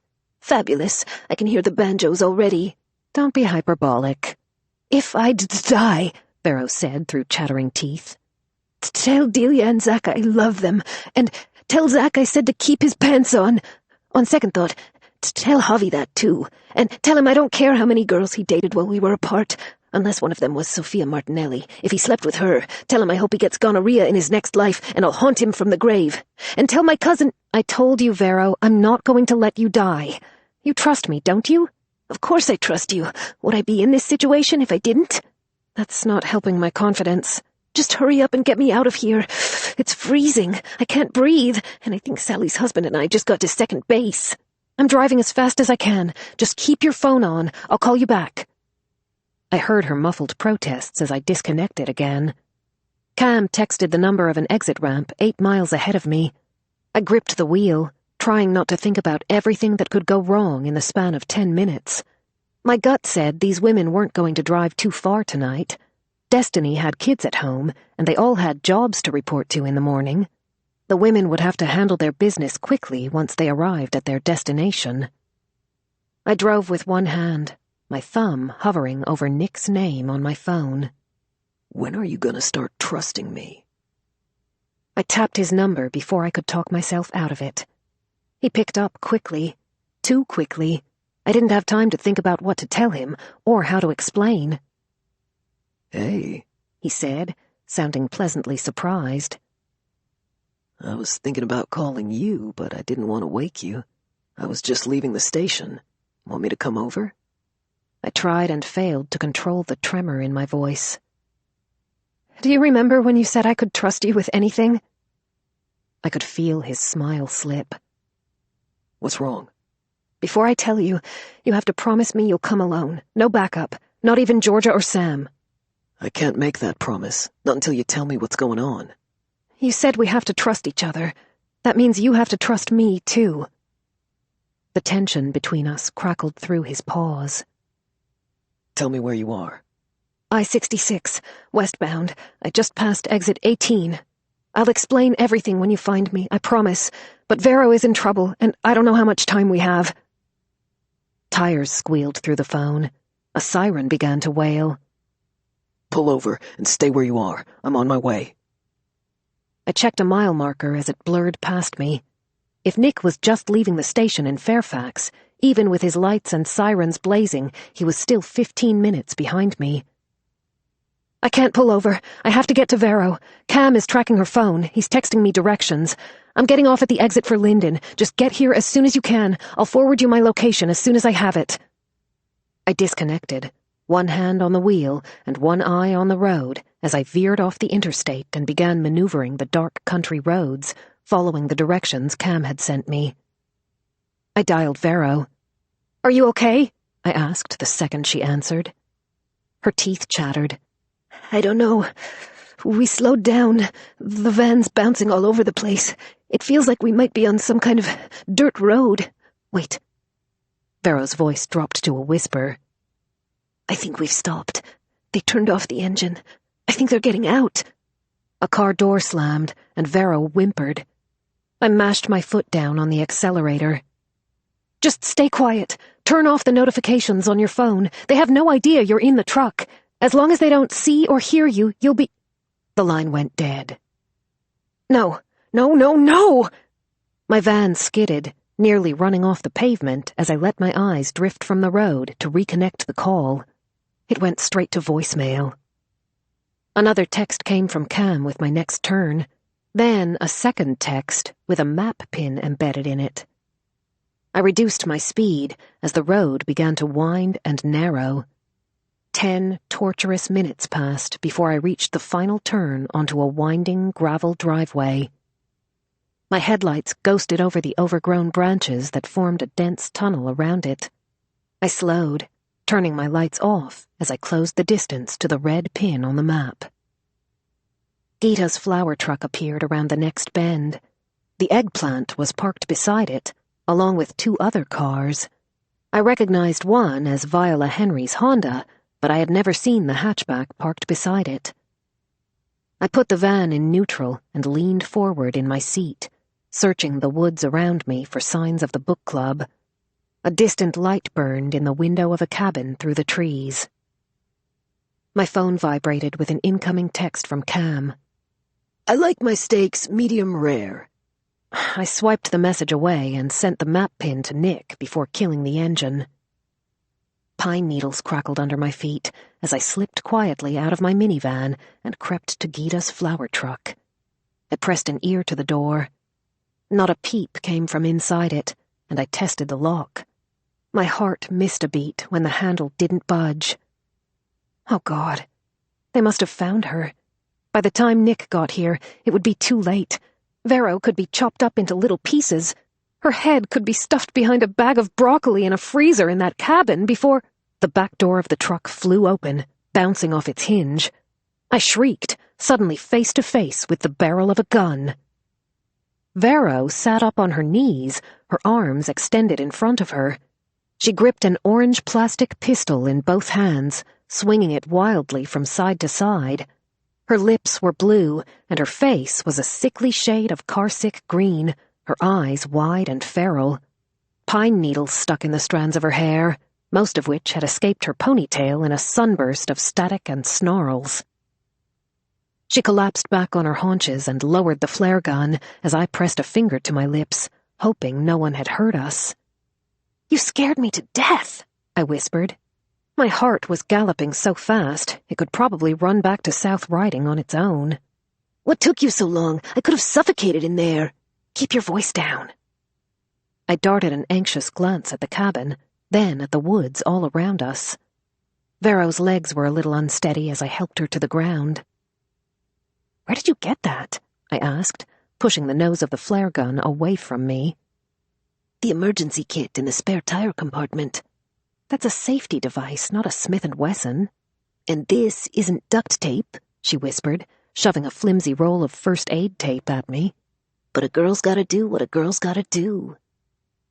She lifted the cover to the wheel well and removed the tire iron from the spare. "Take this," she said, passing it to me. My elbow buckled under its weight. She hooked a small pair of pruning shears into her belt loop and jumped down from the back of the van. "What now?" "Nick's on his way," I whispered, handing her the tape. "You called him? Why the hell did you do that? What did you tell him?" "I told him I needed help and to get here fast. Come on, if we leave now, we can call him from the road and tell him not to come." I would worry about how to explain why once we were a safe distance away. We started through the brush toward my minivan. A rifle cocked behind us. Vero and I froze. "Drop everything in your hands and turn around slowly," a woman said. Vero dropped her flare gun. I let my tire iron thump to the ground. "Phones and keys, too. the woman demanded. We dropped our phones and our car keys and slowly turned around. One by one, the members of Mrs. Haggerty's book club came into focus. Viola Henry aimed her rifle right at us. You two had better come inside. We have a few things we need to discuss. Chapter 22. Mrs. Haggerty and her friends directed us down a narrow path through the woods to a small rustic cabin with a handful of tiny windows and wide front porch. It was nestled deeply in the trees, camouflaged by the thick landscape. If it hadn't been for the oil lamp burning in the window, I might not have spotted it at all. "Watch your step," Kathy said, pointing out a fallen log beside the porch. On second look, it wasn't a log at all, but a long, human-shaped bundle wrapped in green tree netting. Keep moving. Viola nudged me between the shoulder blades with her rifle. The warped wooden planks creaked under us as we climbed the porch steps. I paused at the top to steal a look at our surroundings. The cabin overlooked a pond at the bottom of a hill. Beyond its dark, rippling surface, it was all woods and shadows as far as the eye could see. I wasn't even sure I could find our way back to the minivan in the dark, and even if we could, these women had my keys. The rusty hinges on the screen door whined, calling my attention back to the house. Lola held it open as we all filed inside.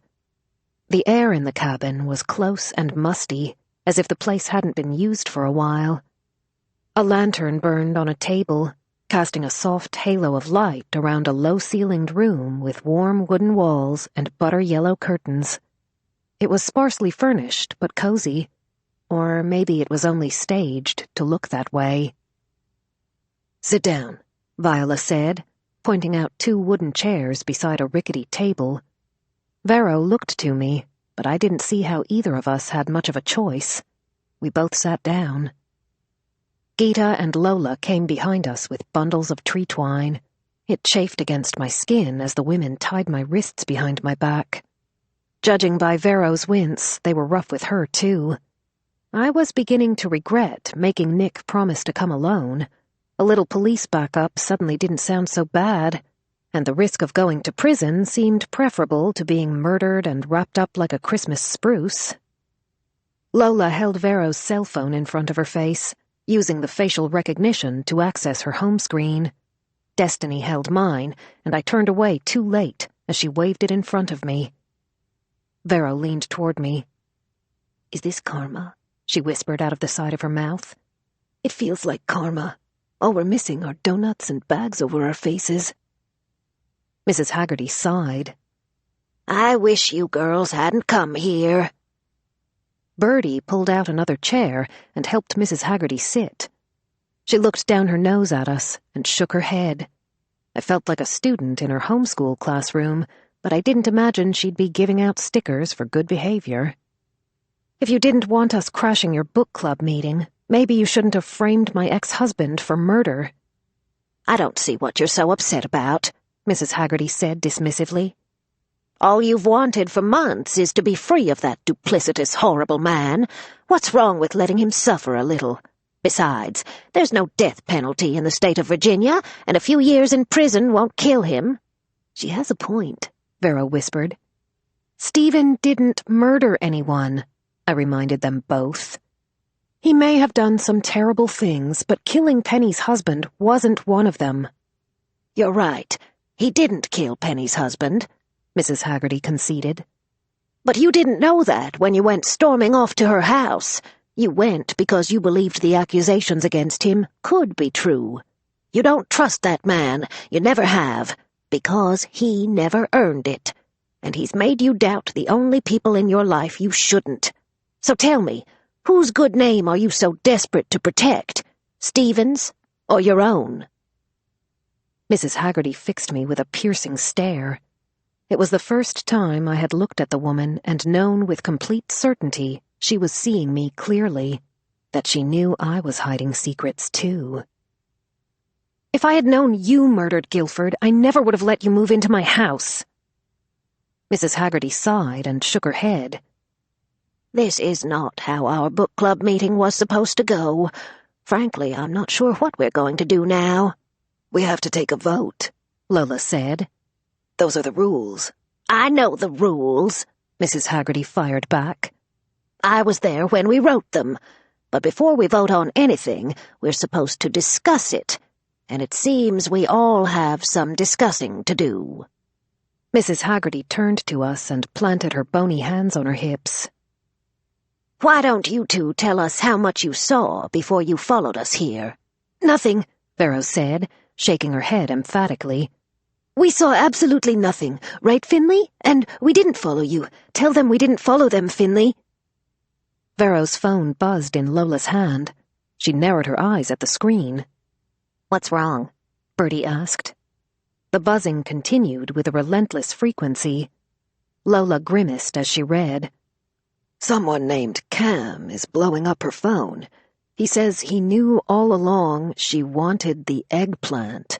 He says his eggplant is too good for her, that it will never belong to her, and he'll make her regret she ever touched it." Vero and I exchanged a look, while the women's faces puckered with disgust. Cam must have put a tracer on the Lincoln. He must have realized that Vero's phone was in the same location as the car, and he assumed she took it. "He sounds like a disgusting jerk," Bertie said. "If we get rid of the eggplant guy for them, maybe they'll swear not to tell anyone what they saw tonight," Gita suggested. "We can make them part of the club." "It's not a bad idea," Kathy agreed. Destiny checked her watch. Maybe my sitter can stay for a few more hours. I tried to get up, but I was tied to the chair. "No one's killing the eggplant guy. He's practically a child." The horrified women gawked at Vero. "I didn't touch his eggplant," she cried. "It belongs to Mrs. Haggerty." Mrs. Haggerty smacked the table. "Forget all that nonsense. We have far more pressing problems to deal with." Guys? Everyone turned to Destiny as she scrolled frantically through my phone. Finlay texted our location to someone named Nick. It looks like he'll be here any minute. "Oh, dear," Mrs. Haggerty said. "That's a shame. I liked that one. He always did smell nice." Who's Nick? Bertie asked. "He's a detective," Mrs. Haggerty said, rising stiffly from her chair. A wave of panic rippled through the room. Sally's lower lip began to tremble. "What do we do?" Destiny asked. Bertie peeped through the curtains toward the road. "I say we shoot him." "No!" I wrenched my wrists and bounced in my chair. "That would be a very bad idea." "A very, very bad idea. He's a really good cop," Vero called out over the women as they started to argue. "The best. He's like John McClane in Die Hard, but with better hair, and a lot more backup." I shook my head and whispered to Vero. "I made him promise to come alone." "What were you thinking?" she cried. "You were the one who said I was stupid for calling him." Viola grabbed her rifle and shoved Kathy and Bertie toward the door. "Put Robert under the porch. The rest of us will deal with the cop." "Stop! Wait!" I shouted. Panic took hold of me as the women rushed out of the cabin, leaving Vero and me lashed to our chairs. I called after Mrs. Haggerty as the screen door slammed behind her. We had to get out of here. We had to stop Nick before he made it to the cabin, or the three of us were going to end up in a grave with Sally's husband. All I'd wanted was to prove that Penny had lied about Stephen, that she'd known Mrs. Haggerty all along, and Penny wasn't even here. "What are you doing?" Vero asked me as I started bouncing in my chair. It thumped over the floor as I steered it toward the kitchen. "There must be something sharp in here. Maybe we can cut the twine." Vero bounced up and down in her chair and thumped into the kitchen beside me. "The knife block is empty. Help me look for something else." She followed my lead, using her teeth to grab the knobs and open all the drawers. "There's nothing here. What about the pruning scissors you took from the truck?" Vero's eyes widened. They're in my belt, under my coat. Maybe you can reach them. Vero and I bounced in our chairs, rotating ourselves inch by inch until we were back to back. You're too far away, I said, stretching my fingers behind me. Push yourself closer. There was a soft screech as Vero's chair slid backward into mine, close enough for my fingers to brush the hem of her coat. I've got it, I said, prying the tool from her belt loop. Hold still. I'm going to try to cut you free. If you accidentally kill me and join their creepy book club cult, I swear to God, Finlay, I will never forgive you. Shh, I'm concentrating. I gripped the scissors and felt around for the twine. I really hope this isn't your finger, I said, wedging something long and thin between the blades. There's no dismemberment coverage on my cheap-ass HMO, Finlay. Please do not cut off my— I squeezed my eyes shut and snipped. When no one screamed, I opened one eye. Vero leapt to her feet and shook off the last of her twine. She knelt and took the scissors from me. With 2 quick snips, I was out of my chair. "What do we do?" she asked, peeking out the window. The women were huddled in a circle, their raised voices muted but clear as they argued with one another at the bottom of the porch. "I vote we shoot him," Bertie said. Kathy raised her hand. So did Gita. Sally wrung hers. "This wasn't in the bylaws of the membership agreement." Lola crossed her arms and paced. "We don't have time to wait for a fucking quorum." Viola clutched her rifle. "Whatever we're doing, we need to decide quick. You heard Destiny. He could be here any minute." Vero crouched under the window beside me. "We need to call Nick and warn him." "We can't. Destiny and Lola have our phones." "What about your keys?" she suggested. "If we can get to the van without being seen, maybe we can intercept Nick at the road." I searched frantically around the room and found my keys hanging on a hook beside the door. I stuffed them in my pocket. "Maybe there's another way out," I said. "Come on." Vero scurried after me down a short, dark hall. There were only 2 doors, both of them shut. I tried the knob on the first one, but it was locked. I could have sworn I heard rustling behind it. My heart skipped a beat as I wondered if one of the women might still be inside. "Hurry," Vero whispered. "Try the next one." The next door opened easily. Vero and I slipped inside the bedroom and locked the door behind us. I ran to the window on the back wall. "It's kind of small. Sure you can fit?" Vero asked. "What? I'm just saying." "Go." I wedged it open and gave her a boost. She shimmied through it, grunting when she hit the ground. "Come on," she whispered. I put both arms through the opening, then my head. Vero grabbed my hands and pulled. The window scraped the sides of my coat. I wriggled as she tugged. "This must be what a farmer feels like when he's delivering a cow." "Shut up!" I hissed as my hips got stuck.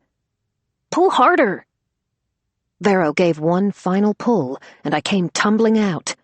My body hit the ground, the force of it knocking the wind from my lungs.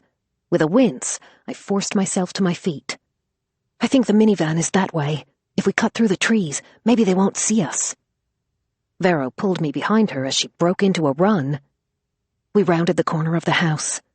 I slammed into Vero's back as she skidded to a stop. Viola leveled her rifle at us. The rest of the book club stood behind her.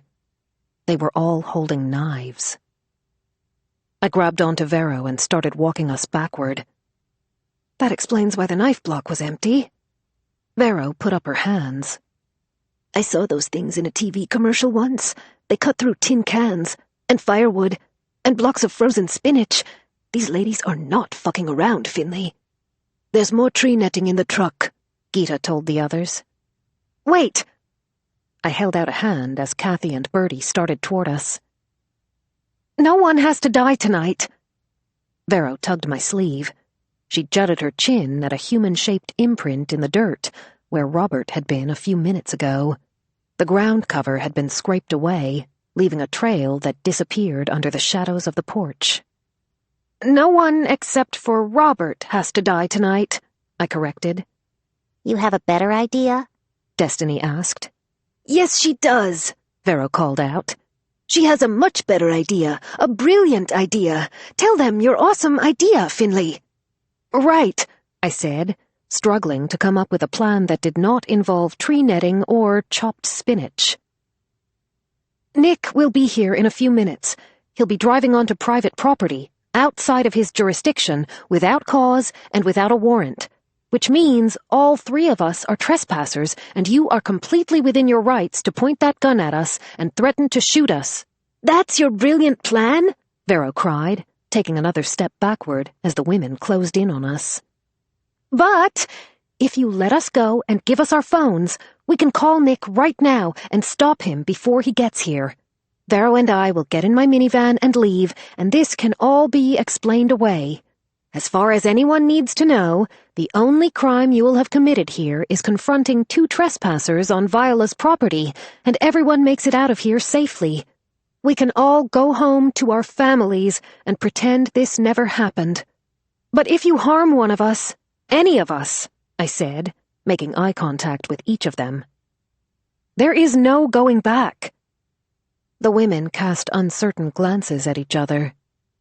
How do we know you won't double-cross us? Lola asked. These women didn't trust me, and for good reason. If Vero and I were lucky enough to walk out of here with our lives, I was damn sure going straight to Nick to tell him what I'd seen tonight. We won't say anything. Right, Finlay? Vero elbowed me in the ribs. They won't say a word, Mrs. Haggerty answered for me. How can you be sure? Bertie asked. Because these two are as guilty as we are. She pointed a knobby finger at us. I've been watching both of you for months. Don't think I haven't seen a few things. Vero tensed beside me. I felt the blood drain from my face. Detective Tran was very interested in my neighborhood watch diaries, Mrs. Haggerty continued. There's one in particular I'm sure he would be very eager to see right about now, considering how curious he is about the two of you. I've been keeping that notebook someplace safe. Didn't figure you'd want the police getting hold of it. I couldn't be sure how much Mrs. Haggerty had seen the night Harris Mickler died in my garage, or what she knew of Vero's criminal charges in Maryland, but I wasn't willing to take any chances, and judging by the calculating gleam in Mrs. Haggerty's eyes, she knew it. "What will you do with it?" I asked, as headlights swept across the cabin. I suppose that's up to you, she said. But if you don't want to dig your own graves, you'll keep your mouths shut. Chapter 23. There was a flurry of panic as Nick's headlights approached. Viola issued quiet orders. Knives were hidden, stuffed in pockets, or tossed into the trees. Sally scurried into the cabin to hide. Lola, Bertie, Kathy, and Gita sat on the porch steps, blocking the entry. Mrs. Haggerty stood beside Vero and me at the foot of the stairs. Viola positioned herself like a sentry in front of us. A car door shut. Footsteps crunched cautiously along the path. Viola cocked her rifle and stared down the barrel. "You're trespassing on private property," she called out as Nick came into view. "Announce yourself if you don't want to be shot." Nick paused. He raised one hand and used the other to hold up his identification. His badge glinted in the moonlight. "I'm Detective Nicholas Anthony," he called out. "Fairfax County Police.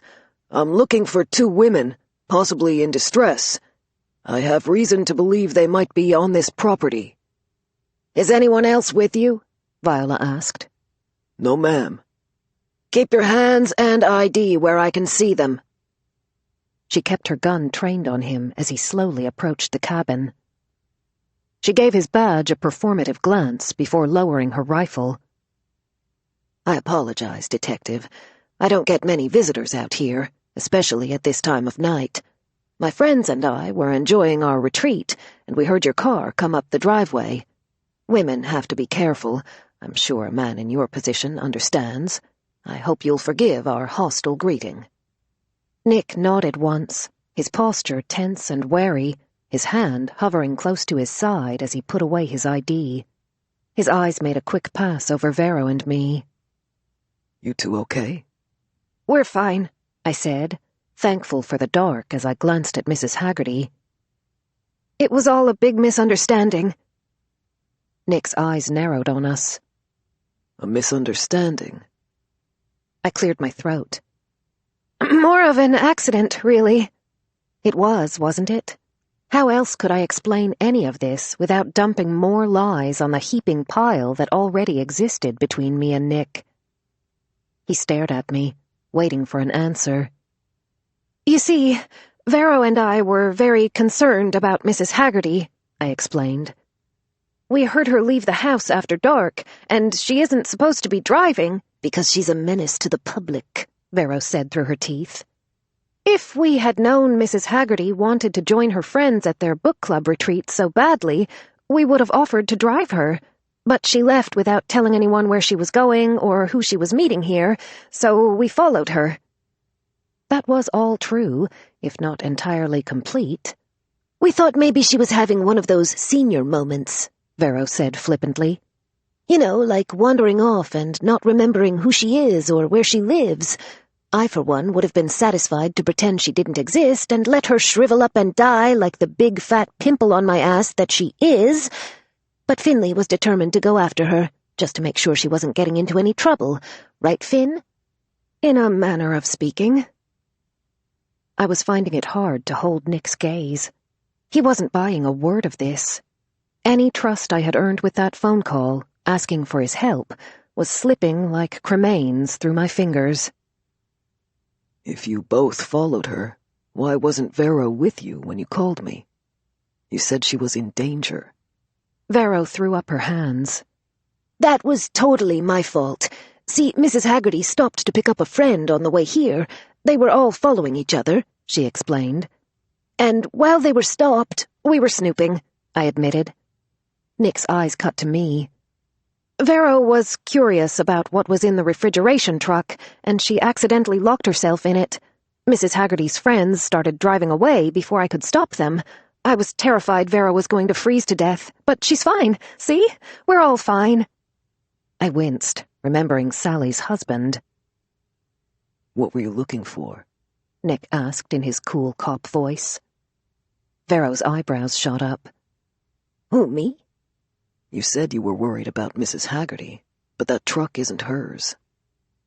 All of Nick's focus shifted to me. What were you looking for in the truck, Finlay? A chill tightened my skin, every one of his questions peeling back a layer, leaving me more exposed. He was about to catch me in a lie, and he knew it, in that way detectives always seem to know that something isn't what it seems. The cabin door creaked open behind me. "They were looking for me," a voice said. We all turned to stare at the figure on the porch. In the dim light from the window, I could just make out her short bob and the soft lines of her long sweater. Nick stiffened as Penny Dupree stepped out into the moonlight. Mrs. Haggerty gasped. The others shot to their feet. The bathroom. Penny must have been hiding in the bathroom the entire time we'd been here, just as she had at Bertie's house during the last book club meeting. When I'd tried to flush the brownies in the toilet, the downstairs bathroom had been occupied. It all made sense now. Why Mrs. Haggerty never wanted me to join her club, why Viola met us on the porch when I'd come to her house, why Bertie had only cracked the door when I'd knocked, forcing me to barge my way into her home. They'd been hiding Penny. Penny had been a member of their book club all along, in cahoots with all of them. And now that Nick knew she had lied, what would these women do to us? His eyes darted over her as she descended the stairs, as if he was trying to reconcile this modestly dressed, fresh-faced woman with the glamorous blonde he'd met 5 days ago. She tucked back a lock of her chestnut hair and hugged her cardigan closed over her chest. "I don't know why you look so surprised, Detective. Finlay's been telling everyone who will listen that she suspected I was lying about her ex-husband. She's a damn sharp and determined young woman." I'm guessing she was looking for proof in that truck because no one was willing to believe her. She shook a reproving finger at him. I reached for Vero's hand as Viola tightened her grip on the gun.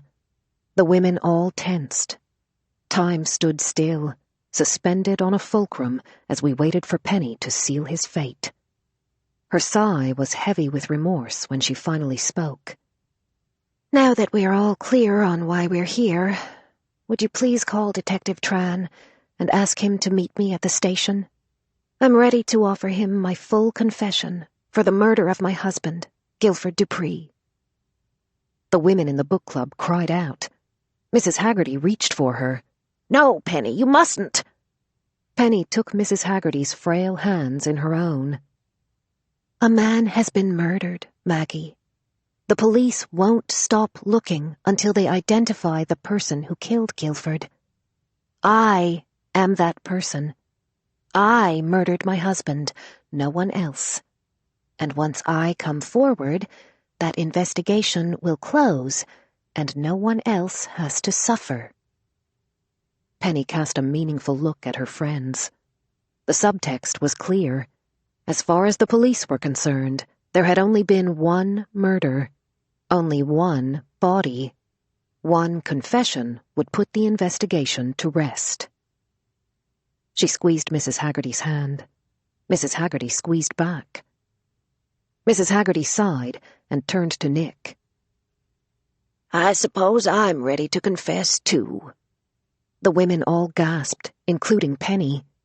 A few of them began to cry as Mrs. Haggerty confessed. I was there the night Penny killed Guilford. I helped her cover up her crime, and I concealed the truth from the police. I have a responsibility in this, too. If Penny is willing to tell her story, then so am I.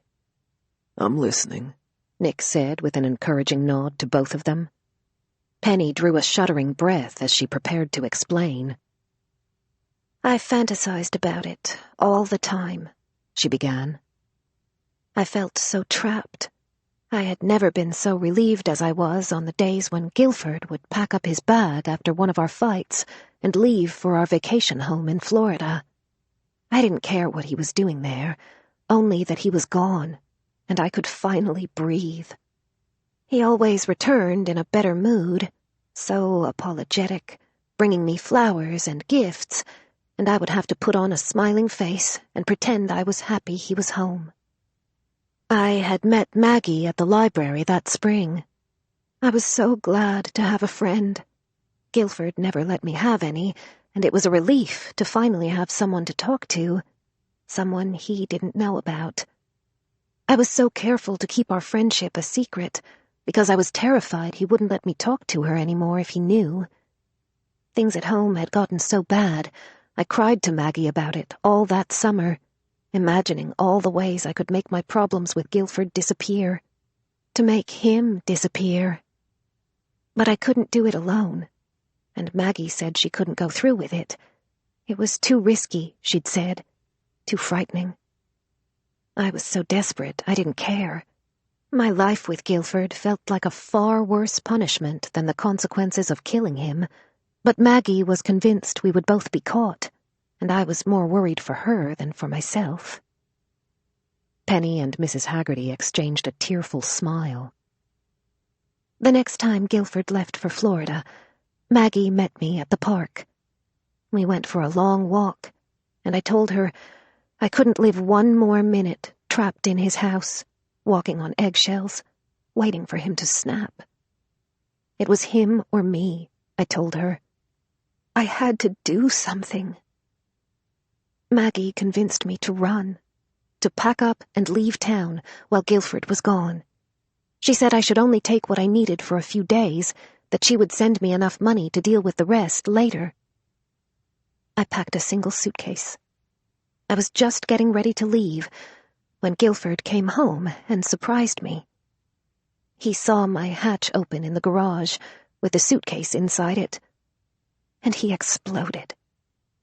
He demanded I unpack my car, but I refused, so he reached inside to unpack it for me. I don't know what happened. I guess it was my turn to snap. Penny said through an anxious laugh and a sniffle. One of the women pulled a tissue from her pocket and passed it to Penny. She blew her nose before resuming her confession. While Guilford was turned away from me, I grabbed the garden shovel from its hook on the wall, and I struck him across the back of his head with it. Nick listened, silent, every ounce of his focus on Penny, as if he was committing her confession to memory. Guilford fell over into the back of my car. His legs were just hanging out of the hatch. When he didn't move, I panicked. The only person I could think to ask for help was Maggie. I knew if I could just get to her house, she would know what to do. I lifted his feet and stuffed the rest of him inside the car. Next thing I knew, I was parked in Maggie's driveway. She told me her landscaper had just finished installing her new rose garden. She said the dirt was soft, and the sod around it had only been there a few days, that it would be easy to pull up. We backed my vehicle into her garage, snuck Guilford through the back door into her garden, and had him in the ground just before sunup. Owen slept through the whole thing, Mrs. Haggerty recalled with a soft but bitter laugh. He was a drinker, had been for years. He had 3 glasses of scotch after dinner every night, and passed out by 10 like clockwork. When Penny and I were finished in the garden, I cleaned us both up, washed the shovels, and told her to drive straight to her vacation home in Florida. I told her to wait a full day after she got there before calling the police. When Owen woke up the next morning, I told him I needed to run some errands. I drove to the park near Penny's neighborhood, walked the rest of the way to her house, and snuck in through the back door. Then I took Guilford's keys and his phone and left the house in his fancy coupe, right around the same time he usually departed for work in the morning, to keep the neighbors from suspecting anything. I left his car at the park and took my own car home. I only knew Penny had made it to Florida when I saw that Guilford had been reported missing on the TV news. You didn't talk to her? Nick asked. Mrs. Haggerty shook her head. Penny and I agreed we would only communicate by hand-delivered letters from then on out, and we would only meet when absolutely necessary. It was weeks before we spoke to each other, Penny said. I thought it would be safer for Maggie if the police never figured out we knew each other. If Finlay hadn't been so determined to prove her ex-husband was innocent, I'm not sure anyone would have ever known. Now that we've confessed all our secrets, our only choice is to turn ourselves in. Mrs. Haggerty's eyes made a stern pass over their group, delivering an unspoken message to each of them. This was not up for a vote. Penny and Mrs. Haggerty had made their decision. But what will happen to you? Gita asked them. Penny and Mrs. Haggerty deferred to Viola. Considering her line of work, she was probably the only member of the book club who was capable of answering. She frowned as she thought for a moment. If Penny turns herself in and offers a full confession, she stands a much better chance of securing a plea deal. The prosecutor might consider a lesser charge that carries a shorter sentence, and given Mrs. Haggerty's age and limited involvement in the crime, I don't think the judge would expect her to serve for very long. Maybe 6 months in a minimum security prison. Viola looked to Nick for confirmation. He nodded, carefully wording his reply. Assuming they can prove to the court she's not a danger to anyone. Mrs. Haggerty frowned. Do they have video games in those fancy white-collar joints? Nick almost cracked a smile. I'm sure we can work something out. Then let's get this shit show on the road, she said. The rest of you ladies, clean up this mess and get on home. She handed Vero the keys to the eggplant. I'd be grateful if one of you would deliver my car to Cameron's house. Tell him he can take care of it for me while I'm gone. Nick waited while Mrs. Haggerty and Penny exchanged tearful goodbyes with each of their friends. Then, arm in arm, the 2 women started down the footpath to the cars. Vero followed them. Nick took my hand and held me close to his side as we walked. You're not off the hook yet. I'm assuming we're going to talk about this tonight when we... He paused beside the porch. I turned to see him staring down at the moonlit ground beside it. He frowned at the track Robert's body had made through the pine needles and dead leaves. Vero, Penny, and Mrs. Haggerty all turned to see why we'd stopped. We all fell silent as Nick knelt, took his penlight from his pocket, and aimed it under the porch. He swept the beam slowly over the ground. The light sliced through the shadows across an empty stretch of dirt. Slowly, he stood and clicked off the light. He pulled me close and lowered his voice. Is there anything about this I need to know? He asked. Not, what aren't you telling me? Not, are you hiding something? Like every question Nick asked, this one, too, had been carefully worded. I shook my head, held his gaze. There's nothing you need to know. He glanced back at the remaining members of the book club where they stood huddled by the woods. He dipped his head in farewell as he returned his penlight to his pocket. You ladies drive safely getting home tonight. Then he tucked me under his arm and walked me to my van. Chapter 24. It was nearly noon the next day when Penny and Mrs. Haggerty had finally finished meeting with their attorneys. Nick snuck us into a small adjacent room with an observation mirror, where we listened as the two women shared their confessions, one at a time, each of their stories perfectly aligning with the other's recollection of the night Guilford had been murdered. Both women had been careful to leave out any mention of the book club they'd created since, and, more important, its intended purpose. According to Penny and Mrs. Haggerty, their story began when they met at the library 5 years ago and ended the night they buried Penny's husband.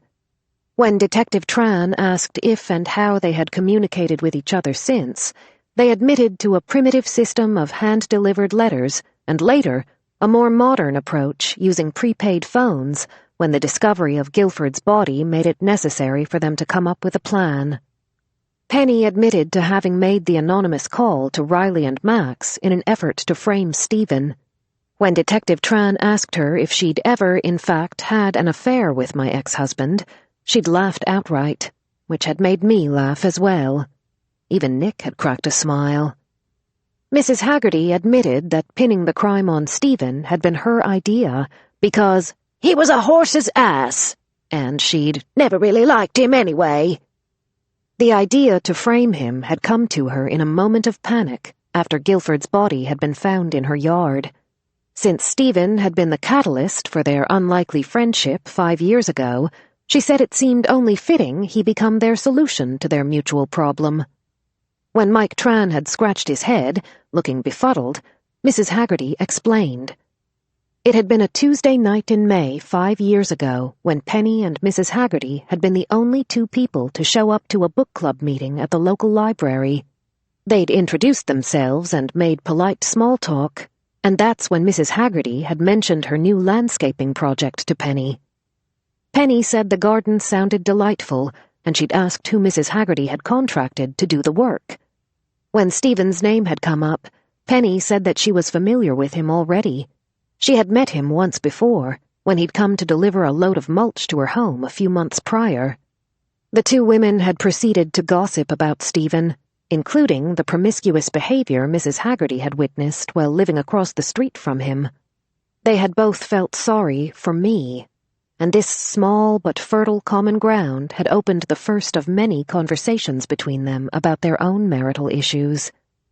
As their friendship bloomed, so had Penny's resentment of her husband, and Mrs. Haggerty's sympathy for Penny's situation. It hadn't escaped my attention that Mrs. Haggerty made no mention of her own deceased husband, who had coincidentally passed less than a month later. Apparently, it hadn't escaped Mike Tran's attention either. Where was Owen on the night you helped Mrs. Dupree bury her husband? He asked, his pen poised over his notebook. Asleep. Mrs. Haggerty said with a dismissive wave. Asleep, Detective Tran repeated, inviting her to elaborate. When she didn't, he asked, Your husband was home at the time? Yes, she said matter-of-factly. And was he in any way involved? No. So, your husband was asleep upstairs in your bedroom when Mrs. Dupree arrived with the deceased in her trunk, and he remained asleep for the entire... He consulted his notebook. 3 hours and 30 minutes it took you to remove the deceased from the vehicle, pull up the sod, dig the grave, bury the deceased, and replace the sod to conceal the location of the body, and he was unaware of those activities the entire time? The detective's frown was understandably skeptical. Owen was a drunk and a heavy sleeper, Mr. Tran. A hurricane could have ripped through our bedroom and blown the roof off the house, and the man wouldn't have noticed. I never told him what Penny and I did that night, and he never seemed to have a reason to ask. As far as he was concerned, I had my new garden, and he was happy not to have to care for it. He never bothered to take much of an interest in it. My heart ached a little at all the things I didn't hear her say. That her husband had never taken much of an interest in her garden because it was important to her, and he'd never noticed the quiet tempest brewing in their bedroom because he'd been too selfish to see it.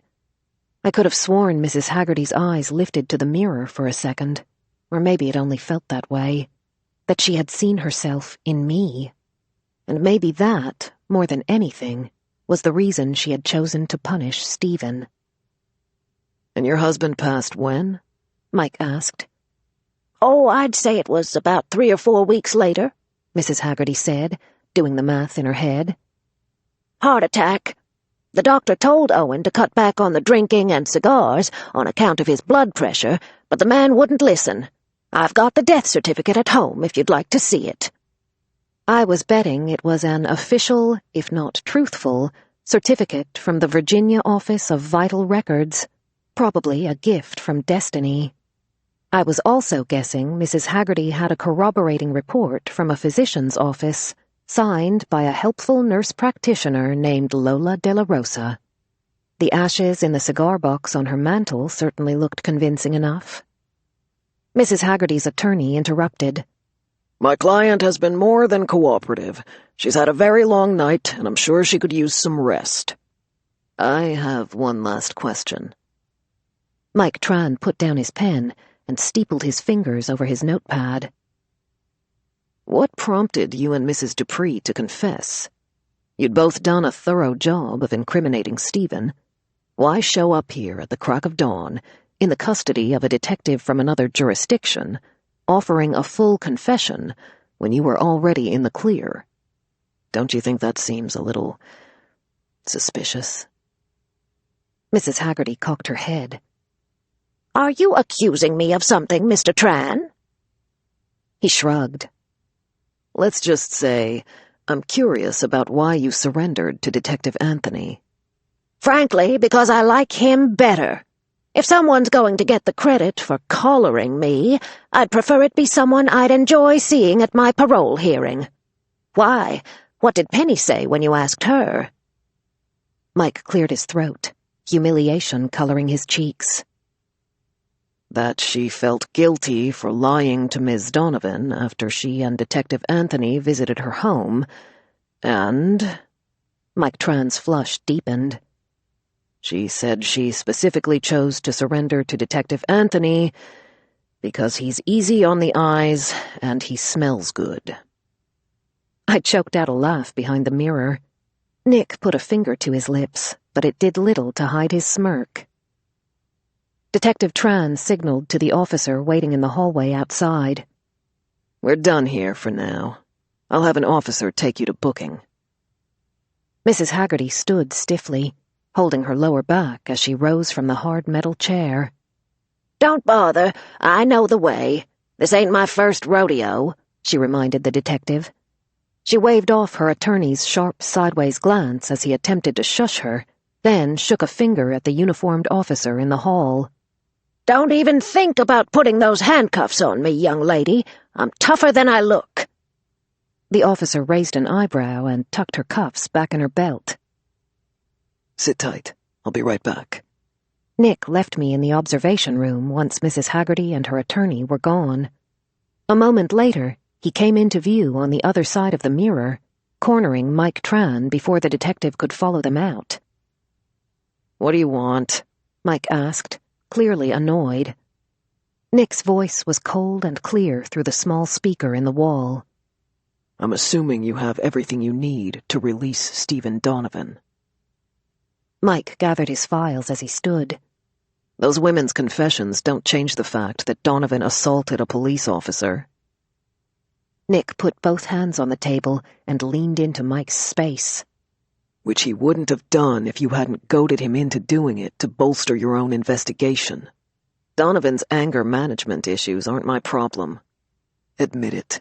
You pulled the trigger before you actually had a case, and you needed a reason to hold him until you had enough dirt on the guy to make one up." Mike's face hardened. "You want to talk about dirt? How about we start at Donovan's farm? Just because he wasn't guilty of this crime doesn't mean he isn't guilty of something." The same could be said of a lot of cops I know." Joey sauntered into the room and slipped a toothpick into his mouth. He leaned against the wall, making himself comfortable. "How are you, Mike?" Mike stiffened, wary as he silently returned the greeting. "I couldn't help but overhear all that talk about dirt," Joey said, his cool blue eyes making a slow pass over Mike. "You know, I worked with internal affairs for a long time. Even did some work for them while I was here in Loudoun County, but I'm guessing you already heard that. Things like that get around fast. Everybody's careful to warn their buddies, to make sure no one's saying too much around the snitch. But I do hear things, Mike. I hear all kinds of things. I don't bother looking into most of it because a lot of those cops are good cops, and I don't really see much benefit to the department in recommending internal investigations and making more work for everyone. But sometimes someone rubs me wrong, and I start wondering, what if there's some dirt worth looking into? Joey chewed on his toothpick as he studied Mike's face. A muscle in Mike's jaw tensed under Joey's close scrutiny. I left IA in pretty good standing. We got rid of a lot of dirty cops when we took Girov's organization down. Nick's bust at the sod farm was a big part of that whole operation, and there are a lot of people in the FCPD, not to mention the FBI, who would hate to see all their hard work called into question because you botched a case and figured you'd do something stupid, like reopen someone else's, in some misguided, desperate attempt to save a little face. Mike gritted his teeth. I solved my investigation. Nick and I were just wrapping up here. That's good, Joey said. I'm glad we understand each other. His eyes trailed Mike as he shouldered past them and out of the room. You think he'll push? Nick asked. Joey toyed with his toothpick. After a thoughtful pause, he shook his head. He'd be a fool to try. His nose isn't as clean as he wants people to think it is. Nick seemed to relax at that. You can come out now, Joey called over his shoulder, presumably to me. I poked my head out of the observation room, making sure no one was looking as I slipped into the hall, then into the interrogation room with them. Why don't you two get out of here and try to get some sleep, Joey said. You've both had a long night. I'll stick around and make sure Tran signs off on Stephen's release. I opened my mouth to protest, feeling guilty for leaving, even though my eyes were so tired I felt like I needed 2 of his toothpicks to hold them open. And don't worry, he said before I could ask. Cam made me promise to look after Mrs. Haggerty, too. I nodded, grateful to be able to go home and get some rest. According to my phone, it had been more than 6 hours since Nick and I had arrived at the police station just before dawn, me in my minivan, and Nick following with Penny and Mrs. Haggerty in his Impala. I'd sent Vero home in the eggplant and promised her I'd text her updates from the station. At some point that morning, only after it had become clear that Mrs. Haggerty and Penny had stayed true to their word not to implicate either of us in their confession, Vero had stopped reading my texts, and I'd hoped that was because she had fallen asleep. Thanks, Joe, Nick said. The two men clapped each other on the shoulder, and Nick followed me out of the room. We were both quiet until we reached the parking lot. I paused, unsure where to go. His Impala was to the left. My van was to the right. Nick paused as well, as if he also wasn't entirely sure where we stood. You look too tired to drive. Want me to drop you off at home? No, thank you, I said, forcing myself to look him square in the eyes.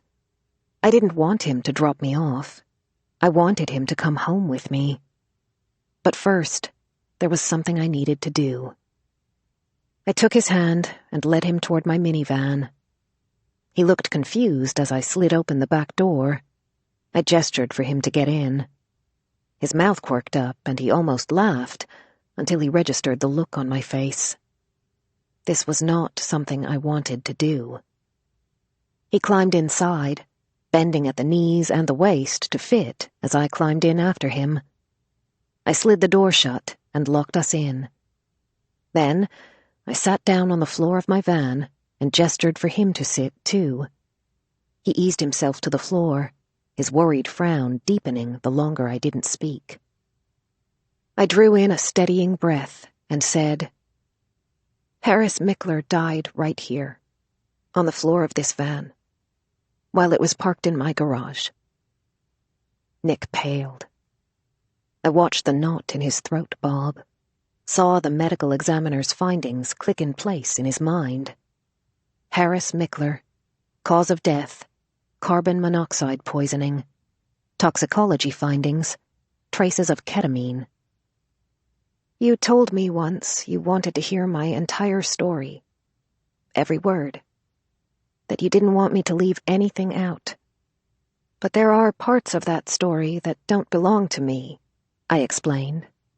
Vero's story, Patricia's, Irina's, the women in the book club, even Mrs. Haggerty's.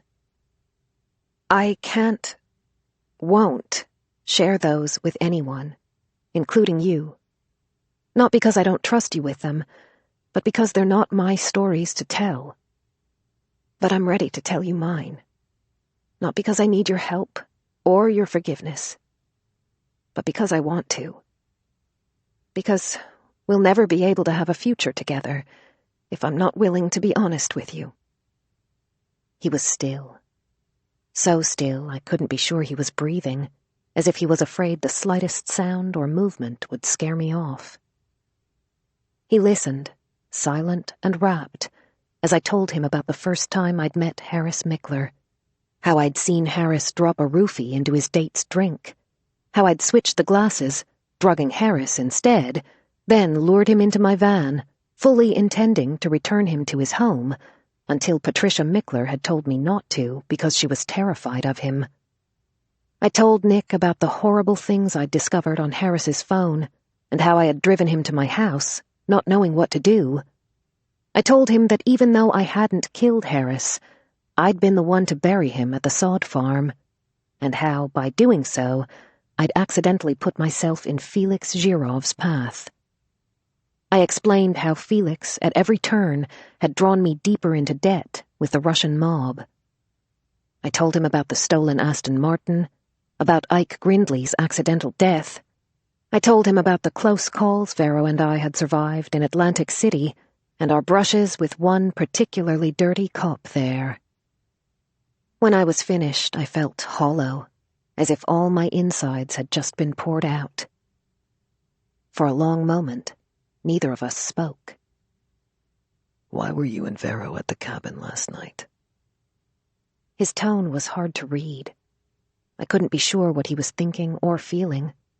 All I knew was that he expected the truth, and Penny's answer last night had struck at the heart of it. Because I needed proof that Stephen was innocent, and I didn't think anyone would believe me without it. including you." He flinched. It was the first time I'd seen a reaction in his eyes since we'd climbed inside the van, as if, of all the horrible things I'd just told him, this was the confession that had hurt him most of all. His next words sounded like gravel in his throat. "Tell me something that scares you." I laughed, stunned. What I'd just told him hadn't been terrifying enough, hadn't taken every ounce of reckless courage I could muster. I was terrified of being arrested, of going to prison, of losing my kids, and I had just put all of that on the line for him. "I'm scared of you," I cried. "Why do I scare you?" His voice was growing stronger, more demanding, like he needed to know the answer to this more than anything else. "Because I'm more afraid of losing whatever we might have than the consequences of everything I just told you. Because I love the way you make me feel, and the way you are with my children, and how patient you are with my mom. Because I love that you read my stupid books, and you know how I like my coffee. Because you look at me like I'm the most important person in the world, and you answer the phone when I call you, even when you're busy. Because I think I'm in love with you. No." I shut my eyes and shook my head. "Because I know I'm in love with you, and the fact that I can't seem to stop being in love with you scares me most of all." The intensity of his stare was searing. He swallowed hard. "You have nothing to be afraid of with me." "You can't make that promise." "I can make that promise, because I'm in love with you too." He crossed the floor to me in the span of a heartbeat. His mouth was on mine, my hands were in his hair. The restraints holding us back had all snapped. Suddenly we couldn't get close enough. I pushed his jacket off his shoulders, and he unfastened my coat. "Nick," I panted as he lowered us both to the floor. "If you're not breaking up with me because I just confessed to manslaughter, grand theft auto, interfering with several criminal investigations, and concealing evidence from, well, you," I admitted as he unzipped my pants. "Do you think we could maybe not do this here?" He lifted his head, his chest heaving, his body hovering like a live wire over mine. He looked a little dazed as he searched my face. Then a light dawned, as it occurred to him where here actually was. He glanced down at the apple juice-stained, crumb-crusted carpet where Harris Mickler had breathed his last breath. "Bench seat?" he asked urgently, jerking his chin toward the third row. I nodded emphatically. "Perfect." He had said everything I needed to hear. I'd told him everything I needed to say. There was nothing more we needed to confess to each other as we tumbled into the back seat. Chapter 25. It had taken me nearly 2 days to recover from the all-nighter I had pulled at the police station and the hour Nick and I had spent in the back of my van before he'd finally driven me home. He'd fallen asleep, curled around me in my bed. When his alarm went off before sunrise the next morning, we had both reached to turn it off and slept through the entire next day. My mother, upon returning the children to my house on Sunday, had been delighted to find Nick standing barefoot in my kitchen, enjoying a cup of coffee and stirring a pan of eggs on my stove. His shirt was untucked, and a few extra buttons were open. To my surprise, Delia hadn't batted an eye. She'd called out a joyful, "Hi, Nick!" given each of us a vigorous hug, then skipped off to play with her Barbies. Nick leaned down to let my mother give him a kiss on his cheek as he cooked. "Can I fix you some breakfast, Susan?" My mother practically swooned. "Me? Oh, no, Nicholas. I already ate, but you're very sweet to offer." She leaned close to my ear and whispered, "I found a fantastic caterer who does very affordable receptions, and my friend Doris knows a wonderful florist who has her own truck." "Mom, we're not—" She held up a finger. "He looks very good holding a spatula, Finlay. Do not screw this up.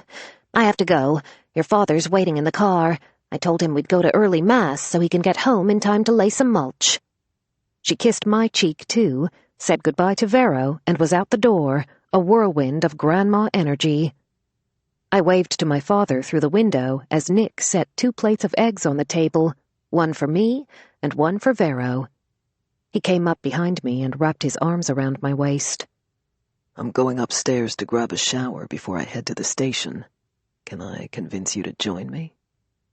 He nuzzled my neck as his hands wandered to my hips.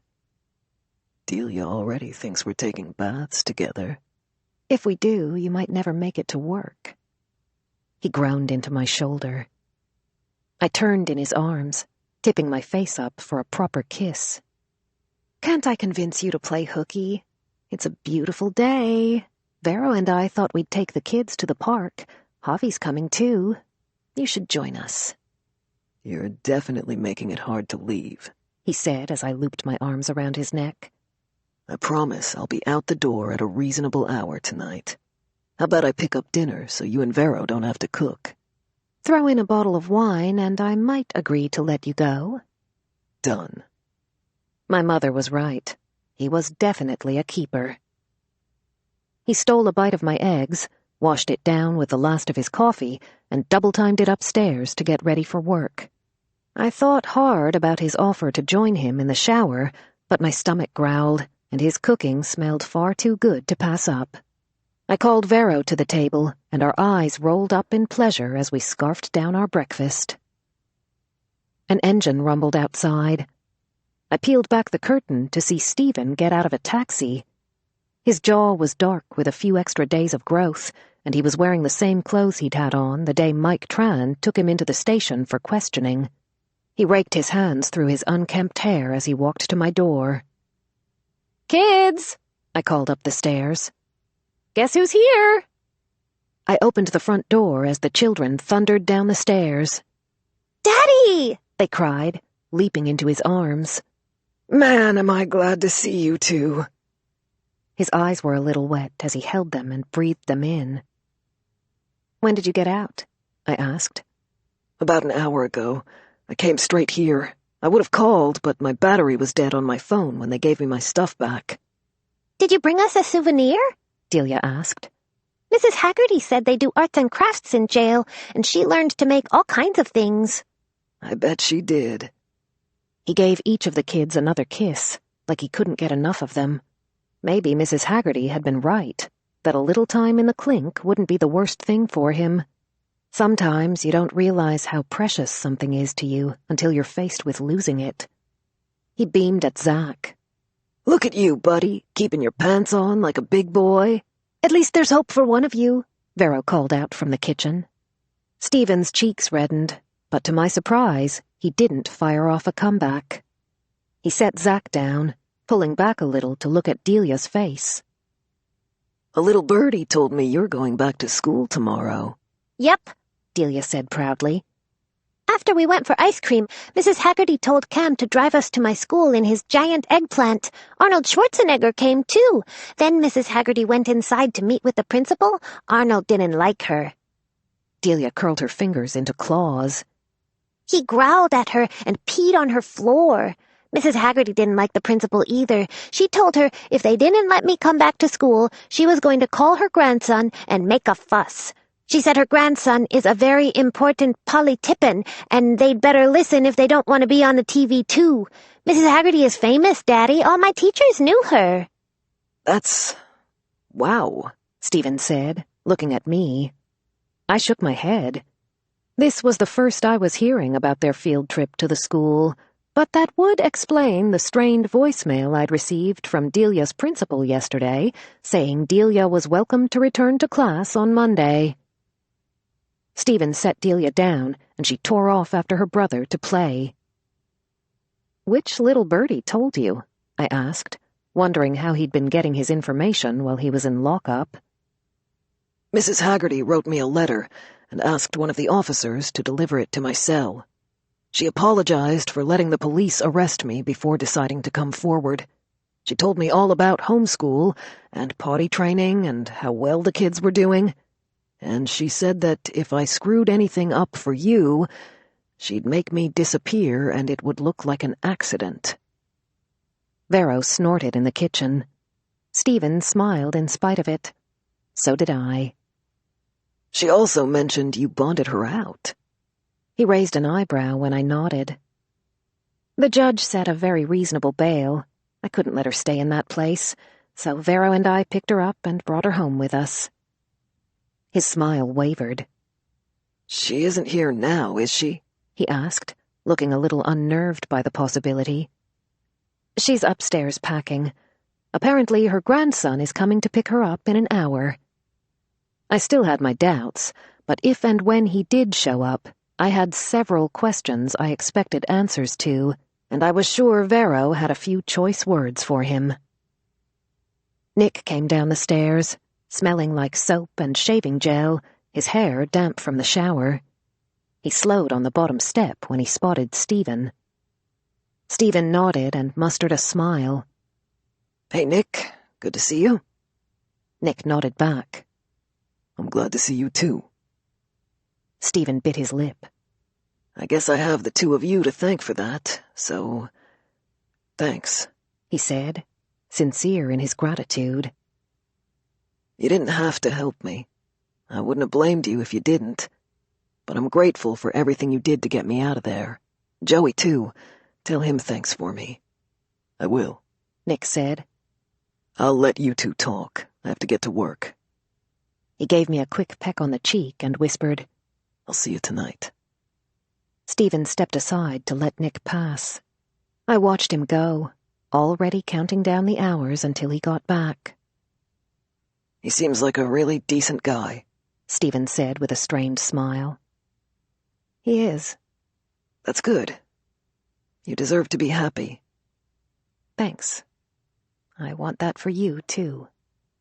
Stephen didn't deserve to be happy with me, but I hoped one day he'd be worthy of a chance at happiness with someone else. Speaking of that, he said, brightening a little. You know that redhead attorney you sent to help me, Parker? You wouldn't happen to have her number, would you? Because I was thinking... Goodbye, Stephen, I said through a dry laugh. I handed him his truck keys and pushed him toward the door. The kids called out their goodbyes from the playroom as I closed it after him. When I turned, Mrs. Haggerty was coming down the stairs, her footsteps a little uneven and heavier than usual. She looked tired and sore as she limped into the kitchen. The last few days had definitely taken their toll on her. She filled a kettle and put it on the stove, waiting for it to boil as she prepared her tea.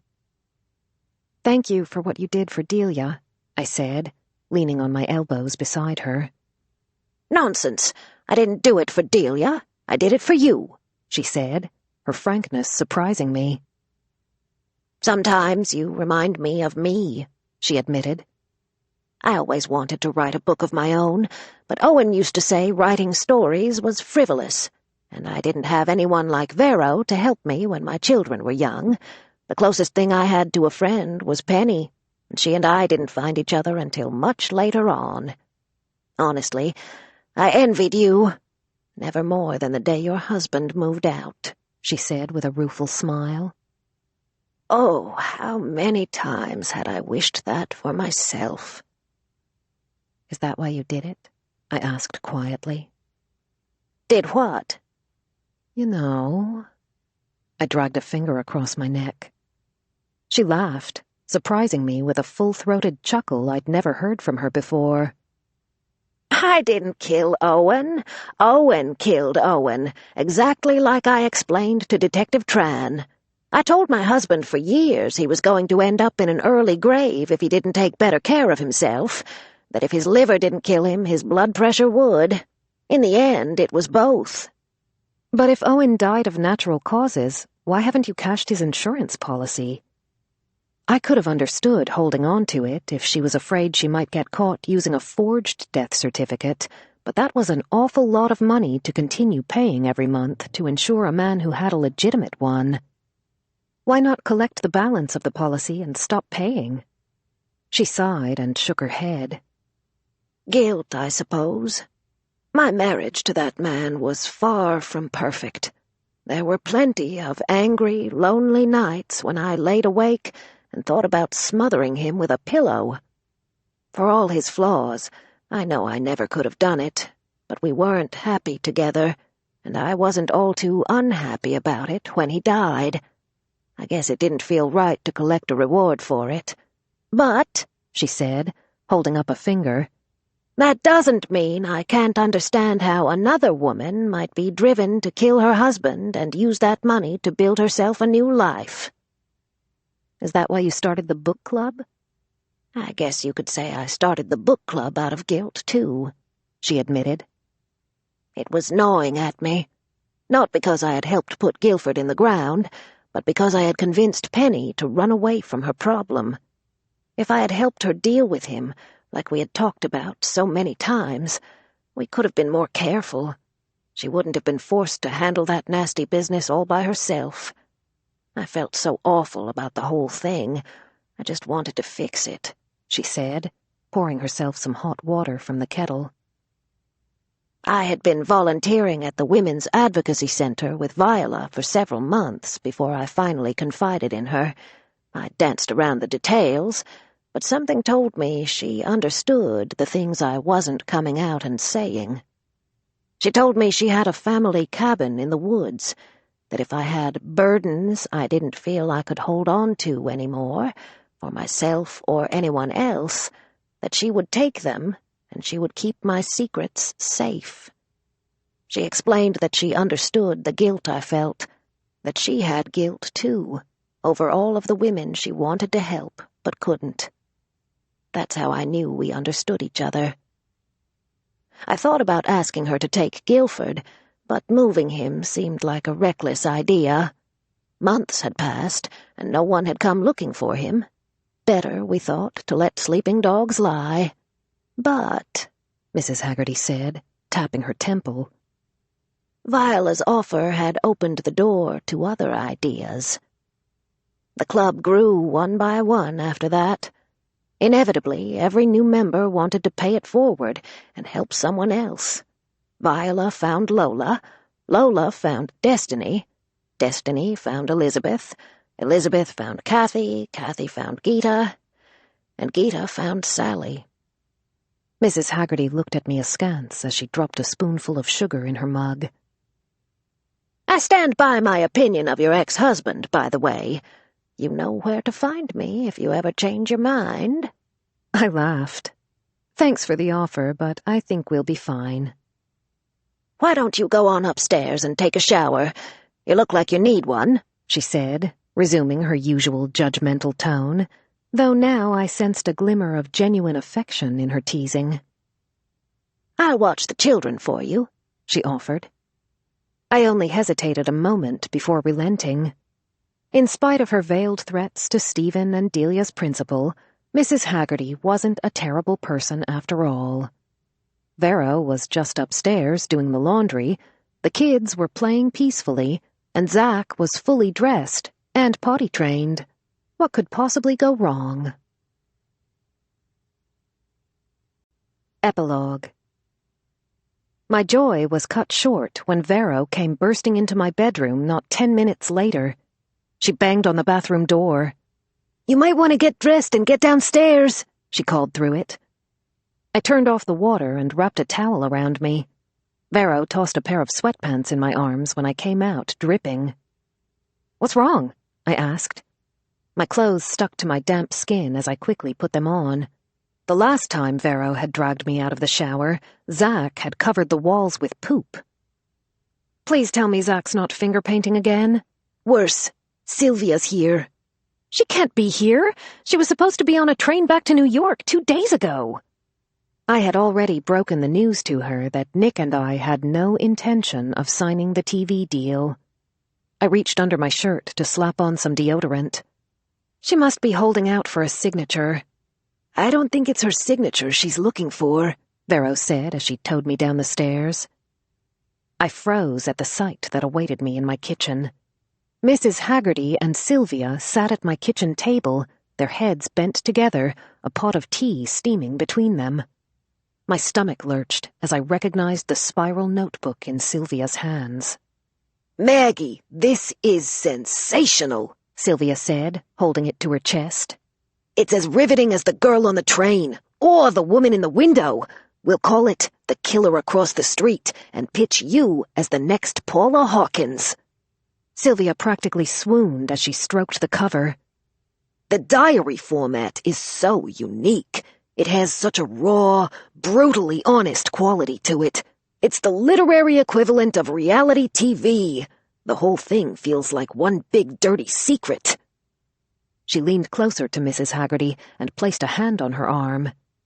You said there are more of them. How many? Mrs. Haggerty looked at the ceiling, as if counting in her head. Oh, they go back about 5 years or so. 5 years? Sylvia clapped her hands and rubbed them together. I smell series potential. If you don't mind, I'd like to take this one with me. You know, feel out a few editors and see if anyone bites. Bites on what? I asked, piercing Mrs. Haggerty with a hard stare. She looked up at me and smiled as if I hadn't just caught her breaking her word. She'd promised me she wouldn't show that diary to anyone so long as Vero and I kept our mouths shut about her friends. And here she was, delivering evidence of my crimes to someone who would love nothing better than to create a behind-the-scenes documentary drama to follow my already problematic TV series. Sylvia waved me to the table. Finlay, you're just in time. How have you been hiding this extraordinary talent from me all these years? Have you seen Maggie's diaries? They're brilliant. I'm gonna make this woman the next Gillian Flynn. Wonderful. My overbearing agent and my tyrannical neighbor were already on a first-name basis. You can't do anything with that, I argued. It's not even a book, Sylvia. Don't be so negative. Think of the possibilities. Believe me, I have. Including all the probable convictions that came with them. There could be something really special here, Sylvia said. Your first manuscript was the most god-awful thing ever written, Finlay, but look what I made of you. I didn't have time to gasp over the insult before she stuffed the diary in her messenger bag. This notebook may not be anything yet, but it could be. All the content is already there, Sylvia said. Except for those missing pages, of course.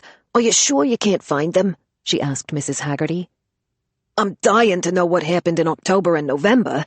The entries over the summer were real doozies. Mrs. Haggerty smiled, catching my eye across the kitchen. I think I must have spilled tea on those pages. I'm sorry. I don't really remember much of them. The look on her face said she knew exactly what she'd written on those missing pages, and she knew exactly where they were hiding. But for now, it seemed, we'd both held up our ends of our bargain. I'm sure we can come up with something even better, Sylvia said.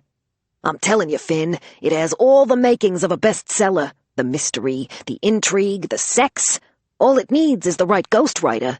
Have you two considered partnering? Maybe you could even bring your hot cop in on the deal. I still want both your signatures on that offer, by the way. She looked at her phone as she rose from her chair.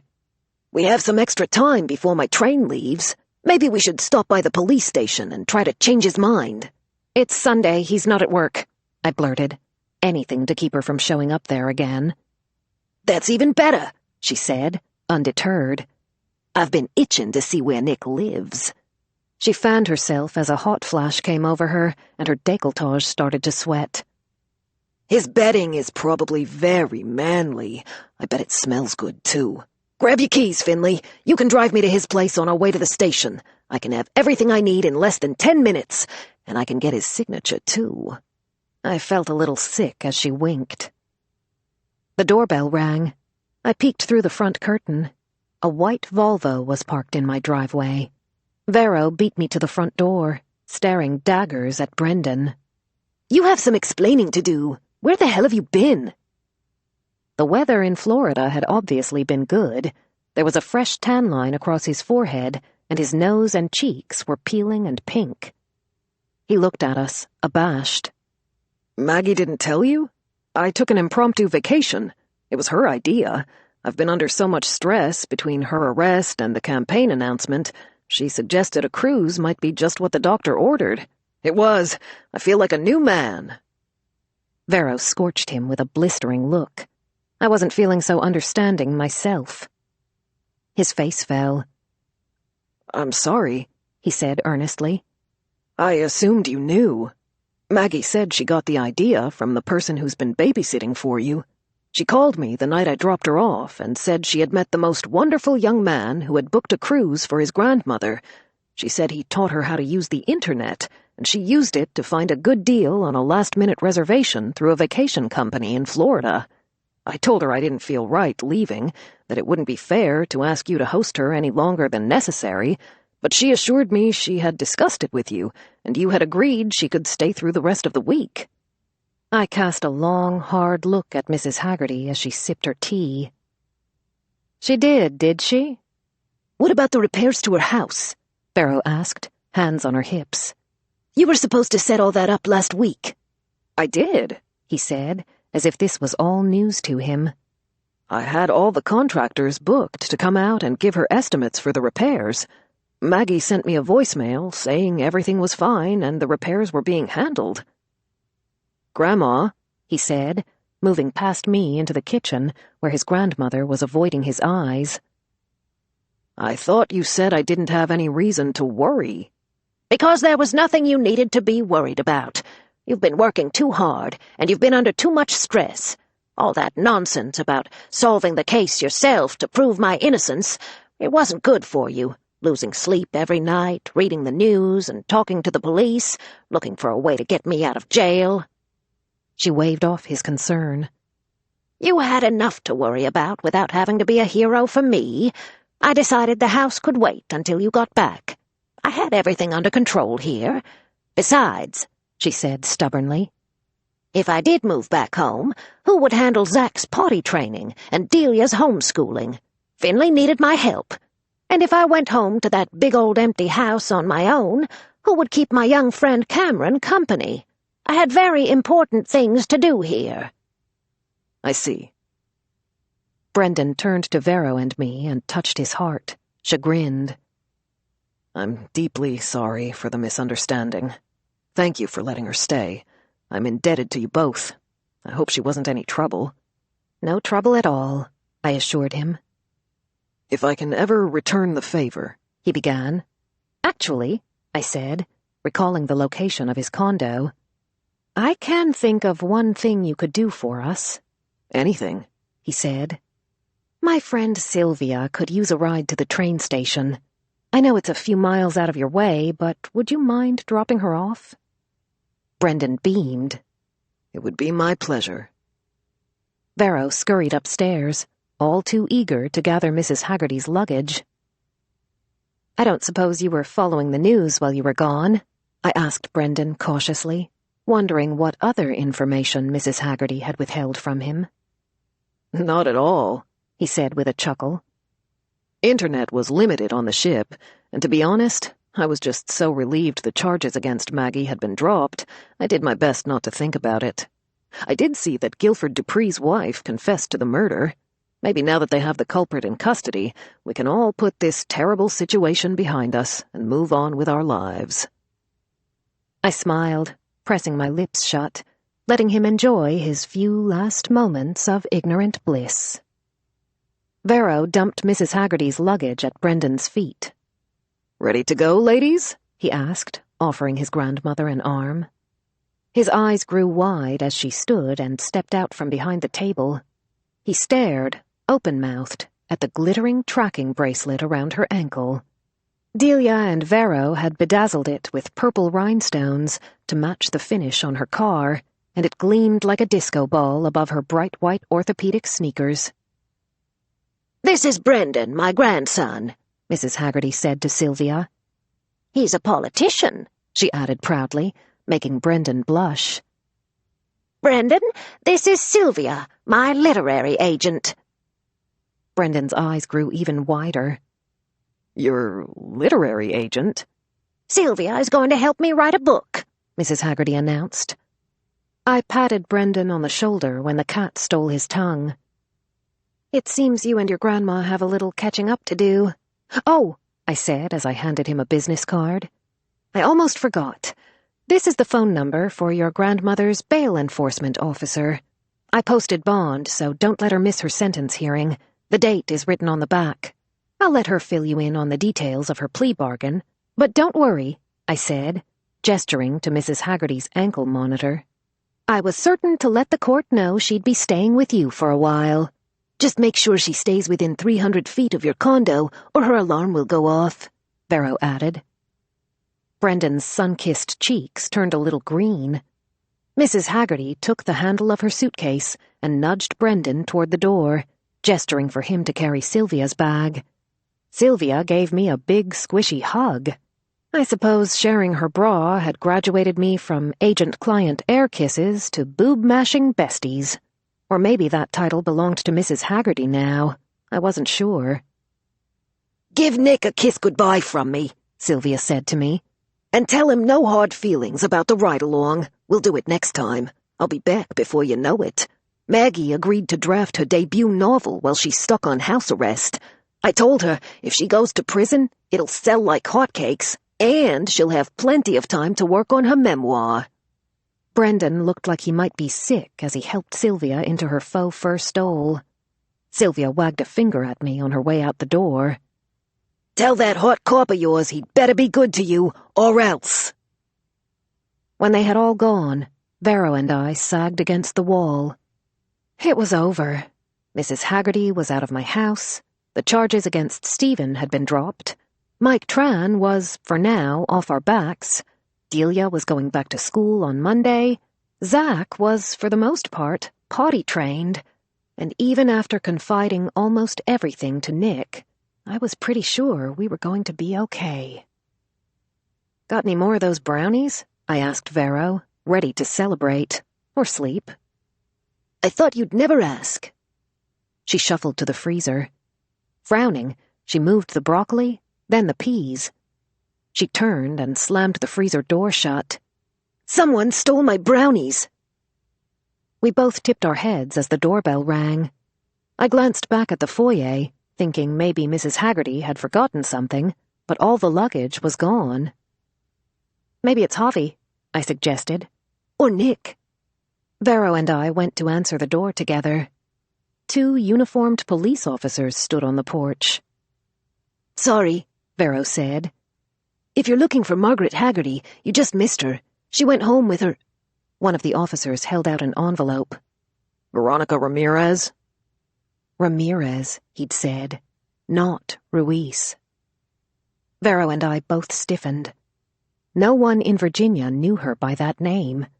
It was the name she'd abandoned when she'd fled her charges in Maryland, the one she had been so careful not to use here for fear of anyone finding her. Her voice was brittle. "Who wants to know?" "We have a warrant from the Virginia governor's office. Would you please come with us?" "A warrant for what?" I held an arm in front of her when the officer reached for his handcuffs. Vero hadn't committed any crimes in Virginia, at least any the state knew about. "We received a report of a stolen vehicle on Thursday night, a purple 1979 Lincoln Mark V. The caller said he had reason to believe a Ms. Veronica Ruiz was in possession of the car." "Oh," I laughed. "That was a very simple misunderstanding, officer. See, the car belongs to my neighbor." "We're aware of that. We were unable to reach her. I assume that's the vehicle?" he asked, pointing to the eggplant in my driveway, which Vero hadn't yet gotten around to delivering to Cam. "What gave it away?" My laugh fizzled when the officer didn't smile back. "I can explain. You see, my neighbor doesn't have a license, so she gave us the keys and asked us to hold on to it for her." The officer looked skeptical. "I'm sorry, ma'am, but it will be up to the court to hear any extenuating circumstances." He reached past me and handed Vero the letter. "While we were conducting our search for the vehicle, we also found an outstanding warrant for Ms. Ramirez for theft charges in the state of Maryland." Vero paled as she opened the letter. There were tears in her eyes when she looked at me and said, "They found me, Finn. I'm being extradited."